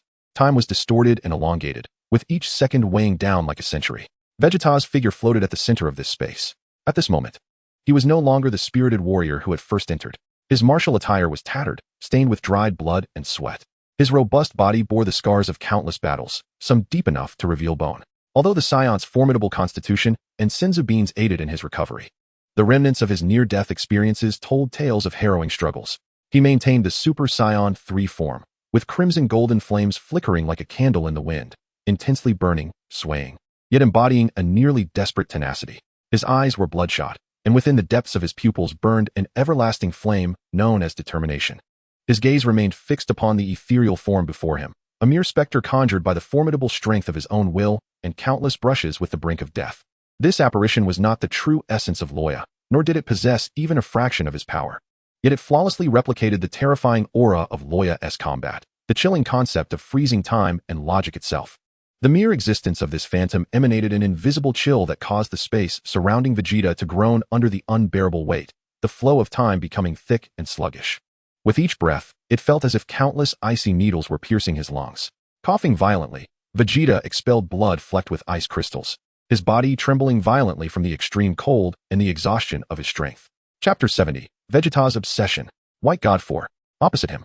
The silhouette of Loya slowly raised a finger, its tip aglow with a pure white light that sent shivers through Vegeta's very soul. Here it comes again.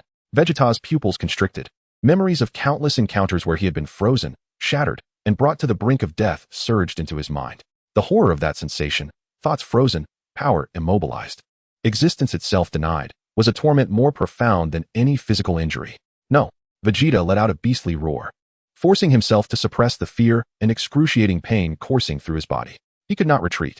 His master could achieve it, and so could he. He fervently summoned the raging crimson and gold flames within him, attempting to unleash an overwhelming torrent of energy to clash against that frozen will. However, the magnificent energy, potent enough to shake the very stars, faltered upon encountering the invisible chill emanating from the apparition. It was as if it had struck a wall of size, instantly becoming sluggish and dim, even beginning to freeze and shatter into fragments. It is futile, Vegeta.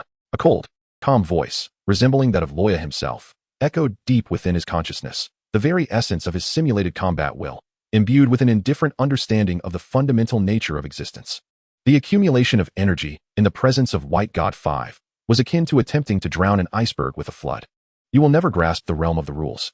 Rules. Vegeta struggled against the violent backlash of energy and the biting cold, his consciousness teetering on the brink of collapse. For centuries, he had endured in this white hell for countless years. From the initial despair to defiance, and then to a frenzied imitation, he had surpassed the limits of a Super Saiyan God, even brushing against the threshold of White God. He had managed to scarcely condense a flicker of white flame, the initial stage of White God, and subsequently stabilized his power at the second and third stages, enduring the utmost agony that a Saiyan bloodline could withstand. Yet, the might of the fifth stage of White God loomed before him like an insurmountable chasm. The energy and strength he took pride in appeared so feeble and pallid in the face of that higher essence of power.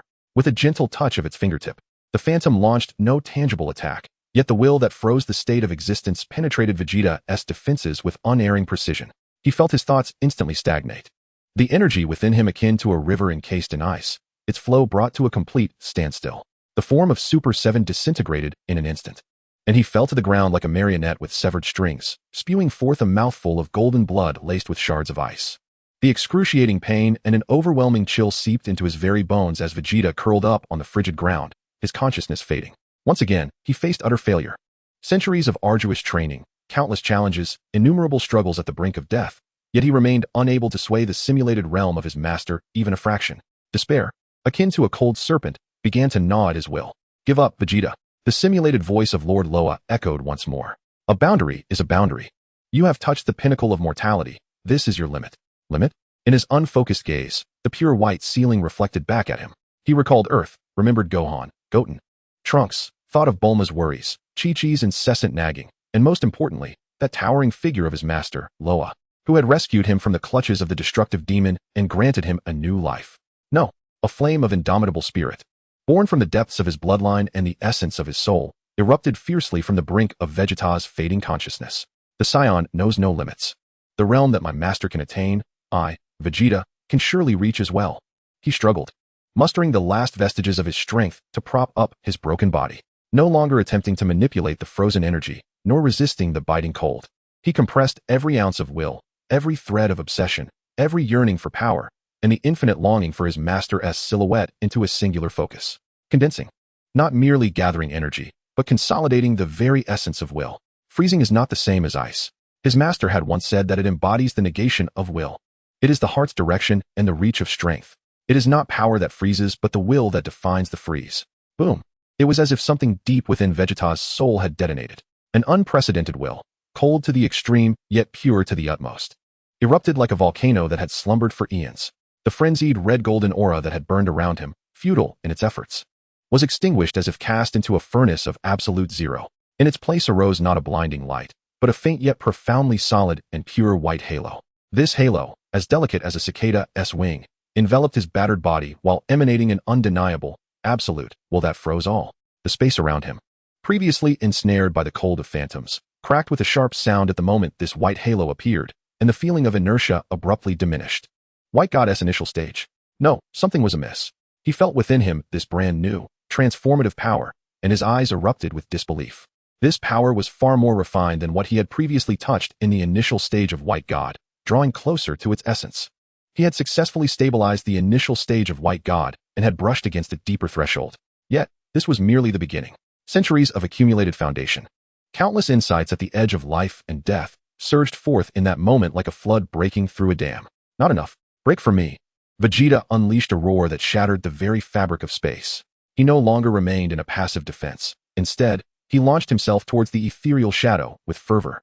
He propelled the recently comprehended, frozen will to its utmost limit, compressing and refining it with wild abandon. He sought to emulate his master's form and, moreover, to transcend his own limits. Buzz. The thin layer of white light enveloping Vegeta suddenly transformed into a resplendent brilliance. No longer merely a halo. It crystallized and solidified. A layer of dazzling crystalline armor, akin to diamond constellations, flowed with the cold light of distant stars, swiftly enveloping his entire being. Upon his forehead, a vague, ice crystal-like vertical line flickered, appearing and disappearing amidst the violent surges of energy. A chilling aura, far purer, deeper, and colder than that of the White God at the third level, erupted from Vegeta, radiating outward with overwhelming force. The entirely pristine space of the mental time chamber was instantaneously shrouded in a delicate frost of icy blue.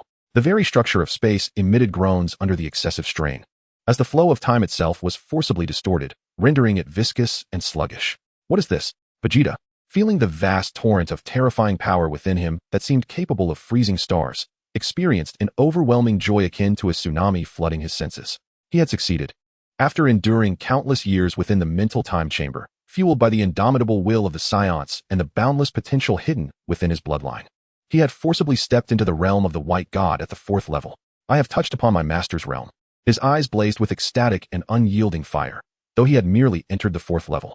A chasm still lay between him and the profound might of the fifth level of Loya, yet he had finally, truly stood upon the threshold that once seemed unattainable. He abruptly lifted his gaze to confront the Loya's shadow, still exuding a formidable freezing pressure, and found no trace of fear within his eyes. Only the blazing fire of battle. Once more, Vegeta roared, raising a finger encased in crystalline armor that sparkled like diamonds. At his fingertip, a highly compressed white light, embodying the absolute will to freeze existence, coalesced, akin to the first glimmer of cold light at the dawn of the universe. Precisely locking onto the shadow's freezing point. There was no cataclysmic explosion. Only two forces of freezing will collided soundlessly in the void, annihilating and contending against one another. The shadow of Loya, with its invincible freezing power, exhibited a noticeable delay upon contact with the white light at Vegeta's fingertip. Though the shadow's strength remained superior, Vegeta was no longer powerless. Ha, ha, ha. Vegeta laughed heartily, his laughter resonating with the exhilaration of triumph and the euphoric joy of finally glimpsing the dawn after enduring tribulations. Chapter 71, The Gods in Astonishment. He dispersed his power, gasping heavily, and lowered his gaze to his palm, now adorned with resplendent crystalline armor, feeling the vast, uncharted power within him, a sense of unprecedented achievement flooding his heart. He raised his eyes towards the farthest reaches of this pure white space that had confined him for centuries, as if piercing through endless dimensions to behold a figure guarding all beings in a higher universe. Vegeta inhaled deeply, summoning every ounce of strength within him, and unleashed a thunderous shout into the void, imbued with infinite longing, reverence, and pride. Master, can you see me? The disciple, Vegeta, has not disappointed you. This fourth-tier White God is the answer I present to you. This shout, imbued with the formidable pressure and indomitable will of the newly ascended White God, pierced through the barriers of the hyperbolic time chamber, reverberating like thunder throughout the realm of destruction. A faint crack appeared in the crystal orb of Whis' staff with a sharp sound. For the first time, an unmistakable shock graced his elegant visage. Deep within the temple, Beerus stood utterly frozen, his violet eyes wide with astonishment, his mouth slightly agape. Even his tail forgotten in its swaying, as a singular thought echoed frantically in his mind. The White God? That kid has truly touched the threshold of Lord Loya's realm. How is this possible? The fourth-tier White God. Beerus's voice was dry and shrill, as though he were being choked. That boy had only been inside for a mere few hundred years. To reach the threshold of that monster Loya in just a few hundred years. What a cosmic jest. He leapt up abruptly, pacing frantically within the temple. His feline features a blend of shock, envy, disbelief, and a trace of reverence he was reluctant to acknowledge. Yet, this was merely the beginning. Buzz. The very fabric of the destruction realm suddenly froze. A force far more vast and profound than Vegeta's white god pressure, akin to the gentle power of the universe's own will descending, spread out without warning. The stars in the sky seemed to halt their celestial dance. The flowing clouds solidifying into a resplendent tapestry. A colossal beam of light, indescribably brilliant and seemingly composed of the radiance of countless stars, thundered down from the boundless void. Within this beam, a figure clad in magnificent divine robes, possessing a serene visage yet radiating supreme authority, stepped forth. None other than the Grand Priest, the foremost among the gods. The Grand Priest. Whis and Beerus exclaimed in unison, hastily bowing in respect. Even Beerus tempered his usual ire, his face now a mask of reverence. The Grand Priest's gaze did not linger upon Whis and Beerus. Instead, his profound eyes, capable of encompassing all, pierced through the spatial barriers of the hyperbolic time chamber. Resting upon the newly ascended Vegeta, whose essence was still settling. For the first time, unmasked astonishment graced the Grand Priest's countenance. This power, which freezes rules and solidifies the will of existence, bears such a striking resemblance to that of Lord Loya. The Grand Priest's gentle voice resonated with an unprecedented tremor. Could it be that Vegeta has truly stepped forth into this realm? The appearance of the Grand Priest acted as a signal. Whoosh, whoosh, whoosh, whoosh. A series of beams radiating with divine essence descended upon the realm of destruction. The Supreme Kai Shin and his attendant, Jebet, wore expressions of bewilderment and extreme shock, with Shin nearly tumbling from the air. Is that Vegeta's aura? My goodness, this feels even more potent than that of the Lord of Destruction. The old Supreme Kai, his vision clouded with age, suddenly sparkled with brilliance. His beard bristling with excitement. Remarkable, truly remarkable. In all my countless years, I have never witnessed such purity, such proximity to the essence of creation. The potential of the Science is indeed boundless. Angels, such as Margarita from the 6th universe and Conic from the 10th universe, arrived in unison. Their beautiful faces etched with disbelief. Margarita, no longer the epitome of elegance, covered her mouth in astonishment. How is this possible? The aura of Mr. Vegeta sends shivers down my spine. Conic's gaze was sharp, as if penetrating the very essence of the time chamber. How on earth did he achieve the Frozen Rules prototype? Other gods of destruction from various universes, including Kampa from the 6th universe, Quitella from the 4th universe, and Rumshur from the 10th universe, were equally stirred by this earth-shattering breakthrough and swiftly arrived through their divine privileges. They gazed at the ice-blue radiance piercing the barriers of the time chamber and the ethereal, diamond-like shadows, feeling the oppressive force that rendered even their destructive powers sluggish, their expressions transforming dramatically. Kampa's corpulent form trembled as he pointed at the time chamber, shouting at Beerus, "Hey, Beerus, what on earth is happening? What has that brat Vegeta consumed to gain such power? What is this force?" His eyes brimming with envy and disbelief. Quitella's countenance was dark, as if it could drip water. His lips pressed tightly. He has truly inherited the power of the white god, Zeno? Damn the 7th universe. He sensed a tremendous threat looming. Rumshur, the elephant god of destruction, appeared relatively composed, yet his eyes reflected a grave seriousness and a hint of respect. Incredible while transcending the boundaries of mortal and divine. Touching the power of creation, Vegeta, remarkable. In an instant, the usually desolate realm of the gods of destruction transformed into a divine assembly. All the deities present focused their attention on the ancient door, their faces awash with shock, confusion, reverence, and jealousy, a tapestry of intertwined emotions. The door to the mental time chamber slowly opened under the collective gaze.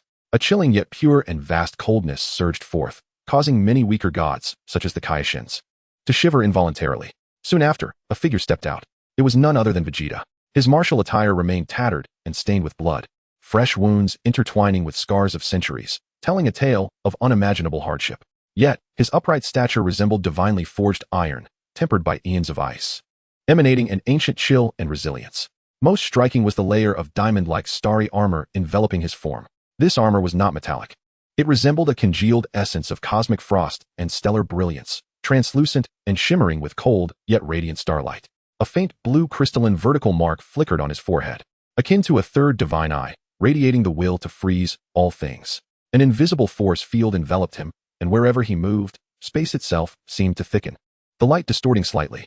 Standing there, though his aura was somewhat weakened from recent breakthroughs and prolonged battles, the flames of indomitable spirit burned in his eyes as they swept over the gathered gods, exuding an air of sovereign authority.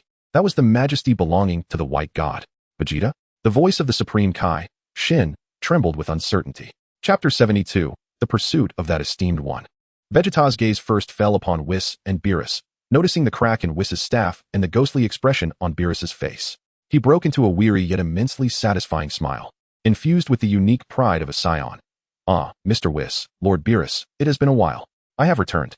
His voice, though slightly hoarse, resonated like ice meeting steel, clearly reaching the ears of every deity present. Beerus finally snapped out of his stupor, dashing toward Vegeta with an astonished expression, his purple eyes widening as he scrutinized the crystalline armor adorning Vegeta's form, even cautiously poking it with his claws. Feeling the chilling aura and indomitable texture, he gasped, "Is this truly the White God? This armor, this essence, how did you achieve this?" "Speak quickly."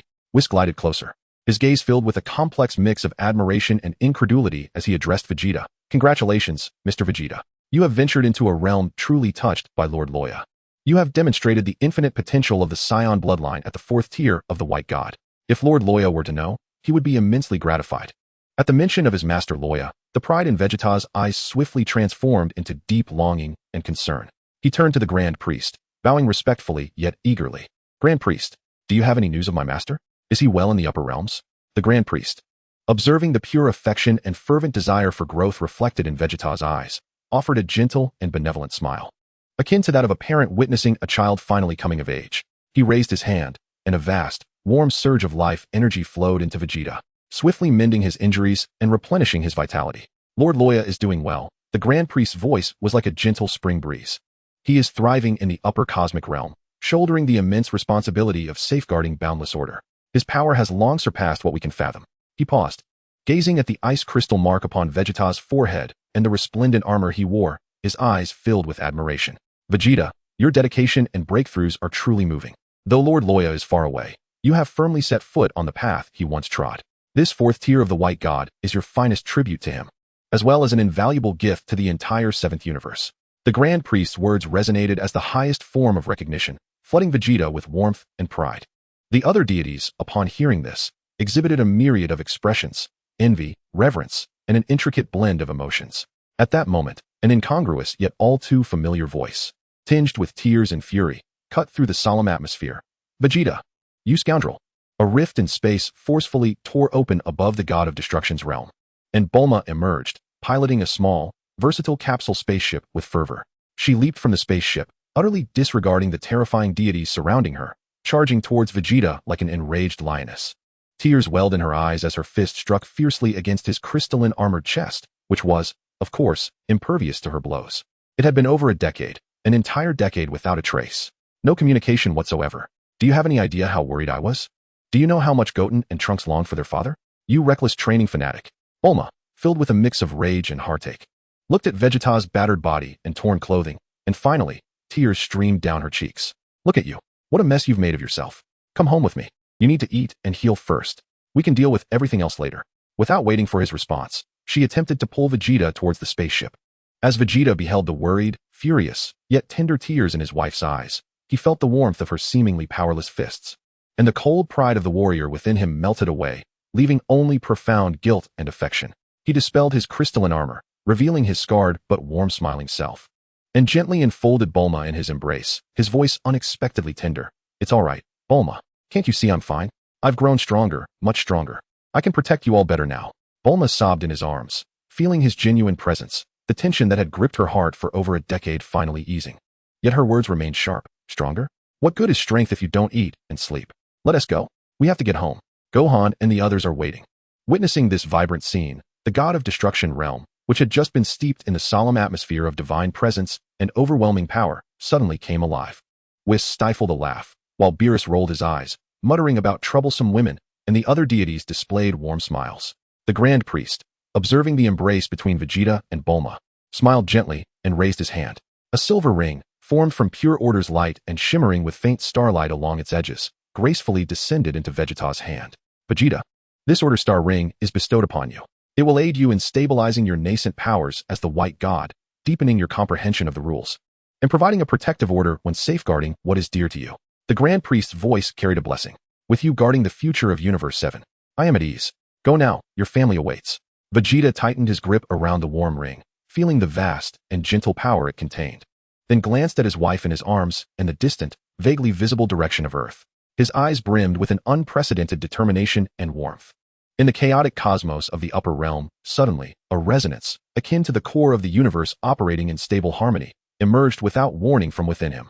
Vegeta's shout, imbued with the pressure of a fourth-tier white god, pierced not only the barriers of the time chamber, but also resonated through the currents of fate like a stone cast into a river. In the boundless rules of the universe, it stirred unique ripples.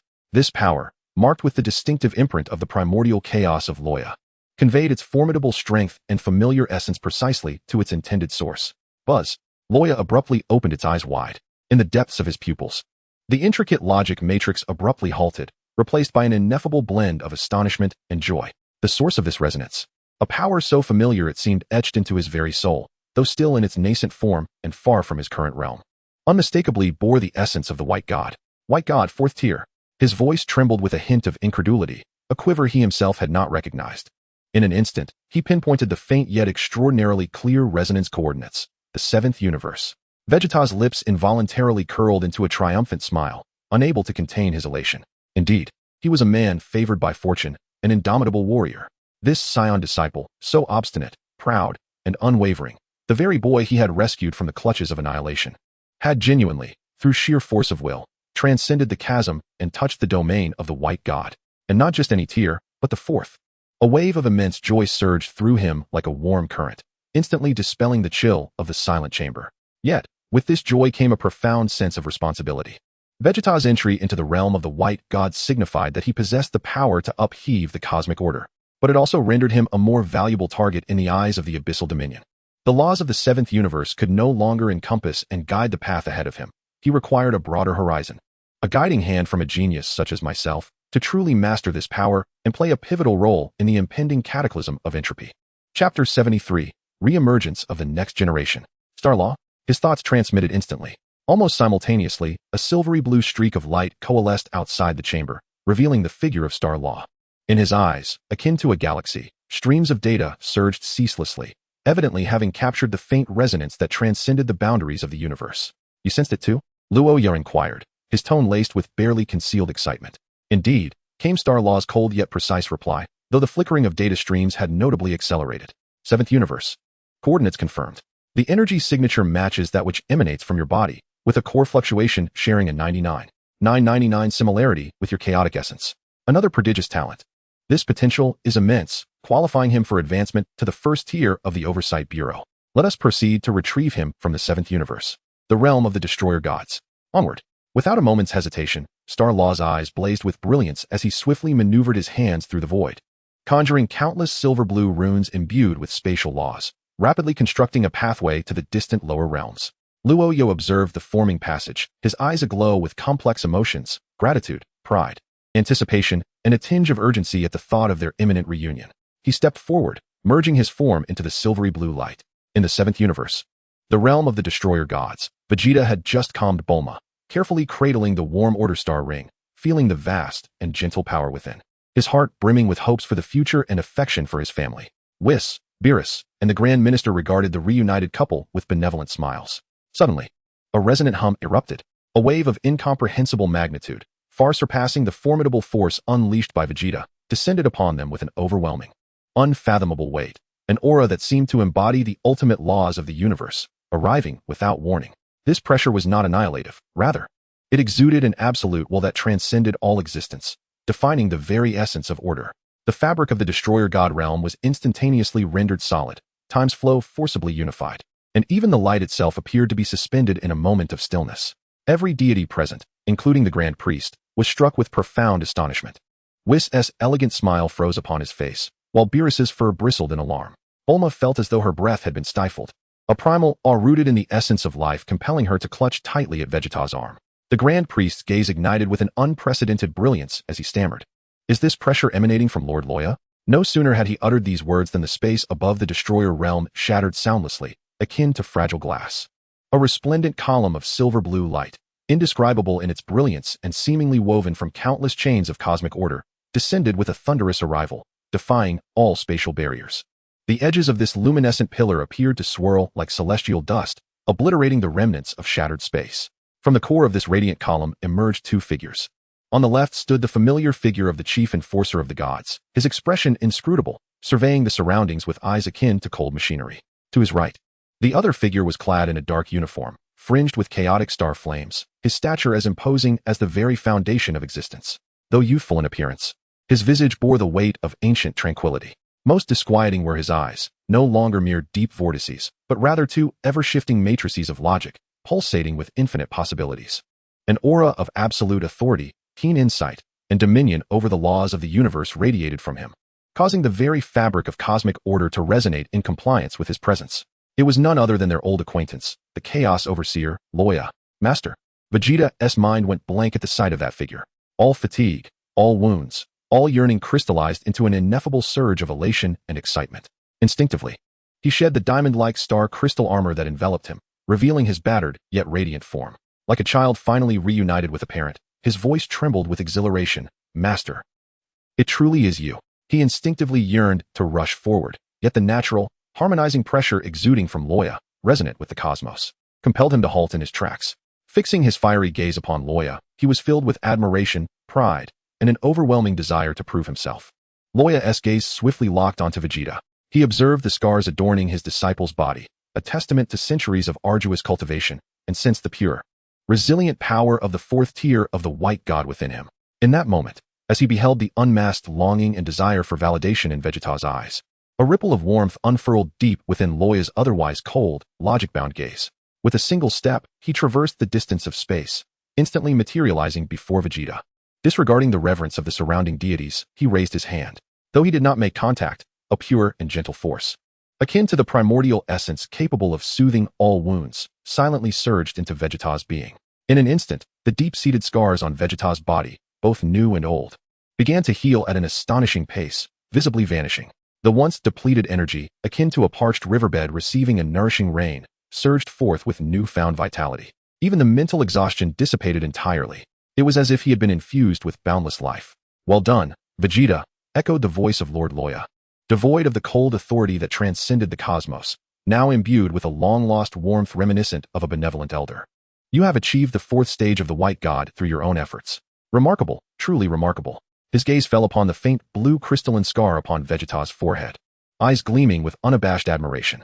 Impressive indeed. You are worthy of the name Vegeta, Master.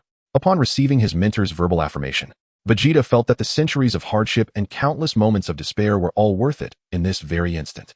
His eyes reddened, nearly spilling tears, as he fought to contain his emotions and stood upright. Your disciple has not disappointed your expectations. At that moment, the High Priest, Whis, Beerus, and other deities emerged from their profound shock, respectfully bowing to Loya. We greet you, Lord Loya. Bulma, recognizing Loya, paled under the weight of his overwhelming presence but mustered her courage, her voice trembling. Mr. Loya, are you taking Vegeta away? He has just returned. Loya's gaze turned to Bulma, his matrix-like eyes exuding a gentle understanding. He then addressed Vegeta. Vegeta, your power has touched the realm of rules. The laws of Universe 7 have become constraints for you, no longer able to provide guidance or protection as you advance.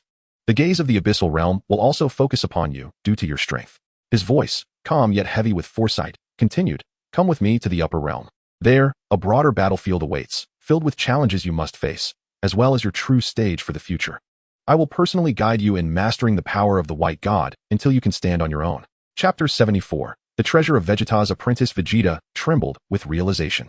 He comprehended his master's profound intent to ascend to the Upper Realm and follow in his footsteps. He abruptly turned to see Bulma, tears in her eyes, gripping his arm tightly, her face etched with reluctance and concern, gazing towards Earth in the distance. There lay another of his wives, Chi-Chi, his son Goten, Trunks, his companions Gohan, Krillin, and Tin, every bond he cherished. Master, Vegeta's voice was filled with inner turmoil. He yearned for power, for the opportunity to follow his master, to battle in a broader world. Yet, the ties of family were a weight he could not sever. Loya observed the struggle in his disciple's eyes, refraining from urging him onward. He simply waited calmly for Vegeta's choice. The High Priest spoke at the opportune moment, his voice gentle and wise. Vegeta, Lord Loya speaks the truth. Your power has transcended the confines of this realm, no longer able to be nurtured here. Your journey to the higher realm is not solely for your own future, but also for the enduring peace of the seventh universe and beyond. You must grow stronger to safeguard all that you cherish in the face of potential calamities to come. He gazed at Bulma, reflecting that this brief separation serves a greater purpose of protection and eventual reunion. Trust in Lord R.A., and also in Vegeta.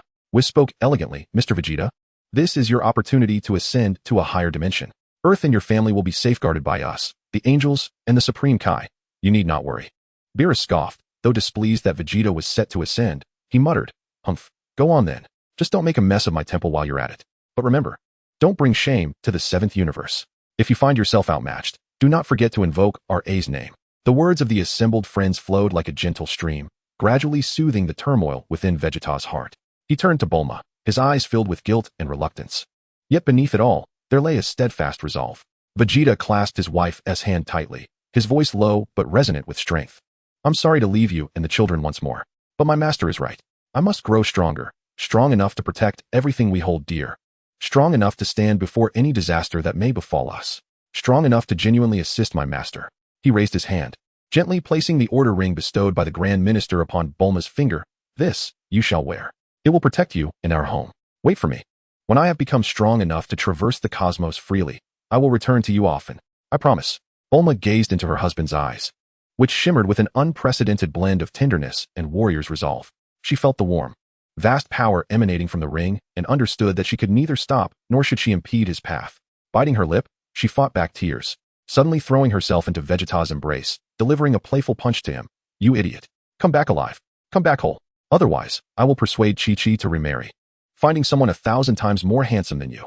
Vegeta held his wife tightly, cherishing this final warmth. All right, I promise you, I will return unscathed. He released Bulma and turned to R.A., his eyes devoid of hesitation, now solely ignited by the pure fire of a warrior and the yearning for higher realms. Master. Disciple Vegeta wishes to follow you to the higher realm. R.A. observed the scene before him, the light of logical matrices softening slightly in his gaze. He nodded. Very well. Raising his hand, he made a gentle sweep through the void. A vast spatial passageway, far more stable and profound than the opening of the star laws. Its edges flowing with chaotic stellar flames and orderly silver light, began to unfold above the realm of destruction. At the other end of the passage, the infinite expanse of starry seas and unimaginable grand architectural phantoms came into view, an exalted world beyond the comprehension of the beings of the 7th universe. Let us proceed. R.A.'s voice was serene. Vegeta cast a profound glance at Bulma, then at Whis, Beerus, and the Grand Priest, before turning his gaze towards Earth, as if he wished to engrave this moment deep within his soul. Drawing a deep breath, his eyes sharpened with an unparalleled intensity, and the diamond star armor of the 4th Order enveloped him in an instant. Without a backward glance, he strode confidently towards the passage that led to the unknown and the pinnacle of his journey. Master, wait for me, came the sudden voice of Elia. A silver flash erupted from the passage through which she had arrived, revealing Elia, who had just returned from her mission. Upon seeing Vegeta, a flicker of surprise danced in her amber eyes, quickly transforming into a fervent battle spirit and curiosity. She eagerly addressed Loya. Master, I want to go too. This must be Brother Vegeta, right? It would be the perfect opportunity for a spar.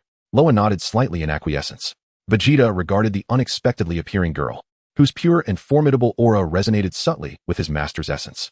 A smile broke across his face, igniting the Scion's combative spirit. Oh, little junior sister, you wish to spar? I am at your service. Starry, with an expressionless demeanor, followed closely behind. Loya cast one last glance at the deities of Universe 7 and Bulma, his gaze lingering on the Grand Priest for a brief moment, offering a slight nod. Then, he turned, leading Vegeta, Elia, and Starry into the grand space passage. The portal gradually closed, completely engulfing the 4 figures, leaving behind only the fading silver-blue starlight and the lingering awe, reluctance, and boundless anticipation of those gazing upon them from the realm of the destroyers. Inside the celestial fortress at the edge of the Order Temple, the space was not the cold and unfeeling metallic bastion Vegeta had envisioned. Instead, vast expanses were illuminated by a gentle yet omnipresent silver-blue radiance, with walls flowing with energy streams reminiscent of a living starry river. The air was fresh, imbued with a peculiar and invigorating energy. After escorting them to the core living area, Starry transformed into a stream of light and vanished to tackle the mountain of cosmic surveillance data awaiting him. As the brilliance of the passage faded completely, Vegeta surveyed his surroundings, a flicker of curiosity and a barely perceptible thrill gleaming in his eyes. This was his master's domain, the place where he would fight and live in the future. The diamond star armor upon him shimmered subtly, acclimating to the richer and purer cosmic energy of this realm. Hey, Brother Vegeta. Elia's bright voice, brimming with unabashed combativeness, shattered the tranquility. Like a silver lightning bolt, she appeared before Vegeta in an instant, her amber eyes sparkling as she scrutinized him up and down, as if evaluating a novel weapon. I wanted to ask back in the passage. About your 4th Order Diamond Star armor? It looks impressive, but how does it perform in actual combat? Vegeta's lips curled into a confident smirk, igniting the Saiyan's inherent competitive spirit. Removing his helmet, he revealed his signature self-assured smile. Impressive? Little junior sister, why not try it for yourself? I guarantee it will leave a lasting impression. Huh, that's exactly what I was waiting to hear. Elia clapped her hands excitedly, her silver hair flowing as if stirred by an unseen wind. Master, can we go to the training ground? Right now? Immediately. She turned her head and called out to Loya, who was quietly observing the fortress data from a distance with the eye of the logical matrix. Chapter 75, The Two Disciples Spar. Loya withdrew his gaze from the invisible stream of data, focusing on the two eager disciples. The cold matrix rippled slightly, as if engaged in some form of deduction. Very well. The deep training ground of the fortress is now accessible. Elia, exercise caution. Vegeta, attune yourself to the differences in celestial energy. His voice remained calm and composed, yet bore an invisible authority. Yay, Master is the best. Elia cheered, eagerly transforming into a streak of silver light that darted into the depths of the corridor. Brother, keep up. Don't get lost. Her voice echoed through the vast passage. Vegeta chuckled helplessly, bowing respectfully to Loya. Master, I shall take my leave. Immediately, his crystalline armor shimmered, transforming into a blend of blue and white light as he swiftly followed suit. In the depths of the Star Fortress, the expansive simulation training ground was beyond imagination, with the ground and dome shimmering with energy runes that simulated various cosmic environments. At that moment, the arena resembled an endless void, with distant nebulae swirling. Two figures floated 1,000 meters apart. Elia, adorned in her silver armor, radiated a stellar glow, hands on her hips and chin raised defiantly. Brother, let us get one thing straight. I am not like those who can't even grasp the rules in Universe 7. My stellar battle body, while not yet at Master S level of logical control, should still suffice to take you down, she teased, a mischievous glint in her eyes. Such confidence, junior sister. Vegeta replied, arms crossed, his diamond star crystal armor reflecting a cold, dazzling light under the simulated starlight. It seems Master has sung your praises. Unfortunately, when it comes to fighting, I never rely on shoulds. The truth lies beneath the fist, just as I like it. Elia retorted, her figure suddenly vanishing. Not a mere high-speed movement, but a true spatial flicker. She reappeared at Vegeta's right side, her fist enveloped in silver starlight, creating a piercing scream as it aimed for his temple. Humph. Vegeta reacted with astonishing speed, his armored forearm precisely blocking the punch at the last moment. Boom. A thunderous sound erupted, resonating with a heart-stopping intensity. The violent shockwave surged outward from the two, stirring the simulated nebula into chaos. Vegeta felt his arm tingle, his body pushed backward several hundred meters by the immense force, leaving a faint burn mark on his crystalline armor. Such power, such rapid spatial leaps. Vegeta's fighting spirit surged, shaking off his arm. This is interesting. But the excitement was only beginning. Elia, having landed her blow, showed no signs of restraint. She quickly formed seals with her hands in front of her chest. Countless intricate silver runes materialized out of thin air, coalescing into dozens of razor-sharp blades of order that tore through space, shooting towards Vegeta like a silver tempest. Freeze! Vegeta shouted, thrusting his palms forward. The absolute zero frost of the fourth stage erupted. Instantly, the space around him froze solid. The swiftly arriving silver blades of light seemed to collide with an invisible, viscous mire. Their speed abruptly diminished, and the surface even crystallized with ice. A freezing phenomenon. Indeed, there is some depth to it. A glimmer of surprise flickered in Elia's eyes, but her movements were swifter. She clasped her hands together, and the decelerated blades erupted into blinding silver radiance, forcefully shattering the surface ice, and their speed surged once more. Yet my order blade cuts through the very essence of rules. Can it be severed? Vegeta did not retreat but advanced, his crystalline armor erupting with dazzling blue-white luminescence, transforming him into a humanoid comet that charged directly into the rain of silver blades. Boom, boom, boom, boom, boom. The cacophony of explosions rang out like torrential rain, as Vegeta, leveraging the astonishing defensive capabilities of his crystalline armor and his own formidable strength, forcibly carved a path through the blade storm, closing in on Elia in an instant. Close combat, just as I desire. Elia felt no fear. Her petite form unleashed a ferocious power incongruous with her size, and the starlight on her silver armor surged to a boiling point. She wielded no weapon, her fists enveloped in a silver glow, wielding a force capable of shattering celestial bodies, and collided violently with Vegeta's diamond star fist. Boom, boom, boom, boom. Each impact resonated like the collision of two asteroids. A frenzied clash of pure power and energy. The training ground trembled violently, and energy alarms flickered silently. The two figures moved as though they were entwined beams of light. Blue, white, and silver radiance flashing wildly, colliding, separating, and colliding again. Delightful. Vegeta grew increasingly exhilarated amidst the fierce clashes. He distinctly sensed the uniqueness of Elia's power. Her energy was more concentrated, pure, imbued with a penetrating insight into the structure of space. Each attack seemingly capable of shaking the very nodes of his power's operation. This is indeed entirely different from the combat style of Universe 7. Junior sister, did you learn these skills from Master? Naturally. Elia deftly performed a backflip to evade a heavy punch from Vegeta, countering with a silver whip of light that sliced through space. Master said I possess an innate affinity for spatial order, and the Starlight battle body is the path best suited for me. Senior brother, while your freezing energy rules are formidable, your application is rather crude. Behold my star law binding. She forcefully pressed her hands downward. Instantly, the space surrounding Vegeta transformed into a tangible adhesive, countless silver chains of order materializing from thin air, disregarding his icy defense, and directly entangling his limbs and joints. Vegeta felt a weight descend upon him, his movements instantly sluggish. As the chains seemed to directly affect his energy core. Spatial confinement? It is not over yet. Star explosion. Elia's eyes blazed with silver brilliance as she extended her hand towards the bound Vegeta. Boom. The space where Vegeta stood seemed to detonate. A colossal silver energy sphere rapidly expanded, exploding with ferocity. The terrifying shockwave hurled him violently away, and the diamond star crystalline armor on his body emitted a groan of unbearable strain, fracturing extensively. Cough. Vegeta stabilized his form, feeling the turmoil within his blood and the damage to his armor, and instead of defeat, a fiercer flame ignited within his eyes. Impressive. This move packs a punch. But do you think you can resolve me so easily? He inhaled deeply, and the icy crystal patterns upon his forehead suddenly radiated a profound blue light. An even colder and more absolute chill permeated the air. The realm of absolute zero unfolded, centered around Vegeta. A domain of frigid temperatures with a radius of 1 kilometer materialized instantaneously. The space was frozen. The energy was frozen.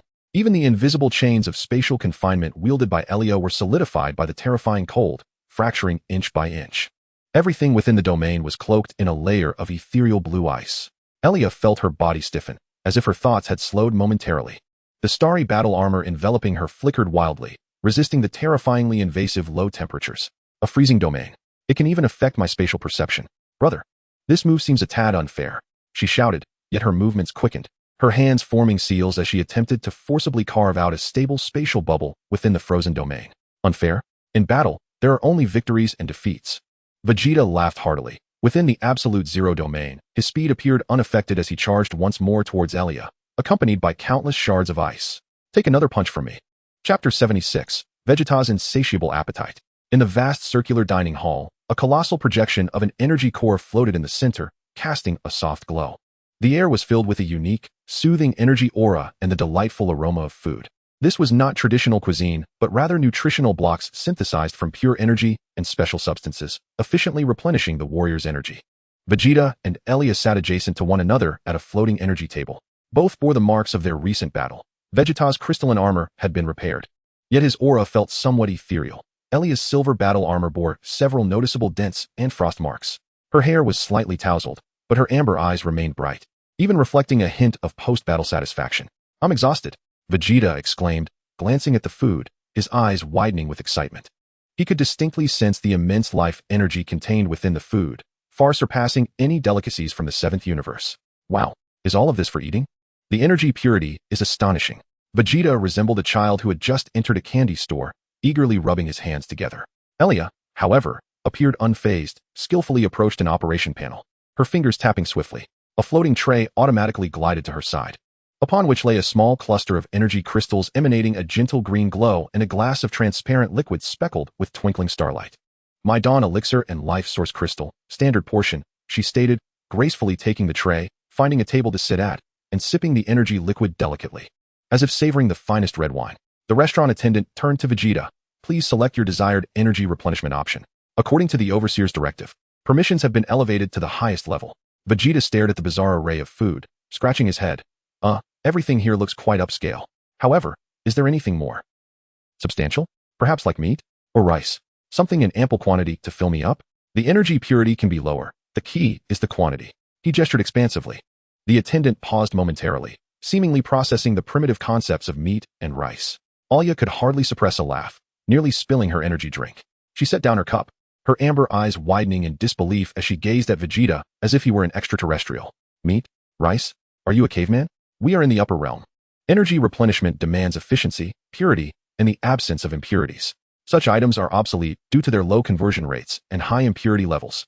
The highest standard of energy nourishment lies before you, and you dare to ask for meat? Vegeta retorted with conviction. What good is high energy if it doesn't fill one's belly? The expenditure during battle is immense. Merely sipping dew is of little use.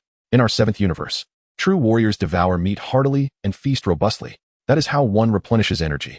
Absurd. Loya felt as though she had encountered a cosmic fallacy. Energy replenishment relies on energy density per unit volume and absorption conversion rate. Such primitive cravings insult logic and efficiency.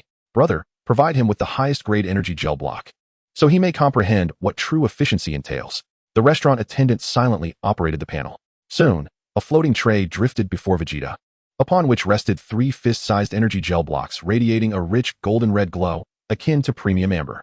Adjacent displays showcased astonishing energy values. These were the highest-grade stellar core gels. 3 standard portions, as the attendant explained, sufficient to replenish the energy expenditure of a first-tier combatant for an entire week of intense battle. Vegeta picked up a block. Feeling its warm, weighty presence, with energy waves surging within, he took a tentative bite. The texture resembled an exceptionally resilient jelly, its flavor rather bland, yet a pure, overwhelming essence surged into his limbs, enveloping him in a comforting warmth. Ah, the energy is quite robust, he remarked, his eyes lighting up as he devoured the block in a few bites. His stomach signaled satisfaction, yet it felt as if he had merely scratched the surface. Not bad.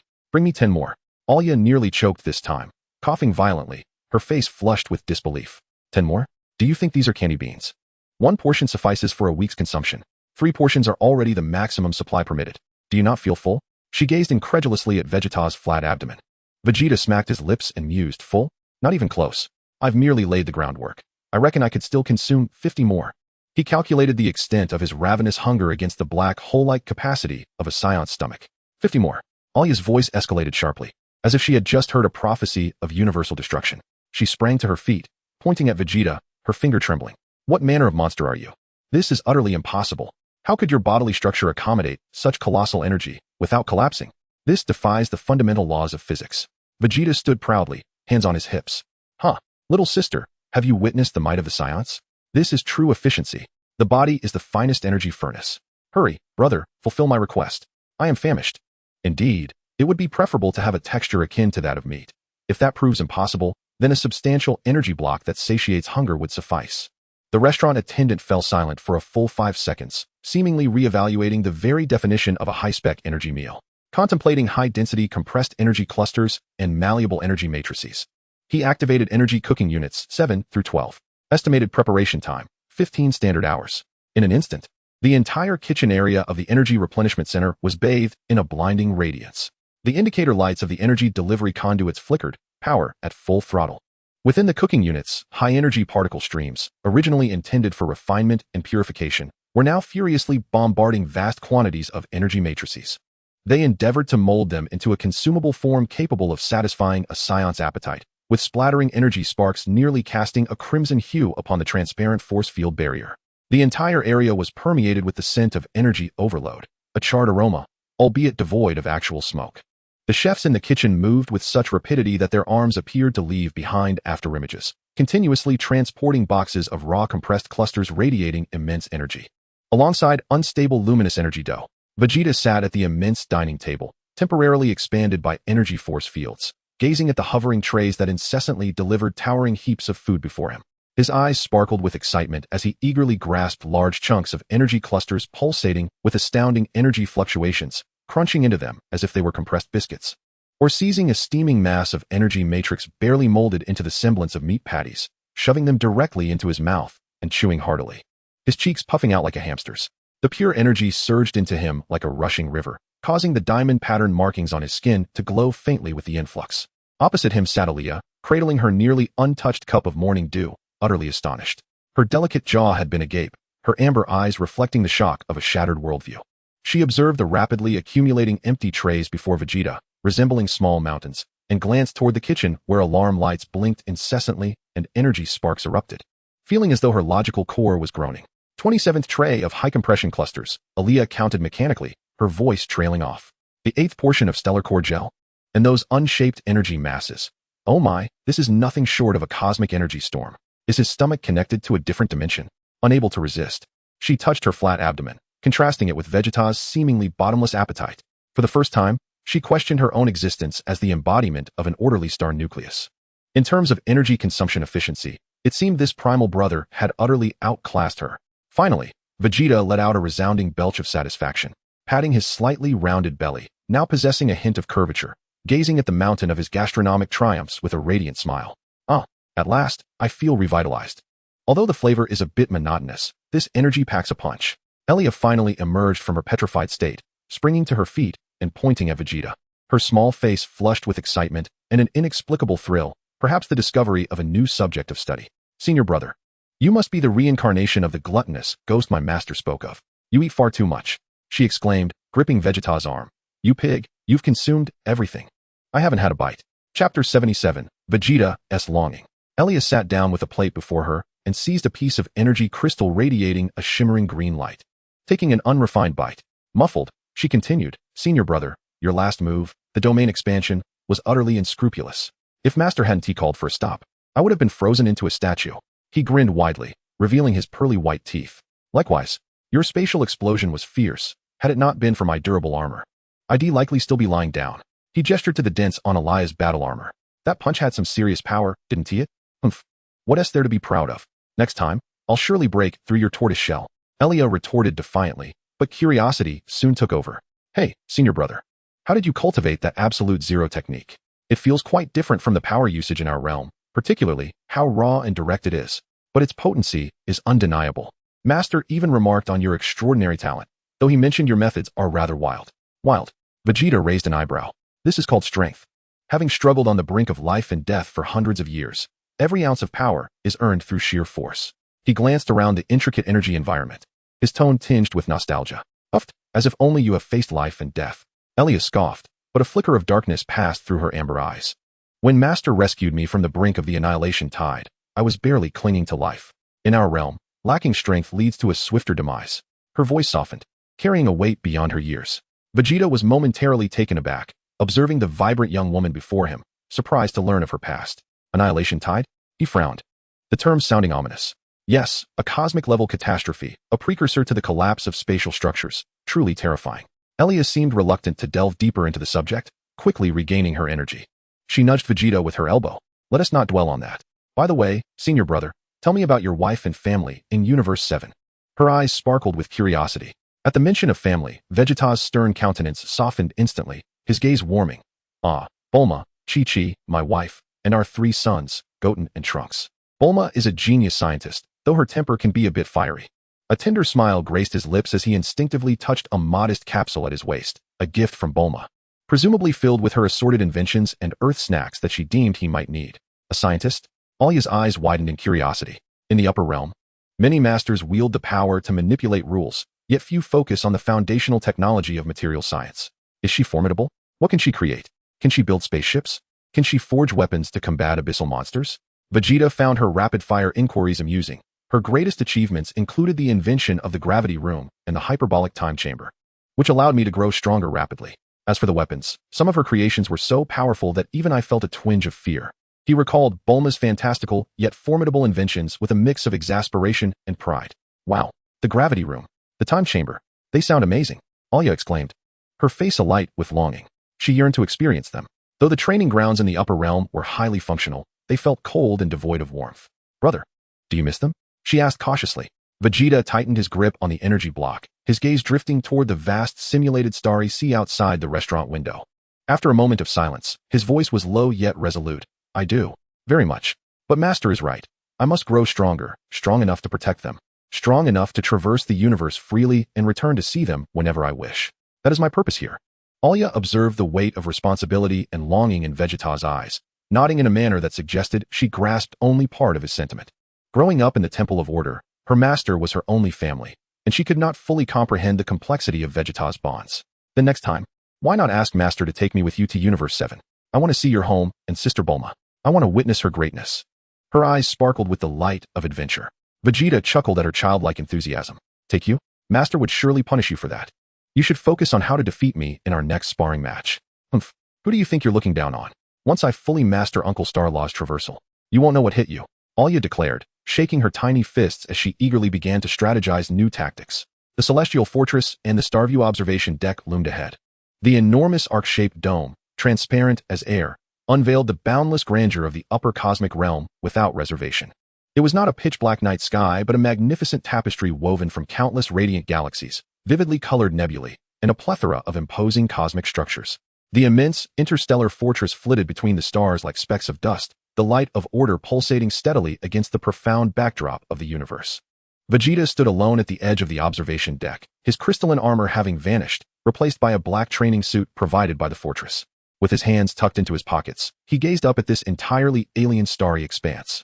The arrangement of stars and the flow of energy here were starkly different from those in Universe 7, imbued with a sense of grandeur, antiquity, and strict order. Memories of Bulma, Chi-Chi, Gohan, Goten, and Trunks flickered in his mind, adding a tinge of distant nostalgia to the magnificence of the starry sea. Hey brother, hiding here to stargaze? Alya's cheerful voice chimed in. She too had changed out of her battle armor, donning a silver-gray outfit, bouncing over with 2 glowing energy snacks in hand. Here, try this, Star Essence candy. It replenishes spiritual energy and tastes delightful.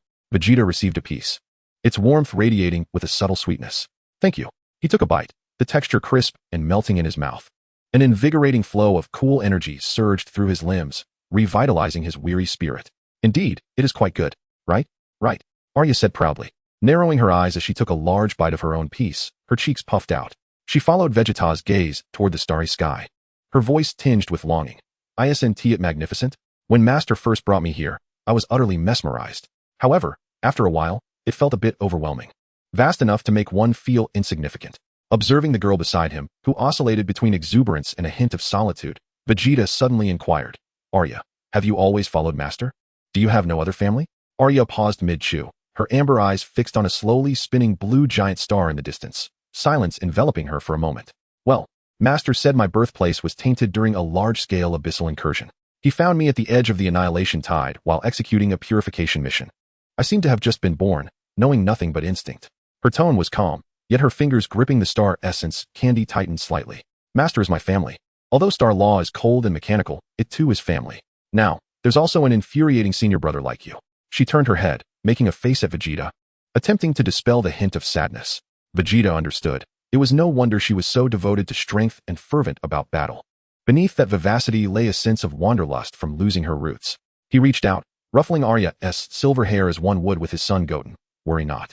Little girl, your senior brother will protect you from now on. Anyone who bullies you, I shall make them pay. His tone was laced with the typical Saiyan confidence and bravado. Hey, who are you calling little girl? Don't mess up my hair. Arya exclaimed, springing away, puffing up in indignation as she swatted Vegeta's hand away. Yet, the shadow in her eyes seemed to have lightened considerably. She began to smooth her hair, muttering, humph. Who knows who will protect whom? Once I master the Starshine combat body, I'll be the first to take you down, always ready for a challenge. Vegeta laughed heartily. Just then, a calm and unyielding voice resonated behind them, like cold logic infiltrating the warmth of the starry sky. It appears you two are getting along rather well. Chapter 78. The basic theoretical chamber both turned simultaneously. Loya had quietly appeared on the observation platform, his dark inspector's uniform flowing with chaotic star flames, his logical, matrix-like eyes observing them with tranquility. Master. Arya stood straight immediately. Master. Vegeta also suppressed his laughter, offering a respectful bow. Loya's gaze lingered on Vegeta for a moment. Vegeta, your power is rapidly adapting to the rules of the upper realm, yet your application still relies too heavily on instinct and brute force. His attention then shifted to Arya. Arya, you have made progress in spatial manipulation, but you overly depend on your talent and lack a deeper understanding of the essence of power. Both individuals held their breath, acutely aware that their master was about to deliver instructions. Foundation, came the unwavering voice of Loya. Starting tomorrow, Ilya, you are tasked with guiding Vegeta to familiarize himself with the fundamental rules of the fortress, the core of energy operation, and the universally recognized combat information identification system of the upper realms. Vegeta, you must systematically learn the preliminary applications of chaos essence, mastering the foundational methods of rule analysis rather than relying solely on brute force. Ilya, you will observe. I am to teach him? Ilya pointed at herself, her expression one of disbelief, as if questioning whether her master was jesting. I am to learn rule analysis? Vegeta was equally taken aback. This seemed far more daunting than mere combat. Mutual learning, Loya continued, his logical matrix eyes flickering with an almost imperceptible glimmer. Ilia possesses a solid foundation in theoretical knowledge, while Vegeta's instinct and resilience regarding power are advantageous, complement each other's strengths. This is an order. His tone was calm, yet imbued with an undeniable authority. Ilia and Vegeta exchanged glances, each detecting in the other a spark of resignation laced with determination. Yes, master. Ilia puffed out her small chest, striving to adopt a serious demeanor. Yes, master. Your disciple understands. Vegeta responded solemnly, yet his eyes ignited with renewed resolve. Learning the rules? It sounded like an entirely new challenge. Loya nodded slightly, his figure gradually dissolving into the fabric of space, leaving behind a singular command: tomorrow morning. In the foundational theory room. Do not be late. On the observation platform, only Vegeta and Ilia remained, staring at each other in silence. Hey, senior brother. Ilia broke the quietude first, a mischievous smile creeping onto her lips. Please be kind tomorrow. I will ensure to explain the foundational rules thoroughly. Vegeta, observing the eager glint in his younger sister's eyes that hinted at personal vendetta, rubbed his temples and reciprocated with a fierce grin. Likewise, sister teacher. I shall dedicate myself to learning and will not hesitate to seek your guidance on any uncertainties. Within the foundational theory room of the Star Fortress, the environment resembled an immersive, holographic star chart center rather than a conventional classroom. Soft light poured from all directions as countless tiny points of light drifted through the air, forming intricate star maps and energy circuit models. Several interactive silver-blue screens floated in the center. Ilia, hands behind her back, strutted back and forth before a row of suspended energy chairs, attempting to project an air of authority. She donned a silver-gray training outfit adorned with simple patterns, which softened her previously fierce combat demeanor, lending her a scholarly air, if one overlooked the glint of cunning in her eyes. Vegeta, on the other hand, sat somewhat awkwardly in a floating chair, clad in the fortress-provided black training attire. His brow furrowed, and his gaze was filled with instinctive aversion towards the flickering lights and complex models before him. He preferred to sweat it out in the gravity chamber rather than sit here, observing the myriad of twinkling stars. Ahem. Ilia cleared her throat, attempting to capture her student's attention. Senior brother Vegeta, please pay close attention. Today, I, Ilia, the most distinguished spatial order empath under the tutelage of my master, shall guide you through the fundamental rules of our celestial fortress, the core of energy operations, and the universal combat information recognition system of the upper realm. Vegeta raised an eyebrow. Most distinguished? Who was it yesterday that I nearly froze into calling for help? Ilia's face flushed instantly, akin to a cat whose tail has been stepped on. That was an accident. Moreover, master called for a halt. It doesn't count. Now, I am the teacher, and you are the student. You must respect your elders. Do you understand? She huffed, pointing at Vegeta. Our first lesson, the basic rules of the fortress. The Celestial Fortress is a crucial outpost established by the Chaotic Surveillance Bureau at the edge of the Temple of Order, and its operational core is, wait. Vegeta interrupted, pointing at a complex three-dimensional model composed of countless luminous points, slowly rotating in the air. What is that? It's making my head spin. That is the simplified energy circuit model of the logic anchor stabilizer. Ilia replied tersely. It is one of the cores that maintains the spatial stability of the entire fortress and anchors the rules. Do not digress. Its purpose is to prevent this place from bursting like a balloon. Vegeta attempted to comprehend it in his own way. Ilia rolled her eyes. Though the analogy is exceedingly crude and inaccurate, it barely touches the essence. It ensures the internal spatial structure of the fortress remains stable, that the flow of energy is orderly, and that it is not directly affected by external cosmic storms or abyssal disturbances. In simpler terms, it makes this place a safe haven. A haven? That sounds reasonable. Vegeta nodded, satisfied with this explanation. And what about the energy? I feel an intensity here that is far denser than that of the destruction realm. Humph, at least you have some perception. Ilia regained a semblance of composure. This is what we will discuss, the core of energy operations. Follow me. With a flick of her wrist, the largest light screen in the center illuminated, displaying a cross-section of the fortress's core area. At the center of the image was an enormous, pulsating sphere composed of pure silver-blue order energy. Behold, this is the Order Star Core, the heart of the entire celestial fortress. Ilia's voice held a note of pride. It draws upon the primordial order of the upper realm's vast cosmos, undergoing multiple purifications and transformations at logical anchors, providing an inexhaustible source of pure energy for all the fortress's functions, defensive fields, simulated training grounds, life support systems, and even the energy blocks we consume. It's like an oversized magical bean? Vegeta pondered, stroking his chin in search of a comparison. Ilia nearly choked on her own saliva. Magical bean. Brother, that is a low-tier energy supplement from Universe 7. The Order Star Core is a tangible manifestation of cosmic rules. The energy level and rule integrity it embodies cannot be matched by a million, no, a billion magical beans. It sustains the fortress in a state of negative entropy against the backdrop of increasing entropy in the universe. Do you comprehend? Vegeta looked utterly bewildered. Increasing entropy? Negative entropy? What is that? Can it be eaten? Ah, you drive me insane. Elia frantically tousled her silver short hair. Master was right. Teaching you is akin to playing the lute to a cow. No, it's like trying to converse with a rock. Is there nothing in your mind beyond fighting and muscles? Well, there is. Vegeta wore a look of self-assuredness, accompanied by Bulma, Goten, and Trunks, all contemplating how to grow stronger to protect them. Alia felt a lump in her throat, momentarily rendered speechless by Vegeta's expression of apparent wisdom. Taking a few deep breaths, she forced herself to regain her composure. All right, let us set aside theory and discuss something practical. What does the energy core mean for you? It signifies that training here will enhance your recovery rate to over 10 times that of the 7th universe. It means you can exhaust yourself without hesitation. For the Order Star core will replenish your energy instantaneously. It means that every attack you unleash will receive an implicit boost from the ambient energy. Do you understand? My battle-crazed senior brother? Chapter 79, The Meditation Chamber of Chaos Origin. Vegeta's eyes brightened. Tenfold recovery? Energy enhancement? Now that's splendid. Why didn't you say so earlier? He rubbed his hands together in excitement. What are we waiting for? Let us head to the training grounds at once. Wait a moment, Alia exclaimed, her frustration palpable. There's still the crucial combat information recognition system that I haven't discussed. This is vital for survival. Furiously, she summoned another holographic screen, which instantly displayed a torrent of densely packed, rapidly scrolling symbols, data streams, and intricate three-dimensional diagrams. Behold, this is the foundational information repository for abyssal beasts in the Chaos Realm, linked to the main database of the Surveillance Court. When you encounter an enemy, whether it be an abyssal creation or a fallen entity of order, your personal terminal, she pointed to the silver bracelet that had just been forcibly affixed to Vegeta's wrist by the Star Law, will immediately scan and match the database, projecting critical enemy information onto your visual interface. This includes type, level, estimated energy strength, core weaknesses, resistance to rules, common attack patterns, and danger index ratings, among others. Vegeta stared at the deluge of refreshing information, feeling overwhelmed. How can anyone read all of this? There's no time to glance at it in the heat of battle. Foolish senior brother, Alia exclaimed, exasperated. Who told you to read it word by word? The system intelligently filters the most crucial information and presents it in the most intuitive manner. For instance, weaknesses will be highlighted. Dangerous attacks will be warned a fraction of a second in advance. The location of energy cores will be marked in red. She contemplated for a moment before providing an analogy that Vegeta might comprehend. It's akin to having someone whisper in your mind during a fight in the 7th universe, telling you exactly where it hurts the most and what moves to avoid. This time, Vegeta truly absorbed her words, his expression turning earnest, like an enhanced version of battle instinct, a form of foresight. Precisely, that is an apt way to interpret it.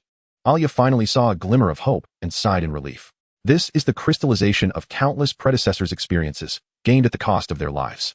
It will help you avoid mistakes, significantly increasing your chances of survival, especially when confronting the unknown abyssal beasts. Information is life itself. Thus, you must learn to allocate a fragment of your focus during combat to receive and comprehend these streams of information. This is foundational. Vegeta fell silent for a moment, fixated on the ever-changing stream of information, his gaze sharpening. I understand. Before my fist connects with the opponent's face, I must first discern the most effective point of impact. That is crucial. Finally, you've seen the light. Elia felt as though she had just emerged from a fierce battle, utterly exhausted. Well, the foundational guidance section of the fortress has concluded. Then, a mischievous smile reappeared on her face. Now it is time for the Master to provide you with some specialized insights into the preliminary applications of the chaotic essence and the elucidation of its rules. Hee, brother. I wish you good fortune. I shall be here, attentively listening. She emphasized the phrase attentively listening. At that moment, the door to the theoretical chamber slid open silently. The figure of Loya appeared at the entrance, clad in the dark uniform of an inspector, his eyes, like a logical matrix, calmly scanning the two individuals. Master. Elia immediately stood upright. Master. Vegeta also rose to his feet. Loya's gaze settled on Vegeta. Come with me, Vegeta. Elia, you shall observe and maintain silence. The chaotic essence meditation chamber was a stark contrast to the brightness of the theoretical chamber. Here, the light was dim and profound. The floor and walls seemed to be composed of a flowing, unfathomable dark nebula, with countless tiny points of light, emanating chaotic starlight, rising and falling within the nebula, coming into existence and fading away. An ancient, vast aura permeated the air, reminiscent of the primordial beginnings and ultimate endings of all things. At the center was a suspended, ever-changing orb of dark light, composed entirely of pure chaotic energy. Loya and Vegeta sat cross-legged before the orb, while Elia positioned herself on a slightly distant energy platform. resting her chin on her hands, her amber eyes curiously observing, unusually quiet. Vegeta, Loya's voice resonated as if echoing through the silent cosmos.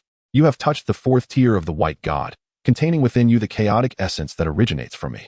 However, your application resembles a child wielding a divine weapon, possessing only its form without grasping its spirit.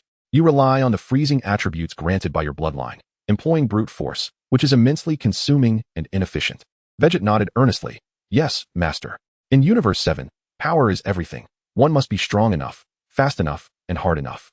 In the upper realms, power is a flowing logic, a set of analyzable rules. Loya calmly articulated, the chaotic essence is not merely destructive energy.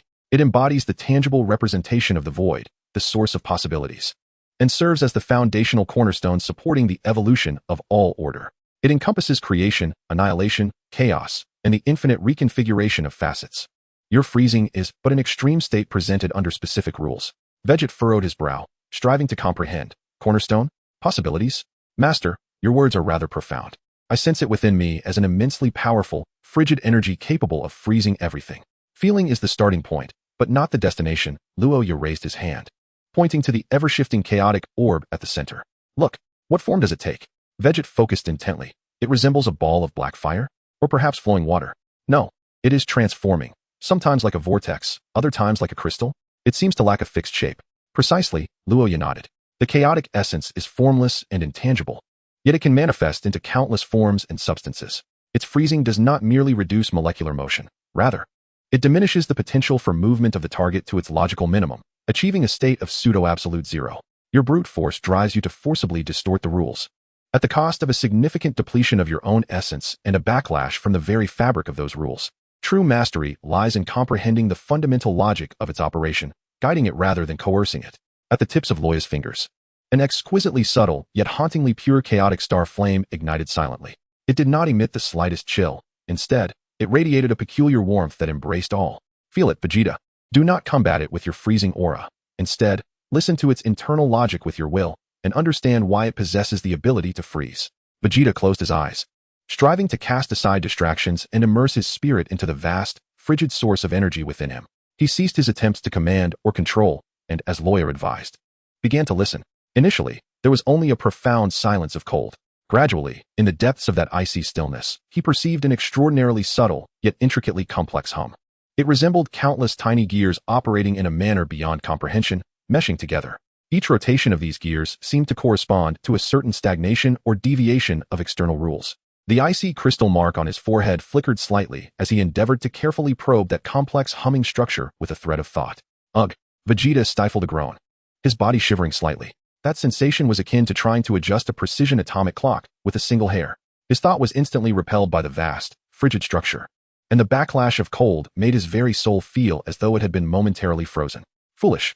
To attempt to decipher the fundamental logic with brute force? Do you think this is a mere test of strength? Elia could not help but murmur under her breath, despite receiving a sharp glance from her master. Just then, Loya's voice resonated at the perfect moment, like a clear spring flowing through Vegeta's chaotic mind. Do not resist. Observe. Seek the nodes and circuits within the structure. The expression of the chaotic essence's rules possesses an intrinsic language. Your freezing aura is its external manifestation, while the internal structure is the logical chain that supports this expression. Attempt to analyze the smallest, most stable unit of freezing logic. Vegeta gritted his teeth and refocused his mind. This time, he did not recklessly assault the entire structure. Instead, he concentrated his perception to the utmost, akin to searching for a specific, minuscule ice crystal on a frozen lake surface. He recalled his most familiar and instinctual sensation of freezing the air, freezing energy blasts. Chapter 80, Tactical Simulation Training Ground. Time passed slowly. In the quiet chamber, only the silent transformations of the chaotic light orb and Vegeta's somewhat labored breathing could be heard. Elia grew somewhat bored and began to play with her fingers. Suddenly, the icy crystal mark on Vegeta's forehead glowed intensely. He did not raise his hand, nor did he channel energy, but in the space just an arm's length before him, a small area abruptly and silently coalesced. It formed a palm-sized, crystal-clear shard, its edges perfectly shaped like a cut rhombus of ice. The chill emanating from this ice crystal was remarkably restrained, almost imperceptible in its energy leakage. Yet it imparted an eerie sensation as if even the very space itself had been nailed in place. Alia's mouth fell open in astonishment. A glimmer of barely perceptible approval flickered in the matrix-like depths of Loya's eyes. Vegeta opened his eyes, gazing at the suspended rhomboid ice crystal. His expression filled with incredulous delight and a hint of fatigue. Master, I think I may have touched the edge of it. I didn't exert force. I merely envisioned it freezing, and it crystallized into the structure I imagined. Moreover, it feels as though the energy consumed has significantly diminished. Excellent, Loya replied, his voice maintaining its calm demeanor, yet imbued with undeniable affirmation. You have initially captured and guided a fundamental unit of spatial solidification logic. This is the first step towards understanding the rules. Remember this sensation.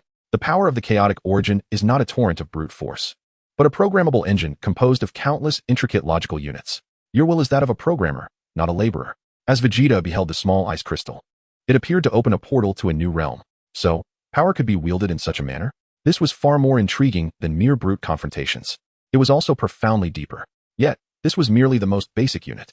Loya shifted his tone, stating, the true might of the chaotic origin lies in the endless possibilities of combination, nesting, and evolution. One-on-one freezing is akin to a drop in the ocean when faced with genuine adversaries from the upper realms. You must learn to construct more complex chains of logic. With a flick of his fingertip, a strand of chaotic starlight gently snapped. With a crack, the rhomboid ice crystal that Vegeta had frozen instantly shattered into oblivion, producing no sound and leaving no residual energy, as if it had never existed. Immediately, at the sight of its annihilation, an exceedingly minute point, radiating a soft white glow, was born from nothingness, albeit faint, yet exuding a pure essence of order. Annihilation and creation are two sides of the same coin. Loya's voice resonated like a cosmic axiom. Understand its logic, master its transitions. This is the quintessence of the initial application of the chaotic origin, not merely remaining on the surface of freezing. Vegeta watched, dumbfounded. The seamless transition between destruction and creation in his master's hands was as natural as breathing. This utterly subverted his comprehension of power. A newfound spark of curiosity ignited in his eyes. Master, teach me. This is astonishing. Alya, too, was mesmerized, murmuring, is this the level of my master? The control over logical foundations is so impressive. Loya observed the flames igniting in the eyes of his two disciples. The logical matrix subtly shifting. We shall conclude for today. Vegeta, consolidate the foundational unit you have captured. Attempt to analyze its internal structure and comprehend why it can solidify space. Alya, your task remains unchanged. Guide him to familiarize himself with the system and reflect on whether your understanding of the essence of the Starlight Battle Body's power is merely superficial. We shall continue tomorrow. With that, Loya's figure gradually dissipated, as if merging into the chaos itself. In the quiet meditation room, only the chaotic light orb continued to transform, accompanied by two disciples brimming with fervor. Vegeta gazed at the spot where he had just condensed the ice crystal. Then at the sight of Loya's annihilation and creation, his eyes ablaze. The logic unit of the rule engine is fascinating. It is incredibly intriguing. This is far more challenging than fighting, yet somehow even more engaging. Alya leaped from the platform and approached Vegeta, her amber eyes sparkling with excitement. Hey, senior. Pray tell, what was going through your mind just now? How did you manage to freeze such a perfectly shaped piece? Typically, I compress space in a broad sweep. Never have I conceived of such precise control. Vegeta scratched his head, attempting to articulate the sensation. It's about not focusing on the freezing, but rather visualizing the intricate gears within, what Master refers to as logical units. Then, akin to using a key to unlock a door, I locate the corresponding keyhole. And with a gentle twist, it freezes into the shape of that unit. It's effortless yet mentally taxing. A key and a keyhole, Alya pondered, raising her hand. Her fingertips shimmering with silver light, attempting to observe the internal structure of her power as Vegeta had described. Moments later, what coalesced at her fingertip was not a spatial blade, but an exceedingly tiny, yet remarkably smooth and sharp silver point of light. Wow, it truly works. Though it's awfully difficult to control, I feel as if my brain might combust, she exclaimed with exhilaration. Vegeta gazed at the light point, grinning widely. It seems Master's method of mutual learning does hold some merit. Don't get too smug. I'll undoubtedly learn faster than you. Alya retracted the light point, adopting her usual demeanor of a little teacher. Come on, senior. I still have the Combat Information Recognition System's practical simulation to teach you. Don't think you can slack off just because you grasped a few basics. Survival skills must be honed to perfection. In the tactical simulation training ground, the scene was set upon the surface of a fragmented planet, ravaged by the encroaching abyss. The sky was a murky crimson, the earth cracked, oozing a viscous black substance, and the air was thick with a nauseating stench of sulfur and decay. In the distance, grotesque figures of twisted monsters writhed. Vegeta and Alya hovered in midair, and the silver bracelet on Vegeta's wrist glimmered faintly. Pay close attention to your visual interface, you fool of a senior. Alya's voice crackled through the communicator.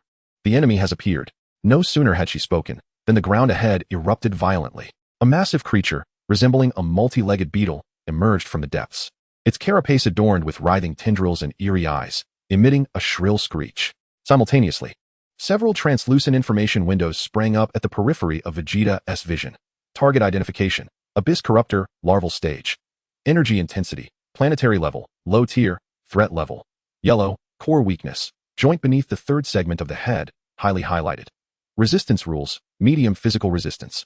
High corrosion resistance, low spatial resistance, extremely low order freezing resistance, newly annotated. Attack pattern warning. High frequency acid spray, trajectory predicted by red line. Tendril entrapment, highlighted range, carapace collision. Did you see that? Weak points. Resistances. Attack warnings. Don't just stand there like a fool. Alia shouted. The Corruptor's enormous mandibles gaped open, unleashing a torrent of dark green acid, reeking of potent corrosive properties, shooting towards Vegeta like a high-pressure water jet. In his line of sight, a clear red trajectory line forecasted the path of the acid. A mere parlor trick. Vegeta instinctively desired to either explode in fury or brace himself against the oncoming threat, yet he recalled Elia's admonitions and the information presented before him. Forcing himself to suppress the impulse, his gaze swiftly locked onto a subtly illuminated weak point, an inconspicuous gap at the joint beneath the creature's head. Chapter 81, Leisure Time. Rather than unleashing a widespread blast of freezing air, he concentrated his mind, recalling the fundamental logical units he had captured in the meditation chamber. His intent was like a precise scalpel, guiding a strand of chaotic primordial power directly to the core of that minuscule structural unit at the weak point. He executed an exquisite, point-to-point spatial solidification.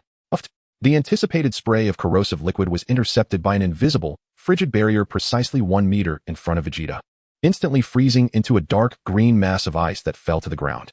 Almost simultaneously, the massive form of the Corruptor suddenly stiffened. A fist-sized, impeccably smooth crystalline void materialized at the marked joint beneath its head, as if the very space and matter there had been instantaneously excavated and frozen into oblivion. There was no explosion, no visceral chaos, only an eerie silence, erased by absolute cold.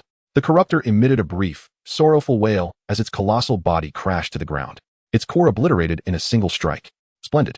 Elia couldn't help but exclaim, a precise hit. Minimal energy expenditure. Brother, you're quite the quick learner. Vegeta glanced at his fingers and then at the lifeless creature sprawled on the ground, excitement gleaming in his eyes. This feeling is quite exhilarating. Far more efficient than mindless flailing.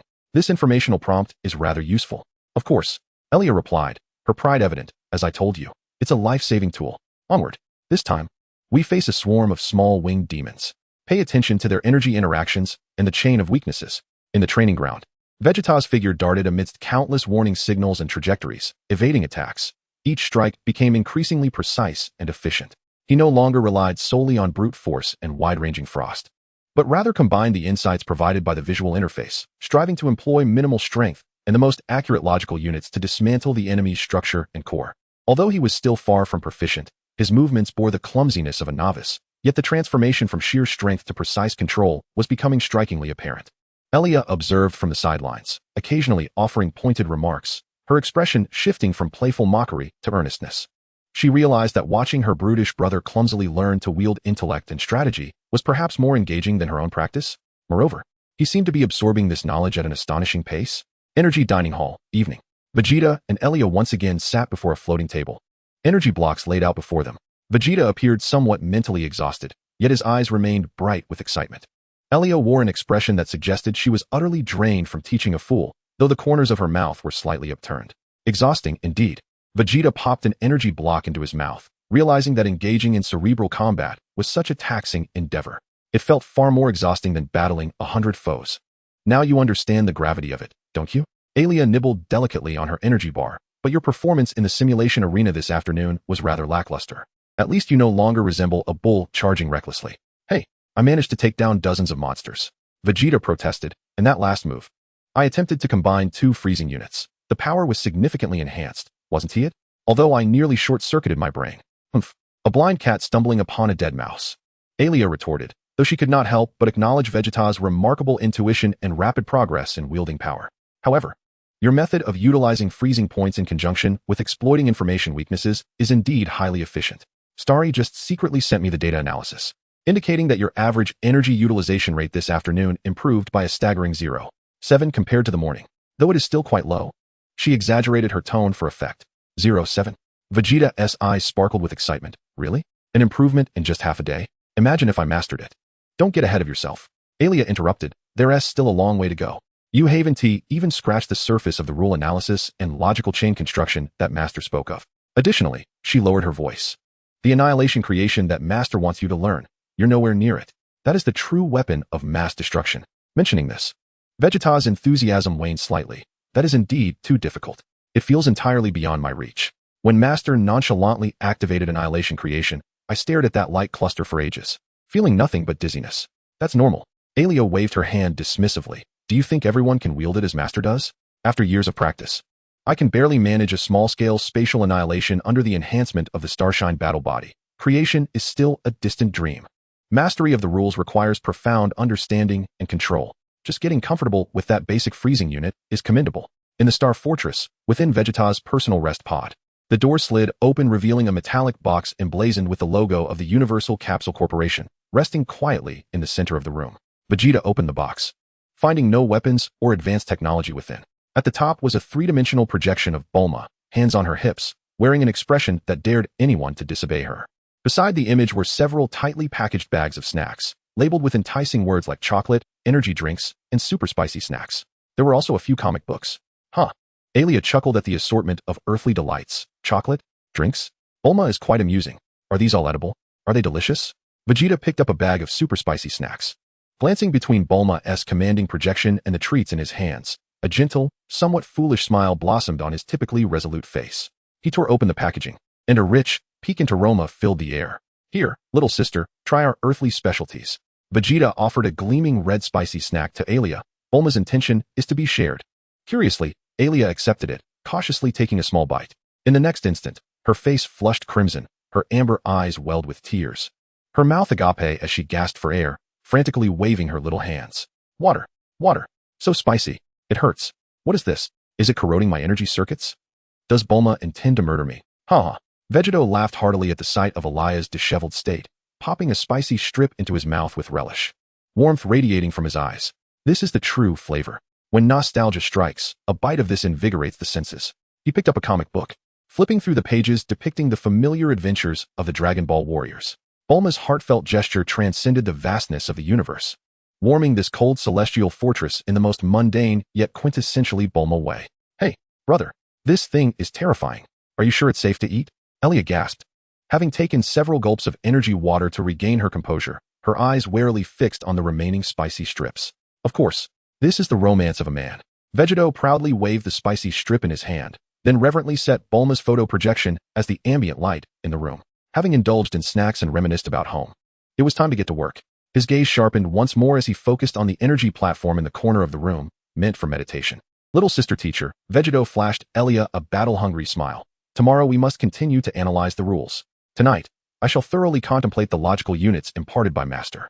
I cannot allow myself to be underestimated by you, you little brat. Who is afraid of whom? Alia wiped away the tears elicited by the spice. Her fighting spirit ignited. I too shall study my stellar radiance combat structure. Tomorrow in the simulation arena, watch as I obliterate your turtle shell with my new techniques. She made a face and dashed toward her room. Vegeta settled into a meditative posture on the energy platform, gazing at Bulma's projection while feeling the vast and frigid chaos within him. He closed his eyes, no longer resisting the intricate hums, but instead attempting to actively listen and comprehend the logical language flowing beneath that cold power. Chapter 82, The God Eater's Assault. In the depths of the Celestial Fortress's simulated training ground, the space was set to resemble a silent star graveyard. Countless remnants of shattered stars floated in the cold void, exuding an aura of demise. Vegeta and Alia engaged in high-intensity combat training.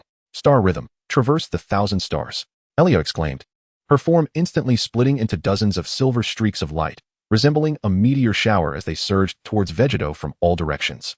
Each streak contained a sharp power capable of rending space. Frost Crystal Corridor, Vegeta bellowed, his palms forcefully pressing into the void. No longer was it a broad eruption of freezing air, but rather a multitude of precisely arranged, interlocking microscopic spatial solidification logical units instantly formed. Layers of complex, honeycomb-like barriers crafted from azure ice crystals emerged around him. Clang, clang, clang. The sound of relentless impacts filled the air. Alia's stellar radiant streaks violently collided with the crystal walls, most of them freezing, deflecting, or annihilating. Yet, a few broke through the outer defenses. leaving deep scratches on the diamond-studded crystal armor adorning Vegeta's body. Humph, you've grown stronger, brother. Alia's form coalesced anew not far away, her amber eyes shimmering with excited battle intent. But not fast enough. Behold my stellar explosion collapse, singularity.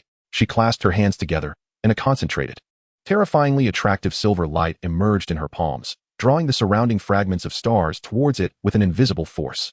Vegeta's gaze sharpened, and without hesitation, he transformed into a blur of blue and white light, swiftly retreating while his hands moved rapidly in front of him. No longer in a defensive stance, he launched an offensive. Dozens of minuscule freezing units were guided by his will, akin to precision-guided miniature missiles, targeting the weak points of the gravitational field indicated on the information interface, aiming directly at the silver singularity in Ilia's palm. Freeze and halt, he commanded. Puff, puff, puff. Tiny ice crystals formed on the surface of the singularity, only to be ruthlessly torn apart by the overwhelming gravitational force in an instant. Yet, each moment of crystallization caused the silver light to tremble violently, disrupting its stable energy circuit. Ah! Ilia cried out as the energy of the collapsing singularity spiraled out of control, erupting into a chaotic torrent of silver energy. The backlash sent her flying backward.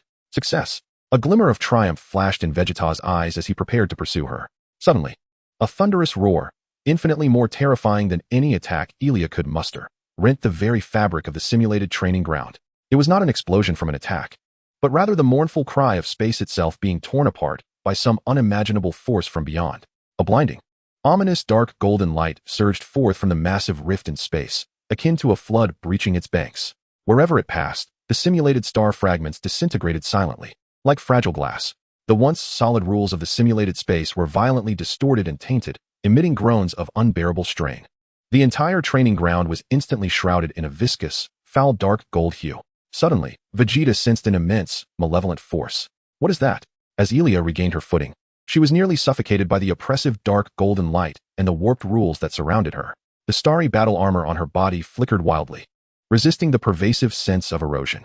Vegeta felt as if he had been struck by a heavy blow. He sensed the chaos within him boiling as if thrown into a scalding pot of oil, burning ferociously. A primal fear, akin to facing a formidable adversary, seized him in an instant. A fusion of the abyss and order? Vegeta's pupils constricted sharply. This completely contradicted the teachings instilled in him by Master Loya. The abyss was the absolute nemesis of order. A figure slowly emerged from the rift, flowing with dark golden light. Cloaked in a voluminous garment that seemed woven from molten dark gold, the figure stepped forth, shrouded in an impenetrable darkness beneath its hood, with only 2 points of crimson light, reminiscent of glowing iron, flickering within. It emitted no discernible aura, yet its mere existence caused the rules of this space to wail, twist, and disintegrate. A chilling, insatiable will, as if intent on consuming all life and order, bore down upon the souls of Vegeta and Ilia like a tangible weight. The devourer of gods. Alia's voice trembled uncontrollably as she recognized the most clandestine and terrifying legend within the Tribunal of Inspection. It was the ultimate weapon, cultivated from the tainted essence of order by the Abyssal Realm, specifically designed to hunt high-ranking divine beings. But how could it possibly manifest within the fortress? The scarlet gaze beneath the dark golden cloak instantly fixed upon Vegeta. An intangible will, imbued with absolute dominance, pierced Vegeta's mind like countless icy needles. The fresh and potent chaos essence consumed and evolved. A hoarse, overlapping voice, as if innumerable souls were wailing, resonated directly within the spiritual core of both Vegeta and Ilia. It was not language, but a primal desire to devour. Brother, run! Ilia screamed, unleashing her strongest stellar power without hesitation. Spatial exile. She formed seals with her hands, attempting to forcibly banish the horrifying devourer into the chaotic currents of space. A colossal silver vortex materialized beneath the devourer's feet, wielding the terrifying power to exile a planet in an instant. However, the dark golden cloak merely fluttered slightly. The molten light of the cloak's edge flickered. Crack! The vortex, capable of exiling planets, shattered like a fragile mirror. The backlash struck Ilia like a heavy blow, blood gushing forth as her body flew backward like a severed kite, crashing violently against a distant energy barrier, her fate uncertain. Ilia. Vegeta's eyes widened in rage. Fury overwhelmed his fear in an instant. The Saiyan bloodline surged within him. The power of the Fourth Order White God erupted without reservation. The Diamond Star crystal armor radiated an unprecedented brilliance of blue and white light. You bastard. Freeze. No longer was it a precise, point-to-point strike. Faced with this incomprehensible horror, Vegeta instinctively unleashed the most ferocious and direct force. Clenching his fists tightly, He unleashed the vast chaos essence within him like a flood breaking through a dam. Centered around Vegeta, an absolute domain of icy coldness. 10 times larger and 100 times colder than during his battle with Loya, erupted with a thunderous roar. The extreme chill spread wildly, attempting to encase both the dark golden filth and the terrifying figure in ice. The space emitted a sound of unbearable freezing.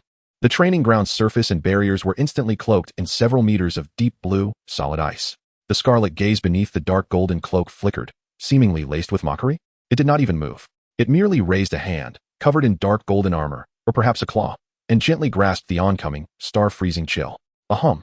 An invisible ripple, imbued with absolute devouring and annihilating characteristics, emanated from that hand. Like a searing iron plunged into snow and ice. The terrifying chill, powerful enough to freeze star systems, silently melted upon contact with that dark golden ripple. It was not negated, nor shattered, but rather devoured directly, annihilated, reduced to nothingness. As if it had never existed. What? Vegeta felt as if he had plunged into an icy abyss. He felt the power he released vanish into the void. Akin to a cow sinking into the sea, severing all connections in an instant.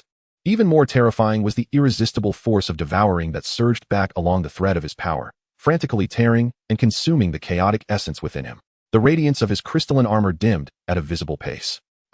Vegeta let out a muffled groan, experiencing the sensation of his very soul being torn asunder and devoured. The power of the devourer was innately antagonistic to the essence of order, and particularly, the chaotic force of the same origin was the most delectable feast for it. Chapter 83, Devourer 2. Chaos is delicious. A hoarse, overlapping voice resonated with a greedy satisfaction.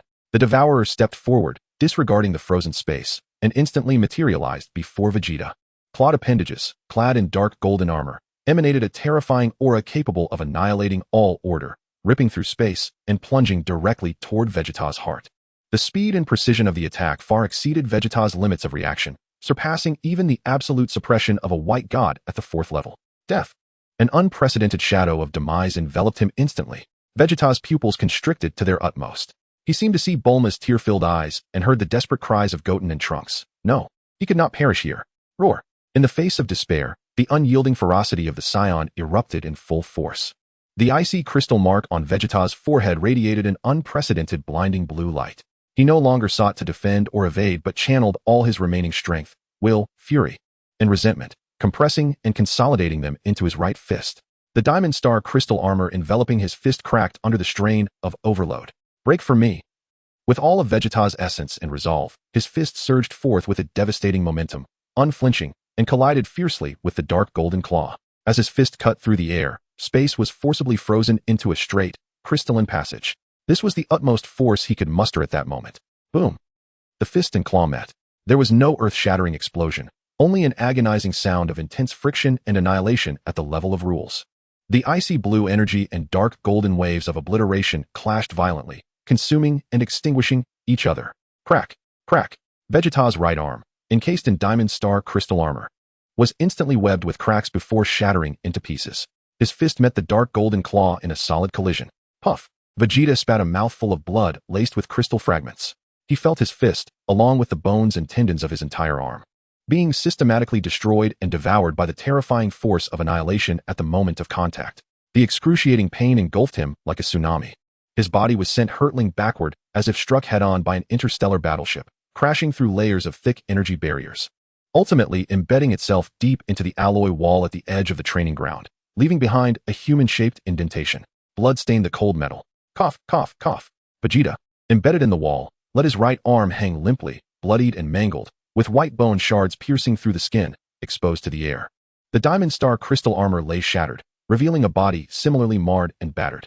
Its breath had dwindled to the utmost, and darkness danced before its eyes. Just a single strike. The essence of power's restraint had resulted in a complete annihilation. The devourer of gods slowly retracted its claws, a trace of blue and white blood from Vegeta staining its dark golden cloak. It seemed somewhat taken aback. The prey's will and strength that erupted at the final moment rendered its consumption less than smooth. Its scarlet gaze flickered, fixating on the gravely injured and dying Vegeta. As it raised its hand once more, this time, the target was Vegeta's head, to devour his very essence and soul entirely. Vegeta beheld the deathly claw lifted once again, his consciousness beginning to fade. Agony, coldness, and the terror of being consumed surged like a tide, threatening to engulf him. Was it to end like this? Bulma, Goten, Trunks. Forgive me. At that moment, through the shattered gaps of his crystal armor, he seemed to glimpse a fragment of a red plastic wrapper, the photograph of the Dragon Ball protagonists. A faint yet tenacious warmth surged within him, akin to the last spark, erupting violently within his cold, despairing heart. No, I cannot perish. I promised Bulma. I must return alive, return unscathed. I vowed to my master, to grow stronger, to fight side by side. I must protect Elia. Ea. The dying Vegeta let out a primal roar from his throat. A terrifying will that transcended limits and defied death erupted from his shattered form like a volcano. This will was so potent that it temporarily suppressed the excruciating pain of his body and the sensation of his soul being devoured. The crystalline mark upon his brow, a core symbolizing the power of the white god, under the impetus of this desperate will, not only remained lit but erupted forth with an unprecedented, profound, nearly pitch-black azure glow. Within that radiance, countless minuscule logical matrices, far more intricate and precise than before, violently oscillated and evolved. Chaos. The essence of creation and annihilation. Luoya's words thundered through his chaotic mind. The power of the chaotic essence is truly wondrous. Annihilation and creation. Two sides of the same coin. Understanding its logic, mastering its transformation. On the brink of life and death. Propelled by the indomitable will of the Saiyan and the ultimate drive of a protective vow, the fragments of knowledge regarding the essence of rule analysis and chaotic origins, forcibly implanted by Luoya, were being comprehended, smelted, and restructured at an unprecedented speed, as if cast into a high-temperature furnace. A profound understanding, born from the very depths of life's instincts, emerged in this dire moment. He no longer sought to command the vast and frigid chaotic essence. Instead, with this last burning will, as fervent as a star, he commanded it to analyze the all-consuming dark golden force of annihilation, to construct a logical chain capable of resisting it, even dismantling it, devour and annihilate. Vegeta's shattered lips moved, each word laced with blood froth. He fixed his gaze intently on the dark golden claws that approached once more, his pupils reflecting not fear, but the frenzied swirling of azure logical matrices. The core logic of structure has been inverted. His shattered left hand, with great difficulty, was raised, fingers splayed, aimed at the deadly claw. The palm emitted no radiant energy. Instead, an intangible will, piercing through appearances, began to coalesce. The movements of the God-Eater seemed to momentarily falter. In its crimson gaze, for the first time, a clear emotion of bewilderment surfaced. This prey, which ought to have been utterly consumed, now radiated a will and a frenzied analytical intent aimed at its very essence of power, instilling a sense of threat within it. Annihilation. Vegeta's voice rasped like a worn bellows, yet it carried an undeniable resolve, as if it were the beginning of creation itself. Turn from me. Just as that dark golden claw was about to make contact with Vegeta's head in a moment of critical tension. Buzz. In front of Vegeta's outstretched left palm, the fabric of space twisted in an exceedingly peculiar manner. There was no earth-shattering explosion, no blinding light. Only a singular point, a minuscule, almost negligible, pure void. Under the absolute command of Vegeta's will, birthed from his ultimate analysis of the God-Eater's annihilation power structure and targeted construction, it manifested. This was not an attack, but rather a forcibly opened logical breach leading to the void. The dark golden claw of the God-Eater, capable of annihilating stars, experienced a horrifying transformation upon touching this minute void. The pure annihilation power it had concentrated at its tip seemed to find an outlet, as if forcibly extracted and consumed by that void. More terrifyingly, this power was not merely siphoned away, in that fleeting moment, through the void. Its intrinsic rules of annihilation were forcibly distorted, inverted. Sizzle. A thread of energy, exceedingly faint yet pure as a nascent star, emanating a soft white glow, unexpectedly materialized from the opposite side of that void, flowing forth. Though feeble, it carried a nascent, sacred aura of order that demanded reverence. Chapter 84. The Betrayer of Order. Roar. For the first time, the God-Eater emitted a pained, incredulous roar. Its once invincible annihilation claw began to dissolve and disintegrate upon contact with that void, as if corroded by a powerful acid. This was not physical destruction. Rather, the annihilation logic constituting its existence was forcibly dismantled by that void, transforming into its opposing force, order. This directly undermined the foundational core of its power. Though Vegeta had only forcibly inverted a small fragment of power, the damage was minimal. Yet, the sensation of that power's essence being restrained and overturned instilled within the God-Eater a profound sense of threat and instinctual revulsion. It abruptly retracted its claw. Its crimson gaze fixated on Vegeta, brimming with fury and lethal determination. This prey must be utterly eradicated at once. No further opportunity could be afforded. Puff. Forcing a strike that transcended his own limits. Touching upon the core essence of chaotic origin, Vegeta once again spewed blood, his already crumbling body suffering further degradation.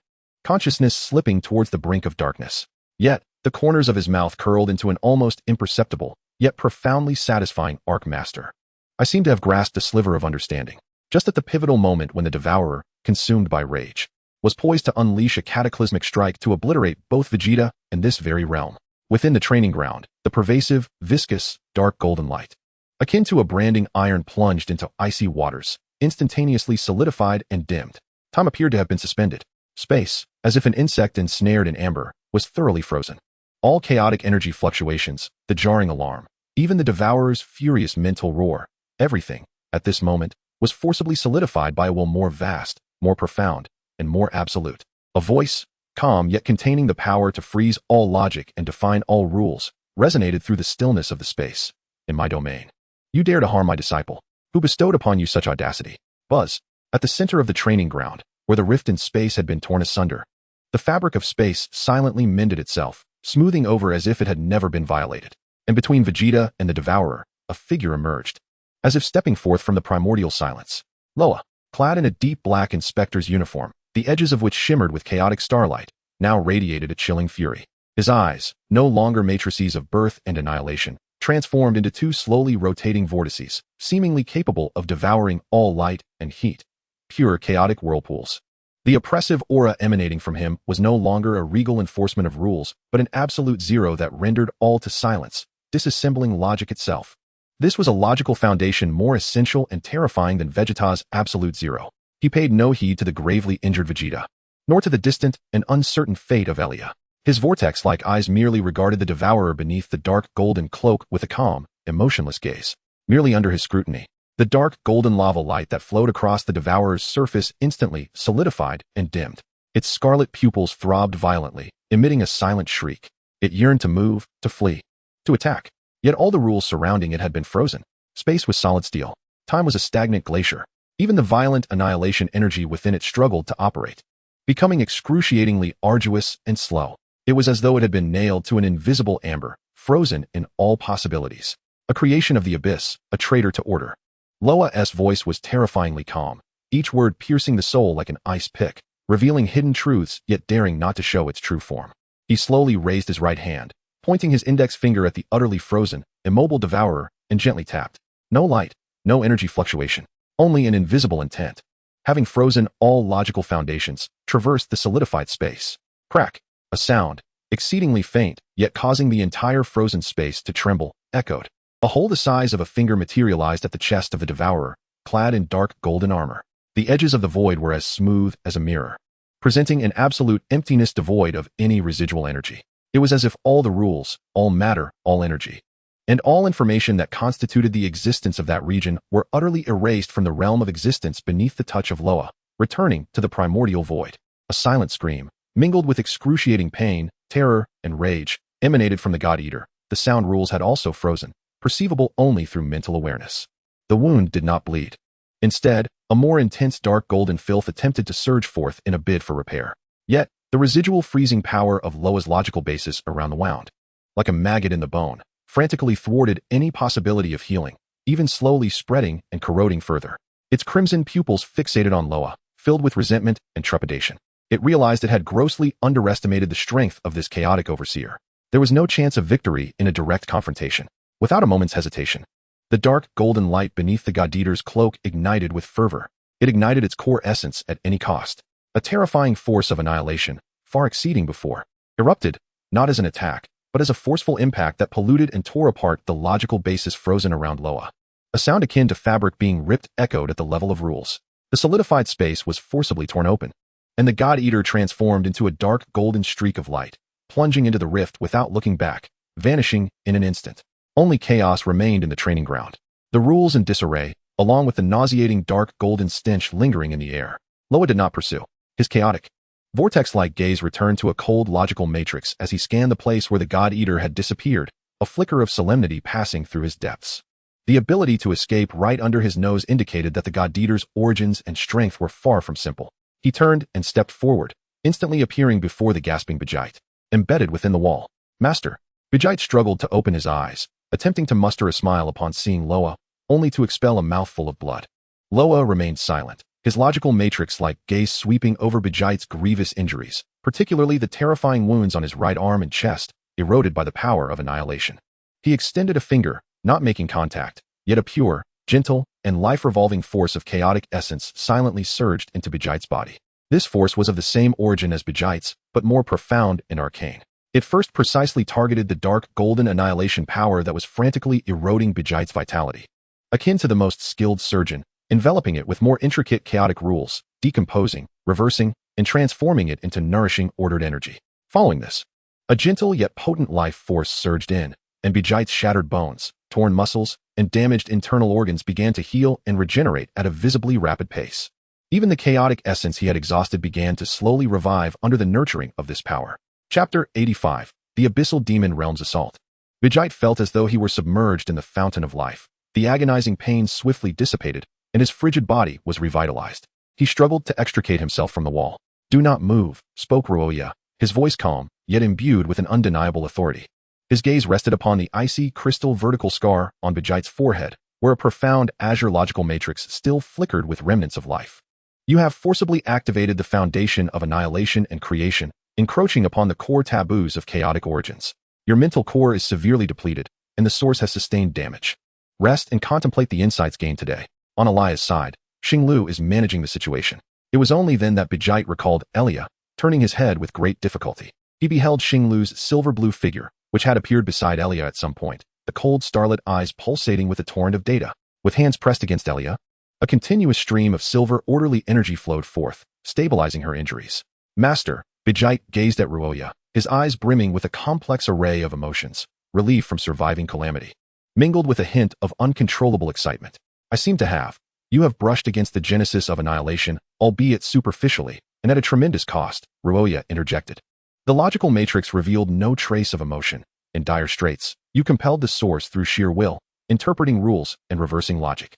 Such courage is commendable, yet profoundly foolish." His tone carried a note of sternness. "Were it not for the chaotic origin within you being of the same source as mine, and my presence in the fortress, you would have been devoured by that devourer, your soul scattered." A chill coursed through Vegeta, and he lowered his head. Disciple acknowledges his mistake. Is it a fault of insufficient power, yet attempting to shake a tree like an ant? Loya fixed his gaze upon him. "No. The error lies in your failure to integrate what you have learned. Your battlefield adaptability remains superficial. Analyzing rules is not merely a desperate survival tactic, but should be an instinct in combat. You are leagues away from this realm." Vegeta fell silent. Recalling the battle moments ago, he had indeed been intimidated by the opponent's strength and aura, succumbing to passivity and fear until the final moments when his potential was forced to surface. Master is correct, the disparity is all-encompassing. However, Loya's tone shifted, and a faint glimmer appeared in the logical matrix. To be able to forcibly analyze and reverse the annihilation power of a fifth-tier devourer with your fourth-tier form, constructing the logical foundation of annihilation's inception, your will and potential exceed my expectations. This battle is not your fault. There is a traitor within the oversight court. A traitor? Vegeta's head shot up suddenly, wincing in pain. Master, are you implying they can precisely locate the internal training grounds of the fortress, evading the core combatants of the temple? To tier space and deploy a devourer is beyond the capacity of an external enemy. Loya's voice was as cold as eternal ice. It must be someone high within the temple, colluding with the abyss, intent on swiftly eliminating you and me. This fiend shall be unmasked and obliterated. A chilling aura flickered momentarily, causing the temperature of the entire training ground to plummet. Vegeta had no doubt. Once his master locked onto a target, it would unleash a tempest of chaos. Vegeta, Loya's gaze returned to his disciple. Remember the humiliation and the wounds of today. Remember the power of the devourer. Recall the terror of impending death, and cherish the sensation you experienced when you finally defied the rules. This is the staircase leading you to a higher realm. After healing, Elia's guidance shall continue. The essence of the rules requires unwavering diligence.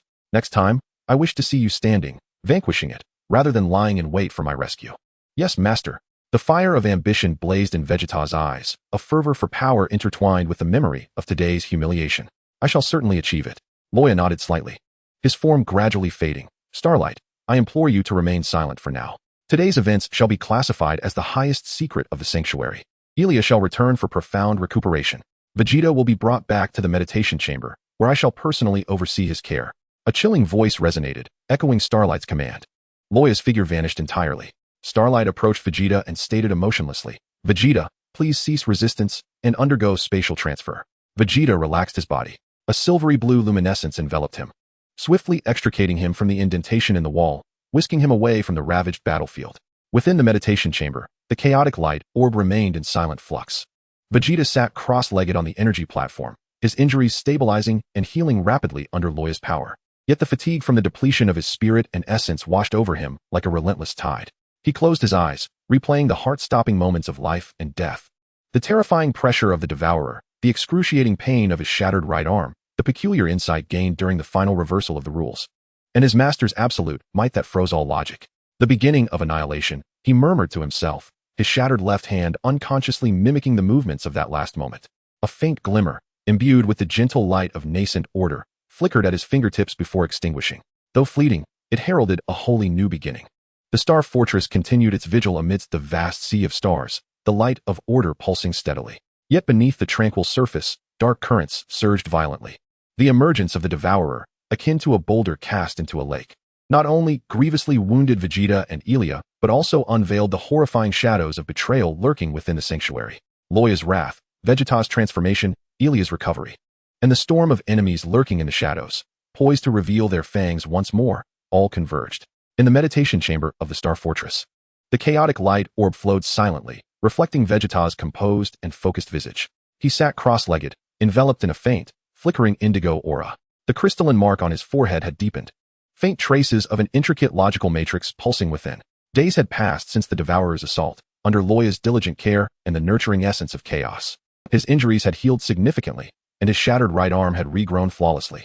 More crucially, the profound essence of the beginning of annihilation he had forcefully touched upon during that life and death moment had planted a seed in his heart, which, under Loya's guidance and his own relentless introspection, was now struggling to break through the soil and sprout. He endeavored to guide a faint thread of chaotic essence, not for the purpose of freezing or assaulting, but akin to the most intricate probe, meticulously unraveling the structure of a minuscule segment of space before him. Where his thoughts converged, the space seemed to magnify a billionfold, revealing countless complex interwoven strands that sustained its existence. His objective was deceptively simple: to induce a transient transformation of annihilation and creation in one of the most delicate strands without disturbing the overall structure. This seemingly straightforward operation demanded an unimaginable concentration of mind and a profound comprehension of the underlying principles.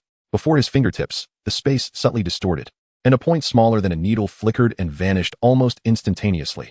Concurrently, a faint glimmer of white light, as tenuous as a firefly, was born and extinguished.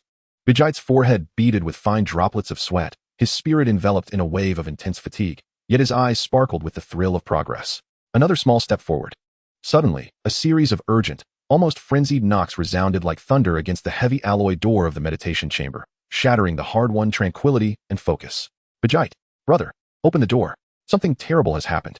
Alia's sharp, terrified voice penetrated the door, laden with unprecedented panic. Vegeta's eyes flew open, the ethereal blue glow retreating in an instant. In a flash, he appeared behind the door and pressed the release button. Outside, Alia's face was as pale as parchment, her amber eyes filled with bloodshot terror. Her silver-gray training suit stained with ominous black marks, even showing signs of tearing. Her breath was erratic, evidently the result of a recent high-speed flight or combat. Elia, what has happened? A sense of foreboding gripped Vegeta's heart. Although Elia was lively and energetic, she had never displayed such a disordered demeanor. The abyss. It is the abyssal demon realm. Alia's voice trembled with disbelief and a hint of sobbing as she clutched Vegeta's arm, her nails nearly digging into his flesh. They have launched their assault ahead of schedule. This is not a probe. It's a full-scale attack. Their target is the core node of the entire chaotic universe, the Sea of Order. Chapter 86. Onward to Aid. Alia's words struck Vegeta's heart like an icicle. The Sea of Order. The lifeblood of the chaotic universe. How dare the abyssal demon realm directly assault it? Where's Master? Where are the Star Law Enforcers? Vegeta's voice betrayed an unrecognized rasp. Master and the Star Law Enforcer tore through space at the first opportunity. Master has transmitted a message to the entire sanctuary, ordering all combat personnel to rush to aid at any cost. Elia spoke with rapidity, her tone sharp with fear. But I was just teleported back from the outer watch post. It was catastrophic, brother. The tide of demons. An endless tide of demons. Space fractures opened like a spider's web. The patrol fleet was instantly engulfed. I saw a life planet swept away by a dark purple light. Gone. Nothing left. As she reached the end of her speech, her body trembled violently, her amber eyes blurred with tears, the hellish scene evidently having inflicted a tremendous impact upon her. Traitors. In Vegeta's mind, the chilling words of Loya and the crimson gaze of the Devourer flashed momentarily. This was no mere coincidence. It was a meticulously orchestrated ambush. Fury surged, eclipsing his shock, as the Saiyan blood within him roared and boiled. Their homeland lay in ruins, lives extinguished. This vendetta could not be left unavenged. Where are the people of the temple? We must depart at once. Vegeta growled, and in an instant, the diamond-like starlit armor enveloped him. Its azure glowed deeper and more restrained than ever, imbued with a frigid essence that seemed to pierce through the very fabric of reality. The icy crystal mark upon his forehead flickered with unwavering brilliance. Alya, can you still fight? Yes. Alya forcefully wiped away her tears, suppressing her fear. The silver starlight surged around her as her fighting spirit reignited. Her starlit battle form stood ready for action. The two dashed out of the meditation chamber, where the blaring alarms filled the air, and the glaring red lights bathed the corridor in a sanguine hue. A cold mechanical voice echoed in the confined space, laden with unprecedented urgency. All combat units, attention. Maximum war status. Repeat, maximum war status. Target, Order Star C. Comprehensive abyssal invasion. All non-combat personnel, proceed to the core shelter. Combat personnel, immediately head to Hangar 7. Prepare for forced spatial incursion. Now. Within the corridor, fully armed Order warriors surged toward Hangar 7 like a silent torrent of steel. Most bore grim expressions, their eyes resolute. As the air thickened with the acrid scent of energy overload, the pungent odor of metal grinding, and an overwhelming sense of tragic valor. Vegeta even witnessed a one-armed warrior being dragged away by a medical robot, still shouting the name of a squad. As they burst into the vast Hangar 7, the ferocity of war enveloped them. Hundreds lay sprawled in pools of sanguine amber. The injured writhing on the ground had evidently just been pulled back from the brink of oblivion. The stench of blood mingled with the acrid odor of scorched energy, while groans of the wounded and urgent commands filled the air. Vegeta, Alya. The cold voice of Xinglu echoed like ice cubes dropped into boiling water, instantly seizing their attention. His silver-blue figure materialized before them like a specter, the murderous intent in his starry eyes sending chills down their spines. Clearly engaged in managing a multitude of battlefield casualties and command directives. Xinglu, what is the situation at the front? Vegeta asked urgently. At the edge of the Order Star C, the Oblivion Starlight Belt. His voice was devoid of emotional fluctuation. Yet it bore a weight heavier than any roar. The Abyss has deployed its main forces, the Devourer and the Corrupted Nest. 3 abyssal throats confirmed, continuously distorting the laws of space to create a strong interference field. The majority of perimeter defense personnel are missing, including the Rock and the Watcher Fortress. In the edge zone of the Order Star C, the death toll has surpassed 50%, an extinction of life. The cold numbers struck Vegeta and Alya like a hammer, weighing heavily on their hearts. How many planets does that encompass? How many billions of lives? Alya staggered slightly, her face growing even paler. Where's Master? Alya's voice trembled. He has reached the core combat zone of the Anchor of Order, engaged in fierce battle with a high-ranking abyssal lord. The situation is precarious. Xinglu's gaze swept over Vegeta and Alya. The fortress's main force is poised to execute the final spatial fold jump, forcibly breaching the interference of the Annihilation Stardust Belt. The jump point will be exceedingly unstable and will encounter heavy resistance. You have been assigned to Blade Team 7 as the Vanguard Assault Group. Mission: upon completion of the jump, eliminate high-threat targets near the jump point to carve a path for the subsequent forces. The peril is great, a 9 out of 10 chance of death. Do you accept? Without hesitation, Vegeta and Alya replied in unison, we accept. Star Law raised his hand, tearing through the void, wishing for their survival.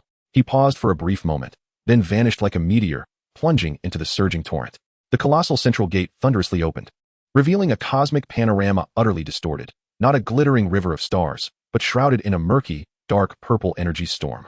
In the distance, beams of annihilation, like brushes wielded by the Grim Reaper, frantically painted the trajectories of death across the starry expanse.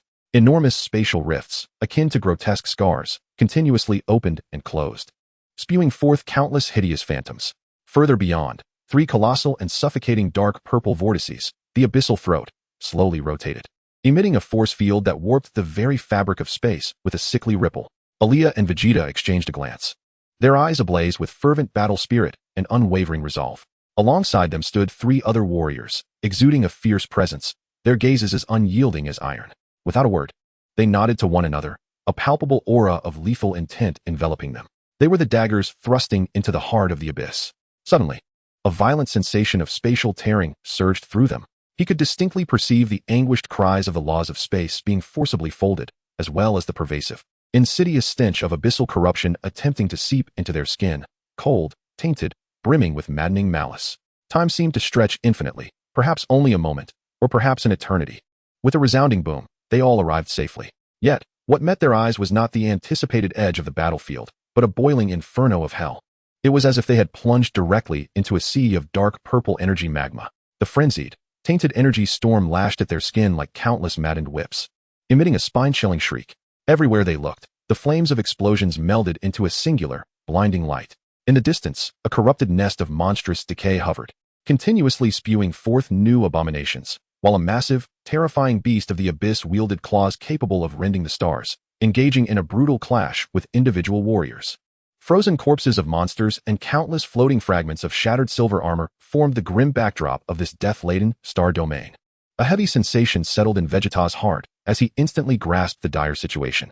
Yet, the boiling battle instinct of his Saiyan blood and the resolute will to protect his homeland propelled him to cast aside all distractions, entering an unprecedented state of absolute combat. Everyone follow me. Target the nearest corrupted nest. Destroy it to diminish the source of these monstrosities. He bellowed, his voice piercing through the howling energy storm. Imbued with an undeniable leader's charisma, he transformed into a streak of azure light, a comet tearing through the filth, charging towards the vast nest of decay that resembled a rotting tumor. Kill! Alia let out a fierce cry as the radiance of her starlight armor surged forth, resembling the resplendent tail of a comet. In her grasp, she conjured two blades pulsating with high-frequency starlight energy, charging forward alongside Vegeta. The three other warriors of the Blade 7 team exhibited no hesitation, erupting like cannonballs from various directions, unleashing powerful order energy as they boldly surged into the throngs of demons surrounding them. A nearby abyssal beast immediately sensed the threat posed by this unexpectedly formidable strike team. It unleashed a roar that shattered the void, its gigantic form crushing the debris floating around it, advancing towards Vegeta like a moving mountain. Its claws, covered in a magma-like shell, descended with the force to rend space itself. Even before the claws reached him, the overwhelming pressure and foul aura left Vegeta gasping for air. With a disdainful snort, the azure light in Vegeta's eyes flared intensely, the icy crystal mark on his forehead becoming extraordinarily vivid. He chose not to confront the beast head-on. Instead, at the critical moment, he maneuvered with an arcane trajectory, slipping past the monstrous claws like a wraith. In the same motion, he delivered a punch that was not merely brute force, but one imbued with highly compressed, logic-freezing chaotic essence. The sound of a deep thud echoed as Vegeta's fist struck the side of the colossal claw, capable of shattering stars. The highly concentrated chaotic essence erupted instantly, not through physical destruction, but through the freezing and erosion of fundamental rules. The molten patterns flowing across the beast's claw dimmed and solidified, and the heavy shell cracked under the immense strain, producing a cacophony of breaking sounds. The beast howled in pain, its massive form momentarily unbalanced by the rule-bound force contained within that single strike. However, more demonic creatures, akin to piranhas sensing blood, surged forth from all directions. Twisted abyssal blade worms, corrosive dragons spewing foul acid, and smaller, yet lightning-fast shadow blades capable of short-range spatial flickers encircled the 5 members of Blade 7. Launching a frenzied assault, form a formation, back-to-back, bellowed an experienced blade warrior. In an instant, the 5 contracted, establishing a tight defensive circle with their backs against one another. Vegeta and Alia positioned themselves centrally to provide support, while the other 3 defended the points of a triangle. The battle escalated into a fervent crescendo. Alia, the brilliance of her starlight armor flowed as she wielded her high-frequency light blades, weaving an impenetrable curtain of light. Not only did she block incoming attacks, but she also utilized her spatial affinity to create localized spatial folds that diverted the trajectories of the demons' assaults, causing them to collide with one another. Her figure danced like a performer upon the tips of blades, each flicker accompanied by the wails and shattering of her foes. Vegeta, his combat style was even more lethal and efficient. The azure chaotic essence no longer spread widely to freeze, but instead coalesced into fine, invincible ice lines, precisely targeting the energy cores or rule nodes of the demons. His eyes, sharp as an eagle's, pierced through the frail strands of rules within the demon's attacks. His intent like the sharpest of blades, cutting in an instant to freeze and reverse the tide of battle. A shadowy blade demon lunged forth, its movements in midair abrupt and rigid, before its form silently disintegrated from within. A corrosive dragon, expelling acidic venom, inadvertently reversed the flow of its own secretion, ultimately corroding its own maw. 3 blade warriors, equally fierce, stood resolute. One wielded a massive Order Rune warhammer, each swing generating a devastating shockwave. Another deftly manipulated a floating energy cannon, accurately targeting the airborne dragon, while the last, akin to a wraith-like assassin, brandished twin high-frequency particle daggers, weaving through the throngs of demons to strike at vital points. Their synergy was seamless, resembling a high-speed revolving mill of death, relentlessly shredding the advancing monstrosities. Filthy blood and shattered limbs accumulated around them like a mountain. Yet, the abyssal horde seemed inexhaustible, as the corrupted nest continued to spew forth new fiends. More terrifying still, the abyssal behemoth, wounded by Vegeta, had regained its strength, its crimson eye fixating intently on him. It opened its gaping maw, capable of consuming meteors. As a wave of destructive, dark red, tainted energy surged within, coalescing with ferocity. "Beware the beast's breath," Alia shrieked in warning, sensing the horrific annihilation principles contained within that energy. "Cover me." Vegeta's gaze sharpened, advancing rather than retreating. He understood the necessity of interrupting this lethal strike. His entire being radiated a deep azure glow, condensing within his right fist, as the icy crystal mark upon his forehead erupted with unparalleled brilliance. He endeavored to replicate the sensation of touching the genesis of annihilation he had experienced in the direst of training environments. He aimed to decode, to unravel the foundational principles of this tainted breath, attempting to reverse its source. Just at that critical moment, a piercing scream echoed from the flank. The blade warrior wielding the warhammer, in a bid to shield his comrade from the lethal ambush of several shadowy blade demons, was suddenly pierced through the chest by a claw of a blade demon that had emerged from the folds of space. Dark purple toxins spread immediately, causing his robust frame to convulse violently, and the warhammer was cast aside. A gap appeared in their defensive circle. Several blade demons, akin to sharks sensing blood, lunged wildly towards the fallen warrior. No, another blade warrior's eyes widened in desperation, yearning to rescue him, but becoming ensnared by an overwhelming number of fiends. Damn it! The warrior controlling the cannon roared, swiveling the barrel, but it was too late. In this dire moment, a cold, furious voice rang out. "Get away." It was Alia. She forfeited her own defense, her form transforming into a streak of silver starlight, positioning herself before the downed warrior with unparalleled speed. High-frequency starlight blades swirled into an absolute defensive screen. With a series of hisses, several blade demons collided with the starlight barrier, instantly being annihilated. However, Alia was also struck by the immense force, her blood surging as deep claw marks were etched into her starlight armor. She stifled a groan, blood trickling from the corner of her mouth. "Alia." Vegeta's heart tightened. Meanwhile, the abyssal behemoth's destructive breath was primed and ready to unleash. The dark crimson pillar of annihilation was poised to erupt, targeting the momentarily vulnerable positions of Vegeta and Alia, who had lost their optimal evasion. In this moment of utter despair, a profound hum resonated. An indescribable, soul-freezing chill, imbued with an unyielding will of absolute order, swept across the battlefield like the cataclysmic explosion of a supernova, emanating from the very core of the battlefield, the sea of order. Time appeared to freeze at that instant. The raging storm of energy came to a standstill. The frenzied onslaught of the malevolent creatures seemed to have been paused, remaining in grotesque poses, frozen in place. The distant corrupted nest, spewing forth monstrous insects, halted in its grotesque motions. Even the annihilating breath poised to erupt from the maw of the abyssal behemoth. That terrifying dark crimson light became akin to solidified lava, suspended within its gaping jaws. The entire tumultuous, cacophonous, deathly inferno of the battlefield was abruptly enveloped in an absolute silence. Only that all-encompassing, frigid pressure, emanating from a higher dimension, silently proclaimed the arrival of the supreme sovereign.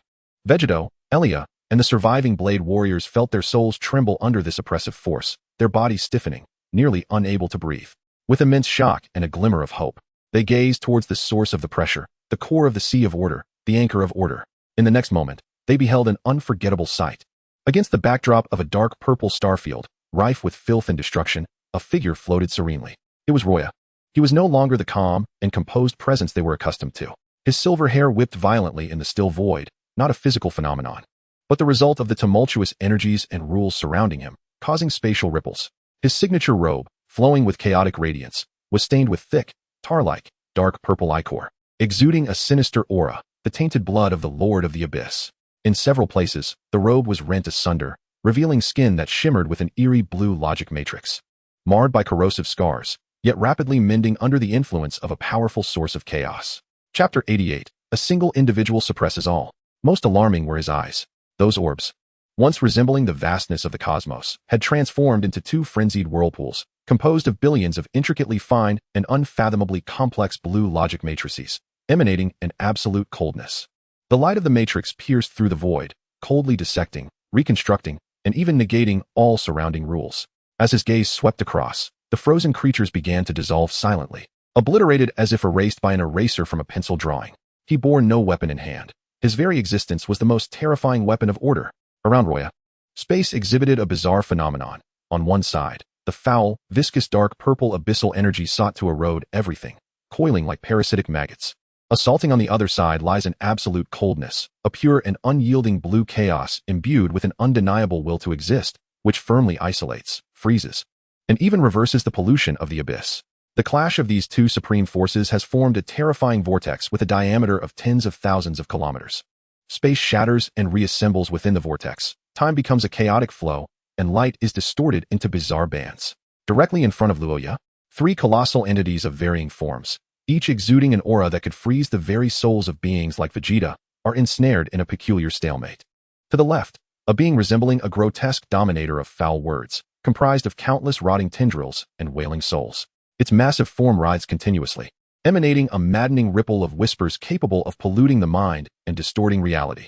Yet at this moment, those whispers, potent enough to make stars fall, are instantaneously frozen upon contact with the ethereal blue field surrounding Loya, dissected, and then shattered into fragile shards like glass, vanishing entirely. Countless rotting tendrils attempting to ensnare and attack are bound firmly in the void by invisible chains of logic, their tips visibly disintegrating into ash.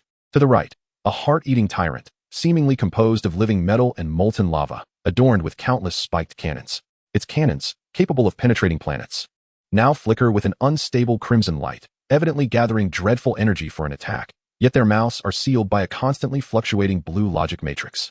It emits a silent roar, its molten body writhing violently. Each struggle causes vast cracks to form in space, yet it cannot escape the confines of the invisible matrix. In the center, the most enigmatic of the trio, an entity that lacks a fixed form, resembling a shadow weaver composed of pure shadow and malice. It persistently attempts to merge with space, launching attacks from higher dimensions, but Loya's eyes, composed of logic matrices, coldly track every trajectory of its dimensional jumps. Whenever it tries to extend its shadowy claws through a dimensional rift, that space is instantaneously frozen by blue logic crystals, sealing it off completely. It resembles an insect trapped in solidified amber, struggling in vain. These three abyssal dominators, capable of effortlessly annihilating galaxies, are being forcibly suppressed and confined in the void by Loya alone, wielding the pure power of rules. He appears as a frigid embodiment of cosmic order, single-handedly reconstructing the fundamental laws of this battlefield, forcibly integrating chaos into the framework of order and transforming destruction into frozen logic. The voice of Master Elia resonates with indescribable shock and excitement, tears once again blurring her vision, but this time they are tears of exhilaration and reverence. This is the pillar of the Temple of Order. This is the master of chaotic logic. Vegeta feels a shudder of resonance deep within his soul. The crystalline mark on his forehead pulses violently, as if in response to Loya's matrix eyes. He perceives the omnipresent, cold, and precise rules manipulating not a brute force confrontation, but an absolute dissection, reconstruction, and mastery of the underlying logic of the universe. Each instance of freezing and obliteration by Loya constitutes the most fundamental denial of the abyssal rules. This scene is a millionfold more shocking than he had envisioned his master to be. The will of chaos calls forth. Vegeta murmured softly, as the dormant seed of obliteration within him began to sprout at an unprecedented pace, stimulated by Loya's overwhelming power of rules, stirring his very being. Just then, the imprisoned master of filth seemed unwilling to remain subdued. Its core, composed of wailing souls, suddenly erupted in a blindingly ghastly green light. A wave of even more ferocious and chaotic energy, embodying the ultimate filth that entirely negated the meaning of existence, surged forth like a torrent breaking through a dam, forcefully colliding with Loya's azure energy field. The azure order field clashed violently with the ghastly green wave, resulting in annihilation. The space fractured like a shattered mirror, revealing vast cracks. Loya's figure wavered slightly, a minuscule, almost imperceptible silver-blue glimmer escaping from the corner of his mouth. Was that a highly concentrated essence of order? Around him, the domain he absolutely controlled displayed a fleeting ripple, almost ephemeral, though Loya swiftly stabilized the energy field, forcibly obliterating the ghastly wave. This minute ripple was akin to a signal in the darkness, instantly detected by the other two abyssal sovereigns. The heart-eating tyrant's cannons ignited simultaneously with a destructive red glow. It unhesitatingly detonated some of its cannons at any cost, unleashing a self-destructive explosion of obliteration energy that shattered part of the logical matrix's confinement. A dark red ray, distilled to its utmost, carrying the will of destruction that pierced the cosmos, tore through the imprisoned space, aimed directly at Loya. Simultaneously, the Shadow Weaver seized upon this fleeting moment. It abandoned physical assault, its entire shadowy form roiling as if boiling. An intangible, formless shadow whisper, targeting the very essence of the soul and capable of evoking all negative emotions and cognitive disarray, pierced silently through the weak points of Loya's defense, striking fiercely at his mental core. The desperate counterattack of the three abyssal sovereigns erupted in an instant. Their target was none other than the solitary embodiment of order that suppressed all. Master! Both Vegeta and Elia cried out in heart-wrenching alarm, their hearts nearly leaping from their chests. In the face of this lethal combination capable of reducing any peak 5th stage warrior to ashes in an instant, Loya's eyes, composed of wildly spinning logical matrices, remained utterly unfazed.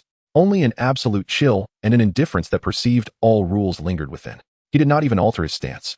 Yet, the voice, cold enough to freeze souls, resonated clearly within the consciousness of every ordered being, like the final decree of cosmic law. Enough. The rules here are defined by me. Existence, frozen. Logic, reconstructed. In this domain, you are all fallacies. When erased, at the moment the words fell, Loya's matrix eyes flared with brilliance. Chapter 89, Danger Averted.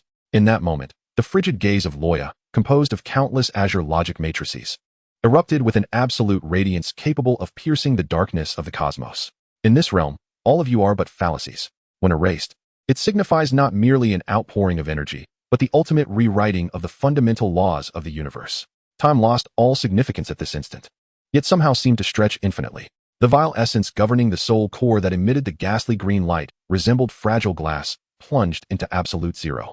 The ultimate waves of corruption it released, embodying a chaotic will that sought to negate all existence, were not extinguished or obliterated upon contact with the light of the matrix, but rather reconstructed.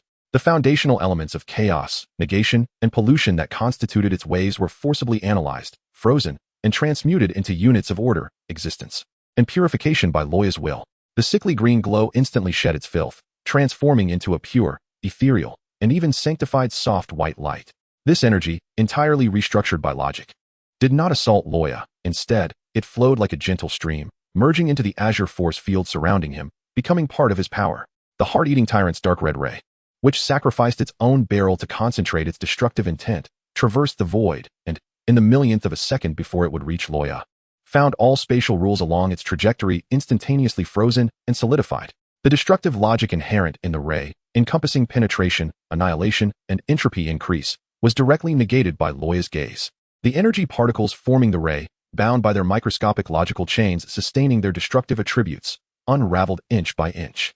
The dark red luminescence, as if robbed of its soul, dimmed in an instant, dissipating into a realm of meaningless, pure energy points, which were then consumed and assimilated by the surrounding whirlpool of rules.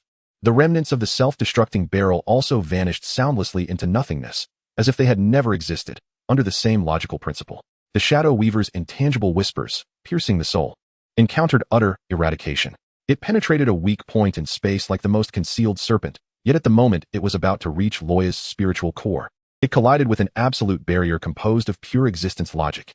This barrier was not an energy defense, it represented Loya's absolute fortification of his own existence definition. Any logic attempting to negate, distort, or confuse his existence was deemed fallacious. The malicious whispers, whether inciting fear, distorting perception, or corroding will, were thoroughly dissected by Loya's matrix gaze at the moment they contacted the barrier, their logical paradoxes pinpointed, and, like superfluous code precisely deleted, obliterated from the cosmic logical framework. They vanished without causing a ripple, as if they had never been woven into existence. The desperate counterattack of the three-headed abyssal sovereign melted away like snowflakes cast into a blazing sun under Loya's gaze, which defined rules and negated fallacies, silently dissolving into oblivion. The entire process transpired at a speed surpassing the realm of thought, before the echoes of Vegeta and Elia's exclamations had fully faded. And as the surviving Blade Warrior's pupils widened in shock, everything had already concluded. The suffocating stillness of the battlefield dissipated, yet it was not replaced by cacophony, but rather by a profound, breathless silence that enveloped all. The colossal forms of the three abyssal overlords remained poised in their stances of attack or struggle, yet their very existence was undergoing a bizarre and terrifying transformation. The abomination, with its myriad decaying tendrils, ceased to writhe, while the anguished souls remained frozen in expressions of torment. From its core, its body exhibited a peculiar state of logical disintegration. The chaotic logical chain that constituted its being was spontaneously fracturing and dissipating. There were no explosions, no radiance. Its form crumbled like a weathered sand sculpture, disintegrating from the minutest logical layers, scattering into countless specks of shimmering blue logic, ultimately returning to the void. The Heart-Eater Tyrant's molten body halted its flow, the living metal losing its luster. The remnants of its back-mounted cannons, along with its immense form, were gradually erased as if by an invisible eraser. Its contours blurred. Details vanished, leaving behind only a vast, smooth-edged indentation in space, a testament to its former existence. The Shadow Weaver's obliteration was most thorough, the ever-shifting shadows and malice, akin to subpar data cast into a logical furnace, were instantaneously formatted without a trace. No remnants, no dust, no impressions remained. It vanished into thin air as though it had never graced this universe. Erasure. This was truly a comprehensive obliteration at the logical level of cosmic existence. Even the slightest remnants of existence were forcefully purified by Loya's will. On the battlefield, all creatures that fell under Loya's frozen gaze, regardless of size or strength, simultaneously followed in the footsteps of the overlords, silently transforming into logical dust or completely vanishing. The foul, dark purple energy storm seemed to have been paused, swiftly diluting and purifying under the absolute order of the rules. The fractured space began to self-repair, and the distorted light returned to normal. The terrifying pressure that enveloped the battlefield, belonging to the three-headed overlords, vanished in an instant. The dark purple starfield, once twisted and tainted by their power, was rapidly purified and dispelled, as if receding like a tide, by Loya's cold, pure field of blue order. The chaotic battlefield, thus, found itself momentarily enveloped in a suffocating cleanliness due to this absolute strike. Vegeta stood frozen, as if all the blood in his body had solidified. He bore witness to the rewriting of rules and the denial of existence in its entirety. This was no longer a mere disparity of power, but rather a crushing of dimensions. It was a chasm of understanding concerning the very essence of the universe. The icy crystal mark upon his forehead seared painfully. The dormant seed of annihilation within him throbbed violently, as if desperate to break free, yet was relentlessly suppressed by an unimaginable might, only able to emit a reluctant hum. Shock, reverence, and longing surged through his mind. "Master has won," murmured Elia, tears silently cascading down her cheeks. A mix of exultation for survival and boundless admiration for absolute power. She gazed upon Loya's figure, suspended within the purified starfield, akin to a deity supporting the heavens and the earth. Yet, Loya did not relent. His cold gaze swept across the battlefield. With the fall of the three dominators, the remaining abyssal tide seemed to lose its backbone, its assault visibly faltering, even descending into chaos.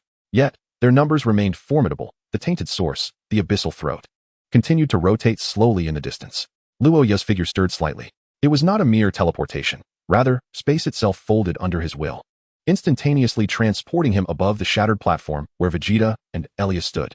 The terrifying azure force field surrounding him had receded significantly, yet his eyes, composed of logical matrices, remained icy, the intricate crystalline scar on his forehead clearly visible.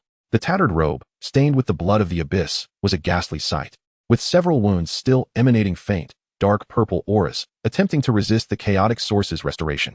Chapter 90, The Great King. "Master!" Vegeta and Elia exclaimed excitedly, while the surviving Blade warriors struggled to rise, their eyes brimming with fervor. Luoya's gaze fell upon them, scanning Vegeta's more refined azure radiance and the violent pulse of the scar on his forehead. He also noted the scars on Elia's armor and the blood at the corner of her mouth, finally resting on the bodies of the fallen warriors. "Clear the battlefield. Hold the position until reinforcements arrive." His voice remained calm, yet bore a hint of imperceptible fatigue, not of the body, but the heavy toll of his mental essence operating at high intensity. "The stellar law will take over the follow-up." No sooner had he spoken than a silver-blue figure appeared beside him like a precise meteor. It was Xing. His silver-blue hair was slightly disheveled, a few strands clinging to his smooth brow, which bore traces of dust. The exquisite features of his face had lost their usual absolute chill, replaced by an extreme sense of oppressive slaughter and gravity. In his starry eyes, the frenzied flicker of data streams had subsided, leaving behind not tranquility, but the cold fury and profound fatigue akin to the deep sea after a storm. His silver-blue enforcer uniform bore several tiers, with edges marked by energy burns, clearly having endured a brutal battle. His gaze immediately locked onto the blood and wounds on Luoya's robe, and his starry eyes abruptly contracted, a piercing chill coursing through the depths of his pupils. This chill was not directed at the enemy, but at the very source of all this devastation. He pressed his lips tightly together, refraining from speaking immediately. But the tense state of his body and the nearly suffocating cold aura made Vegeta and Elia feel a wave of unease. "Luoya," Xing voice remained cool. Yet beneath that chill lay a forcibly suppressed, volcanic rage and worry. "Your essence is still injured." He keenly sensed the heaviness in Luoya's mental state and the stubborn, lingering aura of abyssal corruption on his wounds. "It's of no consequence," Luoya interrupted him, the eye of the Matrix turning toward Xing El, seemingly reading his suppressed emotions. Casualties. Xing El drew a deep breath, forcing himself to divert his gaze from Luo Ya's wounds to the battlefield, his voice laden with sorrow. The outer defense line is solid. All watchers have been annihilated. Within the obliteration starlight zone, all outposts and patrol fleet signals have vanished by over 90%. Preliminary statistics indicate that over 10 billion beings have fallen, with an estimated 40% casualty rate among the temple warriors. Each chilling figure strikes like a dull blade, severing his reason. She is not a frigid machine. He is the guardian of order. Behind every digit lies a life he once knew or commanded indirectly. This burden and anguish weigh heavily upon him, as if akin to a mountain. Vegeta and Elia listened to these harrowing numbers, their fists clenched tightly, nails nearly embedding into their palms. The loss of over 10 billion lives, with 40% being warriors, signifies an unprecedented catastrophe. The interference field of the abyssal throat is alarmingly intense, far exceeding predictions. Xinglu continued with his cold analysis, yet his knuckles turned white from the tension.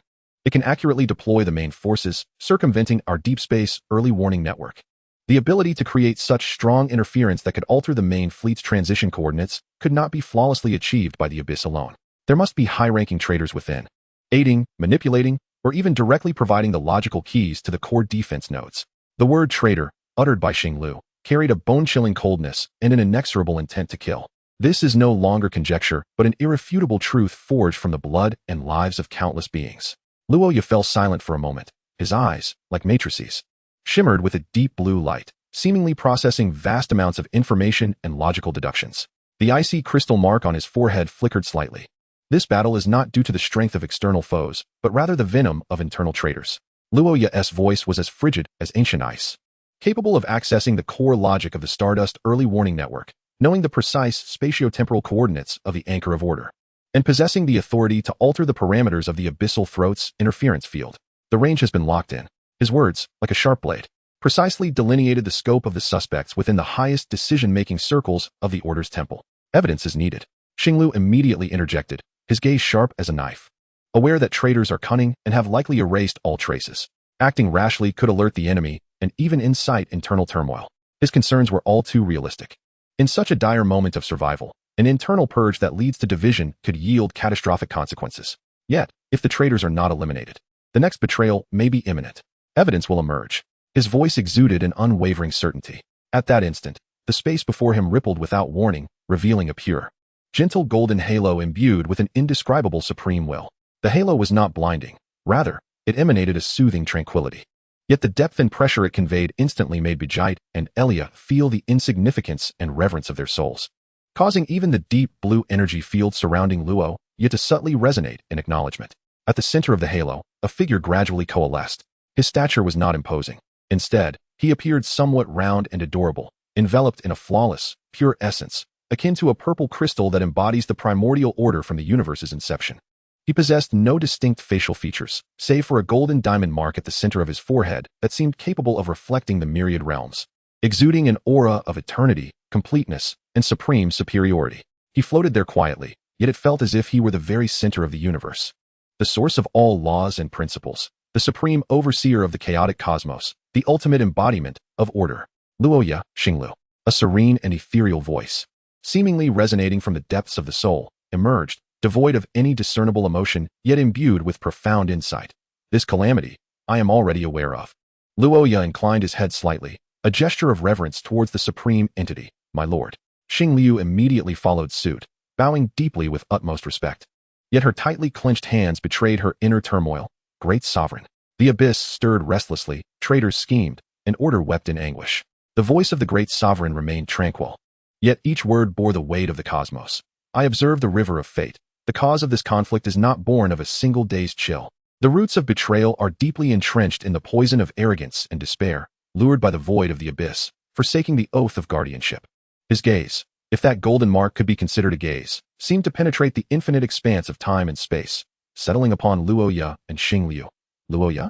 You have subdued the three sovereigns, staunchly turning the tide, yet the source also trembles. The filth of the abyss clings like maggots to bone and requires respite. Xinglu, you orchestrate the grand design, leading the charge, your heart burdened by losses, your wrath searing your soul. You too must find peace.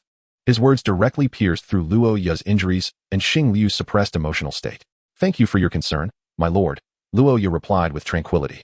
Xing Liu shivered slightly, murmuring, "It is my duty, I dare not be negligent." The great sovereign's insight nearly shattered the dam of reason that contained the anger and sorrow Xing Liu had forcibly suppressed. Those lost lives, those traitors. The extraction of the malignant tumor is imminent, yet it demands caution. The great sovereign continued, his voice resonating like the laws of the universe. Imbued with the power of guidance, the traitors are cunning, adept at wielding external forces to erase their traces. However, every action leaves a mark.